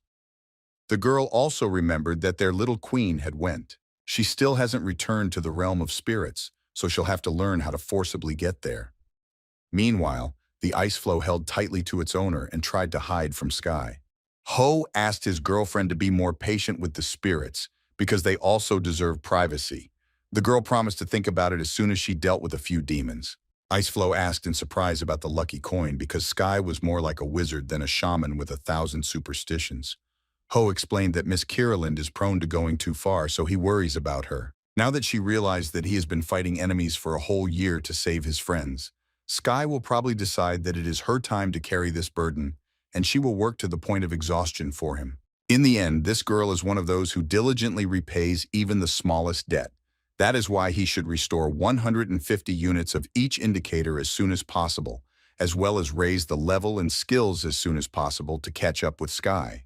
And his first step on this path will be acceleration. The next day, June went to Quan Noi's workshop. The grandson of the legendary master asked the ghost what kind of black ember it was on his table. Ho tried to explain as gently as possible that it was his armor. The man asked with fright if he would ask to repair it. June wondered if it was too difficult. The guy admitted that it would be much easier to make a new one. After such serious damage, even if it is repaired, it will no longer be as strong as before. The master apologized to him and said that he considered this armor to be almost indestructible. June said that it was only his fault because these backstage had saved his life so many times and immediately asked if he could do something new. Noah's son asked June if he was sure he was choosing the right person for the job. Ho confidently said that he wanted the armor to be made for him. The guy agreed, but added that he had one request. Since they will be creating armor from scratch again, he would like to add new features and make it even more perfect. How could he have brought him a little bit of Mithrilis? June listened attentively to the master's request and began to think about where it was possible to find such material at all. However, very soon, Huo remembered the gate that the demon wizard had destroyed. There were so many fragments of it that it was possible to get a certain amount of this metal. June asked how much was needed, but Noah said that the more the better. A few hours later, June returned to the boy and laid out the booty on the table. Noah was shocked and asked where he had found so much mithril. Huo wondered in surprise if that wasn't enough. The blacksmith said that it was a great catch and said that he would mix them and began to explain that at first he was going to use dragon bones as a base. But there was so much mithril that plans have now changed. Suddenly, Quan came down to them and interrupted his grandson's stories and remarked that the ghost should have said hello to him first if he decided to run into their house. June said that he planned to visit him after he had already finished all the business. Noah was spotted by Mithril and mysteriously said that it had been decades since he had seen this material in such quantities. Ho asked in surprise, "Is it really so difficult to find this metal now?" Noah said that, of course, because the material was too rare. "Did he really decide to make himself a new armor?" the old blacksmith asked. June confirmed and added that he planned to entrust it to his grandson. Noah asked if Grandpa didn't want to help him at times. Quan muttered in resentment that he had to work for what fright, even when the owner did not ask him. "I should have forgotten about this altogether." June immediately chose a different tactic and asked if Noah was free at all. The old blacksmith said that if he opens the order now, he will be fully booked for the next 10 years.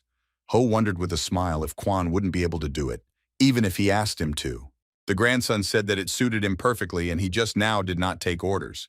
Noah could not stand it and snarled at the child that if he decided to mix metals, then it was worth developing a design and drawings as soon as possible, and not just standing and grinding with tongues. Quan took June aside and said that he had already seen the news. Had he finally woken up Sky? If this is true and she still hasn't visited him, then Noah will have to sentence her. June asked not to scold her too much because Kiriland had been cooking a lot of things all this time. The old blacksmith put his hand on his friend's shoulder and promised to leave everything in the same place, and asked to tell Sky to always come to them, and especially when something from the armor or weapon breaks. In addition, this time he really did something grandiose. Ho muttered that it was still too early to praise him, because there were 3 other friends who were still in the ice trap. Quan said that he will definitely be able to do it, because he has all the necessary abilities for this. June agreed and left. He thought about the fact that people who support and believe in you for no reason. How many are lucky enough to have something like this? If he can fire all his friends, there will be 3 more such people. One day he will definitely be able to do it. After all these events, June went to his house and began training. He decided to learn as soon as possible the skill of strengthening contours, which was described in a book given by the Viscount. Iceflow watched in fascination as June's mana contour grew larger and larger. As soon as Ho finished, he told the girl to breathe at least a little, otherwise you can lose consciousness. The girl explained that she was just afraid to make noise and disturb him. After that, the queen asked how he was doing with the scheme there. June thought for a moment and said that there used to be only 2 lanes, and now there are all 4. Iceflow said that it looks like his mana vessel has increased, but don't forget that the use of this resource will also increase. Ho asked her not to worry, because it wasn't a one-time potion. June decided to finally give it a try. With the new mana scheme, its effect should be doubled. The girl finally asked him to be more careful. After all, the rate at which the body was heated was now much higher. The ghost grabbed a tennis ball and threw it as far away from him as possible. Previously, the limit was 13 revolutions of mana per second, and now it's only 7. The amount of mana for physical enhancement has doubled, but this does not mean that the use of mana has also become more capacious. If now he changes 10% of the mana in the chain to freeze energy. Iceflow asked if the owner was okay, but the guy didn't answer anything at first. The drop in temperature was too noticeable, too much difference with the usual cooling of the body. After the body returns to normal, there is still a feeling of heat. Ho muttered that 10% was not enough. Ice said that if this was not enough, then it was worth increasing to 15, and only then adding a maximum of 1%. She also reminded her that her energy could not be used carelessly. If the power of the ice takes over and its limits are frozen, then he may never be able to use mana again. June promised to increase the strength to 15% now, and then add just 1 at a time. Ho added that now that he's used to everything, she can just go and edit the video. The girl added that in case of any situation, he only needs to call, and she will immediately fly to him. June activated the acceleration and the race against time began. He will definitely be able to do all this because he has the opportunity. Ice, meanwhile, has finally finished editing the video. The girl was sure that she managed to make a real masterpiece. It's been about 5 days since her owner started training. The queen decided to go and bring him all the good news that had to do with the completion of the montage. However, as soon as she entered the training room, she thought she was in the sauna. The ice flow did not understand what had happened to its owner. As soon as June came to her senses, she asked if he had succeeded again. Ho explained that this idea turned out to be much more complicated than he thought. The queen shouted that in that case, he should have listened to 2 pieces of good news. First of all, Krajinka has finally finished editing the video. June was surprised that it took so long, however, he congratulated her. The second piece of news was that she had spent all the player points. Ho couldn't believe that she had used more than 4,000 points to make one single video. The girl immediately muttered that she had a good reason. Ho certainly hoped that this video would be much better, but still. Ice immediately waved her hands and started saying that if the video didn't earn 10 times more player points than she spent, then she would never enter the industry again. Ghost didn't understand what industry she was talking about. The queen asked him to watch the video first, and only then scold her. June asked in surprise why the video was only for 35 minutes. The girl put her finger to her lips and asked him to just watch silently because he does not know anything, and these are the videos that work best in this industry. 35 minutes later, June tiredly asked her to be honest. Did she really spend all this time watching Korean TV series and movies while she was supposed to be doing editing?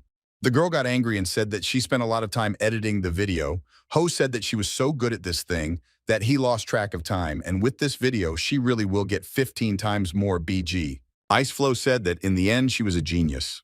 After that, they finally uploaded the audio to the network and called it Salmon in the Mountains. The queen's names were terrible, and June laughed softly at them. The next morning, Krzyzynka honestly admitted that she was very worried.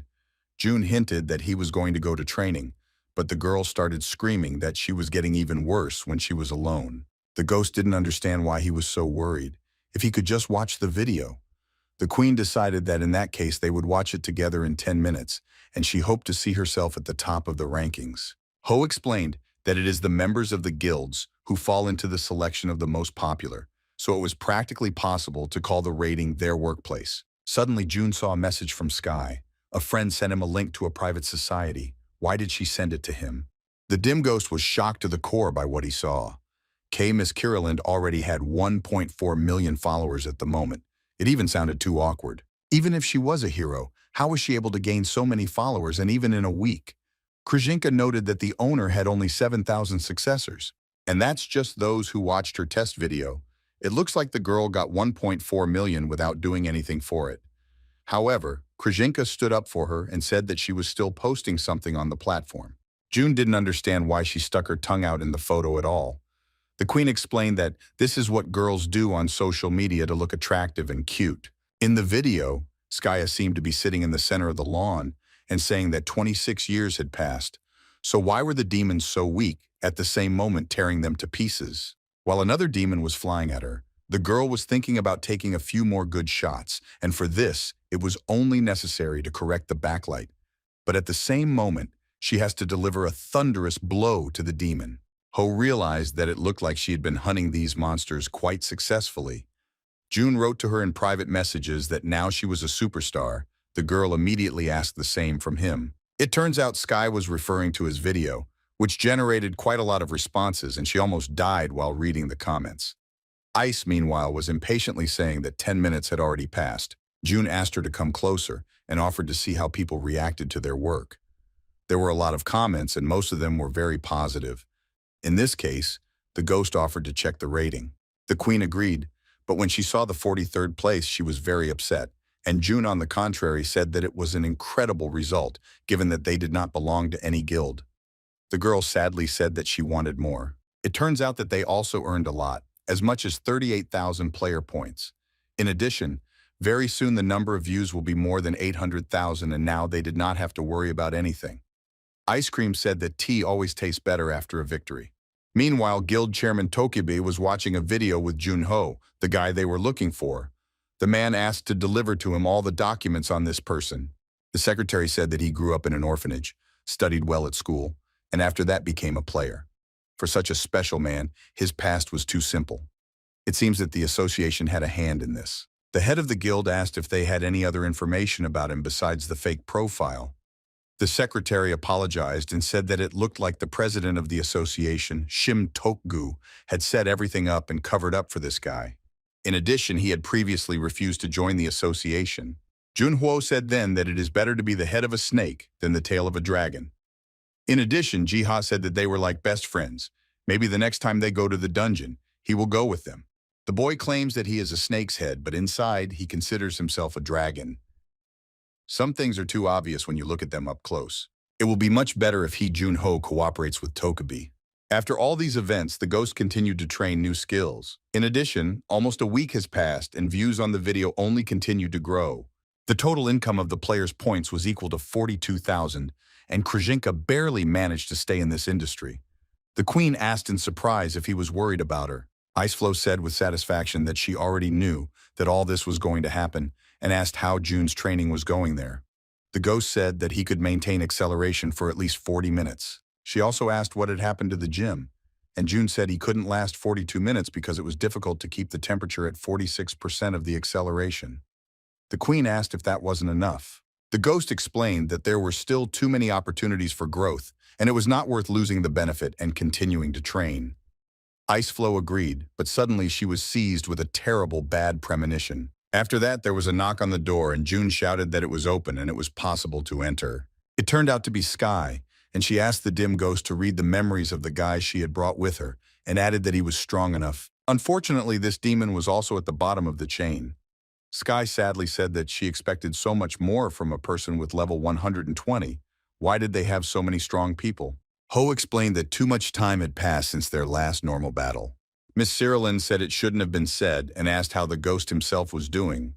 June reported that he has been working on stabilization and will soon be more than 50%, but in her opinion, will he be able to cross this line? Skya said that it had only been a few weeks, and he had already reached the half-and-half mark, but there was no need to rush at all. Ho said that of course he knows, but he will continue to train. Miss Cyrilyn inquired where her little queen was. Every time she came, the lady was not around. June explained that the spirit was too busy. Ho was just about to see his girlfriend off. A lady was standing outside his room and said that the Baron wanted to discuss his unpaid reward for hunting kobolds and he should go with her. Sky said with a sneer that it looked like someone had become famous enough and wished him good luck. June wondered if the book wasn't already his reward. The ghost immediately went to the Lord's domain. Seamus was asked to say hello to his rescuer. Ho said that he was also very happy to see him and asked how the boy felt in general. The Lord's son said that his condition improved significantly after their help. In addition, the boy had a beautiful dream that he became a great lord like his father. Seamus asked in disbelief if he could do it without using magic. June assured the boy that one day he would definitely become a great ruler. The captain then apologized to him for contacting him too late. In fact, they heard that he did not leave his room and may have avoided socializing. Lord was shocked how the hero could train in such a small place and said that from that moment on, he could use their hall for rehearsals. June approached the Viscount and told rumors that usually players do not reveal their abilities. However, Ho, of course with his permission, would like to take advantage of this opportunity and was not going to refuse. It was one of the best news of the day. The Lord went on to say that he had called him here in order to reward him for his assignment with the kobolds. June admitted that he thought the award had already been presented to him. The Viscount asked him not to talk nonsense because the book was a thank you for saving Seamus, and now he should have opened the little box. The Baron said that it was a special elixir called snow pomegranate. It grows in the northern snowfields once every 100 years. June asked if the Lord was sure he wanted to give it to him. The Viscount began to explain that if it were not for the player Ho, he would have been branded incompetent and blamed for the deaths of hundreds of people, and he also cured his only son.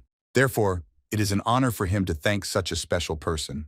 Thanks to this elixir, June now felt much better when he started using acceleration. All of his stats have increased by 10 and his magic by 15. Iceflow asked if only one waist was enough for its owner. But according to the explanation of Noah's grandson, this belt is full armor. He should have started learning the armor recognition system ahead of time. Even if he is wounded in battle, the armor will remain intact. The grandson told him not to break the armor because it is quite difficult to work with it. The name of the armor is white armor, but if it breaks, then it will still repair.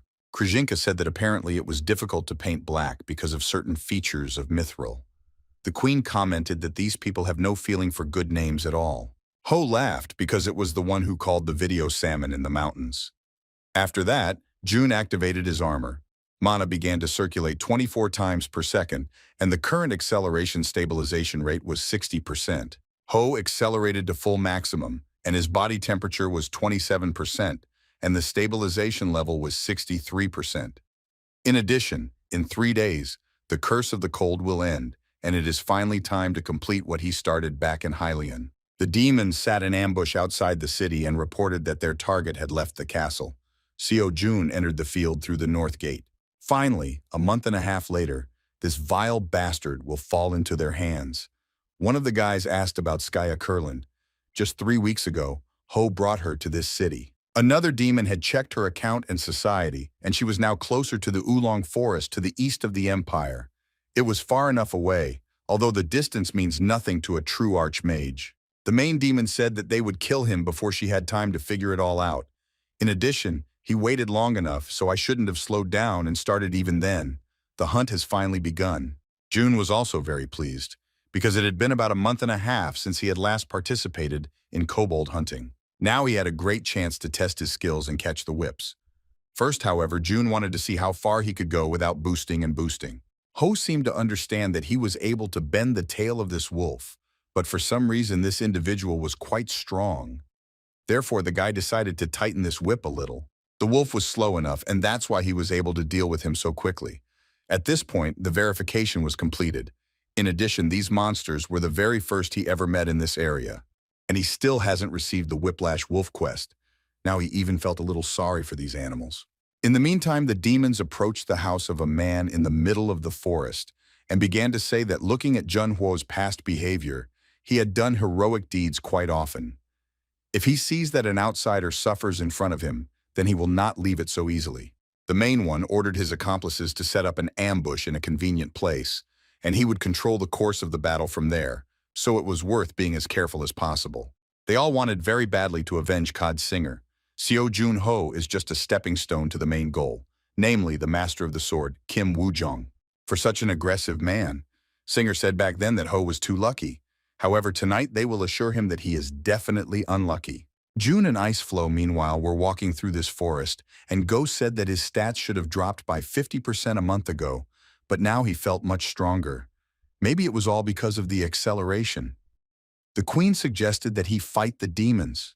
Huo explained that no matter how many demons there were, the front was still too big.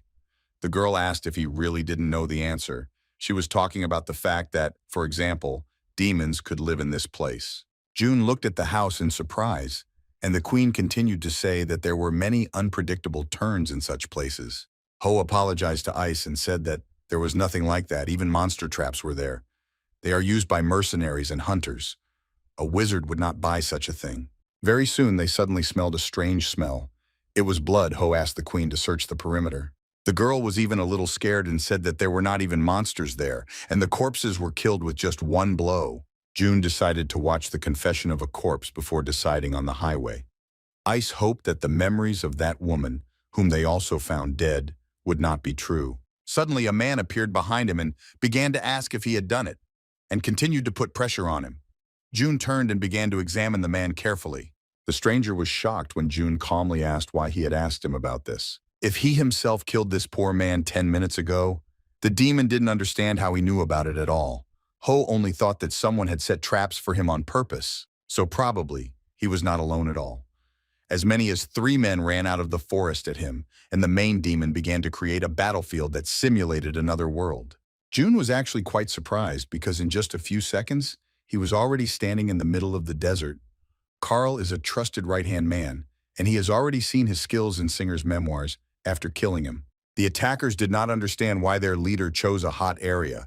They began to argue about who would be the first to start and kill this player. And Ho, on the contrary, decided not to waste time and began to fight with strangers. The guys asked the super rookie why he was trying to run away from them. However, June just silently approached them closer and closer. The demons did not understand how their goal was coped with, because this battlefield had a much greater repulsive magnetic field, which exceeded even the speed of sound. Does he really see everything? And only a year has passed since his debut. Was this guy really so strong? In a second, June was able to cut through one of the 3 demons that continued to attack him. In fact, June just wanted to tame this demon, but this speed was too great. The effect on a moving target was completely different, because the man was moving at the speed of sound. Another stranger started shouting that he was going to kill him. June asked if that's not what they usually do. They don't feel anything when people are killed.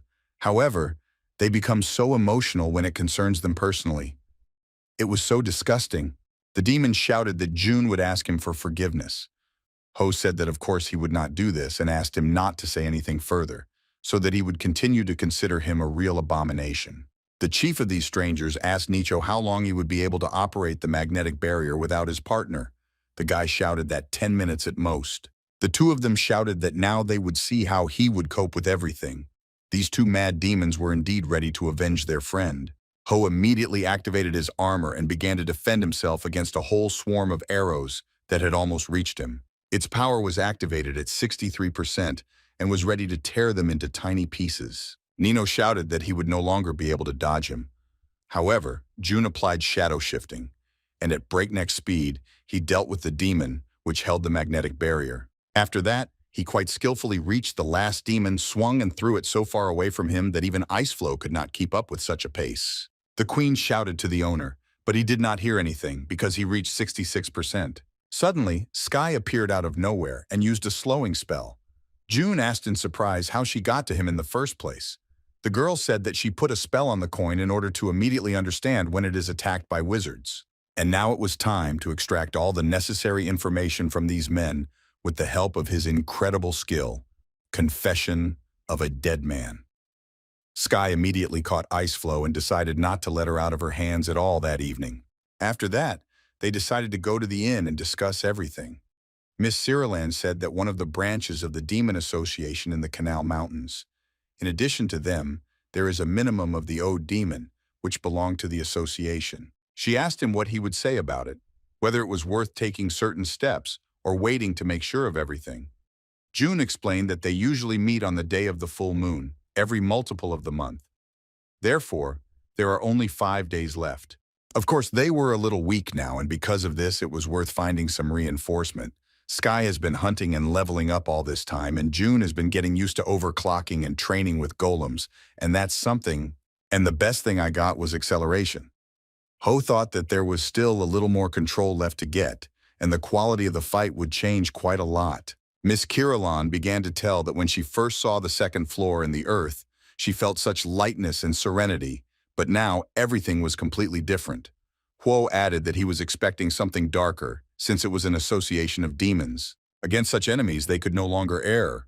June said that she should take care of all these issues while he still needed to perfect his speed. Sky apologized and explained that she couldn't, because they don't know yet how strong all the demons were. Ho tried to reassure her that E might be the last chance to destroy them. Of course, if you blindly rush forward and the enemies turn out to be much stronger, then everything will be over. Perhaps I should have just disguised myself instead. Miss Curlin's suggestion sounded quite interesting to June. So the demons don't even recognize him. Sky was going to make a potion of disguise for him, and because of that, he would only need to play his part correctly. Huo was overjoyed, because the key task was to understand how strong the demons were. She will follow him, and if she realizes that a battle is possible, then you just have to give a signal. Ho, meanwhile, realized that he could try to use acceleration while hunting, and that way he could learn to control it in practice. June thanked her, and her friend wished good luck to the youngest. The ghost didn't understand why they needed to go so far to hunt. Krzyzynka explained this by the fact that it was not worth attracting people's attention. Ho told the queen that there were no players around anyway. The girl was distracted and asked the owner how strong the steel bear that was right in front of them was. June thought for a moment and said that he had never seen such creatures. If he increased his own energy, then he could easily catch such a monster. But this time he would not do so. To begin with, stabilization of acceleration, and this takes quite a long time than he thought and requires a stable focus. In addition, it is dangerous to use this skill against someone he definitely cannot control. And more importantly, you need to monitor the speed. June couldn't believe if it was really a monster from the Channel Mountains. This creature was more like a weapon walking with its feet. If he lived on Earth, it would be difficult for people to attack him. Literally with one blow of his paw, Ho was thrown away from the bear, and he had to cling to the ground with his sword in order to somehow stop. Ho replied that he had already figured it out and was just now trying to find the most suitable attack option. June was going to hit him as easily as possible and get as close as possible, literally close. With the help of such a plan, very soon, the head of this monster was already lying on the ground, and the dim ghost could rest. Iceflow approached his master and said that he could not control the force at all. June explained that he just wanted to hurt him. The queen went on to say that in her opinion he was not yet ready to take part in battles. Ho didn't understand what he had to do then, because it was worth hunting anyway, and they didn't have enough time. Iceflow asked why he didn't try to act in her way. It is worth staying in the high-frequency mode at all times, except for the hunt itself. Of course, the method was too primitive, but it will definitely see the effect. June realized that it looked like he wasn't going to have easy days at all. Eventually, they found the next victim and Ho attacked again. With just a few blows, Jun inflicted serious wounds on the steel bears and could control the frequency speed by as much as 15%, and in addition, he received a level of 65. These were quite positive indicators, given that he learned this literally overnight, and all this knowledge bore fruit in practice. The queen shouted to her master that a full echo had already appeared, which meant it was time to go to SKUA. The girl began to get nervous, as she did not want to meet Miss Kurland, and told June that perhaps she should have hidden somewhere. Ho didn't understand why he wanted to do this when planning his own mission. In addition, there are only 7 hours left before the curse of severe frost ends. When the guy gets all his strength back, he will have to move around very carefully, as frequency control will become quite difficult. Ho knew that she would complain and asked if it was the potion she had talked about earlier. SKUA warned that the effect would last only 6 hours. Besides, she was in a hurry to prepare it, and because of this, it turned out to be so short-lived. This thing was magical, and sound is transmitted through it, and if something happens, then the sister will come to him. June was quite interested and said that apparently all the preparations were already ready, and it was time to move forward. Iceflow asked with a serious look if the owner was confident in his own acting skills. Ho didn't understand why she was worried about it, because thanks to the skill of Deadman's confession, he had the memories of that guy. In other words, no matter who appears there, no one will be able to recognize him.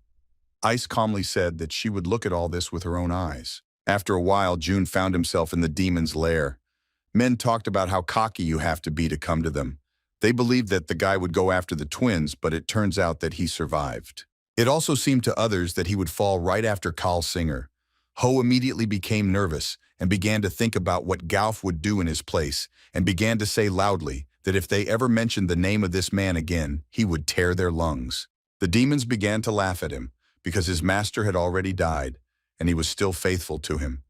They were jealous of the teacher with such a faithful servant, but Carl died, and it was no longer of any use. A man appeared on the second floor of the inn and asked if everyone had already gathered. The demon introduced himself as Wang Hing, a member of the Pride Medal. As they all know, the reason for their gathering: help him destroy the dungeon. Her own husband went on to say that he gathered them all on the recommendations of high-ranking players. But they are all just tools. On the field, his orders are absolute, and if they disobey, they will pay him with their own lives. All the demons replied that they understood. Wang Hung landed on the floor and ordered them to prepare because very soon they would be moving. June realized that there were only 2.5 hours left from the effect of the transformation potion. In addition, he will not be able to use the frequency boost while the curse is active. Perhaps the skills of the dim ghost will be enough for him, but it was worth finding out what this demon Heng was capable of. It was a closed dungeon, and they would not be able to leave it until they had completely cleared it. They were flooded with bright light and the gates opened. June and 2 other demons he didn't know found themselves in an enclosed space, just the 3 of them. They said that it was some kind of trap. Ho began to explain that there were already such portals on Earth. When you enter, you move to different places. Iceflow was very worried about her master and tried to calm him down. However, Huo already knew that this gate was a labyrinth where it was necessary to destroy the monsters living in the walls. Such portals were his favorite in the dark days. The 2 dim ghost teammates also understood the essence of the task and that they were now separated from the rest of the team. The girl said that in this case, it was worth just looking for Wang Heng, and there was simply no other choice. The man agreed with the girl, because next to the leader, they will definitely be calm for their own lives. But even so, you couldn't relax your attentiveness, and you should first check all the equipment. Huo understood that if he killed them, he would find out everything about Wang Heng with the help of Confessions of a Dead Man. But now he still needed as much information as possible, such as how big the gate was, and whether the rooms were connected. 2 of his comrades began to shout at him that he had gone completely mad.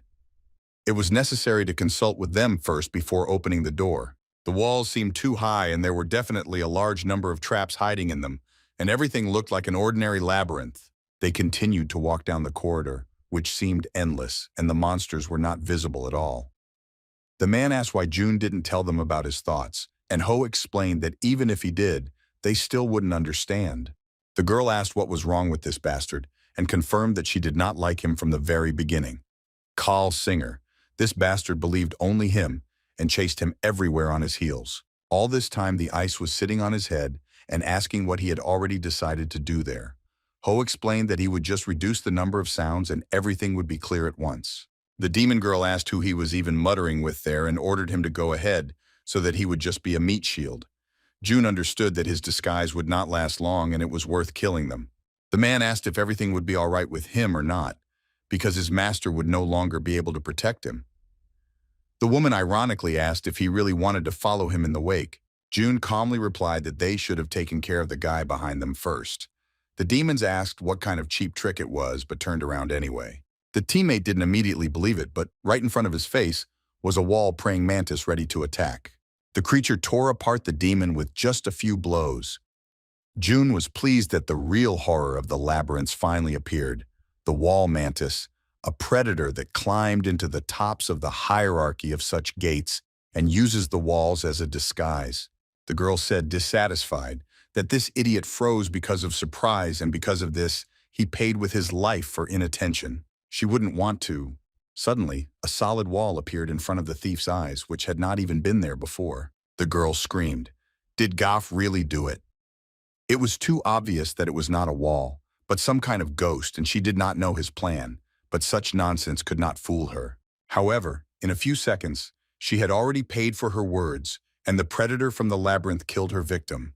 June removed the ghost and said that if the wall-praying mantis mistook something for a wall, it would rush at it without hesitation. Now he will get the information without getting his hands dirty, but there are definitely other praying mantises here. It was worth finishing as soon as possible before they ran to the smell of blood. June activated the dead man's confession skill and began to look at the memories of the other participants in this operation without even getting his hands dirty. Bango is a witch from Wang Heng's entourage. She has the ability, Cause of Death, and it allows you to find out exactly how a certain target died. If you think about it at all, she touched all of them before entering this portal. In addition, Wang Heng's rank A ability is the All-Seeing Eye, which allows you to reveal the truth about the target and also makes it possible to predict the attacks of your opponent. Iceflow commented that it would not be easy for him at all. What was June going to do in such a situation? Meanwhile, Wang Heng and his companions fought the monsters that lived in the labyrinth. His surroundings talked about how incredible he was and his powerful skills. The witch reported to her commander that the number of deaths of demons due to wall mantises was constantly increasing, but all of their dying people were at least level 90, and that was weird enough. Wang Heng suggested that they might have been attacked from behind, but 23 deaths was too many, and as many as 6 corpses had just been added in a second. Praying mantises are not that difficult to kill. The demon assumed that some kind of insect had wound up among them. Junho, meanwhile, successfully dealt with these underground monsters. He told Krzyzynka that he was always curious to know that if the camouflage subsided, whether his facial muscles would contract. The queen asked how soon the ice curse would fall from him. Huo thought for a moment and said that literally an hour before him, all the previous forces would return. The girl said that they had too little time, and it was worth digging into their memory. Meanwhile, a man appeared behind June's back, who was going to deal with him. Ho grabbed the bastard by the neck and told his spirit that there was no need to rush so much. The dim ghost looked at this killer and said that the longer he lives, the more different abilities he meets. The demon wheezed that even Wang Heng couldn't see it. June realized that this man was in the group of the leader of this operation, and it seems that the top brass understood the situation. Ho activated the dead man's confession. The witch agreed with Wang Heng's words and ordered Hex to find all the survivors because something too strange was happening. In addition, it was necessary to deal with it before they fought the main monster. Hex said that he would use the map ability to find the others, and Satan added that with the skill, the guiding instinct would cover him. June couldn't believe his own ears. The demon's body glowed red. Has it all already begun? This guiding instinct could not be too late. Wang Hyun appeared in front of Huo and stood right in front of June and said that he was very surprised. However, this creature looked too familiar, or didn't think so. Gaof himself. Iceflow told his master that firstly his retreat was impossible. In addition to this, he was still under the curse of ice. June explained that there were still about 50 minutes left. Satan asked why Goff had targeted them in the first place. Of course, Ho became much stronger than when he fought Carl Singer. However, with the incomplete acceleration and the curse, there were too many negative variables. Wang Heng asked Goff if he was really under the command of Najat Hallo personally. Now the situation was much better than before, so why would he do this? The demon realized that his interlocutor was not ready to answer. If this is the case, then they will find out with their own hands. Huo didn't expect this demon to be so fast. Wang Heng asked if he was actually Goff.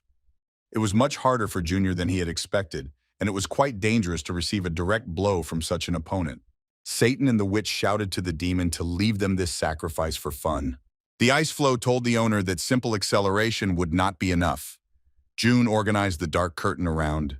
Wang Heng said that it looked like it was Goff's unique ability, the battlefield of another world, and he had even heard of such a thing. Also, the master demon was always curious to know what kind of talent the commander wanted to get. And now it was finally possible to start the battle.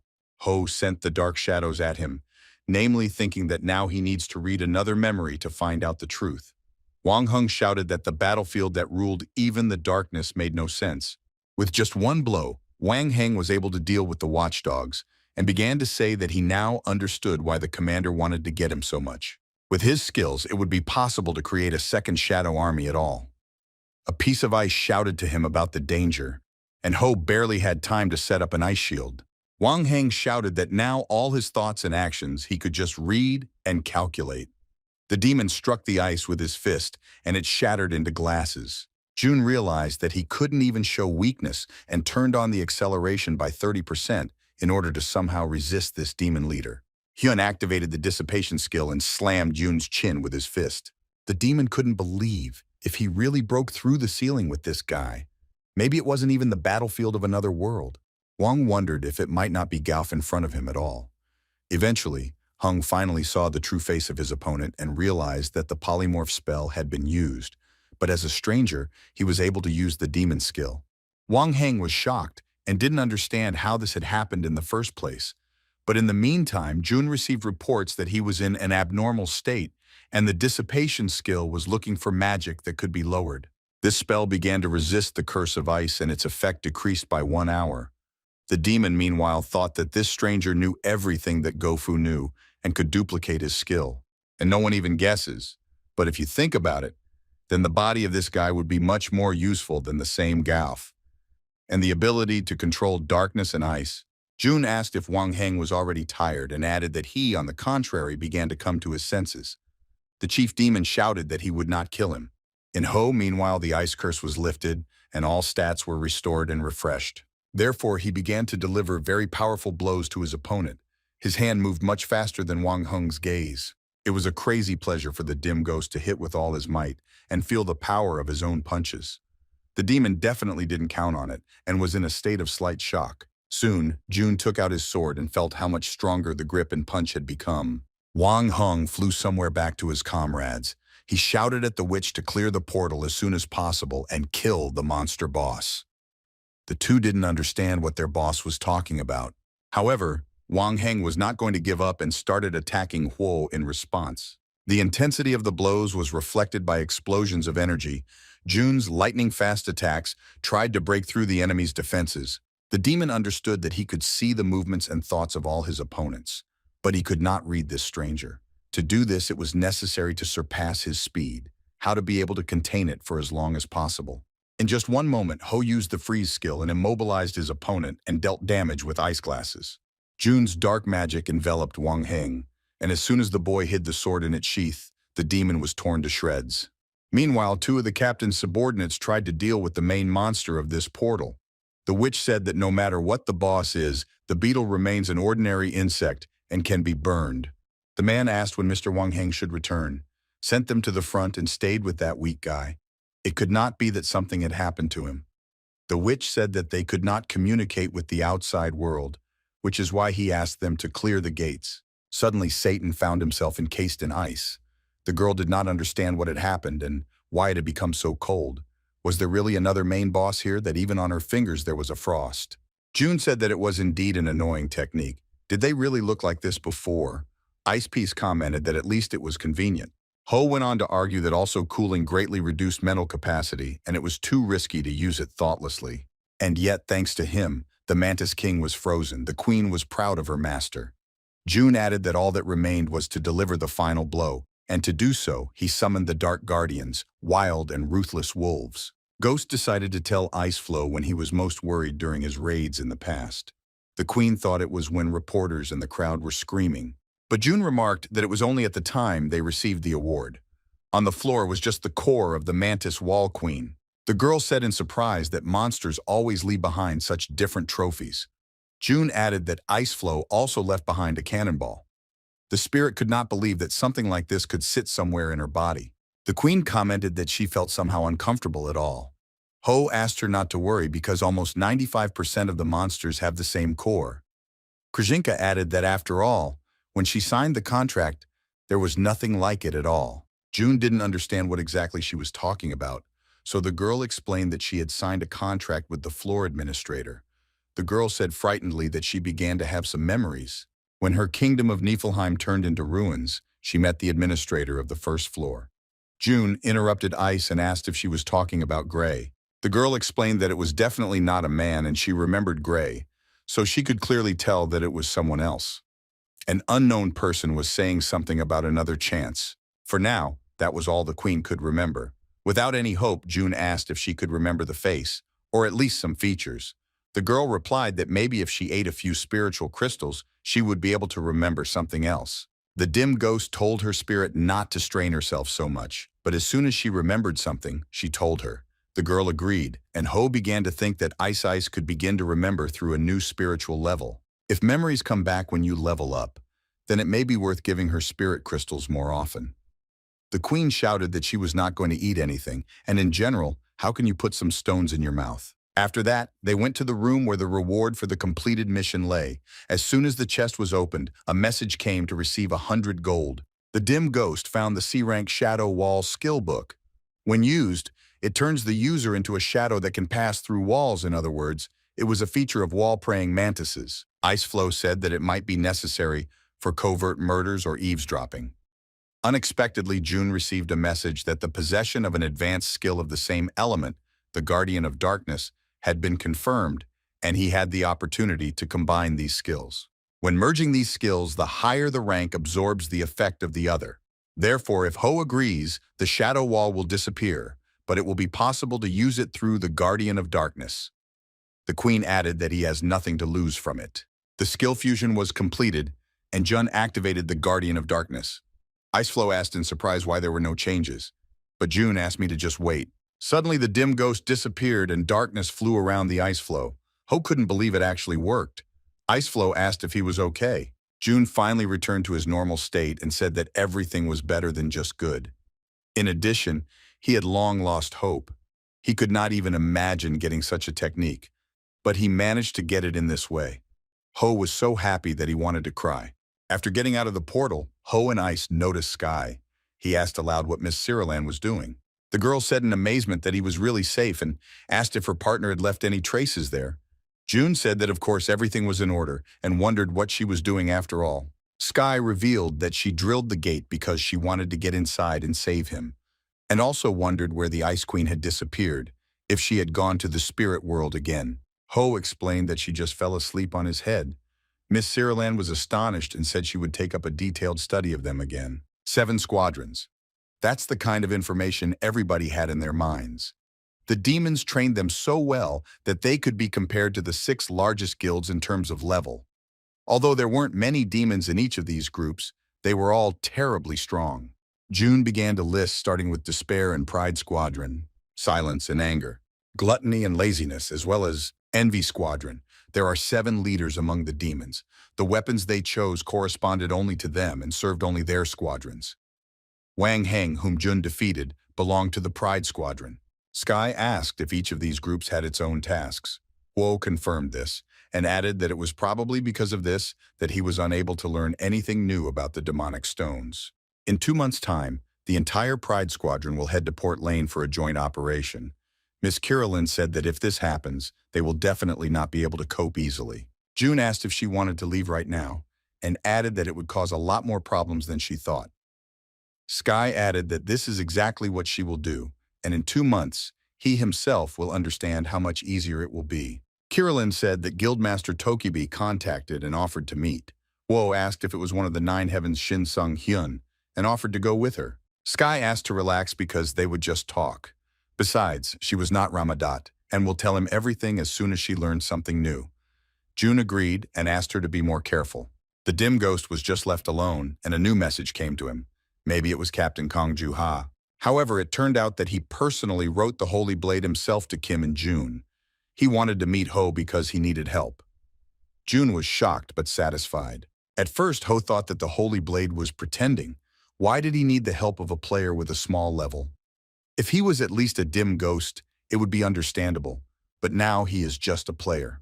June asked for photo confirmation that it was indeed Woo Jun. It turned out that it was indeed one of the Nine Heavens, and the guy even engraved on the wall. The handwriting was beautiful, but it was worth working on the selfie. Ho thanked in correspondence for the photo and asked why it was necessary to contact him at all. However, the man did not answer him for quite a long time. Hu and June sent him a new photo and wrote that if it was possible, could they meet in person. June, meanwhile, was maddened that the Holy Blade was writing so slowly. Iceflow asked the owner where they were. Ho explained that it was the snow region of Brahma. Due to its resistance to cold rank C, it was not as frosty as it could have been. The girl said that she was also cold, but Ho told her not to lie because she was the spirit of ice. How is this even possible? The queen explained that it was all because she had just woken up. The ghost finally came to Kim and June and was happy to see his comrade. The man guessed that they were cold and tired from the long journey and led them inside. Now he was going to explain why he had contacted Hwoseo and also asked if his comrade had heard of the dwarves. June thought for a moment and said that he had heard a little about them, but had never seen them. Kim said they now reside in the Brahma Gorge right here. Ho was surprised and said that even if it was a cave, it must have been very cold. The Holy Sword agreed that the walls of the cave would not save them. However, the same could not be said for their technology. Kim Woo-jun wondered if he knew about the habits of the dwarves. Ho said that they are aggressive, like alcohol, and very stubborn, and that they migrate in whole tribes from time to time.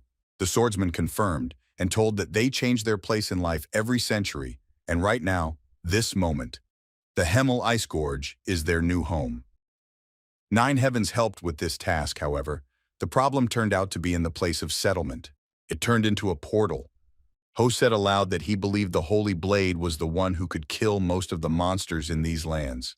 Kim Woo-jun said that the problem was with the Ice Witch, the spirit of the snowy plains, who turned out to be the boss of that gate. Also, the frost did not allow him to get there normally. Ho understood that his frost resistance was just right, but only rank C.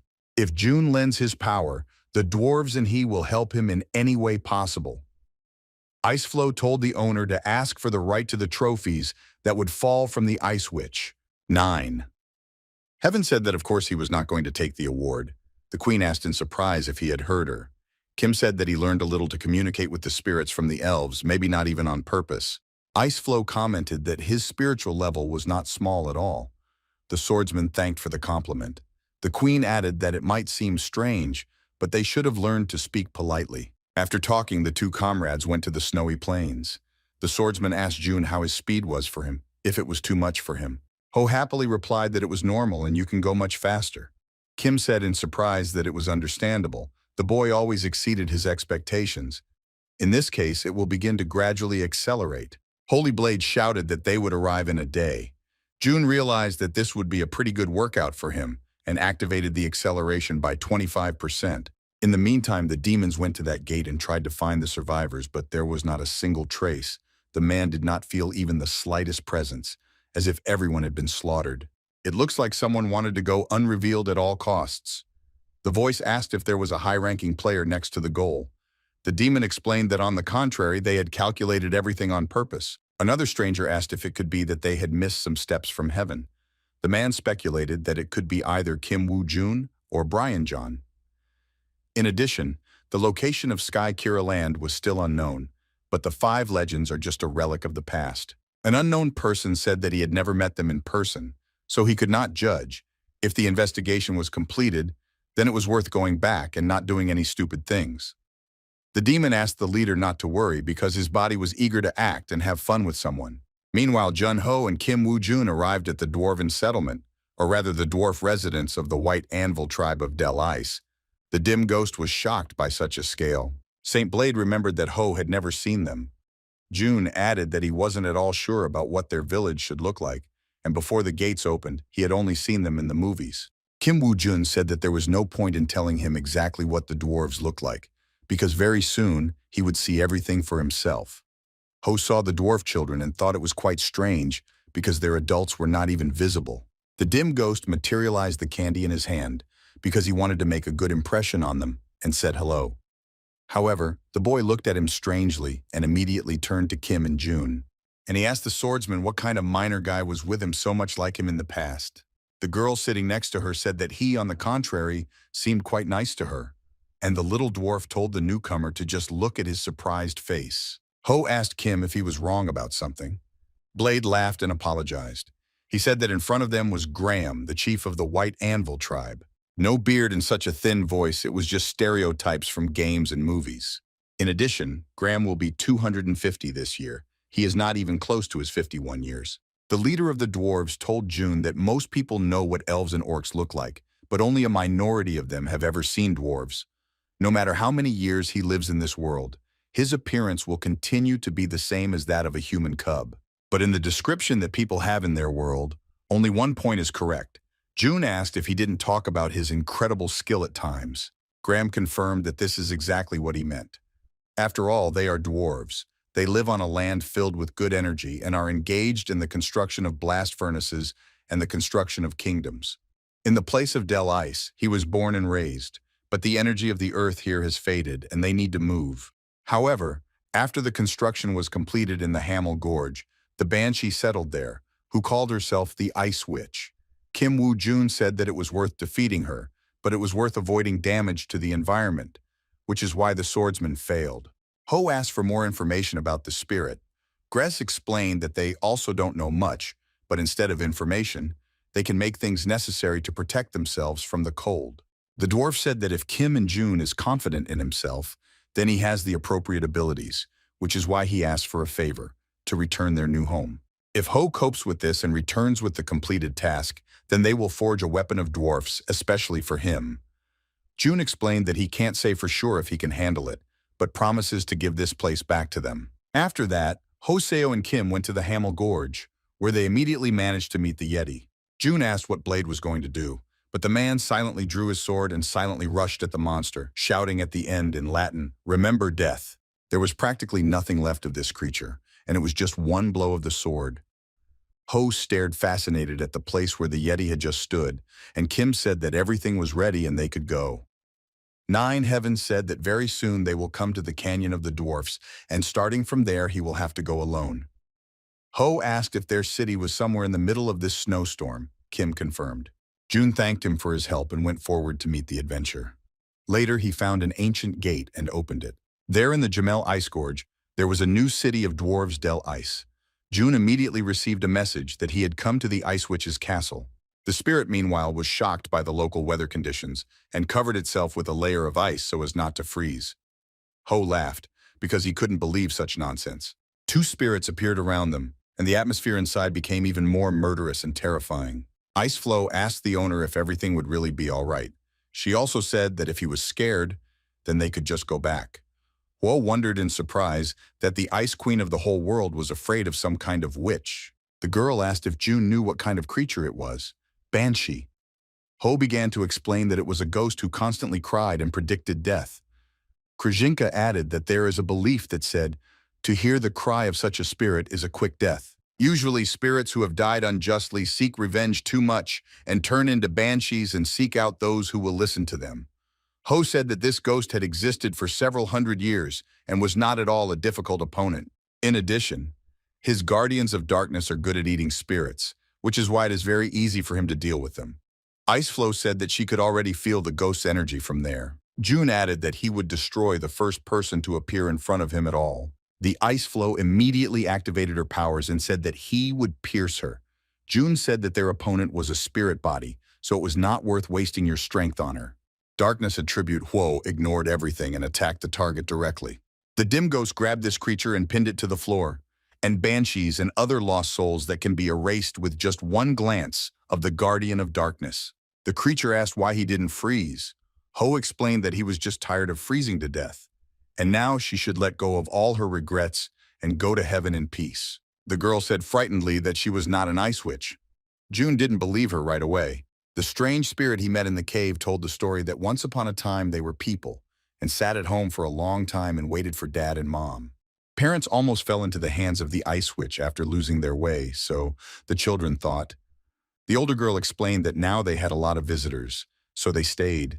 My sister explained to her little ones that it was impossible to fall asleep, because when their parents came, they would need to have dinner together. Soon the candle went out and they all dozed off, but there was a knock on the door. The poor girl thought it was her parents, but it was the ice witch who turned children into spirits. Queen Juna said that it meant that this creature was somewhere else. In addition, she was so busy with her particular business that she needed a double. Iceflow said that in order to make this kind of bait, she harmed this child and put a curse of cold on him.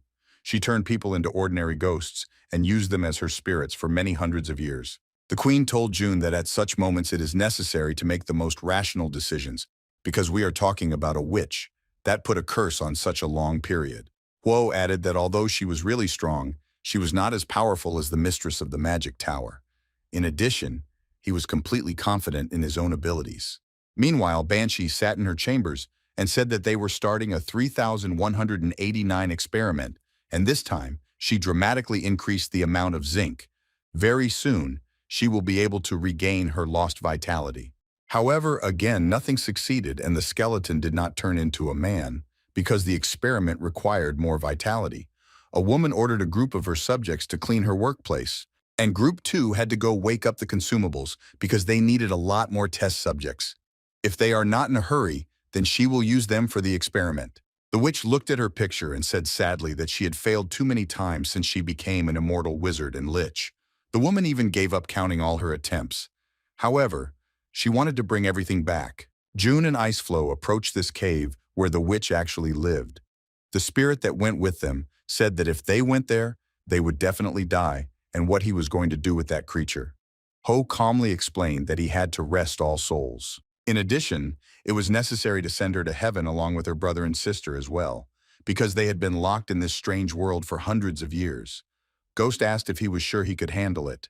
Ho asked the girl to hide inside the blizzard, because they should not be drawn into what starts from this moment. Using shadow gravity, June began to blow up everything inside the dungeon. The witch, meanwhile, did not understand where the earthquake came from, because in several hundred years this had never happened. She ordered all her guards to go to the exit and check what exactly had happened there. June killed them all with just one movement of his hand and loudly told her to stop sending her henchmen and get out of her hole on her own. The witch came out to him and started screaming how he dared to harm her house in the first place. Huo said with satisfaction that the ice witch had finally come out of the shadows. The female mage screamed, how was he even able to go through the banshee and find her? Was he really so powerful? June continued to use her powers and destroy her dungeons. Dark Guardian June's power was too powerful and destroyed everything in its path. All of her research notes flew in the air. Its efforts, which in the future were to become a world achievement, were completely destroyed. The witch screamed and asked if he even understood what he had done and who he had attacked. The woman summoned the Legion of Vanitas and directed it at the attacker. Hundreds of years ago, people feared and respected its power. And of course, they did not understand the grandiose ambitions of the witch. Even the witch's teacher did not share this. The woman shouted that on this day, she would follow the will of fate because it was time to finally say goodbye to this canyon. It's time to finally return to the world with your head held high. June, meanwhile, tried to fight other monsters that continued to attack him. The Banshee girl told Iceflow that they had to run away because they would never be able to defeat the Ice Witch. The queen explained to her that now was not the right time to be afraid at all, and all this could not hurt them at all. The witch somehow saddled the strange flying creature and began to approach the dim ghost with the words that no matter how hard he tried to stop her, in the end, she will conquer death. She cast the spell of ice madness. The Iceflow rushed to her master and said that this time she would act on her own, because now it was painful for the girl to watch someone do evil by the force of cold. After all, she was the one who froze the whole world. In whose direction did this witch decide to throw this dirty piece of ice? The woman was shocked that someone had blocked her attack, because from the beginning there was no reason for hostility towards her. So why then? The ice floe shouted to the contractor to finally join the battle. However, June could only think that the eyes of his spirit were blue. The girl denied all this and said that they were white.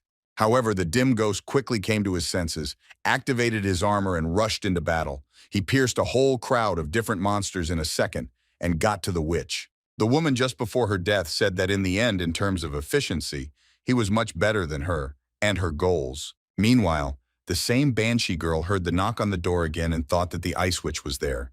She almost cried that they were wrong and should have been pitied. The spirit begged that only she would get it, if only the witch did not make the ghosts of her younger brother and sister. However, the door opened, and a bright light poured in. Fortunately, it was the parents. Dad said that they were a little late because he decided to sell all the tiger skins. And the mother said that as an apology for being late, they bought sweet rolls. They said that they went like fools and did not put additional firewood. The parents asked if they were too cold. The girl cried and asked why they were so late. Dad said that he was very guilty before his daughter because they were waiting for them. Ho asked if the souls of those children had flown to heaven. Iceflow explained that she knew absolutely nothing about paradise. At least she did not remember anything. June hoped that these kids were happy now. The queen said it was now time to go back. Ho asked to wait because he had one thing to do. After all, before that, the ice witch said something rather strange. Iceflow wondered if it was something strange. June remarked that she was too busy with the battle, and that is why she did not hear anything. The woman suddenly remembered them. Applying the confession of a dead man, he decided to review the entire history of this spirit. A stranger came to the ice witch and wondered that she was all alone in such a place.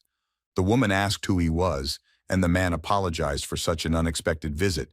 He wanted to give his name. However, the witch cried out that she did not ask this and said that, "How dare a person set foot in her house?" The man smiled contentedly and repelled her attack, and added that he wanted to limit himself to a light conversation. In front of her stood the sorcerer, who was looking for monsters like her. He was a member of the Demon Association, as well as one of the 9 heavens, who ascended to them as the 5th, Isaac de Board. The iceflow looked at its owner in fear. June seriously said that he couldn't believe that he had been able to see Isaac of the 9 heavens, about whom he had only heard rumors. The girl asked if he had also seen him for the first time. Ho explained that the personal information of occultists identifying themselves with the 9 heavens was classified. Krajinka asked, then, in that case, who called these people that way? Jun hinted that he had heard about it from Toku, and that it would take too long to explain everything in full. The girl noted that she had plenty of this resource. Ho said that everyone knew about it now, but the name 9 heavens came into circulation not so long ago. The first person to call himself that was an occultist, and it happened 11 years ago. He declared himself to the whole world, calling himself Heaven. Iceflow said that apparently he was treated as some kind of eccentric. June confirmed, well, because the guy looked like a turned idiot. However, everyone he met laughed at him, but the occultist did not tolerate this and killed them all. The queen continued to listen fascinated. In fact, it was a shocking debut, although of course he did not reach the level of the Big Six, but still he alone was able to deal with the elite troops of the powerful guilds. From the top of the mountain of corpses, which was created by him, he made an announcement that from that moment on, he would call himself the Heavenly Demon. At that time, he was the chairman of the association of these creatures. This was the appearance of the first heavens. Such shocking news was enough to excite people. Occultists began to commit atrocities on the 1st and 2nd floors. In the midst of the age of demonism, new methods became necessary for players. Symbol able to compete with the celestial demon. Such people were the 2nd Heaven Thunder Emperor, the ferocious ghost of the Tokabi Guild, as well as the Holy Blade of the Silent Moon. Like this, in order to keep the heavenly demon under control, 8 more places were filled, and the expression 9 heavens appeared. And 5 years ago, this demon appeared in the capital of the Ruben Empire. The man then told his assistant Citrine that from that moment his personal path began. The girl asked if everything would be all right with him if he went on his own. The man was more worried about her, because Citrino would have to cope with the new elite troops of the Big Six. The other heavens stood right in front of him and said that this bastard was really fearless. The main one asked why he came to them, because no one was happy to see him. The demon explained that it was because of this that he came to prove his existence to the whole world. More precisely, the value of the first heaven. The Holy Blade then used his legendary technique and attacked first. The demon then shouted if heaven was too much for him alone. On that day, Thunder Emperor Yu Cheon, Shin Sung-hyun, and Kim Woo-jun met in a fierce battle with the celestial monster. If the level of the demon was at least one step higher, then all the other heroes would be defeated. Iceflow asked what had happened to him after that. Jung revealed that his assistant Valencia Citrine defeated the elite players herself and disappeared with him, and was also recognized by heaven. Duel and evidence. As a result, the heavenly demon achieved his goal and disappeared. The exhausted heroes of the nine heavens were unable to stop his escape and lost an important chance. Ho, meanwhile, received a reward for completing the quest. Frozen when absorbed, the magical power of which increases by 15. The reason why the heavenly demon was silent now was not because he was healing wounds. Physical problems have long been overcome. The monster promised that he would also join their fun called Nine Heavens. However, when he returns, it will be much more fun. The demon gave them 6 years to try to stop him again. He strives for the top of the whole world, rising to an ever higher level. This is the reason why he must become stronger, because the world can be destroyed by just one person. Krzyzynka was completely satisfied with the fact that they were able to accomplish such an important task, and now she was resting, devouring the delicacy. Kim Woo-jun asked his comrade if he had already thought about what kind of weapons he wanted to ask the dwarves. Ho hinted that he already had a few ideas because they never said they would make just one weapon. Saint Blade agreed with his words. As expected, Seo Ho was too interesting a person, and he hoped that June would be able to go up to the 3rd floor quickly enough. The dim ghost said with interest that since they were talking about this topic, then perhaps he would share information about the conditions necessary to move to the 3rd floor. The man laughed and said that even if he wanted to tell, he could not do it. Kim asked if Jun knew about the Cave of Trials. Ho understood him almost immediately. The Holy Swordsman remembered something that he could tell. He, along with the Silent Echo Guild, think that on every odd floor there will be a master who needs to be overcome. The Ice Queen was the final boss on the 1st floor. Does this mean that there will be no such thing on the 2nd? What are the conditions for moving to the 3rd? Kim and June hinted that it would not be so difficult, because in fact there are a lot of people who have fulfilled the conditions for going there. However, due to the peculiarities of the environment, they could not set foot in active activity. Kim wondered if he still had the end of the horizon that he got last time. Ho shook his head. In such a case, the Holy Swordsman asked a friend to visit Duke Schubert. It was about one of the 2 largest mountain ranges of the empire. When it was there, Jun and Kim received an official message from the administrator of the 2nd floor, Reiji, who said that the store would open in a week, and they themselves should decide whether to come. Ho said that this is the first time he has seen an official announcement, but why did he have a manner of speaking? Kim explained that this was the nature of the administrator and asked if his friend had collected enough player points. Jun looked at his rating and said that he had a little more than 80,000.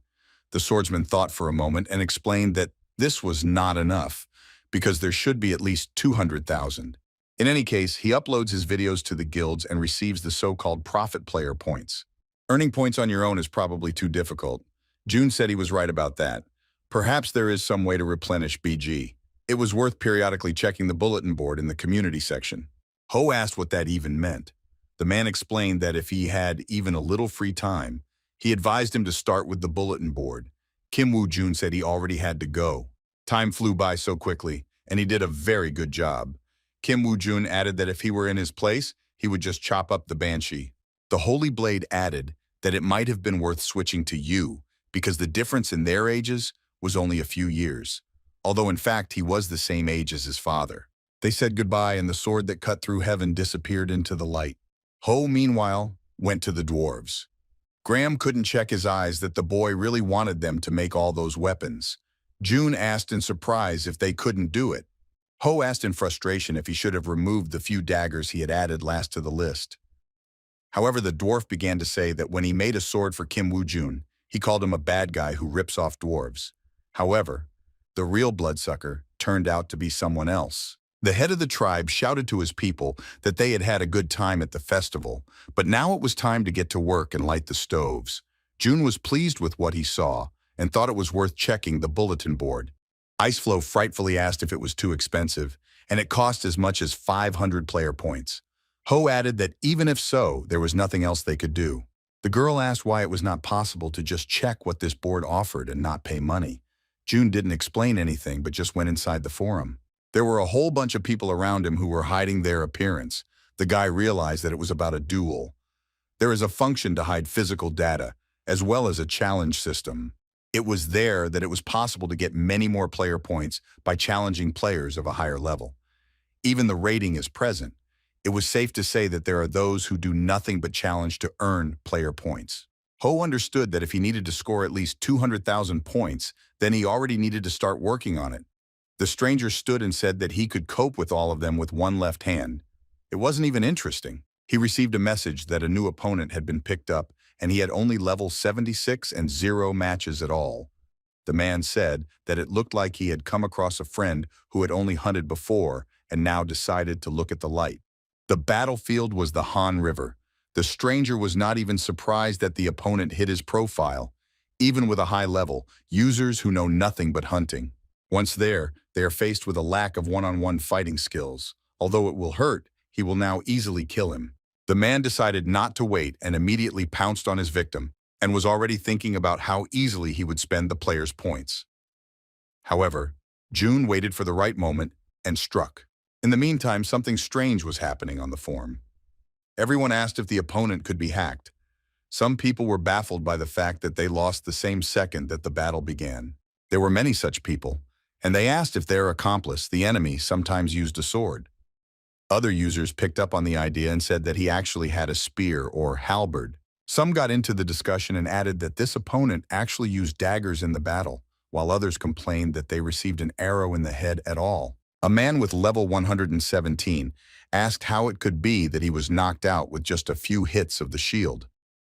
People came to the conclusion that perhaps the game was hacked, because a person could not have had so many types of weapons. Ho, meanwhile, was in a duel with a completely different man and said that his opponent was quite good with a spear.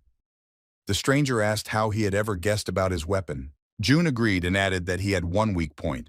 After completing a series of shots, Ho said with satisfaction that 80,000 points had already been earned. Of course, now it has become more and more difficult to recruit them. After the victory, June returned to the waiting room, where Ice was already sitting. Dim Ghost complained that now people too rarely respond to invitations to duel. The Queen explained that there are already rumors about his illegal programs. Ho said disappointedly that he wanted to collect at least 500,000 points. Krajinka said that nevertheless he was able to make a fairly big breakthrough in such a short period of time, and she wondered how much money the one who collected the most had. Unexpectedly, June received a message from Reiji. He needed to meet immediately. The Queen asked again if it was not the administrator of the second floor. June didn't understand what was the matter, if he had done something wrong. Ho ended up in a large room with messages hanging around that the administrator should have taken up the job because it was worth solving the problem with the hacking. Someone wrote that he ordered the entire guild to send her 100 letters every day. The girl aggressively asked who it was, what he thought of himself, in order to send her hundreds of letters every day. Even if she gets a bunch of emails, she'll just run macros and go to bed. June replied that everything was clear, although it had nothing to do with him. The woman beckoned him with her finger. The ice flow immediately said from what gender they should go to her. Reiji turned to Ho and said that she was extremely calm, but the authorities had requested a detailed report, which is why the work was now over the top. The girl said that she would do a little checking, so it was worth waiting a little. June thought that this woman should have been named Lacey. Reiji began to study all the information about him, but the injections reached the year of his birth a little did not understand what was wrong. The woman said that he was almost 50, and he looked so young. Did Earthlings really improve cosmetic technology so much? There was also a special note that he pounced on the floor master 26 years ago. After a few seconds, Reiji realized that the same dim ghost was standing in front of her. Iceflow angrily said that she could not believe in the tuck, that she did not immediately recognize him. The woman explained that she was just lazy, so she didn't even try to look for him out of the 5 heroes. Reiji asked if that tiny girl wasn't the Ice Queen at times. The spirit asked how one could be so tactless. Reiji shouted to Dim Ghost that she didn't know about the other administrators, but she still believes in them. The girl wanted them to get to the 10th floor as soon as possible and send her to retirement. June was amazed because he understood her true intentions. The administrator shouted that she would not conduct any more investigations, and everything had already got her completely. However, unexpectedly, Reiji interrupted herself and said that it was not yet the time for this. She waved her hand and said that it looked like she had taken too much of Dim Ghost's time, so as an apology, the big sister would give him a reward. Ho didn't even understand what exactly she was talking about. The woman took him by the clothes and stood up abruptly. Very soon the store will be open, and he just needed to accumulate 800,000 points. June didn't immediately understand what this crazy lady wanted from him. The woman demanded that he give his word that he would definitely accumulate the required amount of points by the time the store opened. Ho replied that he would try hard. Meanwhile, within the Tokubei Guild, the men discussed that the administrator had confirmed everything. That stranger really got a winning streak based on his skill alone. Captain Cone asked what was going on. The men told her that it was about those duels in which the princess was also going crazy. And now there is a newcomer who tears everyone up like a dingy heating pad. And he does it from the very first match and defeated a level 120 player. Kong Juha was surprised that the player himself was only level 76. The men reported that the stranger also owns all kinds of weapons, so at the moment he has 27 wins and no losses. June faced a new opponent. However, Captain Khan didn't know that in front of her was her good friend Ho. The battlefield was Antarctica. The girl couldn't believe that her opponent was only level 76, but she didn't even hear the sound of the sword coming out of its sheath. But the stranger was already armed. Captain Khan immediately put the fire defense in front of her.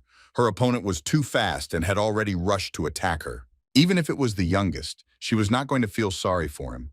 However, the stranger attacked her right in the forehead. Jiha was amazed at how beautiful the sword line was.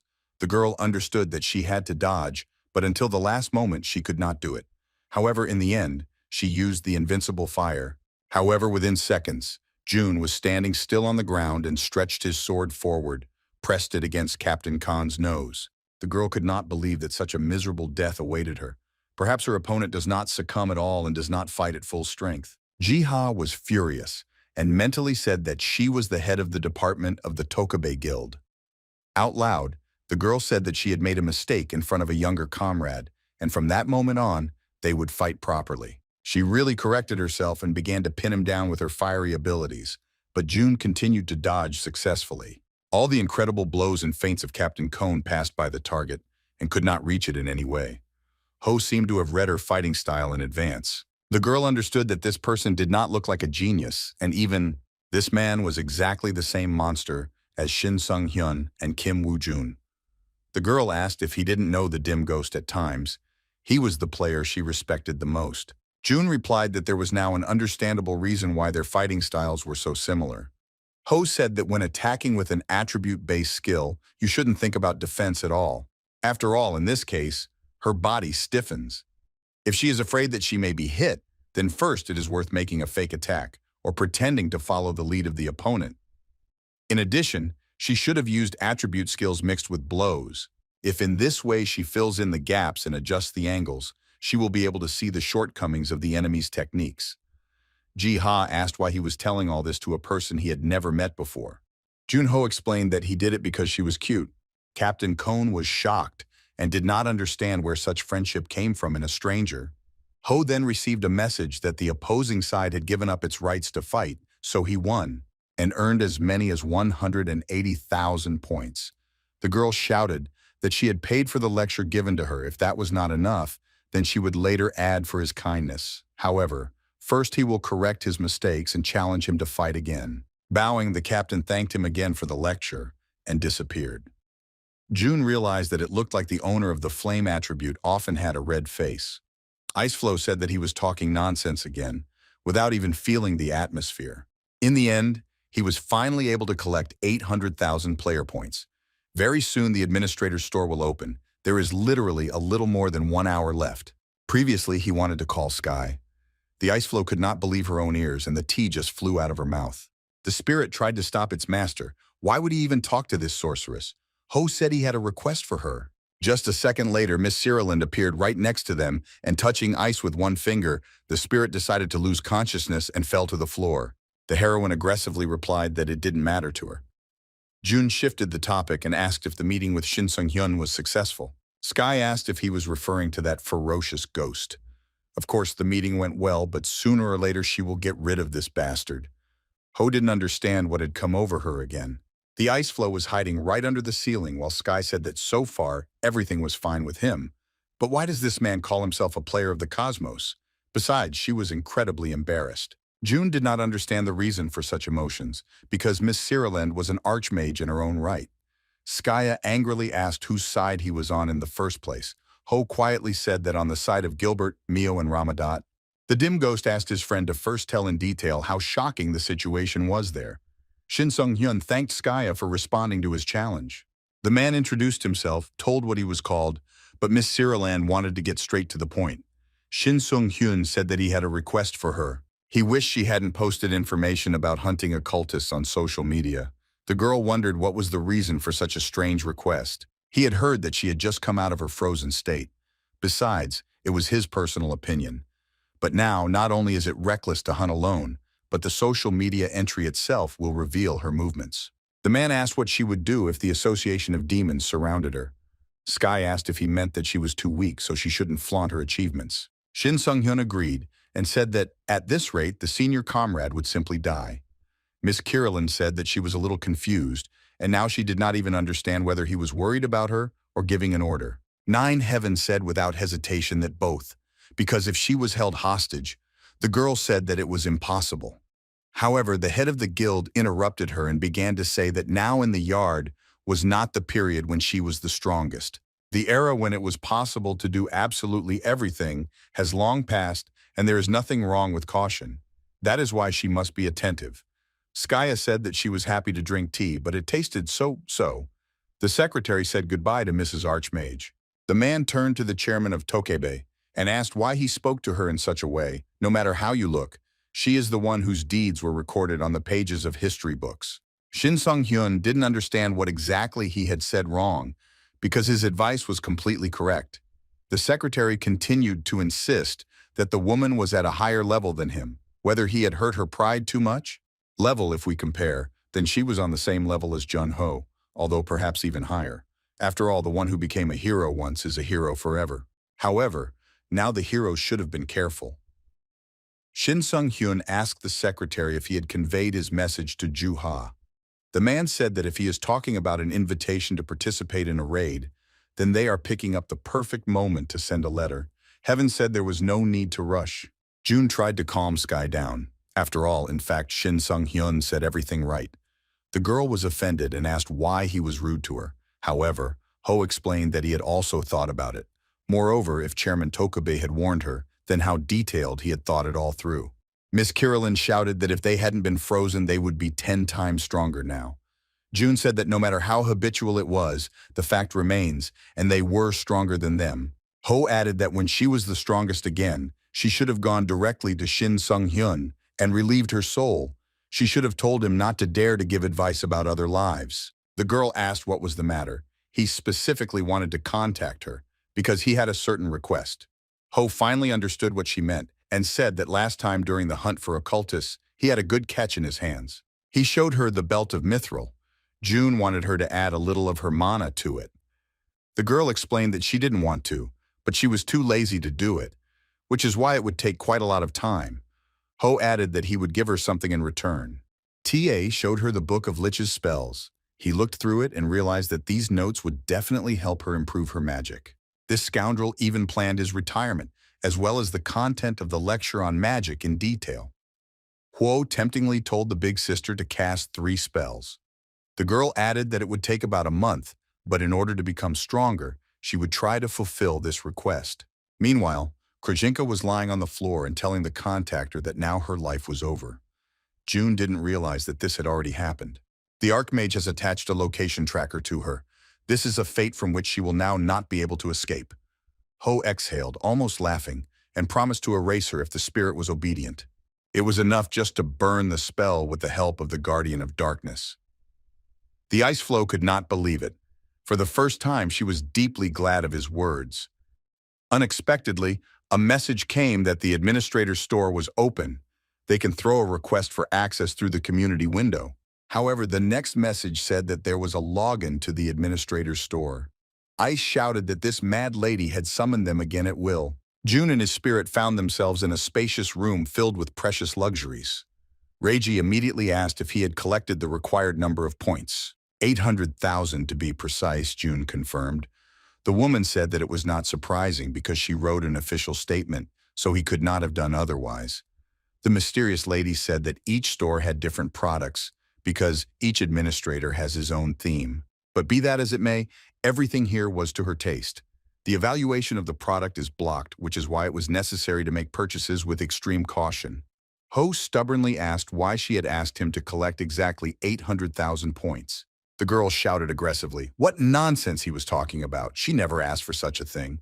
Doesn't he understand that now everything was recorded? If his words are heard at the top, then everyone will be in big trouble. Reiji ordered him to just shut his mouth and silently search for exactly what he needed. Ice whispered that this woman really did everything she wanted. June liked some kind of recovery elixir. The girl shouted that it was a dog apricot, which had a good smell and a bright effect the size of a rat's tail. It's just the worst value for money.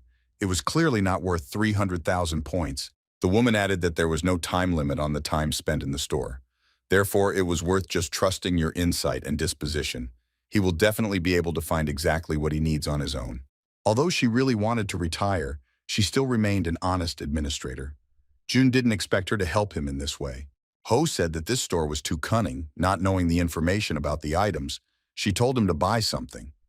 Dim Ghost stood and wondered if it was worth buying a Pokeclops core for 700,000. Reiji asked why he had been messing around for so long, being a hero, how it was possible to be so clueless. These words mean that there is a way to effectively use 800,000 points.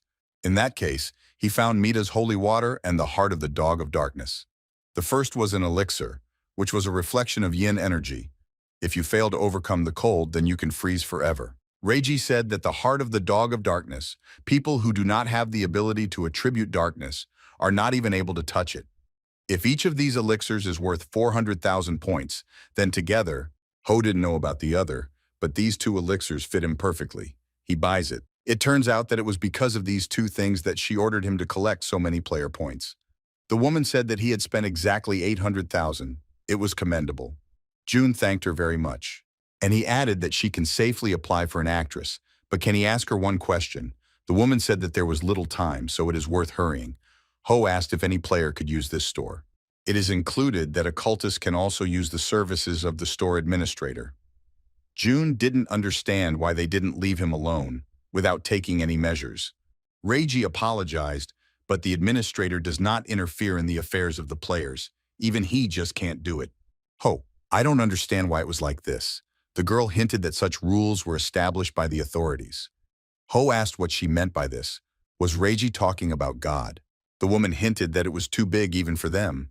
Besides, she should have already gone to bed and closed the store. Before Ho had time to ask something else, they were thrown out of the store, and he and Ice materialized in their room. These crazy ladies really did whatever she wanted, but there was at least some benefit from it. Iceflow explained that Yin's energy was too strong for him to deal with now. June couldn't believe that even freezing an X rank wasn't enough. Of course, it's a pity, but this thing was eternal, so it was possible to deal with it later. The queen promised that she would provide protection for him in such a month. June took this strange thing inside him and began to wait for his own body's reaction. In a few seconds, his mana increased by as much as 50, as well as his proximity to the attribute of darkness. Because of this, he completely surpassed himself in the days when he was a dim ghost. Now he was even ready to wake up another comrade, but in that case, the characteristics would drop again. After that, June, along with Sky, went to Graham, who told him that dwarves never forge weapons for those with a weak heart, because such people are not able to use the wielding of dwarves. The chief dwarf of this tribe said that the boy, who was no different from Kim from June, took this weapon, and everything else would soon be ready as well. Ho thanked him profusely and said goodbye. After that, the dim ghost began to train actively, and soon there will be a huge battle on Port Lane. Maybe it was worth having another hero in the arsenal. Perhaps it was worth concentrating more power in your hands. However, his skills have surpassed him in the past. However, self-confidence was still below the plinth because there are too many strong people in this world. In the end, facing the enemy personally is the only solution. After that, Janu and Iceflow arrived at Port Lane. If you think about it, it was the first time they came together to the sea. The girl said that she saw it only from the porthole dot. Looking at the geography of the area, this shore was ideal for sniper shooting. If you take a position on the rock, you will be able to make the most of the horizon line. However, most likely, occultists will think exactly the same. June asked the queen which of the two buildings was taller. Iceflow told the contactor that the turret was much higher than the mountain, which is why June decided to take a position at that exact spot. The queen turned to her master and said that if he was talking about the tower, so why did I decide to dig a hole on the slope? Ho asked her to think about why she should specifically give the enemy the most advantageous position.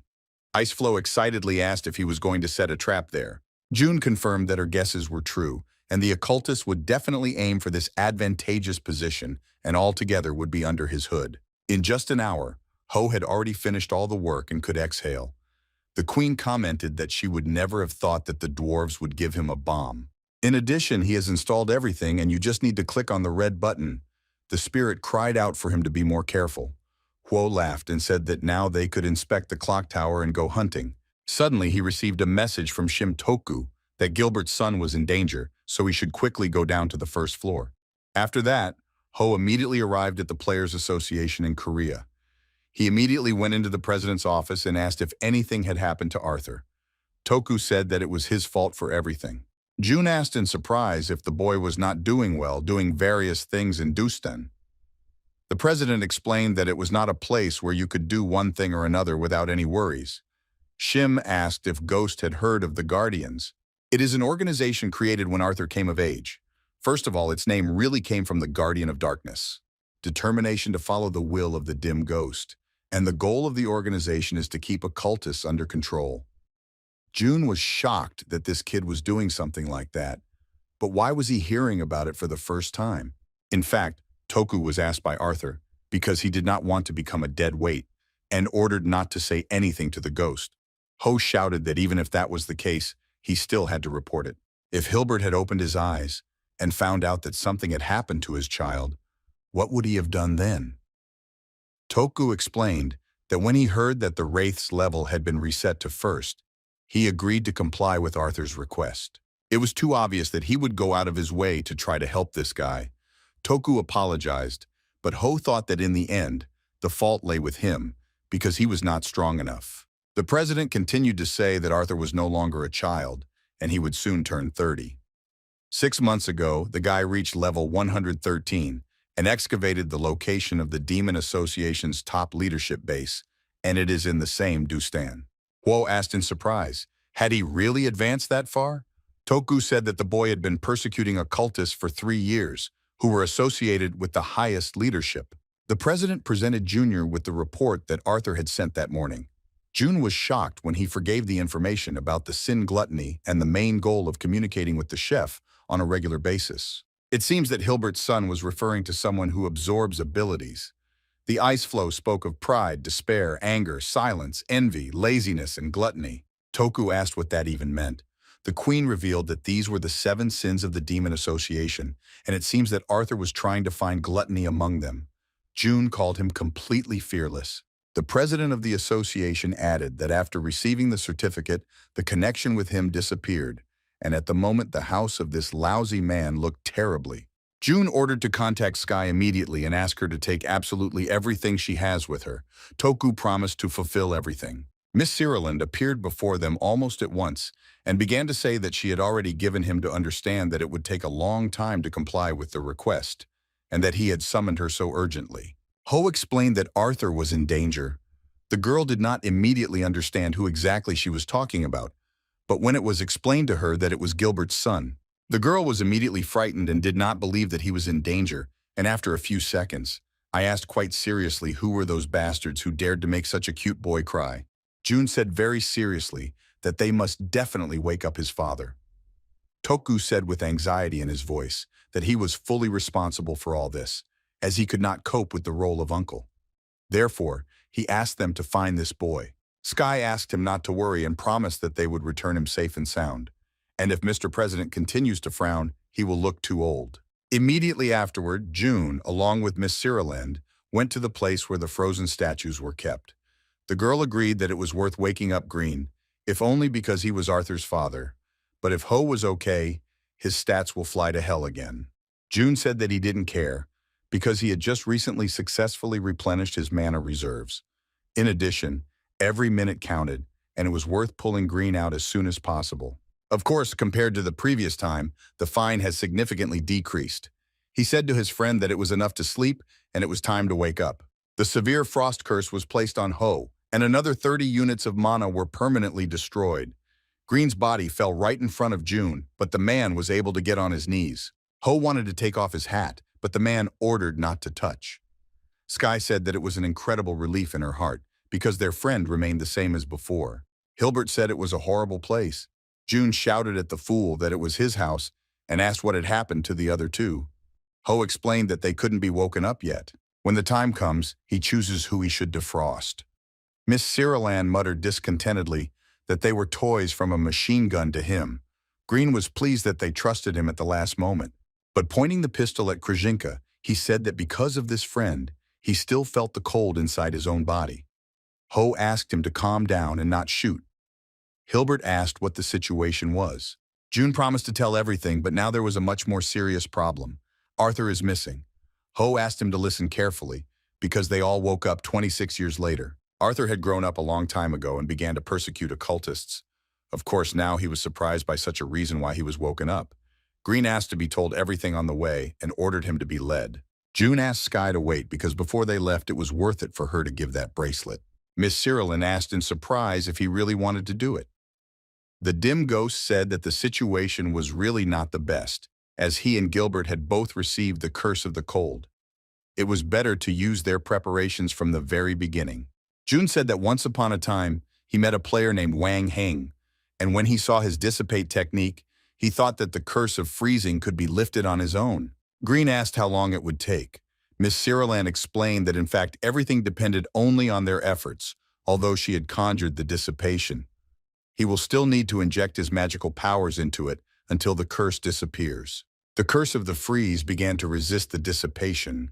Everyone watched this complex process with concern. However, the duration of the curse was reduced by only 30 minutes. June said like a madman that his head was spinning. Even the best conductor of magic from minerals, mithril, was already beginning to melt. This was the result of the work done in 5 days instead of a month. It is impossible to predict what will happen first. Mithril will burn out or magical powers will run out. Sky had already made every possible effort, and Gilbert needed to find a son as soon as possible. In such a situation, he could not let them down. Ho applied scattering. A piece of ice sat on his shoulders and tried to lighten this burden and cool his body. His consciousness was completely blurred, and it was almost impossible to think soberly. Sky turned to June and asked if he was okay at all. The duration of the curse has been completed. It seems that he will not be able to remove both curses at once. Sky asked me not to make her so worried. Gilberto said that the only thing that mattered now was his condition now. Ho said that in 2 hours they needed to rescue Arthur and go down to the first floor. No one had any questions. Miss Cyrilan said they hadn't used Sky Taxi for too long. Make a transport out of a great wizard for teleportation. However, after muttering a little, Miss Cyrilan said that it was a great honor for her to accompany her friends. It was worth saving Arthur as soon as possible. Meanwhile, something strange was happening in the outer lands of Doston. The demons tried to catch 2 guardians alive. Arthur shouted that the point of deformation was already approaching, so it was not worth asking, but just asking. The guys jumped into the water, and very soon the guardians were recognized, and they could move to the chosen location. Very soon they were able to teleport. Arthur did not understand why the entrance to their base was open. The partner turned to the general and said that they had landed incorrectly. Therefore, it was worth going as carefully as possible. There was a blood mist inside the cave. This is Uncle Chan's skill, but something was completely wrong. Arthur asked what was going on there. The man with the beard asked if he needed to explain anything to him at all. He said that the players would be there soon and asked if that was enough. Arthur barely uttered the phrase, "Why did he cheat on her?" The man menacingly said that he did not betray anyone, and that Uncle Chan, whom he knew, died a year ago, and he liked those abilities. That is why he took them for himself, and at the same time learned of its existence. Artug Green is the son of Gilbert Green. Meanwhile, Dim Ghost, Sky, and the shooter were heading for the second floor. People around him recognized them and were shocked that he had woken up another member of the team, the only child left from the 5 legendary heroes of the past. Of course, he and the Demon Association tried to find him. Arthur realized that they didn't kill him right away just because they were targeting Uncle June. The demon said that nothing would change for sure, so it was worth helping each other.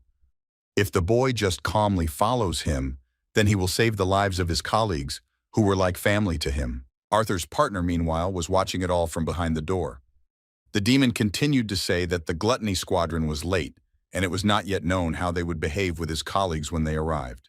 Green Sun understood that most likely no one would help them, but the Guardians were his family. Arthur immediately apologized to them. The man said that they would shed blood for no reason. Suddenly, the boy took out a gun and started shooting at this stranger because he wanted to try to protect absolutely everyone. Hilbert told June that they had to cover as much as 800 kilometers in a westerly direction. Ho said that it was worth running from this point because the teleporter creates a stream of magic that can be easily read. The ghost also asked to speak immediately if Green felt tired. The man agreed and said that the main thing is to know where his son is.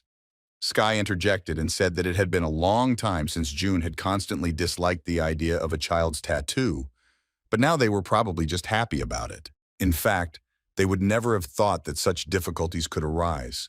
For 26 years, most mechanisms and objects either break or fail.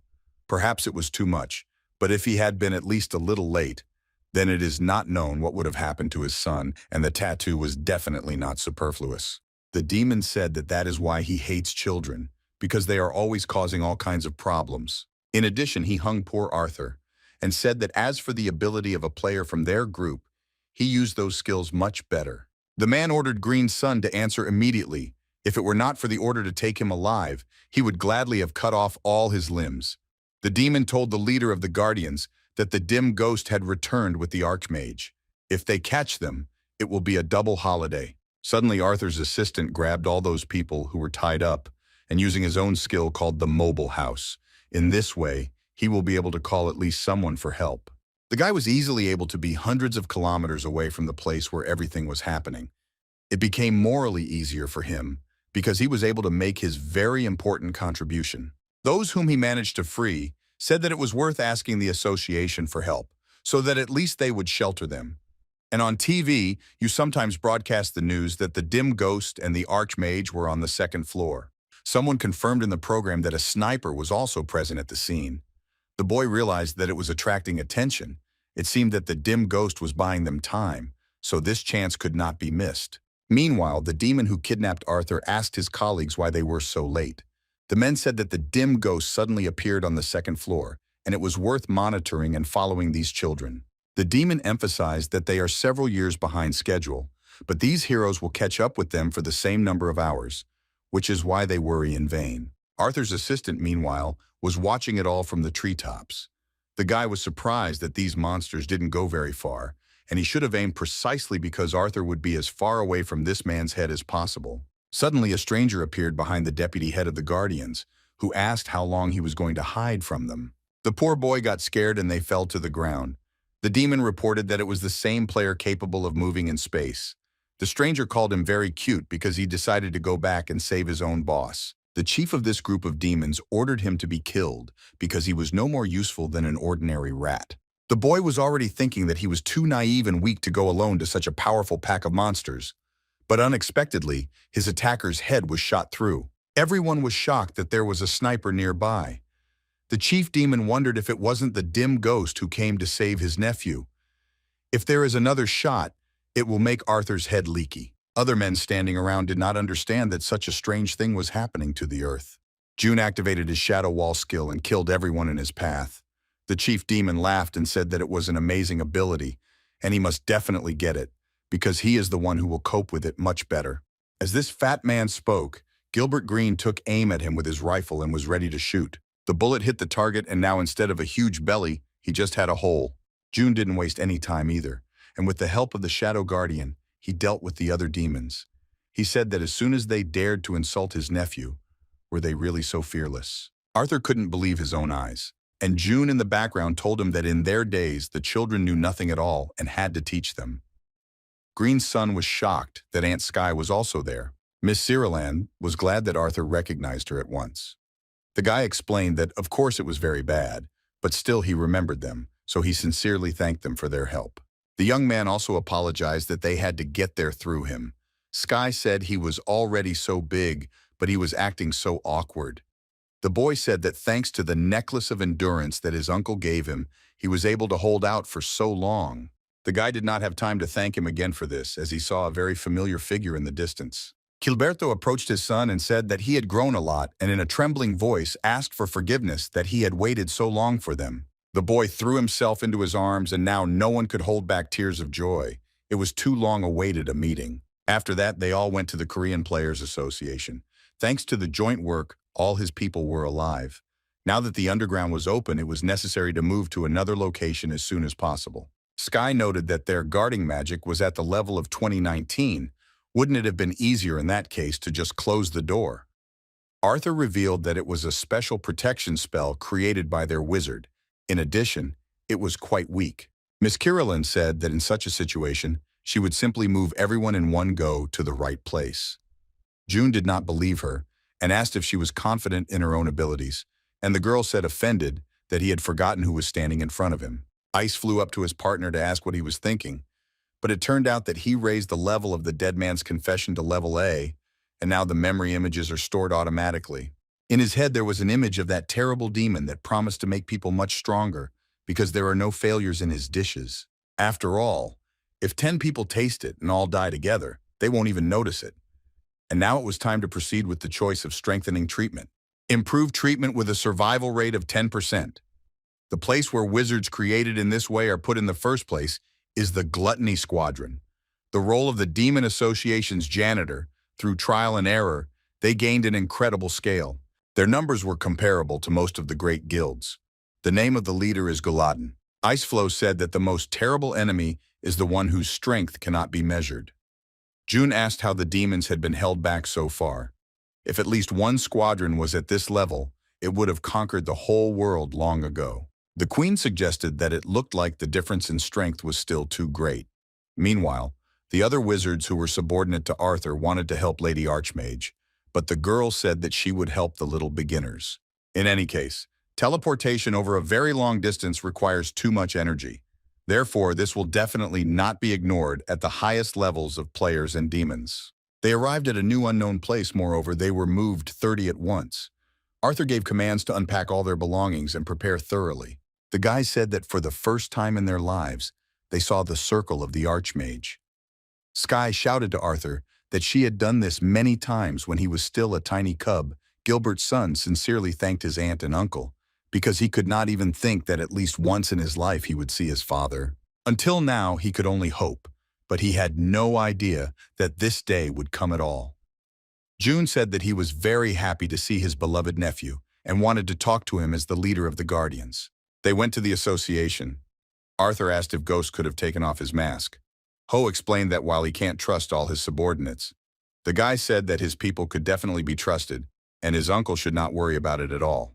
June explained that it was the skill that bothered him, and immediately asked, as Arthur thought, what level the Guardians had. The guy said that most of them were ordinary citizens, and there were 9 fighters, including him. Arthur offered him a drink, and June interrupted him and said that he would like to train all the Guardians and him as well. After all, he needs reliable allies whom he can definitely trust. The boy asked if the Big Six were no longer suitable for this role. He's heard that they're now officially collaborating with Dim Ghost. June explained that they want to use it for political purposes, can bring it back. Of course, learning from the hero is a great and rare opportunity, and they need time to recover because they lost too much blood in Dostan. And for him, as the head of the Guardians, it is an honor to receive such an offer. However, as a leader now, he chose to reorganize. June asked Arthur not to forget that he had become a hope for his own father, and for his sake he had tried so hard all the time. Meanwhile, Gilberto walked in nature and said to himself that even 26 years later, the stars were just as bright. And he was the same as 26 years ago, Arthur said. Green said it was unbelievable because his son had become a captain because he had been so tiny to him not so long ago. Arthur said he didn't know if he liked butterbeer because he couldn't find any of the records. Is the son also drinking? He also really wanted to have a drink with him when they met again. Arthur explained that it was just one wish from his imaginary list, so whether his father would drink or not. Hilbert hid his eyes with his hat and said that when it came to alcohol, he liked absolutely everything. The father shouted at his son not to drink too much. Arthur ignored this phrase and said that apparently Daddy had a hard time after waking up, but Hilbert said that it was the other way around. However, now his baby did not have to worry because his father was finally at home. Arthur turned to him and said that he had decided to study with Uncle June Ho, along with all his people. Green didn't understand why they needed it at all. The son explained that it was an incredible opportunity to learn from the best warrior. Besides, he did not want to sit idly by, but on the contrary, to study intensively, to become stronger for both father and uncle, because even the dim ghost himself will not be hindered by another ally. Arthur asked if Dad would agree to this. Green was shocked by his son's words and still couldn't get used to it when he was so old. Hilbert asked him to do as he wished and handed him a notebook. It was his personal diary, which he kept from time to show his children when they would grow up. And there is still one plus in being frozen. Now he will be able to fill out the diary with him. And now if you think about it, Green's career as a player will drag on for a long time. Meanwhile, the head of the Gluttony Guild was informed that their group had been destroyed. According to the information that was delivered by Chaunton, it was the work of the dim ghost and the Archmage. The man ordered to contact Gu Xian. The situation was too difficult, and very soon they will be on the verge of despair.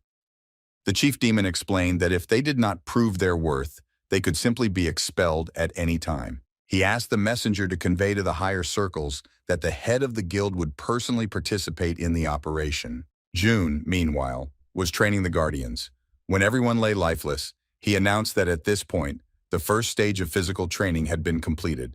When people feel that they are on the verge of death, it means that they have definitely reached perfection. And to become really strong, you need to have a little talent of character and a lot of sweat and blood, regardless of whether they are fighters or not.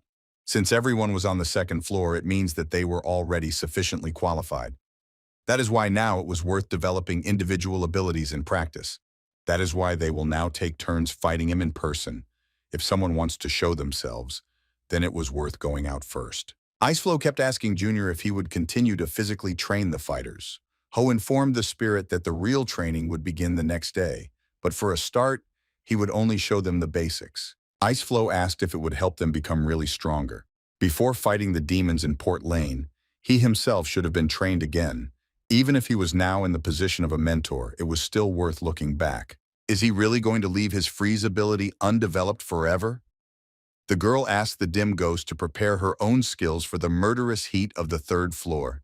If he trains ahead of time, then all the eyes of the demons will be turned only to him. Ho realized that Iceflow was actually right, and he also needed to grow. Meanwhile, in the arena, Arthur asked if he could use a pistol. June allowed him to use any weapon. That was the beginning of their battle. Ho easily deflected the cartridges with which his son Hilbert wanted to hook. Arthur realized that very soon he would have to use the ability.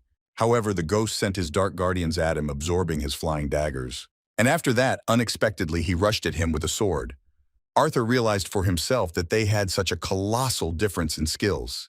Ho praised his nephew and noted that his eyes had become much better. He also asked if the boy had already given up. Arthur shouted that he would never do that. Sky kept asking Green if he was overexerting himself too much, having recently woken up. However, in any case, she was most interested in how he felt and how he felt when he saw his adult son. Gilbert said that Arthur was very much like him and that he had inherited very little from his mother. The Grey Reaper was confused because he felt both guilty and relieved at the same time because he was not too late yet. Sky confirmed that it's been a long time for the body and mind to change, but it's not too late. Green didn't understand what she meant. Miss Carolyn said, offended, that he just didn't understand anything. Suddenly, the dim ghost burst into the room and said that Arthur had gone to a private training session. Green sternly asked who had allowed him to do this in the first place. June explained in surprise that he had no reason to stop him. Ho asked what was the matter then. Couldn't the boy train? Hilbert explained that his son tried too hard to be like the dim ghost. And the father was sure that for his sake he would come out even against those opponents who would be many times stronger.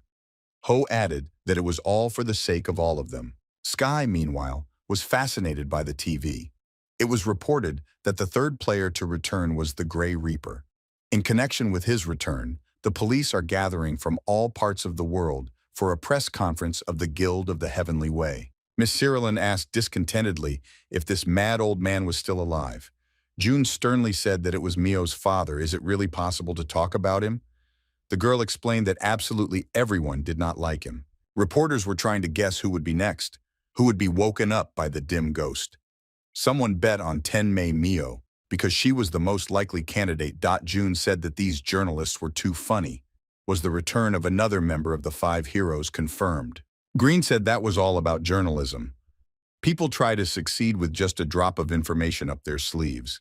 Still, there were things that never change, and it made me happy. Sky confirmed that she also talked about it. Hilbert didn't understand why nothing was pouring out of the bottle. Miss Cyrilin snarled that Mr. Shooter should have focused on the treatment, so no alcohol until the end of the mission. Green didn't understand what was going on, and he hadn't been a kid for a long time. Sky recalled that there was only a month left before the start of the Port Lane operation, and therefore there was no need to rush. Especially Hilbert needed to heal and level up, and they all needed to become much stronger. After that, June went to fly. He was very annoyed that every time he made him do something that had already been repeated before. The man explained that it was his fault, because he did not teach his newcomers manners. Ho asked him to stand up and told him to be responsible for his subordinates in the future. And if June hears at least one more bad news, then this building will fly into the air to hell. The ghost was surprised by these words. However, Fly, meanwhile, was thinking about why this bastard, after a long silence, had reappeared and staged this debacle. June spoke to him again and asked if there was any way to legally make a lot of money. Fly said he could offer a quest for a special reward. June thought that if we are talking about a special reward, then the goal is a person. The man hinted that in their time and for monsters they give a lot of money. The payment is 150 gold, which means 1.5 billion won, which means that the competition will be quite high. Fly added that this was the case before, but now no one wants to go through this task. The monster was so strong that more than 100 players and mercenaries had already been defeated. Sooner or later, the guild will clean up this monster with its own hands, and it is not known what will happen then. In any case, the location is the western possessions of the region. June asked if he had ever recommended this quest to him to look at the failure. Fly said that if he takes up the matter personally, he will definitely do it. If you think about it, he hasn't hunted for quite some time, so it was worth even going and warming up. June activated the gate and moved to the western domain. There he and Krzyzynka saw the incredibly beautiful Twin Mountains. The spirit was happy to be able to explore this incredibly beautiful world. June said that of course he was a little sad that his current balance was equal to 1 silver and 22 copper coins, which is about 120,000 Korean won. However, for the first time, he had a quest for 1.5 billion. Ho decided to first look into the Adventurers Guild and only then go on a mission. Ice, meanwhile, enjoyed the wonders of nature. When they went to the right place, they found a letter on the bulletin board. Defeat the mutant troll at the setting sun. The reward for doing so is 150 gold and 600 reputation points. The queen asked if these creatures sometimes had a low regeneration. June said that of course it could be quite difficult, but they should definitely try it. Ho explained that there was no need for this because everyone is already afraid to do this quest and avoids it. But by their actions, they have already managed to attract the attention of others. June explained that the envy of those who don't have power doesn't change at all, which is why they should try for themselves first and then judge everyone else. Dim Ghost was approached by an official guild employee and thanked him for accepting this quest. The man also added that the head of this city would like to personally meet with the one who will go through this task. So June was invited to breakfast the next morning. I said that this behavior was too familiar. Did they really have a certain cliché? Ho hinted that all lords were brought up in the same way. The next morning, they went to the local lord.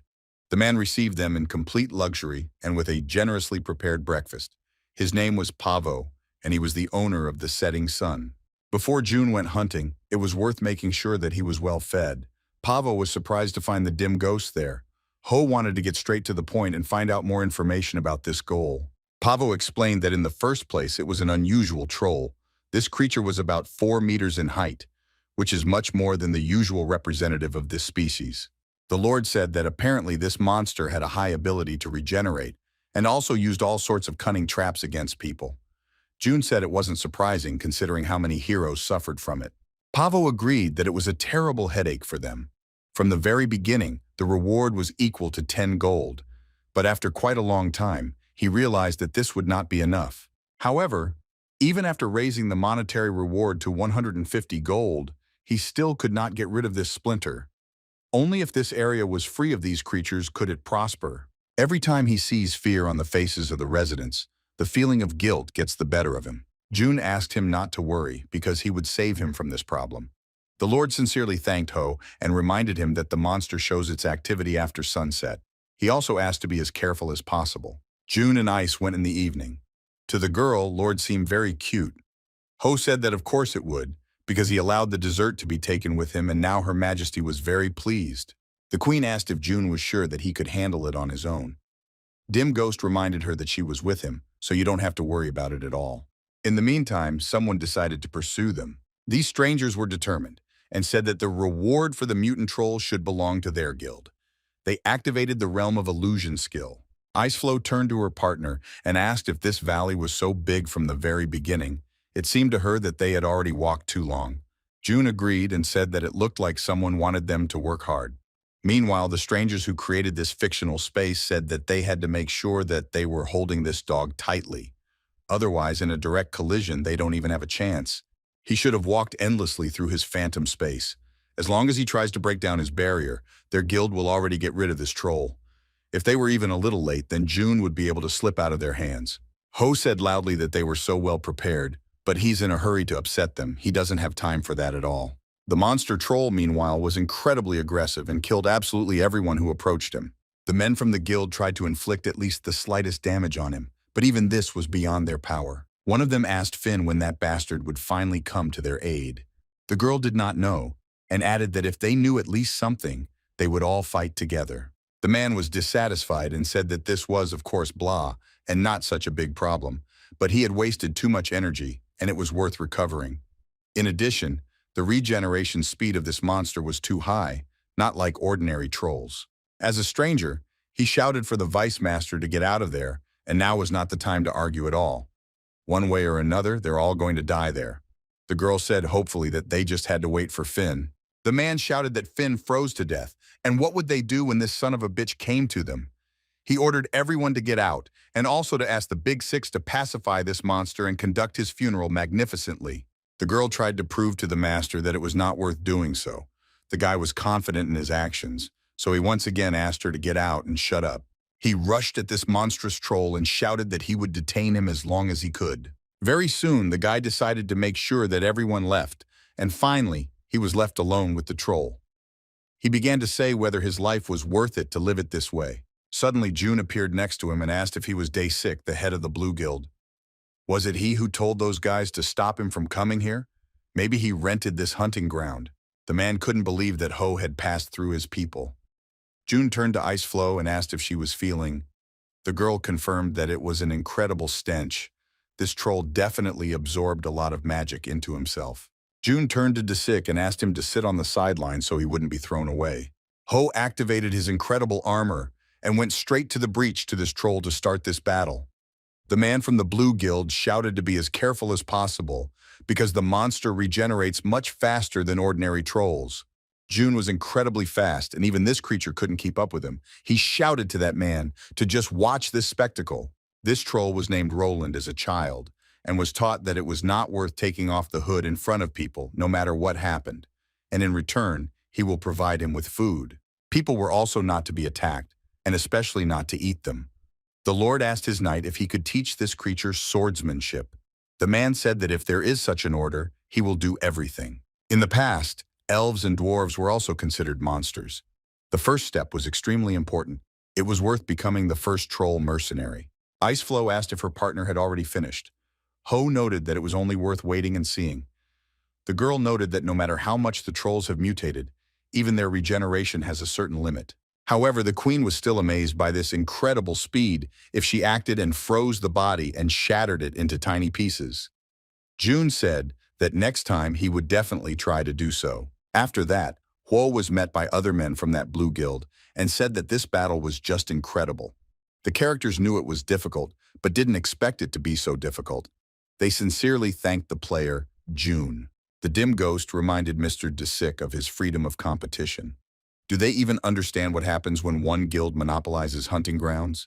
By doing so, they set a bad example for future generations. The men from the guild said that was all there was to it, and they could now take care of this place so he can safely go to explore the troll's cave.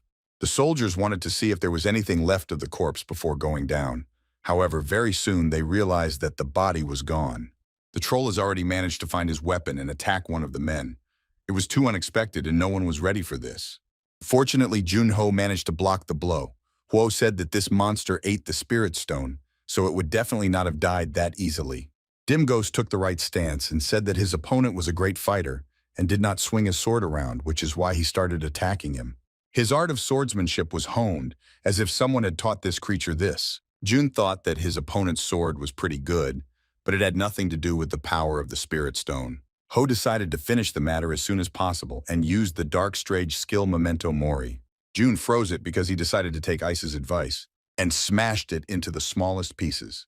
The queen said with satisfaction that her partner had finally begun to use various ice abilities and she liked it very much. The monster's body was finally lying on the floor and could no longer regenerate. Jun immediately used Dead Man's Confession to find out the whole truth. In these memories, Jun saw the Lord of the Setting Sun, who told him that the regeneration of his species was an incredible blessing. If they succeed, then this will be his special advantage. Pavo informed the monster that he had sent a letter to the mercenary guild. After all, he was a civilized troll who wielded a sword perfectly, which is why he was allowed to take the entrance exam. The head of the city asked him not to be too nervous, because he would succeed. Even if he failed the exam, he still shouldn't have been discouraged. It was worth showing the whole world that trolls can also live with people. One evening, when Roland was sitting in his evening and honing his writing skills, someone came to him and began to say that it was really the same bastard. People went and talked about the fact that he was a very interesting troll, brought up personally by people. It was said that he even knew how to use a sword, or anyone had ever heard of such a thing. The demon girl said that it would be a very good specimen, but before that, it was all quite interesting to learn about his abilities. Jun knew that everything would be the same as last time. The demon said that it was just a monster imitating a person. What kind of troll was it imitating a person? He actually restrained his cruelty. But with the help of this, they will discover the wild nature of this creature. The demons forced him to absorb this core and ordered the creature to kill as many people as possible, or they would come back again. And if he can't kill, then they will do it for him as many times as he couldn't do it. Right in front of his eyes, it will be real fun. If a troll wants to get along with people, then they will tell someone, then they will all come for his soul personally. People are food, so don't be surprised if he likes it very much. Usually trolls are just such animals. However, even through these narratives, in the memories of this troll, Robert, memories flowed that no matter what happened, it was never worth eating people.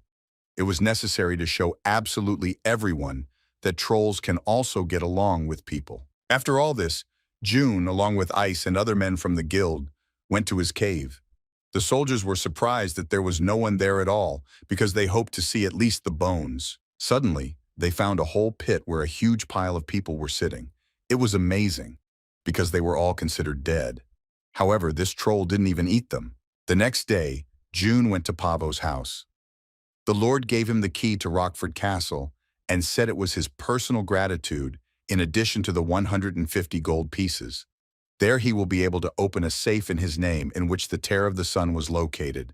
Pavo added that the player Junho had too warm a heart, and that is why he believed that the hero would dispose of it well.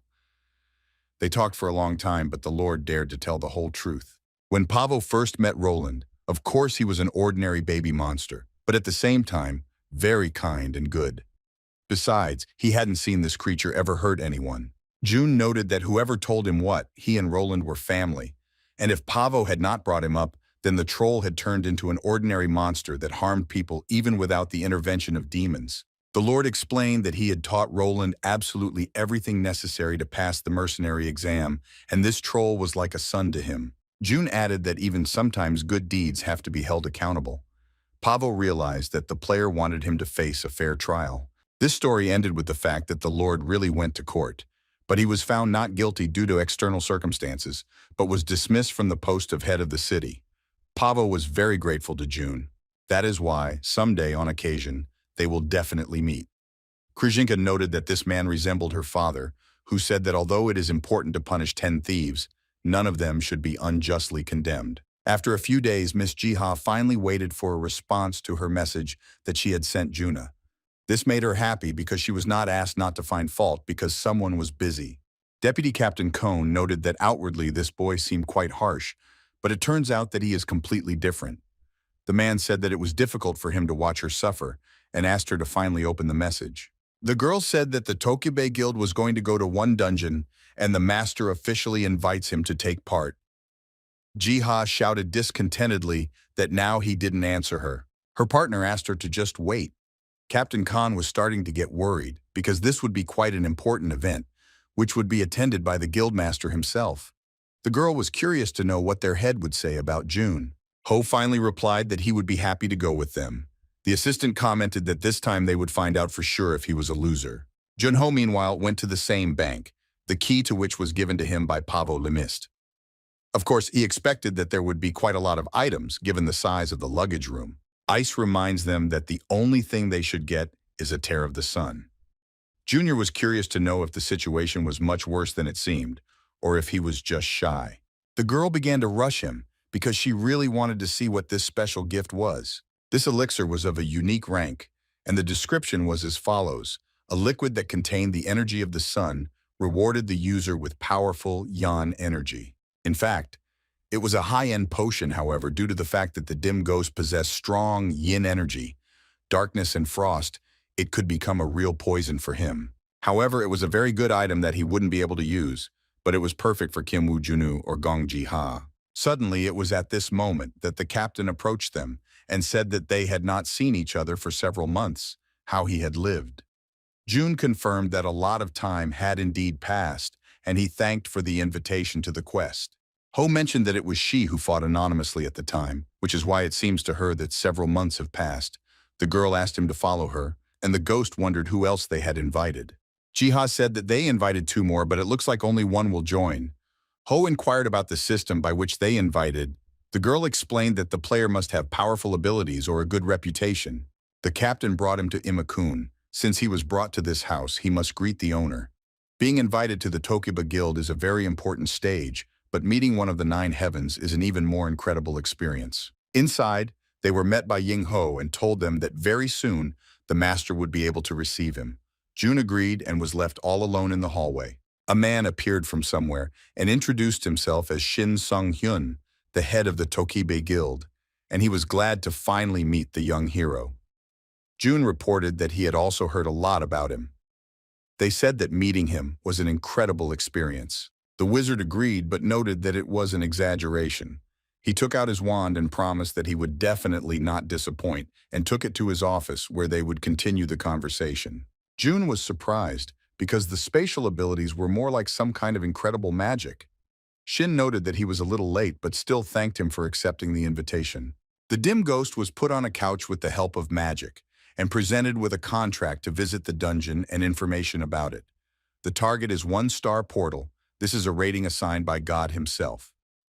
There were many such deities in the border area, so one should not be surprised.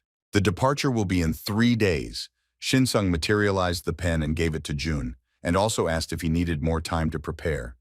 Ho understood that Port Lane was still a long way to go, and 3 days would be enough for him. The man asked Junior to carefully reread the contract and sign it. Despite the fact that he is a guest, they made sure that Jun Ho received the appropriate award.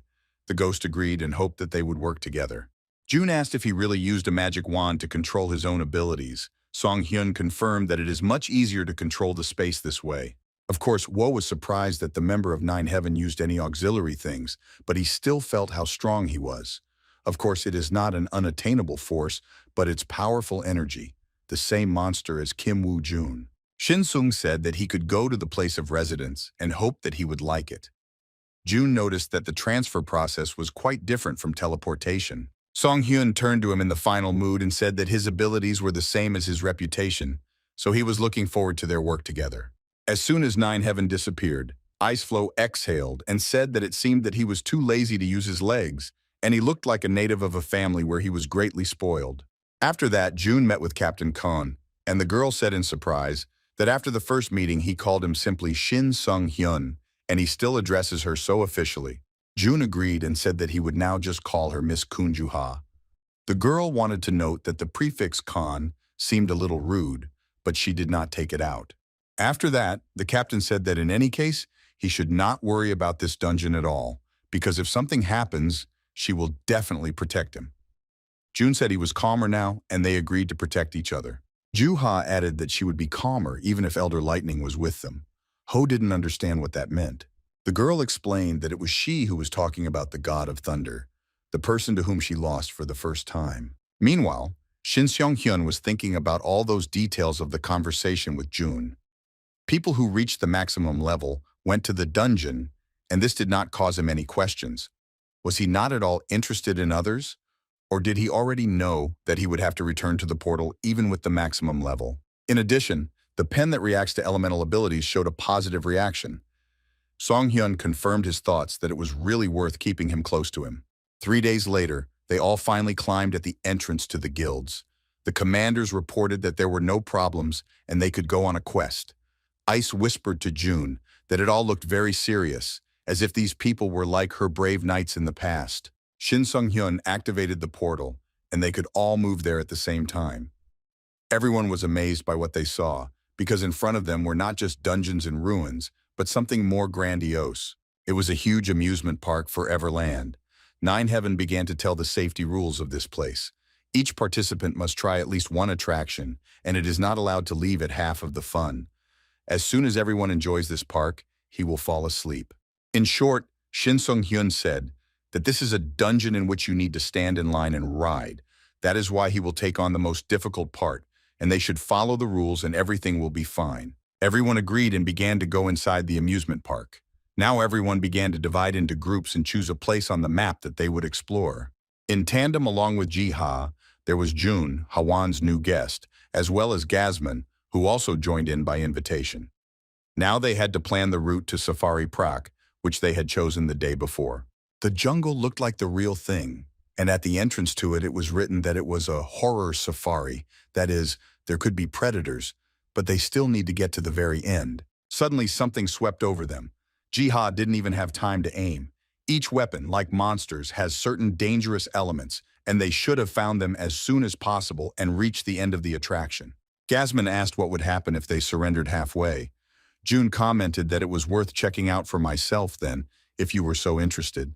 Everyone decided to refuse. Suddenly, a huge snake appeared right in front of Captain Khan. Everyone was shocked. Ji-ha said that she would be burned now. However, it turned out that this creature had some immunity to the flame, and it did not cause any harm to it. June explained that there is no fire resistance, just that the creature sheds its skin as soon as it is injured. Kongju shouted for Gasman to get ready to release his gas on her. Ho shouted that he should have fried it right away. The man used his ability, and the creature ended up in a whole cloud of poisonous gas. And now it was worth setting it on fire, but just a little bit. Ji-ha set fire to this monster and everything around exploded powerfully. The main thing is that everyone managed to turn away. However, while everyone was trying to hide from this fire, June rushed straight to the monster and chopped it into additional pieces so that everything would be calm now. Even the river in this crazy safari has dried up.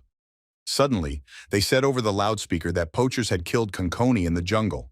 The original cheetah, meanwhile, was sent to Foreverland to help. Ho realized that it looked like another monster was waiting for them. Captain Cone didn't understand what kind of gaprad awaited them, but first she had to move out to the exit of the park. Another girl from the group reported that apparently it was one of the animators of this amusement park, and there were also teddy bear, tiger, cheetah, rabbit, and mouse. In the meantime, they were able to finally find a way out of this crazy safari. Captain Cone was surprised that she was not hot at all, did some special air conditioner work. Meanwhile, at June's request, Ji-ha's head was constantly cooling, and in return, he had to buy her a Basque cheesecake. The gasman shouted that in this case, he wanted to get out of there first. The success of the mission completion was definitely up in the air. However, the man did not even notice who was chasing him. Someone tore off a piece of his body on his stomach. June asked Miss Hywen to treat him quickly while he and Ji-ha were on the defensive. Captain Cone shouted that she would attack first, but she wasn't sure that she would be able to hit such a fast target right away. Gepredict told Ji-ha that her attack was too slow, and he was very amused by it. In addition, Cheetah explained that he had come to take revenge on the poachers for Konkoni. The The gasman said that he had a gas leak and was he going to die like that? The girl asked him to be silent and not to move, because she had so far healed only serious wounds. In the meantime, the monster decided to find a new target for himself and ran to the doctor's girlfriend. In the meantime, she was talking to Gasman that he had so much blood because he had been pierced in the side. Besides, she was almost finished. However, June was in time to help. The cheetah did not understand what was happening because it was impossible for someone to catch up with him while running. Could a person be on an equal footing with him? Ho activated only half the power and began to deliver incredible blows to him, which really hurt the opponent. The cheetah wanted to destroy this man, just when the poachers would lose their vigilance. No sooner had June killed this monster than an enraged Jiha flew in and burned the hell out of everything. So Cheetah lost to people for the first time in his life. It was their victory again. Shin Sung-hyun's deputy appeared in front of them. But he commented that it was a great job, and they destroyed one of the animators, and there are not so many of them left. Master Heng, meanwhile, has already killed 2, and only a tiger and a bear remain. The man asked if this battle was difficult. The captain said that, in fact, the animator was strong, but not as much as she expected. However, all this is due to an unexpected attack, because the monster picked up the perfect moment to strike. The deputy explained that now the guildmaster was fighting one of the last 2, and only the most difficult thing remained, traveling corpse heaven. If Song-hyun was late, then they would leave with Captain Kong. Jang Keng, he was 32 years old and was called the Sage of Tokabe. As vice master, he took full responsibility when Shin Sung-hyun was absent. However, it had been a long time since he entered the haunted house. If you continue to wait, it will only lead to a delay, so there is no other way out than to deal with it on your own. The man called Captain Cone, and the girl told June that it was worth trusting her, and she would bring him to the end. Ho didn't understand why there was such a big rush, because the original animator had to appear there. June reminded them that they should have focused on the task at hand and not fussed. However, the vice guild master wanted to go with them, but the girl said that it was worth taking a turn. The girl explained that sometimes their deputy head was too sensitive. Suddenly, they received a message that the show would start very soon. June asked Ju-ha if this attraction was only for 2 people, because there were so many places around. The captain was afraid that something unexpected might appear there. Besides, all this reminded her of Las Vegas. Princess Tokibi's fears turned out to be correct. Next to them was a man in a bear mask. The ad said that it was worth taking your seats. Ji-ha nervously asked what the strange and scary concept was. She asked June if it wasn't the original characters. The girl definitely did not like it, and she began to worry. A lot of these dolls appeared around, and the ad announced that now they can have fun to the fullest. A clown appeared on the stage and said hello. He reported that they were grateful that the guests had visited them. The host said that they were the best place in Foreverland, the traveling troupe of heaven. The clown continued his introduction and said that if they didn't want to be too scared, they should have fastened their seatbelts tightly, but in fact there were never any belts. The man laughed wildly. A whole bunch of scary animators jumped around, and the cleaver began to introduce the members of their troupe. The best performance was just beginning. The circus was illuminated by 100 red rays. Suddenly the building was thrown right up the hill on a certain platform, and now no one can even get to it. Ju-ha asked Hwo not to worry, because she would definitely protect him. June didn't realize how much they had already climbed, and noted that this troupe had been training long enough to show this level of training and skill. The ghost said they wouldn't be able to escape anyway, so it was worth just enjoying the show. Ju-ha said that there was no way to relax when there was the highest level of difficulty. When the original character appears, then they must defeat him together. The clown said that now their most popular show will begin, the execution of Teddy Bear. June realized that the original character would definitely appear now. The captain asked him to get ready. The clown was informed that it was time for them to move away and said goodbye. They were shocked by what they saw. A monster crawled out of the head of one of the clowns. The voice announced that one lucky member of their audience would be executed by Teddy Bear himself. June began to think that since they said they would choose one of the spectators, it would be one of the 2 of them. The monster decided to rush at them right away. June told Ju-ha that they should have gotten out of there first. If she hits him with fire, then he... Before he could finish speaking, he noticed that Captain Cone had disappeared somewhere. The girl was standing right in front of this incredible creature and was in a state of shock and could not move. Ho, meanwhile, was held by all the other characters and did not allow her to help her friend. One blow with terrible claws and Captain Cone was knocked out. The girl did not understand why right now she gave up. Jiha was talking to herself and saw this monstrous monster running at her. If it all ends like this, then why did she try at all? It was all too sad, but there was no blow. On the contrary, she saw something incredible. Absolutely everything around was covered with ice. Ice Flow told Junior or her partner was sure that he would not regret it. Dimgo said with full confidence that it was worth doing it precisely in order not to regret it later. The only thing in his head was that he could protect, foresee, even if he was afraid that his abilities would be revealed. Miserable, forgot about the most important thing. Even if everyone in this world freezes with fear, it must keep moving. As long as they continued to fight, their blows were so strong that the arena began to collapse. Ho saw Ju-ha at the other end of the arena, who was lying unconscious, and realized that now everything would start to fall to the bottom. Jun could barely keep up, and only with the help of his incredible abilities did he manage to pick her up. The tower was really starting to fall. All the players looked at it in amazement and began to worry. Shin Sung-hyun had already arrived and was waiting for Jun-ho to prove that his opinion of him was not wrong.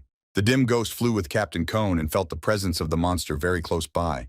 This scary bear with the features of a clown ran right at them and prepared to strike. Suddenly, Jun's face changed completely because he realized how dangerous the situation was becoming.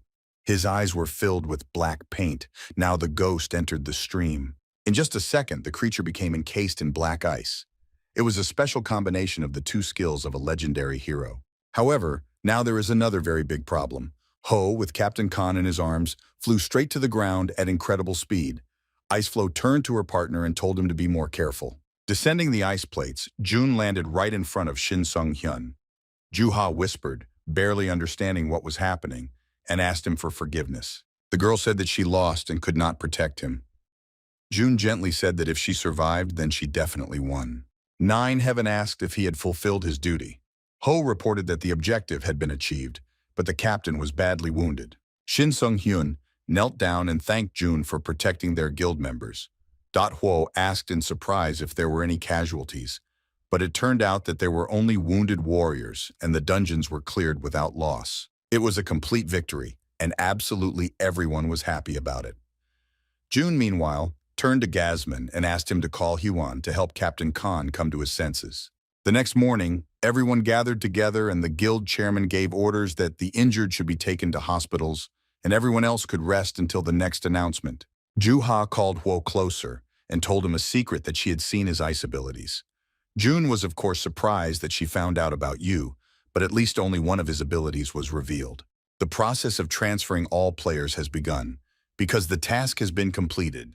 However, for some reason, Jun ended up in an unknown room with the Nine Heavens. Ho asked what that even meant. Shin said that even if he deceived the whole world, he would not be able to do it to him. The man said that as the head of the guild, he does not often admire someone, but he always wanted to meet him in person, the dim ghost. Jun began to refuse and say that Song-hyun was wrong, but the wizard expected such an answer and said that outwardly he was a representative of the dim ghost, but why would a lone wolf need something like this? However, he was still too strange. As a player, Jun-ho did not make any mistakes, but unexpectedly becomes a representative of the dim ghost. Until then, the time of its coming out of freezing coincides with its appearance, and when I saw him fighting, I was sure of my guesses. Everything merged with the sky, so it was difficult to see, but it was definitely one of the elemental skill techniques, maybe even the dark guardian of the dim ghost. Jun asked if that was the only evidence he had. Shin-sun said that he was not the only one. The man conjured the same pen with which Ho signed the contract. However, she was not an ordinary one, but an artifact that reacts to these simple skills. Ho realized that this hero was too thoughtful. Jun turned to him and asked him to keep all the secrets that he would now tell him. It was worth swearing in the name of the Nine Heavens and the Tokabi Guild. Iceflow could not believe that her partner was going to show. Jun first showed his true guardian of darkness, and then he instantly froze everything around. Huo explained that his ability was Frost Chaser. What Shin had seen before was also a technique he was able to use to unfreeze the dim ghost. So he became its representative thanks to the interaction of past skills and new ones. He can develop further and thanks to this, awaken other friends. So now he's not just a dim ghost, but something much bigger. Song-hyun suggested imagining that this conversation never happened. In return, he would reward Jun Ho, who made a significant contribution to this operation.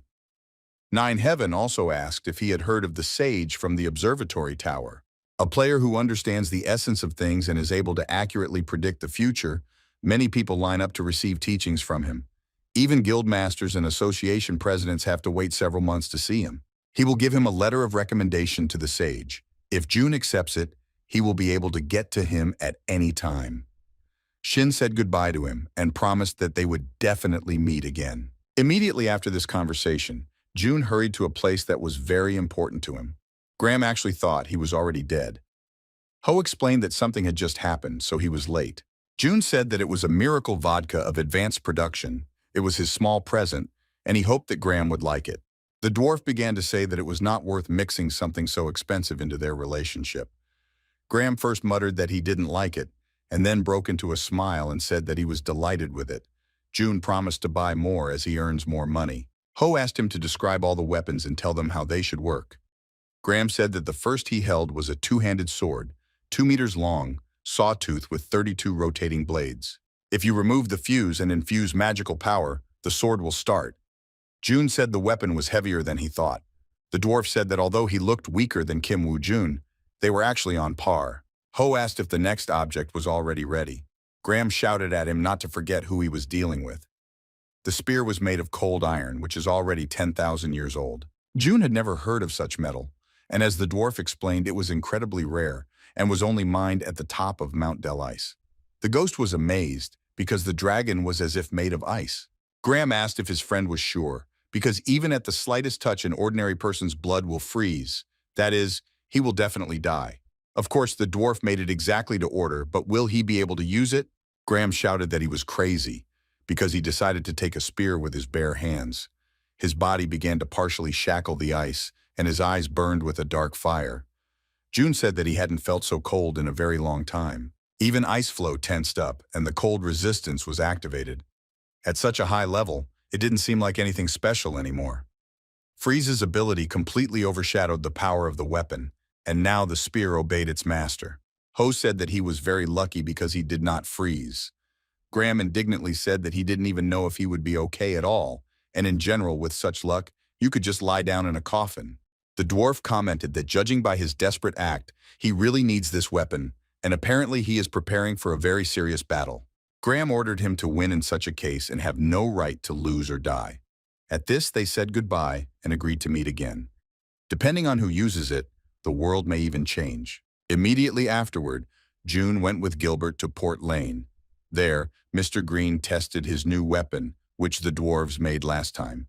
Choli commented that he was used to a different weight of firearms, but now everything new had changed too much, and he had to adjust. The Grey Reaper loaded his toy and fired a shot. The silencer was of sufficient quality. Jun watched all this in fascination, and Green said that he was aiming at chickens. In fact, it was a sniper dialect. The dim ghost was pleased with the power of his comrade, and he had the ability to use magic to increase the rotational power of the cartridge. Hilbert said that it may be true that they will be able to change the world completely. Green asked if the Ice Queen was still with them. Ho explained that she was gaining weight and concentration. The Grey Reaper added that he still hadn't heard why Jun was now with the one who froze them. Ho said that they shouldn't have quarreled, and besides, he was very tired of it. He simply defeated her and the Queen was reborn as a lower-level spirit. Since then, I woke up. She helped him a huge number of times, and the weak one would have had a hard time without it. Therefore, at the moment, she was as much an ally as he was who could be completely trusted. However, he won't ask Green to do the same. Hilbert said that in that case he had a question for her. The sniper did not have time to say anything, as the spirit melted into the air. Ho said it looked like Sky was on the way. Jun turned out to be completely right. Miss Cyrilin commented that it was so strange that as soon as Iceflow felt her presence, she immediately teleported away. Ho said it looked like she just didn't like her. Hilbert said he didn't care at all about who stole 26 years from them. Of course, he already knew that she had been reborn as a spirit, but he still didn't care. Green tried to drink a beer, but nothing spilled out of it. He shouted at Sky that the prohibition period had not yet passed. He had been ill for a long time, so why couldn't he drink? The girl indignantly said that she did not even know, and he should think for himself. Green yelled at the teacher to give him a drink. Then they started arguing over clothes and glasses. June said loudly that it looked like they were full of energy and inspiration, so he would tell them the plan. In about a week, 2 squadrons of demons will arrive there. One of them will definitely be the Pride Squadron. The guys they killed saving Arthur were from there, and the other squadron remained unknown, as well as the purpose of their arrival. When the battle starts, they will all be separate and just defend their positions. Hilbert will provide sniper support from the clock tower. Sky is in charge of the magic of destruction, and personally, he will mingle with the crowd in the city center. As soon as they recognize the target, they must stop them immediately. Sky commented that he had the most dangerous role. Jun explained that he was the most risky for demons. That was the end of it. The demons, meanwhile, discussed that they were able to take the most advantageous location, exactly to repel any attack. Fried asked when he would show up. The messenger said that in about 3 hours. The man ordered Fuge to activate the freeze for 5 hours. From that moment on, no one will be able to enter the city without his permission, as well as to leave. Over the loudspeaker, all citizens were informed that they should not approach the barrier, and as soon as they heard this announcement, it was necessary to act according to the rules of evacuation. Such was the order of the Count. Meanwhile, the demons began to attack the city guards. These soulless creatures were ready to kill anyone they could get their hands on, however. The Grey Reaper was also on the alert, and with shots from his rifle removed these pathetic creatures. The surviving demon began to run away and said that it was impossible to go on reconnaissance so easily, and this only leads to the risk of life. Now it was time to find and nail this sniper. Hilbert was now carefully tracking the man out of sight.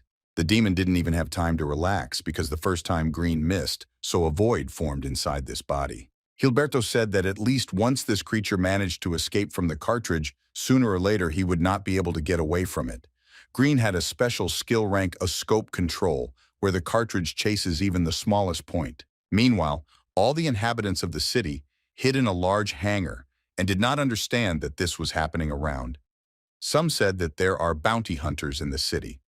In the meantime, the guards informed their colleagues to bring all the civilians to this room. Suddenly there was an explosion, and instead of a door, a void was formed.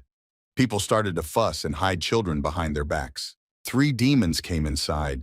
They talked about how it was worth killing everyone just because everyone here was a weakling. The guards of the city lined up and were ready to defend the common people. The guards told these human hunters that if they wanted to fight, they should have been attacked. The demon girl said that since he asks so much, then they will start with him. Its peculiarity was a certain poisonous liquid that instantly began to melt the metal. She laughed that they were too weak even against the poison. Suddenly, someone else appeared behind the demons' backs and said that she was also very annoyed by such scoundrels. These creatures were frightened and did not understand what was happening. Sky innocently asked why they were paying attention to her. It was worth continuing the conversation, but first she prepared a surprise for them, because the demons seemed to have forgotten where their place really was. However, she will gladly remind them of him. Meanwhile, the chief of the Demon Association was informed that in the morning there were calls from 5 branches, their content referring to the fact that the last known location of the dim ghost was the Pacific Ocean. Maybe it was an illusion created by Sky's magic, but he could also go up to the 2nd floor. Another aide reported to Mr. Shadow that information had been received that Kiriland and Green were involved in Operation Port Lane. Excluding commanders, there were 34 people in the Pride Squadron, 17 in despair, but according to updated data, there were already losses. The assistant was asked if reinforcements were needed. The headmaster said that it had already been sent. Those demons that Sky dealt with were no more alive than stones in the rocks. The girl was thanked for saving her. Miss Cyriland explained that she was a good archmage and had come to rescue them on purpose. The girl explained that if they wanted to live, then it was worth following her, because she had a magic drill that could even break down the barrier around the city, so now they all had nothing to worry about. Meanwhile, the demons in their headquarters on the mountain by the sea said that now there were only 2 people in the city who interfered with them, the Archmage and the Grey Reaper. There is a high probability that the dim ghost will also appear soon. In the streets, meanwhile, there was complete discord, and the demons attacked all those who did not have time to evacuate and the guardians of law and order. From time to time, Gilberto made beautiful shots, which destroyed these monsters in heaps. Green reported to his comrades that the knight was now escorting the last group of people to the nearest square, and in the meantime, there were 3 demons on the approach to the west gate. That's why he said that it was worth going past the park towards the square. These bloodthirsty creatures got to that night and said that he would not even have time to blink his eyes as death would come for him. The leader of the group said that at the request of the commander, they should have dealt with everything as soon as possible and returned. In the meantime, words were heard from the crowd that how weak they were. Who fought against such a thing of all that there is strength? The demons did not immediately understand who was in front of them, but then they recognized the representative of the dim ghost and said that it was worth preparing, that now the demons would raise their level. June turned to the guard and said that his place was now behind him. The Osboronian replied that he could not leave him alone to fight, but Ho persuaded him to take care of the citizens now. The stranger demon wondered if his opponent had just asked about his skills. Even the eagle tries its best to catch one worm, and the goal of the demons from the very beginning was not to fight, but to exterminate. Jun commented that it was an amazing ability, and if he wasn't a demon, how many good things he would be able to do. Ho froze everything around him. The stranger frightfully said that there was no information about the strength of the ice. It seems that this weakling was taking advantage of. The ghost asked if he really considered him a coward and said that it was just a world in which force decided everything. The ice turned into daggers and killed this monstrous demon. And June said softly, it was his favorite world, wasn't it? Ice drew the attention of her partner to the fact that there was some strange sound from the sea. Dim Ghost wasn't sure exactly, but it seemed as if he understood what was going on. Demonic Jade? It looks like these creatures were going to hunt this huge monster and tame it. Suddenly, a man landed in front of June and said that wasn't it beautiful what is called a sense of justice. It was Mr. Pride. The man said that literally his whole body was breaking into battle, but he held on so as not to pounce on the dim ghost. In addition, it did not refer to the four main attributes. This boy had a special ice ability, which means he melted his beautiful friends. Ho immediately attacked him. Pride asked where he was in a hurry, because they had enough time to talk. Two dead demon bodies fell behind June, and the ghost commented that they would talk first, but in private. The man suggested that he go along to the association, but the ghost asked what kind of answer he wanted. The demon said that it didn't matter if he was alive or dead, he still had to go with him. Ho said it was too proud and narcissistic. Pride said he heard it too often and tore the mouths of everyone who said so.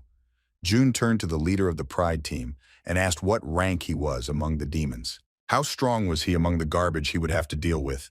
Pride could no longer stand such words and immediately rushed to attack. Their blows were swift and they moved quite quickly.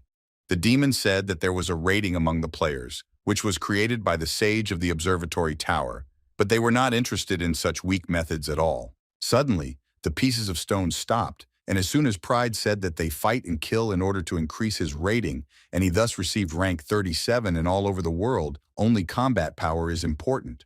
The pebbles caused a powerful explosion, but even from it June was able to hide. The battle was gaining more and more serious momentum. The demon turned to Huo and asked if he now understood, as a representative who didn't even make it to this ranking, who he was even fighting now. After an acceleration of 15%, his speed became simply incredible, but he could still expect the blows of the squadron head in time. The demon missed and ordered his assistant to close them in a separate barrier. Fuse understood everything and began to create a barrier for them. Now Ho was left alone with Pride. Iceflow asked her partner if they were now trapped. June explained that it was the same barrier as the one around the city. It looked like someone had such an ability. The demon shouted that he would no longer give him time to think, and metal balls appeared from the floor. This weapon defied all the laws of gravity. Pride asked if he had ever heard of these layers that could smear his beautiful face. The demon asked if Jun knew what was the peculiarity of kinetic energy control, namely that he didn't even need to engage in battle. His subordinates will do it for him. Ho began to run away from these endless targets that were trying to hit him. The acceleration was already equal to 30%, but these layers were unrealistically fast, and you just had to freeze them. The ghost tried to freeze them one by one, but because he missed one, he got a split forehead. Iceflow asked if he was trying to stop them one by one. This ability is not used that way at all. June told her to help him then. The girl said offended that it was right to ask Her Majesty for help. The Queen began the second lesson of freezing. When using the skill, it is important to concentrate your own strength just as much as necessary, although it can even destroy the Guardian of Darkness in reality. The essence lies in the ability to freeze the target. It is worth looking at it more broadly, namely, how much it was worth freezing it, and how much he wanted to freeze it. Now the partner should have repeated it himself, but if it seems to him that he is on the verge of death, then she will save him. Look wider in such a situation. When a bunch of layers are flying at him, it is simply impossible to see after hearing the theory. As soon as he blinked his eyes, everything around him froze. Ice praised him, but added that his reaction was much slower than hers. Pride didn't understand how this had happened, and how he was able to freeze as many as 50 layers at once. The demon began to ask who he was. The girl whispered to her partner that in addition to all this, all the balls that he had used before were now their weapons. Pride tried to escape, and using all his energy in his body, he wanted to end it all with one blow. The piece of ice was right in front of his nose and said it was so sorry, but now it was right there. Pride looked at the spirit in surprise and said that he felt the same cold. The dim ghost struck the final blow at that moment.